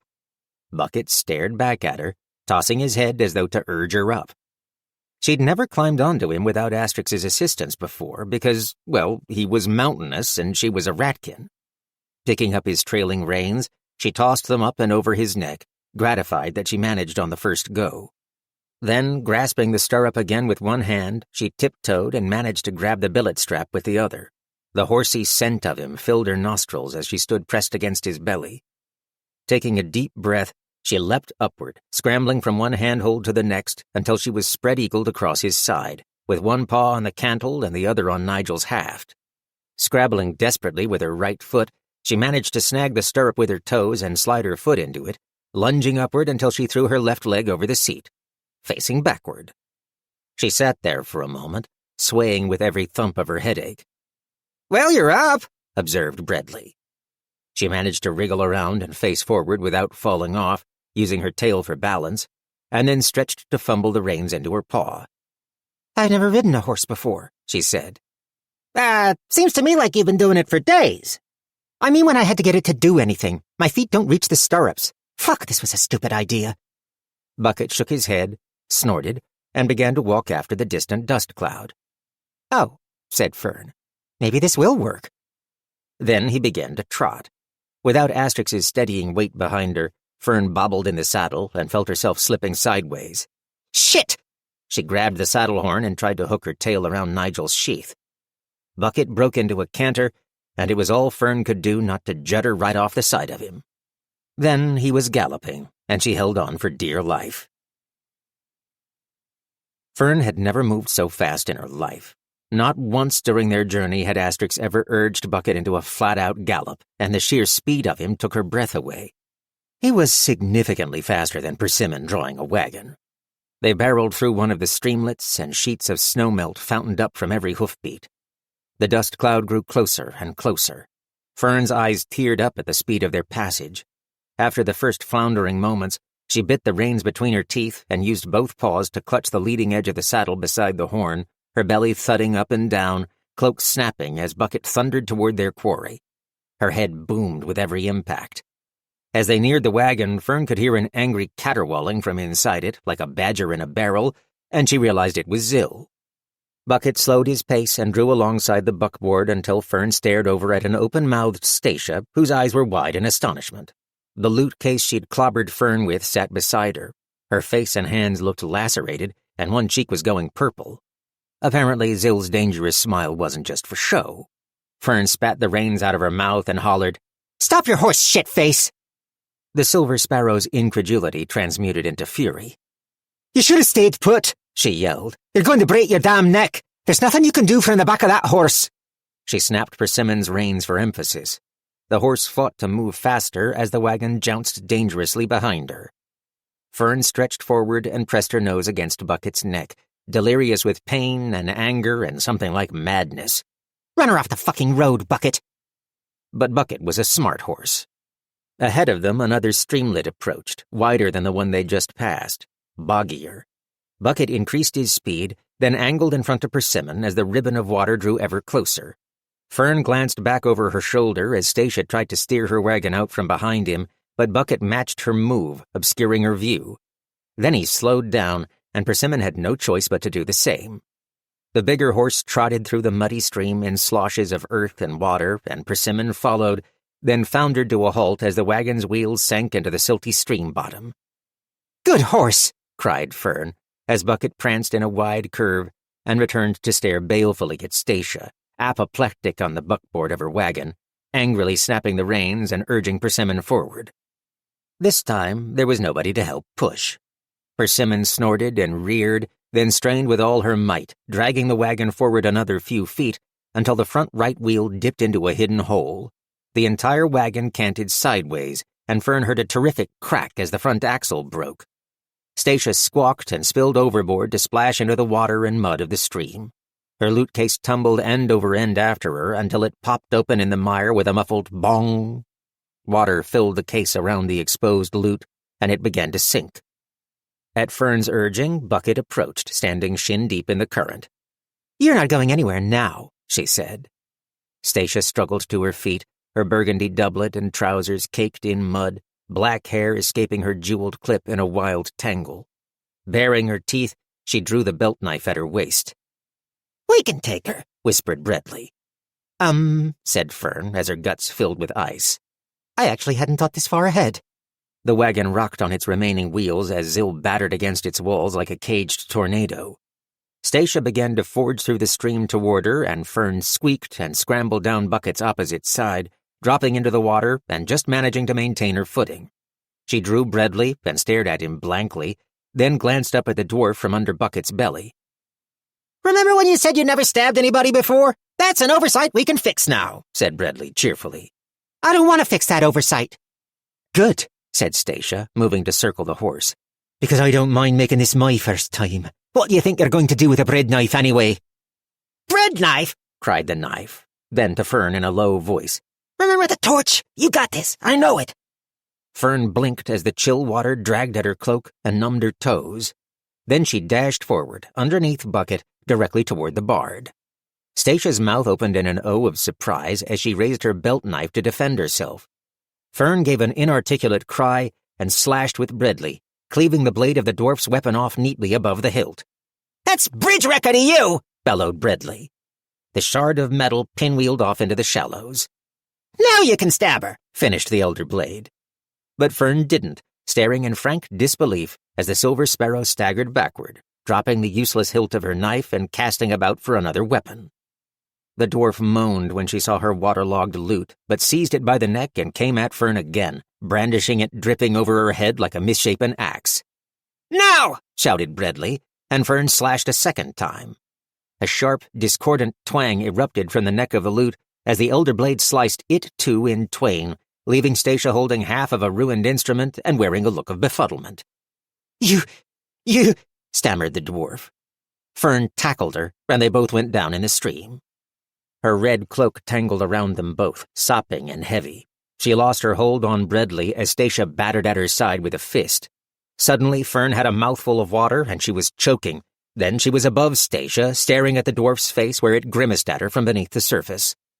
The bard bashed her again in the ribs, and Fern fell to her side. Their positions reversed again in a smear of light and nausea. She held her breath and gazed up through silvery ripples at the sparrow's distorted face as the woman scrabbled for the bookseller's neck. Stacia found purchase and squeezed, bearing down with all her might as Fern tried fruitlessly to pry the fingers away.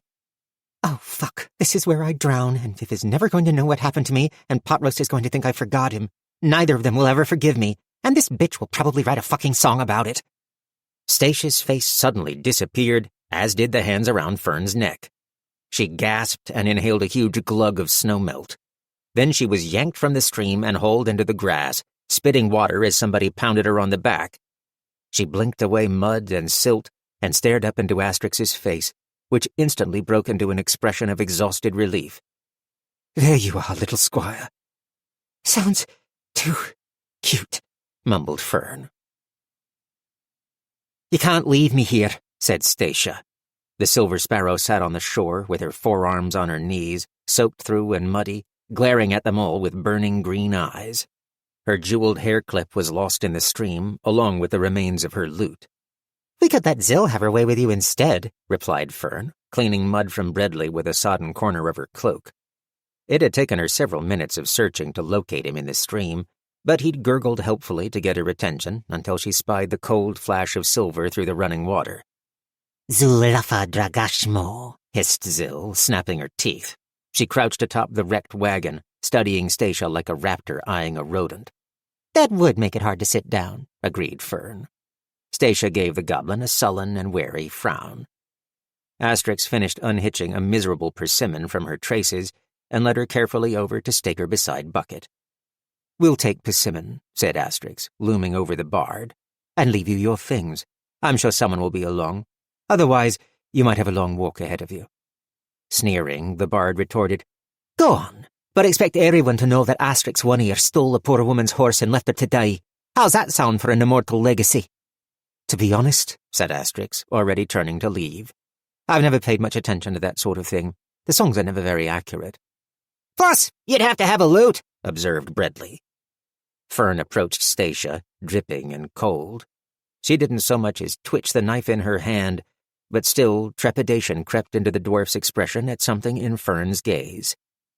Hey, said Fern, I couldn't help but overhear you working on your lyrics back before you clobbered me in the face, and I just thought you should know that avenge and scavenge don't rhyme, you feculent sack of shit weasels.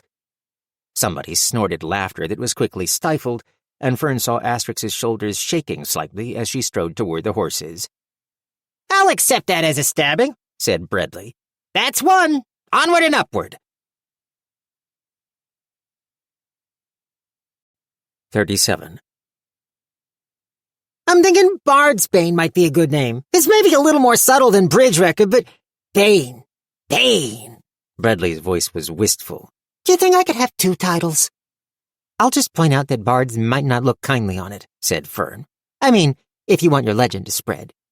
You make a fair point, but also, I do hate music. I'm conflicted. It's not the role of the blade to be the subject of the tales, merely the instrument of their creation, declared Nigel.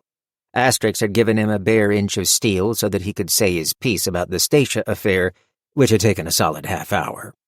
While he'd rambled, Fern had been thinking about the many pages it would take to cover the last few days. An idea was forming in the back of her mind. She rode on Persimmon, with Zill napping against her back.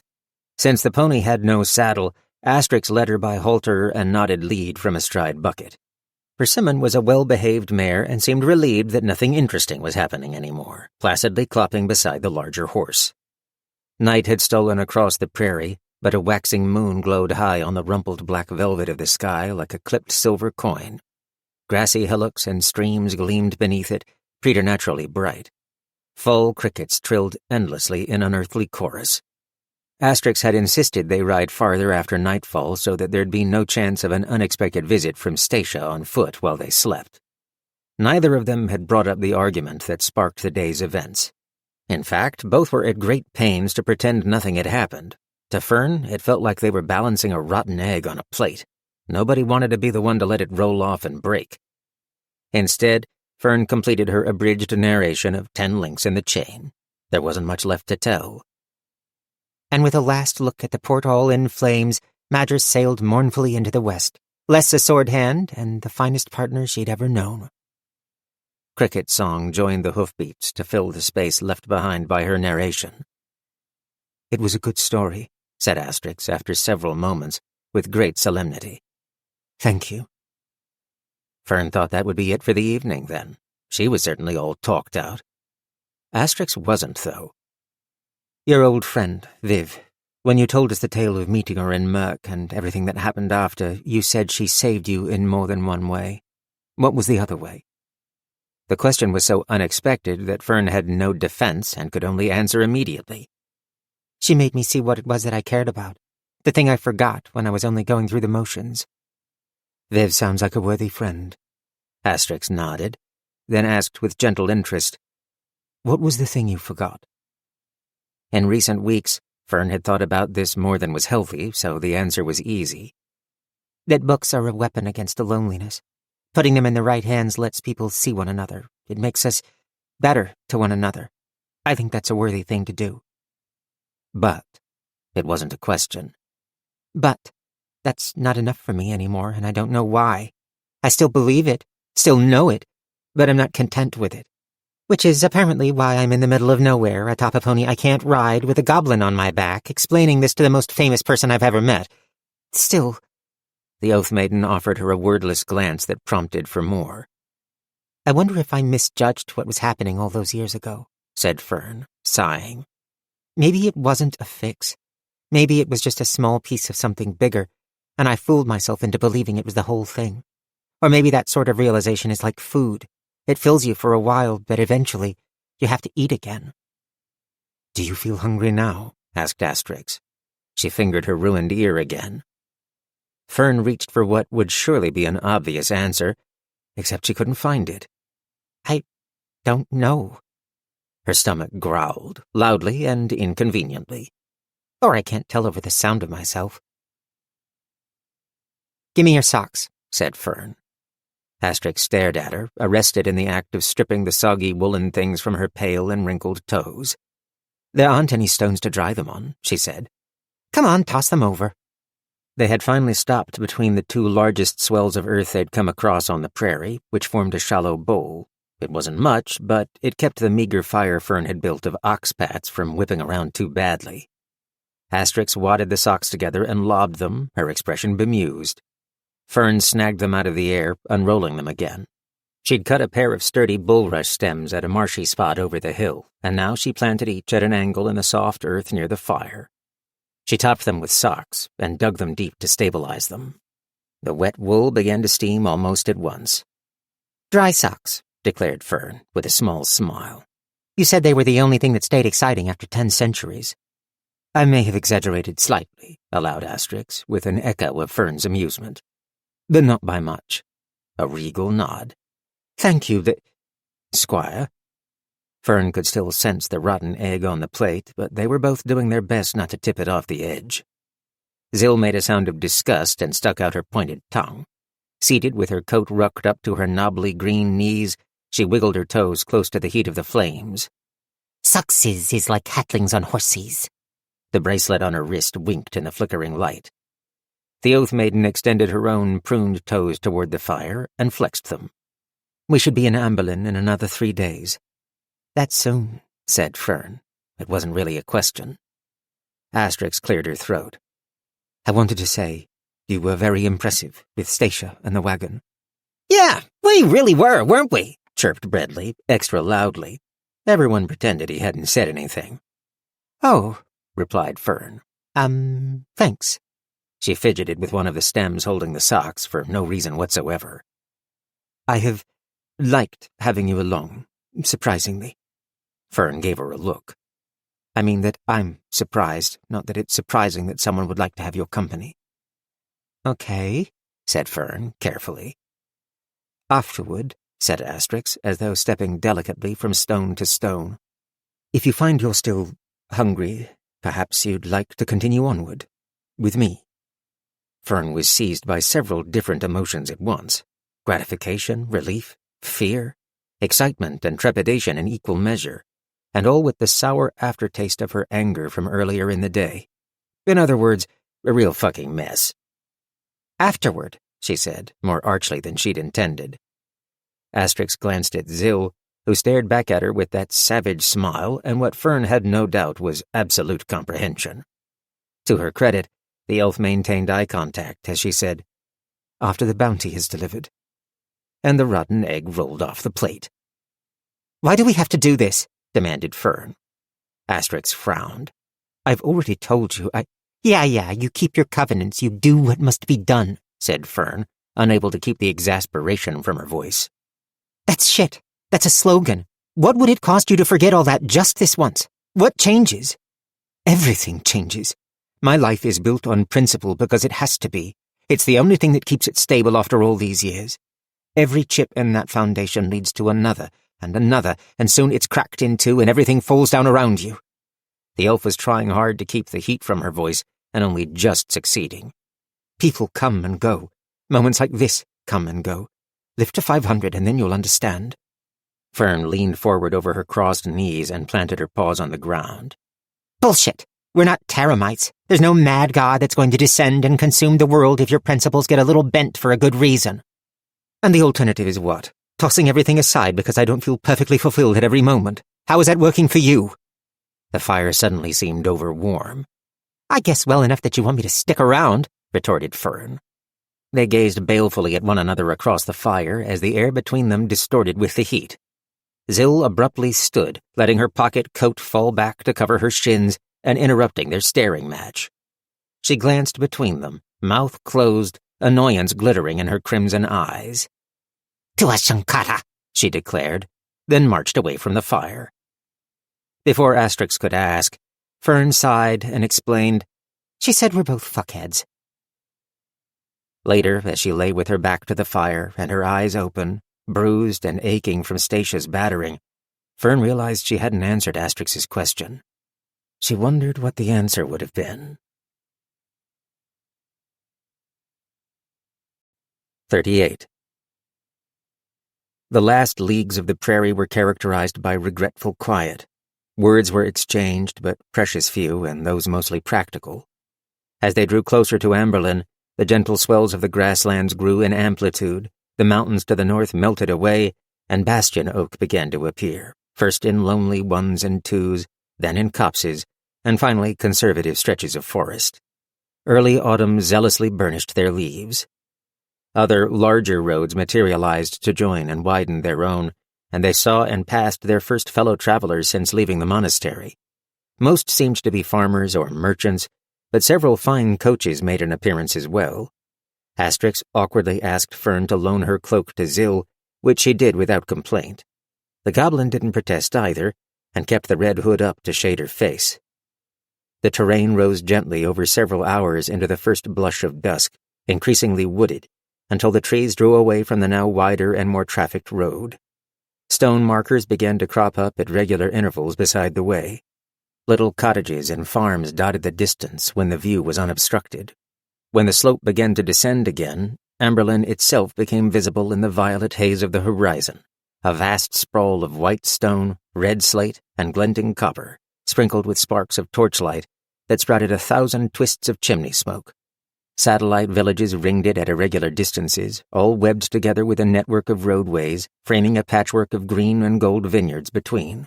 A white road broader than all the rest ran north-south between Amberlin and their own vantage point, meeting a spur of the city that extended like a finger to touch it. A gorgeous twilight vista, framed by delicate shreds of cloud. Fern couldn't appreciate it in the slightest. Now their imminent arrival was a painful inevitability, flanked by remorse on either side. Why did I have to spoil it so close to the end? Fern thought, increasingly morose as she watched a hay cart trundle past on their left. I ruined everything in Thune when it was all going perfectly fine, and here I am doing the same again, but in a whole new way. Viv and Asterix should get together and compare notes. That Fern, such a genius for fucking up a perfectly good thing at the last minute. She rolled her eyes and stared grimly ahead. If I'd kept my stupid mouth shut, then we'd be having a nice conversation right now. Gods, a legendary adventurer wanted me to stick around and keep her company. I've spent my whole life dreaming of being inside the stories I read, and now I actually have the opportunity, and I can't even be bothered to answer the question.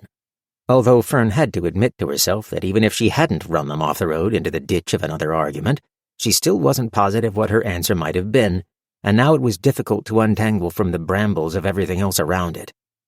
Crap. Asterix turned to look at her with a question on her face.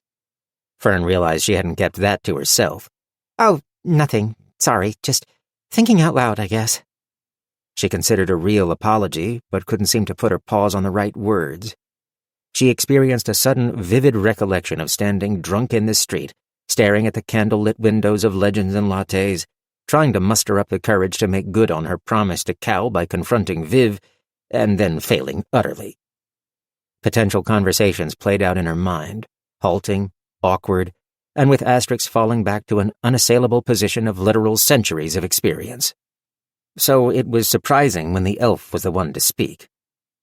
"This isn't how I imagined the end of the journey," she said in a thin voice, gazing toward Amberlin and rocking gently from side to side with Bucket's endless rolling motion. She cleared her throat. "I'm sorry for the words I said last night, and earlier. They were unkind." Fern sighed. "Truthfully, you were pretty restrained. Mine's the tongue that got away." "No, I'd like to finish, please. I shamed you. A thimbleful of disdain poisons the entire well. It must never find its way into a friendship. It's been a long time since I've had one, but I remember that much." She drew both horses to a halt and turned in her saddle to find Fern's eyes. "And I would like to keep this one, even if we go our separate ways." The sincerity in her voice and the intensity of her gaze hooked something in Fern's chest, and unexpected tears threatened. They became all but inevitable when Asterix dismounted and approached Persimmon to extend both hands palm up in a distressingly formal way. "Stop that," whispered Fern. Asterix ignored her, ghost-light eyes arresting. "I beg your forgiveness for the words I said. I beg your patience for the ways I fail. I do not expect it, but crave and strive for your regard." "God damn it," replied Fern, her voice gummy with tears. "I don't know how this works. Do I put my paws in yours?" She didn't wait for an answer and did it anyway. Asterix's fingers were dry and warm beneath her own. "Okay," said Fern, sniffing. "I have not forgotten anything you said," murmured the Oath Maiden. "I will give your words the consideration they are due." Fern didn't know which words she meant because she'd said a lot of them, but she didn't trust her voice enough to ask the elf to clarify. Instead, she nodded, intensely aware that this was the part where she should apologize in return. But Asterix dropped her hands away. "Nothing else need be said for now," which was both awful and a relief at the same time. The elf remounted, and they continued down the hill. Uncomfortably aware that Zill had been observing all this from behind her, Fern twisted to look back as they got underway. She caught the gleam of the goblin's eyes in the shadows of the red hood. Zill offered no comment. "Dear Viv, this journey is almost at an end. It feels like I'm approaching a test that I've already failed several times and have probably already failed again without knowing it yet.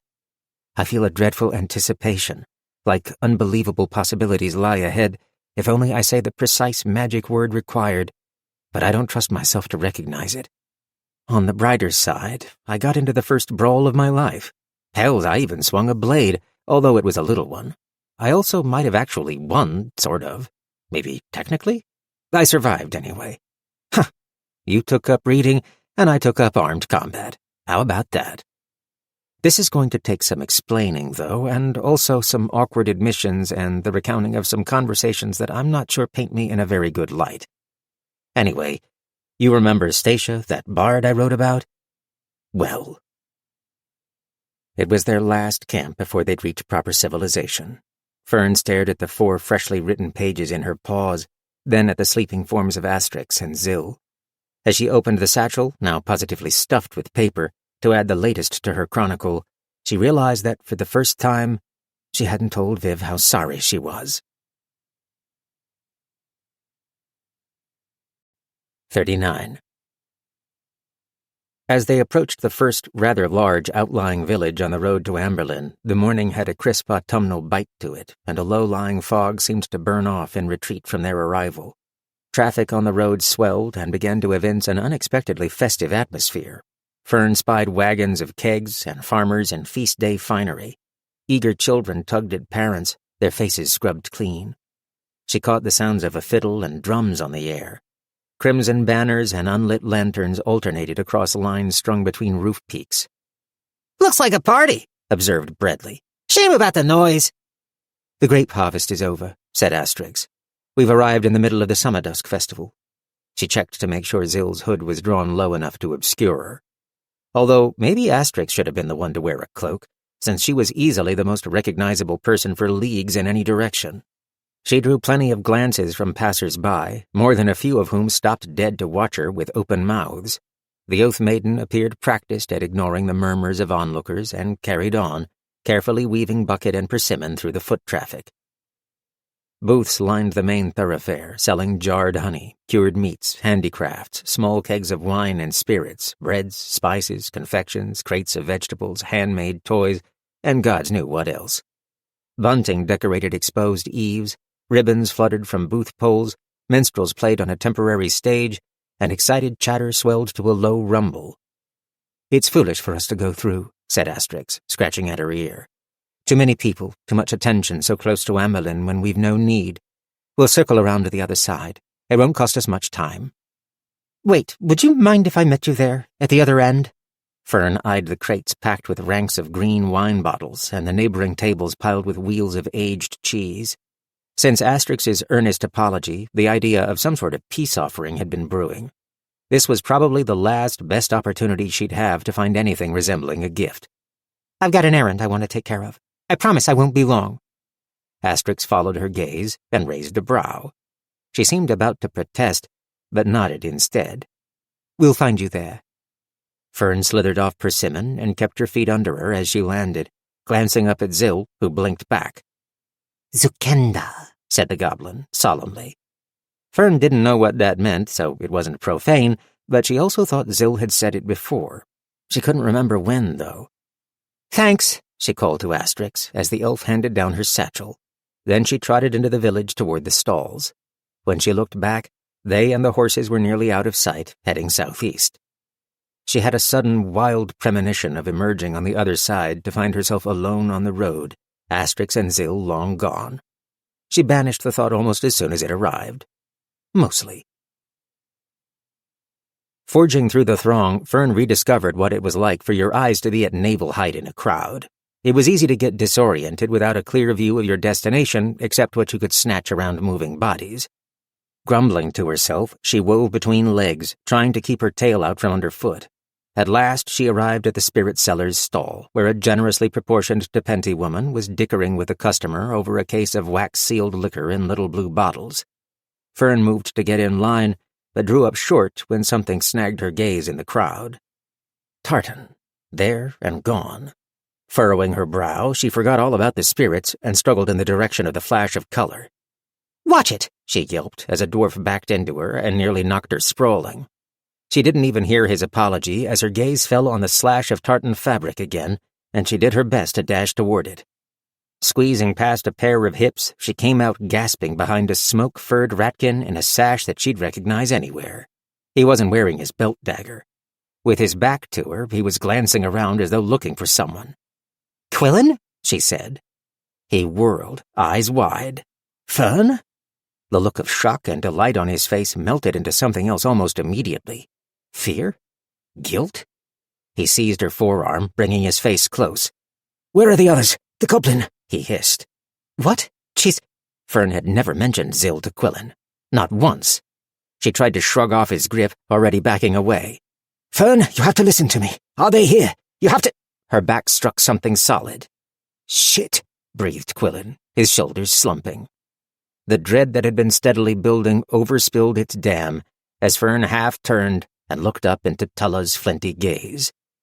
The orc's many braids framed her face in dark curtains as she stared at Fern with a half-smile. Yeah, said Tulla. This should work just fine. Tulla marched Fern through the streets with a hand on the back of her neck. She didn't dare call out. She could feel the spine-snapping strength of those fingers as they rested in her fur. Marv stayed beside them, his narrow face alert for trouble. Kel the orc joined them just as Fern was steered into an alley. She couldn't move her head to see, but she could hear the patter of Quillen's paws as he trotted in Tulla's wake. At a turn in the alley, Kel peeled off to lean casually against a plastered wall and keep an eye on the busy street while the rest of them moved out of public view. The other member of their party, the archer, was nowhere to be seen. Tulla spun Fern and pressed her against stone. In one hand she loosely held a plain but extremely sharp-looking knife. Quillen was indeed behind her, head down and fidgeting with his belt beside Marv. You fucker, said Fern, her face hot. The rattkin didn't meet her eyes. Tulla dropped to her haunches and seemed surprised at where Fern's ire was directed. With a glance at Quillen, she chuckled. Well, if this goes well, you two can work it out later. Here, check this over, Marv. She tugged the satchel from Fern's shoulder and tossed it to him. After rifling through it, he shook his head. Nothing but a bunch of paper and an old book. A few silvers. That's fine, then. Here. Fern was shocked when Tulla handed the satchel back to her, and it must have shown on her face. I'm not here to rob you. Hells, I want your help. She tried for a smile, unsuccessfully. My help, Fern muttered. She slung the satchel over her shoulder again, glaring at Quillen. You were with them the whole time? You... Fern was so furious she couldn't find a curse sufficient to the moment. I wasn't, he cried, glancing at her and then away, which didn't seem particularly forthright. Him? Of course not, scoffed Tulla. I had a feeling hauling him along was the right move, and he sure squeaked when we pinched him in the right places. Hells, it was easy. You can give him trouble about it later if you're both still breathing. Fern remembered that while she hadn't mentioned Zill, she had mentioned their destination. She also recalled seeing Tulla when they'd been out walking the muddy streets of Turnbuckle. The sequence of events after the wrecking of the bridge seemed suddenly obvious. Tulla misjudged the expression on Fern's face. Young love's a bastard, isn't it? Fuck you, said Fern. I'm older than you anyway. Tulla threw back her head and laughed. I respect that. Good for you. Then she sobered. Let's keep this simple. She gestured toward Fern's belly with her knife. You're going to put that shit of a goblin into my hands, and then I'm going to let you go. They're both here somewhere, yeah? The Oath Maiden, too? You're planning to meet them later. Fern said nothing. Her eyes burned, and her breakfast tried to find an expedient exit. Think this through. You're bringing her in for a bounty, right? Hells, you're about to be shut of her anyway. Worst case, you lose your share of the take, but under the circumstances, that sounds pretty damn cheap. Fern's paws shook at her sides. She wished she had her cloak and Bredley's comforting weight in the pocket. A pause as Tulla studied Fern's face. You are getting a share, aren't you? Fern blinked. The thought of collecting any of the bounty had never once occurred to her and didn't seem important now. Wow, said Tulla. Not even a piece of the action. What the hells are you even doing here? That should make this even easier, though. And let's be realistic. If he talked... She flipped the tip of her knife toward Quillen. There's no way you won't. It's just down to how many inches shorter you want that tail of yours to be. You've got nothing but that left to lose. But Zill does, whispered Fern, voice quivering. Yes, said Tulla. Yes, she does. What did she ever do to you? Look, Fern, pardon me for using your name, but after hearing about you from Quillen here, it feels like we practically know each other. Have you ever built anything? Poured your years and your blood and your coin into it? Willed it to grow? Fern stared Tulla square in the eye. Yes. Yeah, I guess he told me about your little bookstore. I think he was doing his best to convince us you wouldn't be a threat. Nice of him, really. Well, I built something too, Fern. An army, or damn near one. But more important than that, I built a reputation. That's what everything balanced on. A story that people believe. You, of all people, should be able to appreciate the power of a story. It was the foundation for everything. Then she reached out with her free hand and seized Fern's tail. And Zill fucking obliterated it. In the end, sadly, Fern wasn't as brave as everyone imagines they can be, but privately knows they are not. 40. After muttering something in Kell's ear, whereupon the sturdy orc vanished into the crowd, Tulla got them moving again, with her knife held hidden from any idle glances. They skirted the throng, hugging the side of the main street and heading toward the eastern perimeter of the village. Quillen walked beside Fern, looking almost as miserable as she felt. She was finding it hard to think ill of the rattkin when she herself had so readily blabbed under threat of pain. Did she expect something more from him? Fern fervently prayed to all the 8 that Asterix had noticed she'd been gone too long and was alert for trouble. I'm so sorry, muttered Quillen. I swear, even if I'd known about the goblin back in Turnbuckle, I never would have— Not that you'll ever believe me. I understand why you disappeared, though. It doesn't matter now, replied Fern in a near whisper. A glance at Tulla revealed that while she could certainly hear their conversation, she didn't appear to care. The orc strode casually, easily, and didn't bother to look down at them. It does, insisted Quillen, soft and fierce. They both fell silent as Kell emerged at the mouth of another alley and motioned them in his direction. Behind him waited the black-clad stone-fey archer, her bow nowhere in evidence. Kell nodded at Tulla, handing her an axe and Marv a short blade. They slipped them into their belts to match the mace hanging at his. After a hushed conference, the archer vanished again. They attracted a few suspicious glances, but ignored them and moved with greater speed, turning down side streets and charting a circuitous route. Marv and Kell drifted away, but stayed in sight, scanning every intersection and roofline. Fern's feet were like lumps of lead on the ends of her legs, her breath hollow in her ears. She saw several gate wardens idling in the crowd, but didn't dare signal to them. Any moment now, she thought. I should run. Any moment. Dash away. Surprise her. Warn Asterix. But she never did. Terror and the presence of the knife a few inches from her face kept her carrying meekly onward. Then the buildings thinned, replaced with gardens and low stone fences as they passed out of the village, and an unmown field of autumn gold came into view.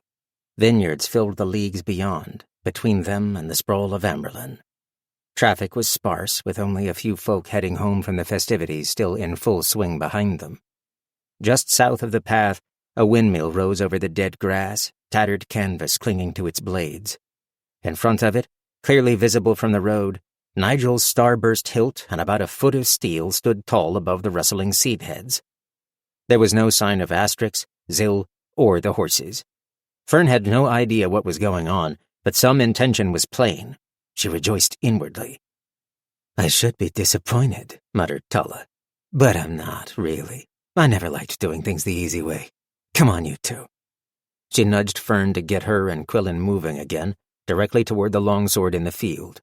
The blades of the windmill creaked mournfully, rocking slightly on their axle. My lady, I see them, bellowed Nigel, startling everyone. Fern felt Tulla twitch and savored a moment of grim satisfaction. In lower tones, but no less commanding, he called, Approach no further. Set free our companion, and you may go on your way. I don't think so, hollered Tulla, not slowing. Behind the windmill, hey, Oath Maiden? That's a clever way to set a lookout. She squinted over her shoulder toward the village. Fern turned to follow her gaze, and at first saw nothing, then a black shadow on a rooftop in the lee of a chimney. The archer. Leaves you unarmed, though, continued Tulla. She quietly ordered Marv, Go, Grab the sword." The red-haired man nodded once and began to jog toward the upright elder blade, looking left and right for any sign of an ambush. Fern held her breath as he closed in, expecting she didn't know what. When the moment arrived, she still gasped. As Marv came within a few strides of Nigel, already stretching out his hand, the grass on the far side stirred. Silver hair and a single ear breached the golden surface as Asterix pushed herself up and tore into a dead sprint.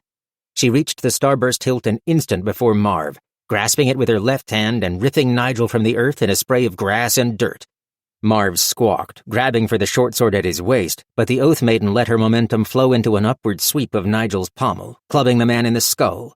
Temple bloodied, he dropped bonelessly in a heap, disappearing into the grass.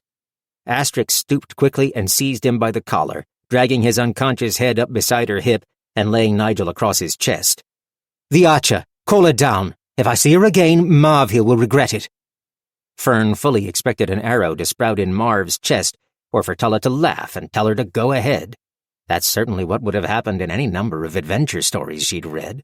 The henchmen were always expendable. Instead, Tulla gestured at the archer with a move-it-back motion. The woman melted away from the rooftop. "So you've got one of mine, and I've got one of yours," said Tulla. "Where's Zill?" "She tends to disappear," replied Asterix coolly. "Hard to keep track of, to be honest." Tulla started pushing them forward again, pulling her axe from her belt. "Now what? I've got plenty of patience, and I don't plan to leave without the little demon." "That's close enough," said Asterix. "Now we don't have to shout, but I imagine if we wait much longer we're going to draw a crowd." The orc stopped and studied her. "I notice you're using your left hand now. Something wrong with the right?"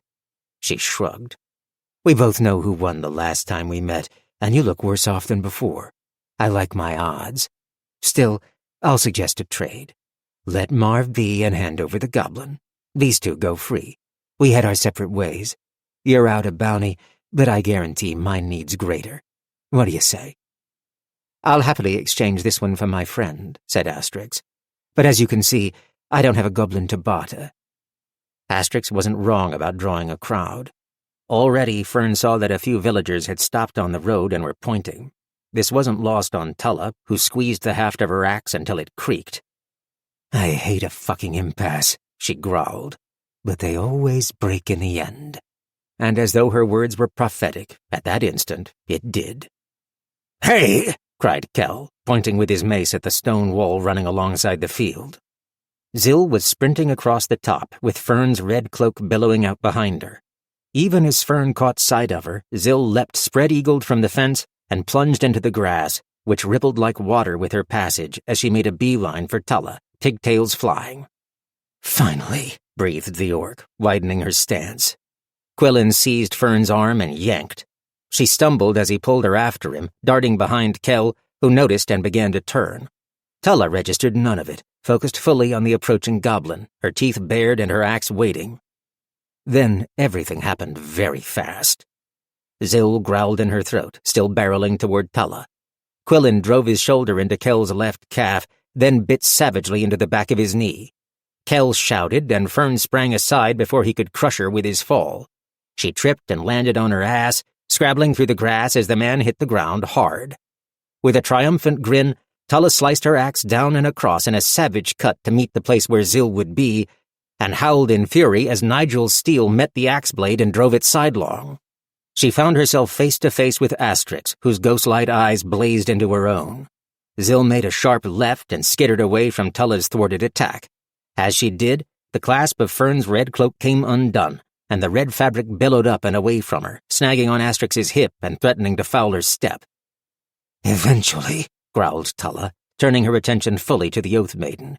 "Every legend has to end." Kell moaned in the grass, one hand clapped to his wounded knee as he tried to rise, flailing with his mace at Quillen, who kicked at his exposed face with every opportunity.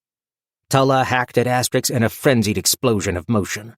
The elf backed away, wielding Nigel left-handed and barely turning aside the hail of blows. Then Tulla let her axe head drop and punched Asterix directly in her wounded shoulder with a lightning-fast left cross. The elf screamed and fell back, staggering unsteadily, tangled in Fern's cloak. "I thought so," muttered the orc. Asterix grunted with pain as she yanked the cloak from around her leg. She twirled it over her right arm and fist, eyes watering. Not much of a shield, observed Tulla, advancing relentlessly. Let's get this over with.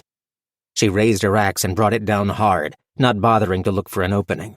Every bone-jarring chop hammered Nigel's steel lower. Asterix's left arm quivered.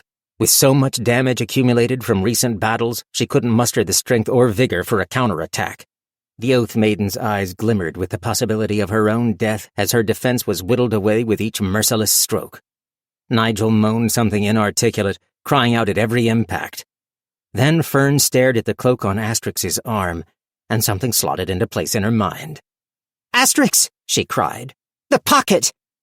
The Oath Maiden's face clouded for a moment before her eyes widened in sudden understanding. Tulla's next stroke knocked Nigel from the elf's grasp and skinned along the outside of her upper arm, spitting blood across the dead grass. Asterix let the impact spin her, bringing her right arm around and driving her cloak-wrapped fist against Tulla's belly with a meaty slap. The orc grunted, eyes flying wide. She choked through a mouthful of blood that stippled Asterix's face. Her brow creased in slow confusion. Asterix raised her other hand and placed it open-palmed against the orc's chest. She pressed gently. Tulla lurched backward, revealing Breadley's bloody elder's steel where it had punctured fabric, armor, and flesh, and driven deep into the orc's gut. Sagging to her knees, Tulla let her axe tumble from a nerveless grip and brought the hand dreamily to her belly, then up in front of her face. She marveled at the sticky crimson on her fingers. Her eyelids flickered as she gazed past her trembling hand and Asterix, who was down on her knees and barely supporting herself with one arm. Zill stood in the grass beyond, staring back solemnly. "Fucker," gasped Tulla, and collapsed. 41. "Are you okay?" asked Fern, crouched next to Asterix and wincing at the ragged scrape running down the outside of the elf's arm. A dark stain slowly spread on her shoulder where Tulla had punched her. "Fuck, you look awful." The Oath Maiden eased into a seated position, groaning as she did. Her smile was wan. I appreciate your gentle understatement. I have felt better. Coming from Asterix, that sounded to Fern a lot like, I am experiencing unendurable agony. "Wow," said a hushed voice. "I mean, I imagined it 1,000 times. I knew it would be amazing, but—" They both looked to Breadley, where he had torn his way blood-slick through Fern's cloak. "None of this is amazing," said Fern, with a frown. "Did you not see what just happened? Bridge wrecker is a thing of the past, that's for sure." She glanced over her shoulder at Tulla, unmoving in the grass. Only seconds ago she'd been alive, vital, deadly, and now Fern felt sick and an unexpected and profound sadness. Beyond Tulla, Kell sat with a hand on the back of his knee and a look of dazed disbelief on his face. "Let's worry about your new title later, maybe," Fern murmured. The knife sheepishly conceded. "Okay, you make a solid point about the timing." "My lady," whispered Nigel from where he'd landed in the grass. "I have failed you. Shame chokes me from point to pommel. I beg your forgiveness." His voice became strangled. "Perhaps I should make way for another." Asterix gingerly unwound the cloak from her arm, withdrawing Breadley. "Well, I wasn't going to suggest it so soon, but—" The knife trailed off. The Oath Maiden wiped him carefully on a trouser leg and held him point up before her face. Bradalis Tertius, she said, with sober dignity. Your steel is true. You have my regard and my gratitude. He made a noise like a strangled squeal. Nigel gave the impression of holding his breath in dismay. But I think a better wielder has already found you. She flipped him around and offered him to Fern with one hand, the ruined cloak with the other. Fern received them both solemnly. "Oof, I'm feeling a lot of things right now," mumbled Breadley. "Hey, I don't want to rush anyone, but there are gate wardens on the way," said Quillen, cocking a thumb at the road. "That is, if you wanted to disappear." Asterix followed Quillen's gaze to where 3 women wearing blue tunics with lanterns at their waists were detaching from the swelling group of spectators on the road. She shook her head. I don't think I can move that fast right now. The elf stared at Fern for a long while as she considered something. She seemed to come to a decision. Turning painfully, she found Zill and beckoned. "Quickly, come here." The goblin tilted her head, but drew nearer, her orange hair barely topping the grass. Asterix reached out and delicately took the goblin's forearm, the one with the bracelet. With her other hand, she touched 3 points on the lattice of wire where the metal swirled in curlicues, murmuring something intricate under her breath. The bracelet popped open and fell away. "Go," said Asterix. "Now, before they arrive and things become complicated." For a long, breathless moment, Fern thought Zill was going to stay. Then the goblin vanished into the grass without another word or a backward glance. Fern felt something splinter inside her. She'd gotten what she wanted, but maybe Asterix was right after all. Maybe she was chronically dissatisfied. Bradley captured the feeling more precisely. I'm trying very hard not to be confused about how this is all working out. Things did become very complicated. More gate wardens arrived to assist the first 3. Asterix commanded both respect and the benefit of the doubt, but Tulla was, by the elf's own admission, dead by her hand, and Kell and Marv did their best to obscure the truth to their own benefit. Of the archer, there was no sign. Fern sat quietly beside Quillen in the grass, staring at the bloody hole in her cloak. The only coherent thoughts she allowed herself concerned whether she'd be able to mend it and get the stains out, or if she'd have to find a new one. Her entire body felt like it was vibrating at high frequency. Any musings on Zill or what would happen next, she drew back from as though they were aflame. Quillen did his part to lend weight to Asterix's words, but still they were all escorted back into the village to the warden's garrison. Fern dimly wondered where Bucket and Persimmon were. A physician was summoned to attend to their various wounds, and more questions followed, although few were directed Fern's way. She remained mistily detached until a freckled woman with a gate warden's badge snapped fingers under her snout. "Are you with us? You've been very quiet." Oh, sure, mumbled Fern. "This one says you're a bookseller." She gestured at Quillen, who sat beside her on the bench. "Is that your trade, then?" "I have no idea," replied Fern, honestly. A frown. "Are you sure you weren't struck in the head? Still thinking straight?" "Yes. No. I don't know." "Well, you're free to go. No place to keep you anyway." Unspoken, but obvious, was the warden's desire to be done with the whole affair and go home herself. And so they found themselves in the street with nothing but a pointed suggestion to move on as soon as possible. Kell and Marv had been further detained, possibly only to prevent immediate bloodshed outside the garrison. Fern felt adrift, destinationless, literally. Amberlin had been their lodestone, and now it didn't matter at all. Asterix, too, seemed disoriented, glancing blankly into the gathering dusk, her arm sheathed in fresh linen. The lost look in her eyes bruised Fern's heart. Quillen cleared his throat. He extended a paw as though to clasp Fern's, but then reconsidered. "Well, I've got a long journey ahead of me. I feel like there are things I want to say, but I can't seem to find them standing here in the middle of the road. Guess I'm too ashamed." "No need," said Fern. She caught the paw he'd dropped and gave it a brief squeeze before releasing it. The motion brought a whiff of his scent to her nose. Encouraged, he ventured, "Going to find some place to stay the night before I find passage back west. The long route, if I can. With winter coming in, I don't fancy the mountains again." He glanced back and forth between Asterix and Fern. "You're welcome, of course." It was clear that last was meant for Fern alone, though. Resting a paw on the Oath Maiden's leg, Fern asked, "What now?" The elf blinked and seemed to come back to herself. It took her a moment to find words. "We should get the horses before someone makes off with them." Not I, but we. Fern clung to that like salvation, however temporary it might be. She glanced at her satchel full of letters, then caught Quillen's earnest gaze. "I'm not ready yet." He nodded. "Well, if that changes someday, I take my summers in Cardus. Ask for me at the Red Roost." "I'll remember," she said. They stood awkwardly for a while before he bobbed his head and departed slowly down the street without a backward look. "Are you sure?" asked Asterix when he was beyond earshot. "I'm sure." A long pause. "You let her go." "I did." When they emerged from the town again to the forlorn cries of night birds, Asterix led them through the field, still mangled by battle and blood. The windmill stood stark and shadowy and still in the failing light. They both stopped dead, lost for words as someone emerged from behind it leading 2 horses. Someone small, in a coat made of pockets, wearing a huge grin.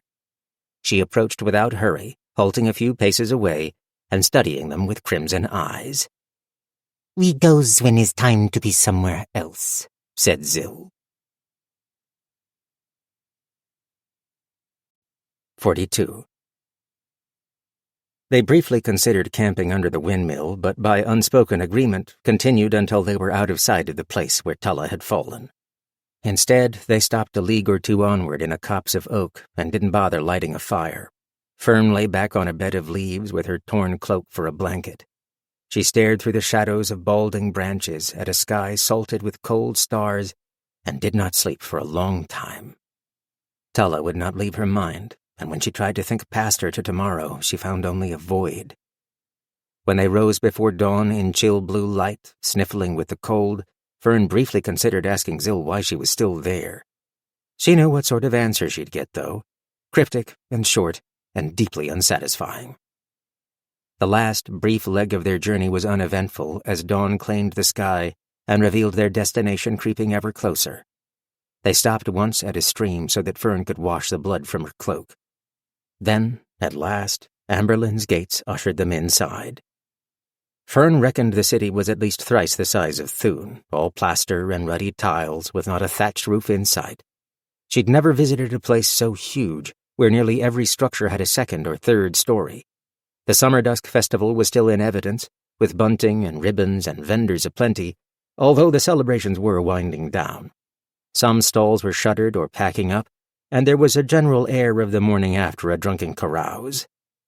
Asterix guided them through the streets in solemn procession.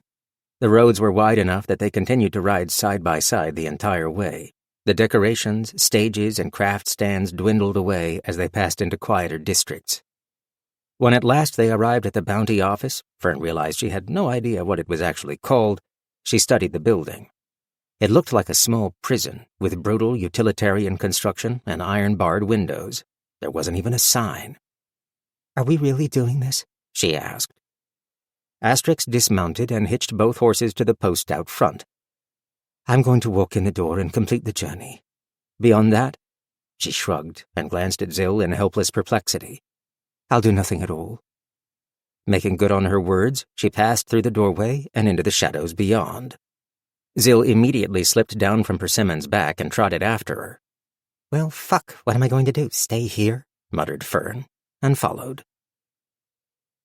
Inside, the impression of a prison was even stronger. A cramped front office contained a battered counter, a small wood stove, 3 massive filing cabinets, a wallboard pinned with dozens of papers, 2 benches, and some very unfortunate mounted taxidermy of a pair of spineback heads. Beyond the office, a hall lined with barred rooms extended 3 cells back on either side, with a tiny slitted window at the end. To Fern, the place smelled of sweat and metal and the ghost of yesterday's stew. The woman behind the counter was as tall as Asterix, with the substance of someone who'd once carried a lot of muscle but didn't much use it anymore. A younger fellow, his face still spotty, sat behind her, laboriously perusing a stack of printed sheets and sorting them into piles. Looking up with astonished recognition, the woman exclaimed, "Gods, the Oath Maiden in the flesh. That's my good fortune used up for the year." She extended a hand. "Tabba, pleased to meet you." Asterix shook it and nodded, but said nothing. Her fingers hesitated at her belt for a moment.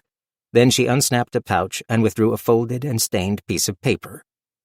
Before the Oath Maiden could present it, Zill came to a stop beside her and stole Tabba's attention. "Hang on now." The goblin beamed back with her dangerous smile. The woman's eyes widened. "Hells, it can't be. Hemp, get the record." The kid turned in his chair. "The record? Which one?" The crazy one." His mouth made an O of comprehension, and he sprang from his chair to fumble through the top drawer of one of the filing cabinets. It didn't take long for him to triumphantly produce a big sheet of press-printed paper. "Here it is," he cried breathlessly, slapping it on the counter. Asterix finished unfolding her own piece of paper, and slid it onto the counter beside the other, much cleaner sheet. It was obvious they were from the same printing. Taba ran a finger down hers, then glanced up at Zill with confusion. That's her, all right. Description checks out, although she seems awful unrestrained. She looked to Asterix for an explanation, which was not forthcoming. Fern couldn't help herself. The crazy one. The woman seemed to see Fern for the first time. The most ridiculous reward any of us has ever seen. Beyond ridiculous. She shook her head. Seemed a joke if it weren't for the filings. All done proper, county's approval, a well-known client, and a hefty deposit to boot. Thus far, Asterix hadn't uttered a single word. She was staring at Zill with a troubled expression on her face. The goblin appeared oblivious. Hemp leaned toward Taba and whispered, "This is very strange." "Aye, that it is," she murmured. "Don't think I've ever seen the bounty stroll in and hang about." Then nothing happened. Asterix seemed incapable or unwilling to advance the issue. Taba and Hemp grew increasingly uncomfortable. Eventually, Taba cleared her throat. The client will be paying. We don't keep sums so large in the office, you understand. Mr. Delvin is a highly regarded local solicitor, though, so he'll like as not be available right quick." She nudged Hemp with an elbow. "Get on to his office and fetch him, fast as you can." He scampered. When again Asterix said nothing, Fern prompted, "So, we just wait?" "Well," hedged Taba, gesturing at Zill. "Traditionally, the bounty would be held in one of the cells. That's the normal way of things." She still appeared confounded by Zill's casual presence. Looking to Asterix hopefully, she asked, "What do you think, Oath Maiden?" Asterix sighed, sat on a bench, and put her head in her hands. "I have no idea." "Right." Zill trotted past her, opened one of the unlocked cells, and stepped inside, closing the gate behind her. She gripped the bars and peered out, the point of her sharp pink tongue poking between her lips. "What in the hells?" breathed Taba, drifting over to lock it. It couldn't have been more than half an hour before Mr. Delvin arrived, with Hemp at his heels, although to Fern the wait seemed interminable. Delvin was thin, sharply dressed in an expensive-looking slate tunic and black breeches, his graying hair carefully coiffed, mustache neat. He wore a gold necklace of office and had a fine leather folio tucked under one arm. Hemp bobbed around behind his shoulder like a baby owl. The solicitor surveyed the room briefly, taking in Asterix and Fern on the bench. His brows rose as he noted Zill at the bars of her cell. "Thanks for coming so swift, Mr. Delvin," said Taba. "I have to say I didn't see this day coming." He said, cracking his folio and perusing its contents. "Well, let's get her out of that cell, shall we?" "Yes, sir." Taba hustled down the hall and unlocked the gate she'd locked less than an hour ago. Zill obligingly emerged and toddled over to stand before Mr. Delvin. "And am I correct that you consider the terms executed?" he asked. It took Fern a moment to comprehend that he was addressing the goblin. Yep, said Zill, nodding affably. "We are, how do you say, stuck with the fork." "Excellent," said Delvin. "Then all that's left is to settle up." "What?" said Fern, flatly. Taba had a hand to her mouth and a look that said she'd be telling this story for the rest of her days. Hemp mostly looked politely confused. "You put a bounty on yourself?" Asterix's expression had beached itself halfway between anger and disbelief. Zill shrugged. "But why would you do that?" cried Fern, rubbing her forehead. The ache from Statia's clubbing days before had since subsided, but now returned with renewed purpose. The goblin considered, then replied, "Tala, she is wanting to whoosh." She drew a finger across her throat illustratively. "She was very angrily. So." Asterix rose and pinched the bridge of her nose. "Why didn't you pay someone to escort you?" Zill blinked back at her. "Would the Oath's maiden have been escalating?" At the oaf's expression, it was clear she would not have been. Fern thought she might also be reviewing precisely how challenging it had been to apprehend the goblin in the first place. Asterix pointed at Delvin. "How did you let this happen?" He seemed unperturbed. "There's nothing legally preventing it. I'm merely an instrument of the will of the client." He shrugged. "Now, as to the matter of payment, a sum this substantial is obviously not practical to carry in coin, so instead I have a stamped bank chit for the full amount." He withdrew from the folio an expensive-looking slip of paper, and snapped it crisply. As a friendly piece of advice, were I you, I'd transfer it to an account of your own, rather than hauling it around in saddlebags or whatever it is you're accustomed to doing. Fern had some questions about how the goblin had amassed these apparently staggering funds, but on reflection she decided that was the least improbable thing that had happened so far. Delvin offered the slip to Asterix, glancing between her and Fern. I assume you'll be able to attend to any divisions between the two of you. Oh, said Fern. No, that's not— I'm sure we can, replied Asterix at the same time. A clatter arose from outside. Ah, said Delvin brightly. That'll be the last part of your request, miss. Round boy, cried Zill, clapping her hands with clear delight. Round Boy was indeed very round. The tiny, shaggy, extremely portly pony was hitched to an equally tiny four-wheeled cart, eminently Zill-sized. Delvin departed when he was certain he was no longer needed, leaving Asterix, Fern, and Zill standing in the street alongside 3 horses and a wagon, while Tabba and Hemp goggled at them from the doorway of the bounty office. Zill dashed to greet her pony, scrubbing him vigorously under the chin and on the cheeks, and jabbering what Fern assumed were goblin endearments. Round Boy, for his part, seemed equally pleased. Asterix and Fern stood beside one another, watching with a shared sense of unreality. The Oath Maiden held the bank chit beside her leg in one hand, forgotten. She looked adrift. Returning to them, Zill hitched up her coat of pockets and made a little bow. Okay, off to be going with many thanklings. She patted Fern gently on the shoulder. Be good to Shankling. Oh, Fern had forgotten Breadley. She drew him from the pocket of her tattered cloak.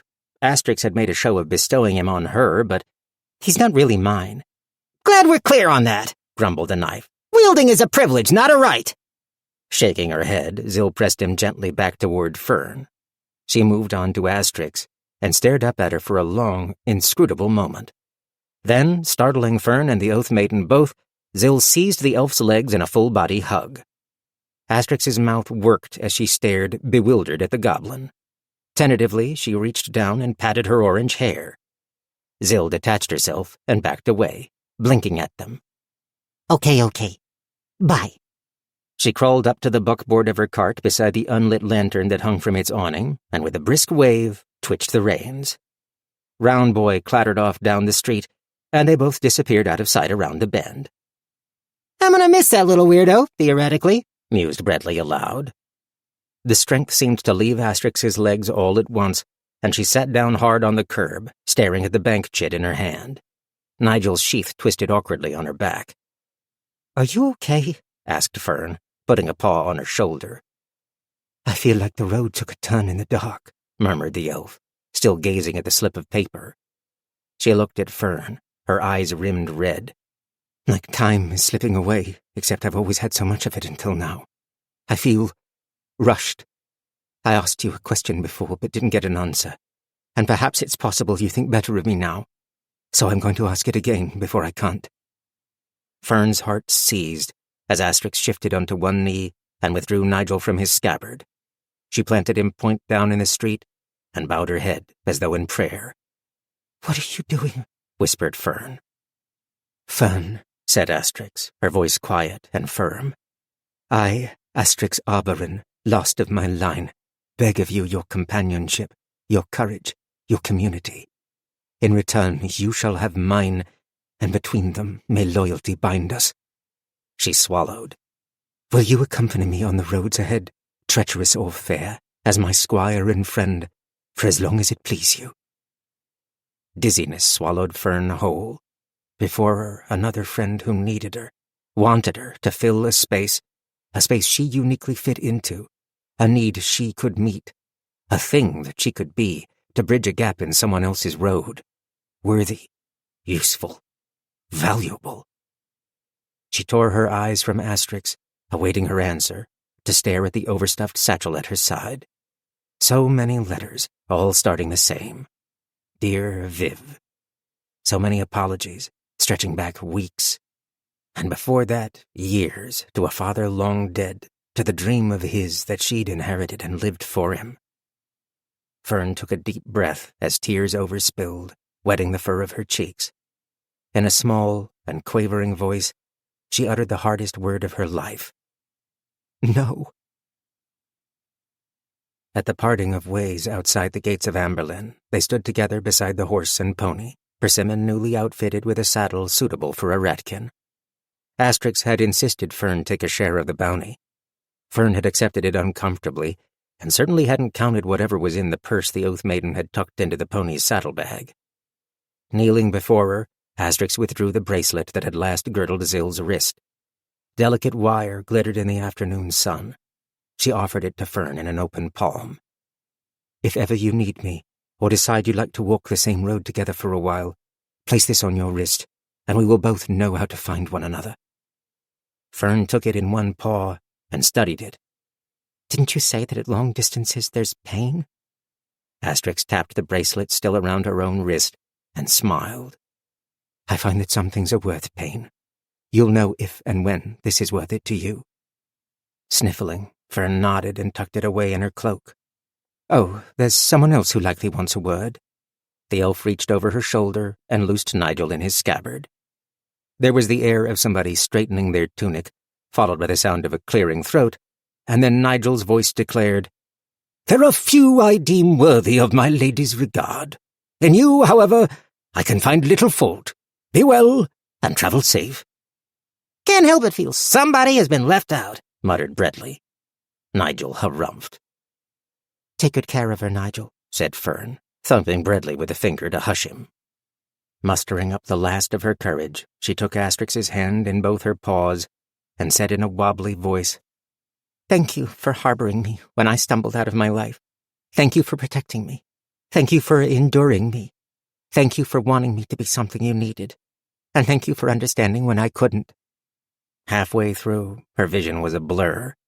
"Fuck," she whispered. Then Asterix hugged her, burying her face in the fur beneath Fern's ear. "Goodbye, my unexpected friend," she murmured. "You have made my road a stranger, but I am so grateful to find my way by starlight again. I'm very glad you fell asleep in the back of my wagon." 43.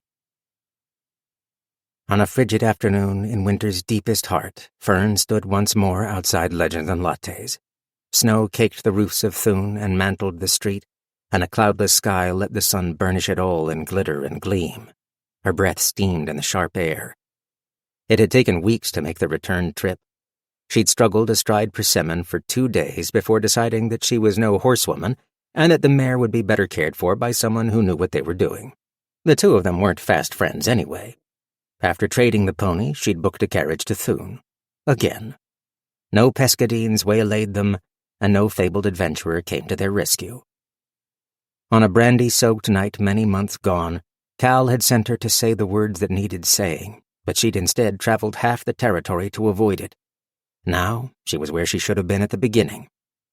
To her left, Thistlebur Booksellers was clearly open and doing business. The windows were fogged, but the shadows of customers moved indoors past the yellow glow of lantern light. She did her best not to think about any of that just yet.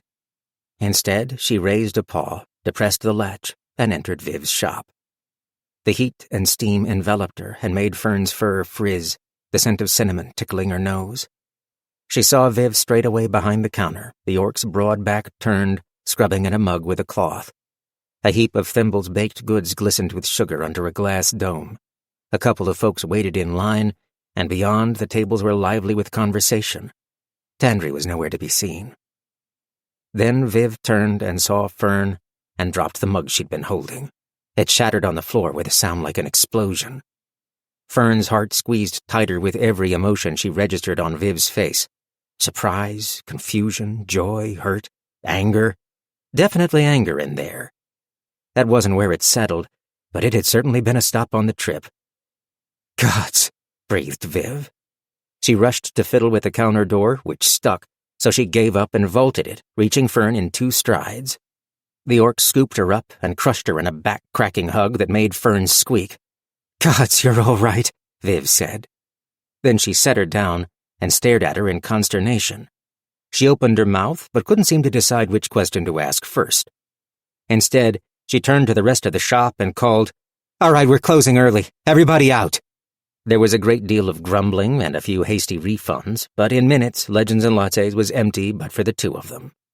Viv turned back to Fern and put her hands on her hips. Her cheeks were flushed, and she was breathing heavily, barely containing an inner turmoil. I'm alive? I'm sorry? That's all you could write, she demanded. Fern slowly opened the satchel at her side and withdrew a huge bundle of papers. Well, not all. Viv set aside another wrinkled page, glancing up at Fern where she waited across the table. A couple of Thimble's cinnamon rolls languished on a plate nearby, but the bookseller couldn't imagine taking a bite of one. Fern hadn't been silent for the 2 hours it took Viv to work her way through the letters, which she'd arranged mostly chronologically. Viv had plenty of questions, and there had been a lot of the journey Fern had never written down that she filled in on the fly. You got a lot wordier over time, said Viv with a quarter smile. Fern couldn't find even that much of one. She shrugged helplessly. Viv hadn't said a harsh word since taking his seat, but it still felt like a slow-motion flaying to watch her face as she absorbed every word Fern had poured onto paper. Finally, Viv set the last page atop the pile and sighed. They studied each other in silence, with a gnomish coffee machine hissing and ticking along in the kitchen as it cooled. At last, Viv said, You have no idea how pissed off I was. Just leaving like that without a word. I thought you were murdered in an alley, drowned in the river. I pestered the gate wardens for weeks until that first letter showed, and then, sure, I was relieved, but also a different sort of pissed off. Yeah, said Fern, miserably. It was a spectacularly bad 4-word letter as letters go, said Viv, leaning on one arm and lowering her brows. Yeah. But, she rubbed her eyes. Now, I think I know how Galena probably felt when I quit our crew without even a backward glance. So I guess that makes me a hypocrite. And seeing you again, alive and fine, it pushes almost all of that to one side. What's left will die down. I know that. It'll just take a little bit of time. Swallowing, Fern ventured, Thank you, in a very small voice. You didn't write the end of it, though, continued Viv, tapping the pile. What happened with Asterix? She wanted me to be her squire, got down on a knee and formally offered and everything. Viv blinked at her. 8 hells. And? In fewer words, I said that it wasn't what I needed or wanted right now, and it was okay. Hard, but okay. Which is what I should have said to you before I got drunk and wandered off the map. Fern gestured in the direction of Thistlebur. I can't do this, the bookshop, anymore. I don't know if I'll ever be able to again. I tried, and it should work. Anyone with eyes can see that, but I shrivel like a dead leaf inside to think that that is my life. Not because it's wrong or bad or that it's not worthy of me. The dream is just not mine anymore, if it ever was, and I'm not even sure of that these days. She swallowed. None of that would be so bad if I hadn't pretended it was. If I hadn't led us all so far down that road. Let so many people I care about invest in it until... Hey, look. No, I have to finish, because that's the part I need to apologize for. Then Fern rose and rounded the end of the table, standing beside Viv, still seated on the bench. The orc eyed her with confusion. Fern raised both paws, palm up, in a gesture made to her only a month ago on an autumn road. She swallowed thickly. Would you put your hands on mine, please? Viv didn't question her, but gently placed her vast palms face down upon Fern's upturned ones, dwarfing them. It took a moment to work the moisture back into her mouth. I beg your forgiveness for the words I did not say, Fern began, trying to remember Asterix's phrasing exactly. I beg your patience for the ways I failed you. I don't expect it, but crave and strive for your regard. Fern, it's okay, you have it, said Viv, thickly. I'm so fucking sorry I didn't trust you with the truth, sobbed Fern, and burst into messy tears. Viv enfolded her in her massive arms, and they stayed that way for a long while. Pot roast! Cried Fern. She'd thought she'd done enough sobbing for one day, but it turned out that there was still room for more. The Griffith barked and shimmied at the sight of her as she stood in the open entryway of Thistlebur with arms outstretched. If anything, he was rounder than before, with a little more silver in his fur, but his great golden eyes were clear and joyful. He barreled toward her and had his forepaws on her chest in moments, licking her snout frantically, whining and hooting his delight. I'm sorry to you too, little man, she whispered in his ear, kissing his forehead feathers. Tandry stood open-mouthed with shock at the counter, a book in hand. Viv ducked into the shop behind Fern, edging around their teary reunion on the doormat and easing the door closed against the hard cold. Fern barely registered the murmured conversation the two women had while she soothed pot roast and, if she was honest, herself. Cal, predictably, found her later in the evening after all the fuss. At least this time it was on the front step instead of in the alley. Fern sat on a stool beside the front door of the closed shop, wearing a heavy blue winter cloak that she'd dug out of her old things, with her ears tucked into a crocheted hat that she knew made her look ridiculous. The shop didn't feel like hers anymore, and though they'd left her room alone and urged her to reclaim it, at least for now, it seemed like trespassing to sleep there. She hadn't decided what to do about that yet. Finding a nice suite at an inn would be easy enough. She'd eventually given in and checked the contents of the purse Asterix had given her. The amount still seemed incomprehensible and not at all deserved. She glanced at Legends Lattes, its windows still aglow. Viv and Tandry awaited her inside with pot roast. There was plenty left to discuss, and a great many arrangements to be made. "Well," said Cal. He was wrapped in a muffler and a heavy woolen pea-coat, stamping in the cold as he sidled up to join her. "Heard you were back." I guess I am. It's really good to see you, Cal. I'm sorry about all the worry. She was, but Fern also thought she was wrung out of sorrow for a while, like a rag twisted dry. This was one of his more aggrieved inflections. Under the circumstances, it seemed warranted. Worry was a terrific understatement for what she'd made them endure. Fern reached out a mittened paw. Cal took it in his own bare hand, and she squeezed. You gave me some very good advice, she said. I'm sorry it took me a little longer than it should have to finally take it. Ah, well, just so long as you got there in the end. She nodded. I'll be leaving again. Not just yet. I have some things to do first. She thought of the satchel full of pages and all the missing pieces yet to be added. But at some point I'm going to be going. I'm not sure for how long. Appreciate knowing beforehand, he said, with quiet earnestness. You're a good friend, Cal. I hope to do a better job of holding up my end, even if I disappear for a while. Well, he observed, I seem to recall that some friendships can stand a quiet stretch. Sturdy, I think we said. A long silence as they held each other's hands in the cold, still blue.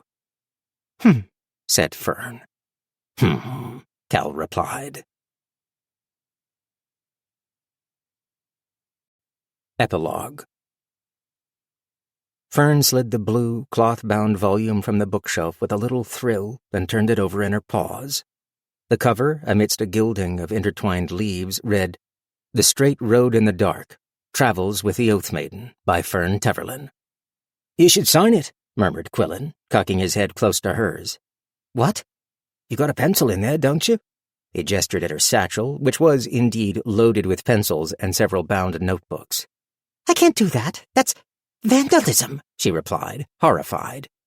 Are you telling me that back when you had a bookshop, you would have been upset if the authors all signed their books? Fern blinked. Well, no, but... But what? You're an author. Your name's already on the cover. Do you want me to go ask? No, she almost shouted. Then she continued in a near whisper, glancing furtively at the ancient gnome sorting things at the shop desk. No, and my stomach just did a weird thing. Let's go. Quillen shrugged, his eyes delighted. I'll give you two options. I'll go ask for permission, or you can just sign it on the sly. Which is it going to be? Fern narrowed her eyes at him. I don't appreciate having to choose between mortification and crime. Setting aside your definition of a crime, it seems suspicious that you have trouble choosing. I wonder what that says about you. As they left the shop moments later, Quillen still chuckling, she muttered, Any second he's going to come running out and call for a warden. He put his arm around her shoulders. I think we'll escape the law just this once. A sharp voice piped up from the pocket of Fern's cloak. If they do so, Fern still only has one stabbing on her record, and that was a technicality. We've got a long way to go before we can call it a respectable number, said Redley. Tell me more about this technical stabbing, asked Quillen, looking amused. Well, it started with the word feculent, and I don't even know what that means, explained the knife. So I think it had more to do with the tone. Fern let their conversation fade from her attention as she glanced around the street, which was quite busy even at this late hour. Tall flick lanterns lit the avenue in a steady golden glow. It was strange to be in a place where everyone was about the same height. It had been quite some time since the Terramite Monastery. This was Fern's first visit to the gnomish city of Azimuth, although she'd heard tales of it from Viv. She had difficulty imagining the orc tromping around the place like an apologetic giant. Quillen had found a bit of what he liked to call detective work in Azimuth, untangling the subterfuges of multiple gnomish enterprises who were nose-deep spying on each other's businesses. Better yet, they had all hired him independently, unbeknownst to their competitors. Fern had mostly toured around while he worked, and of course spent time with her notebooks. So, He said, rousing her from her reverie. how's the new one coming? He bumped her satchel with his hip. The book? She asked. I don't know. I've been writing down the things that happened in Merc when I was young, but I'm not sure if there's enough there to warrant the effort. From what you've already told me, I don't doubt there is. Maybe I should write down our adventures instead. He looked thoughtful, putting a finger to his chin. Crimes of illicit autography do sound compelling. Hush! Fern gave him a peck on the cheek. She still loved the way he smelled. Of course, if you need some fresh material, there's always this. Quillen gently tapped Asterix's bracelet where it hung against her chest. She'd had it strung onto a necklace. As they strolled down the curving street in the warm summer night, Fern scooped the bracelet up so that it rested in one paw, gleaming and delicate. It had almost no weight at all. Maybe someday, she said. I'm not tired of you just yet, though. Give me a week? They both laughed, but Fern didn't release the bracelet. She wondered where the last wrist was that had worn it. Fern thought she sometimes caught hints of Zill's passage through the territory in news of unexpected mayhem or preposterous coincidence, but she could never be absolutely sure. Of Asterix, there had been much more to hear. She wondered if it had been partly because of her book, although she didn't flatter herself that it was read so widely yet. But the Oath Maiden was the subject of more and more frequent news. Surprisingly, many of the adventures relayed were small, and the tone of these stories was transformed. People spoke of the woman they met after the deeds were done, rather than the deeds themselves, of a reassuring touch or a concerned question, of grace and little kindnesses, of being seen by her. Fern wondered if she'd had a hand in making Asterix One Ear less of a legend and more of herself. What had the elf said there at the end? You have made my road a stranger, but I am so grateful to find my way by starlight again. Fern reflected that after wandering in her own wilderness, she was grateful for a clear night sky, too.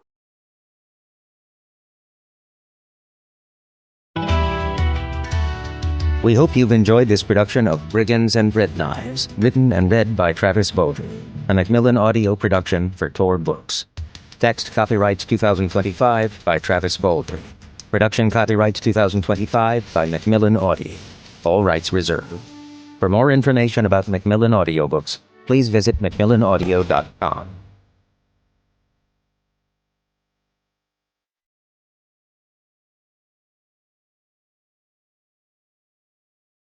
Audible hopes you have enjoyed this program. Thank you everyone for listening. I hope everyone gives one like, one subscribe to help the channel develop further.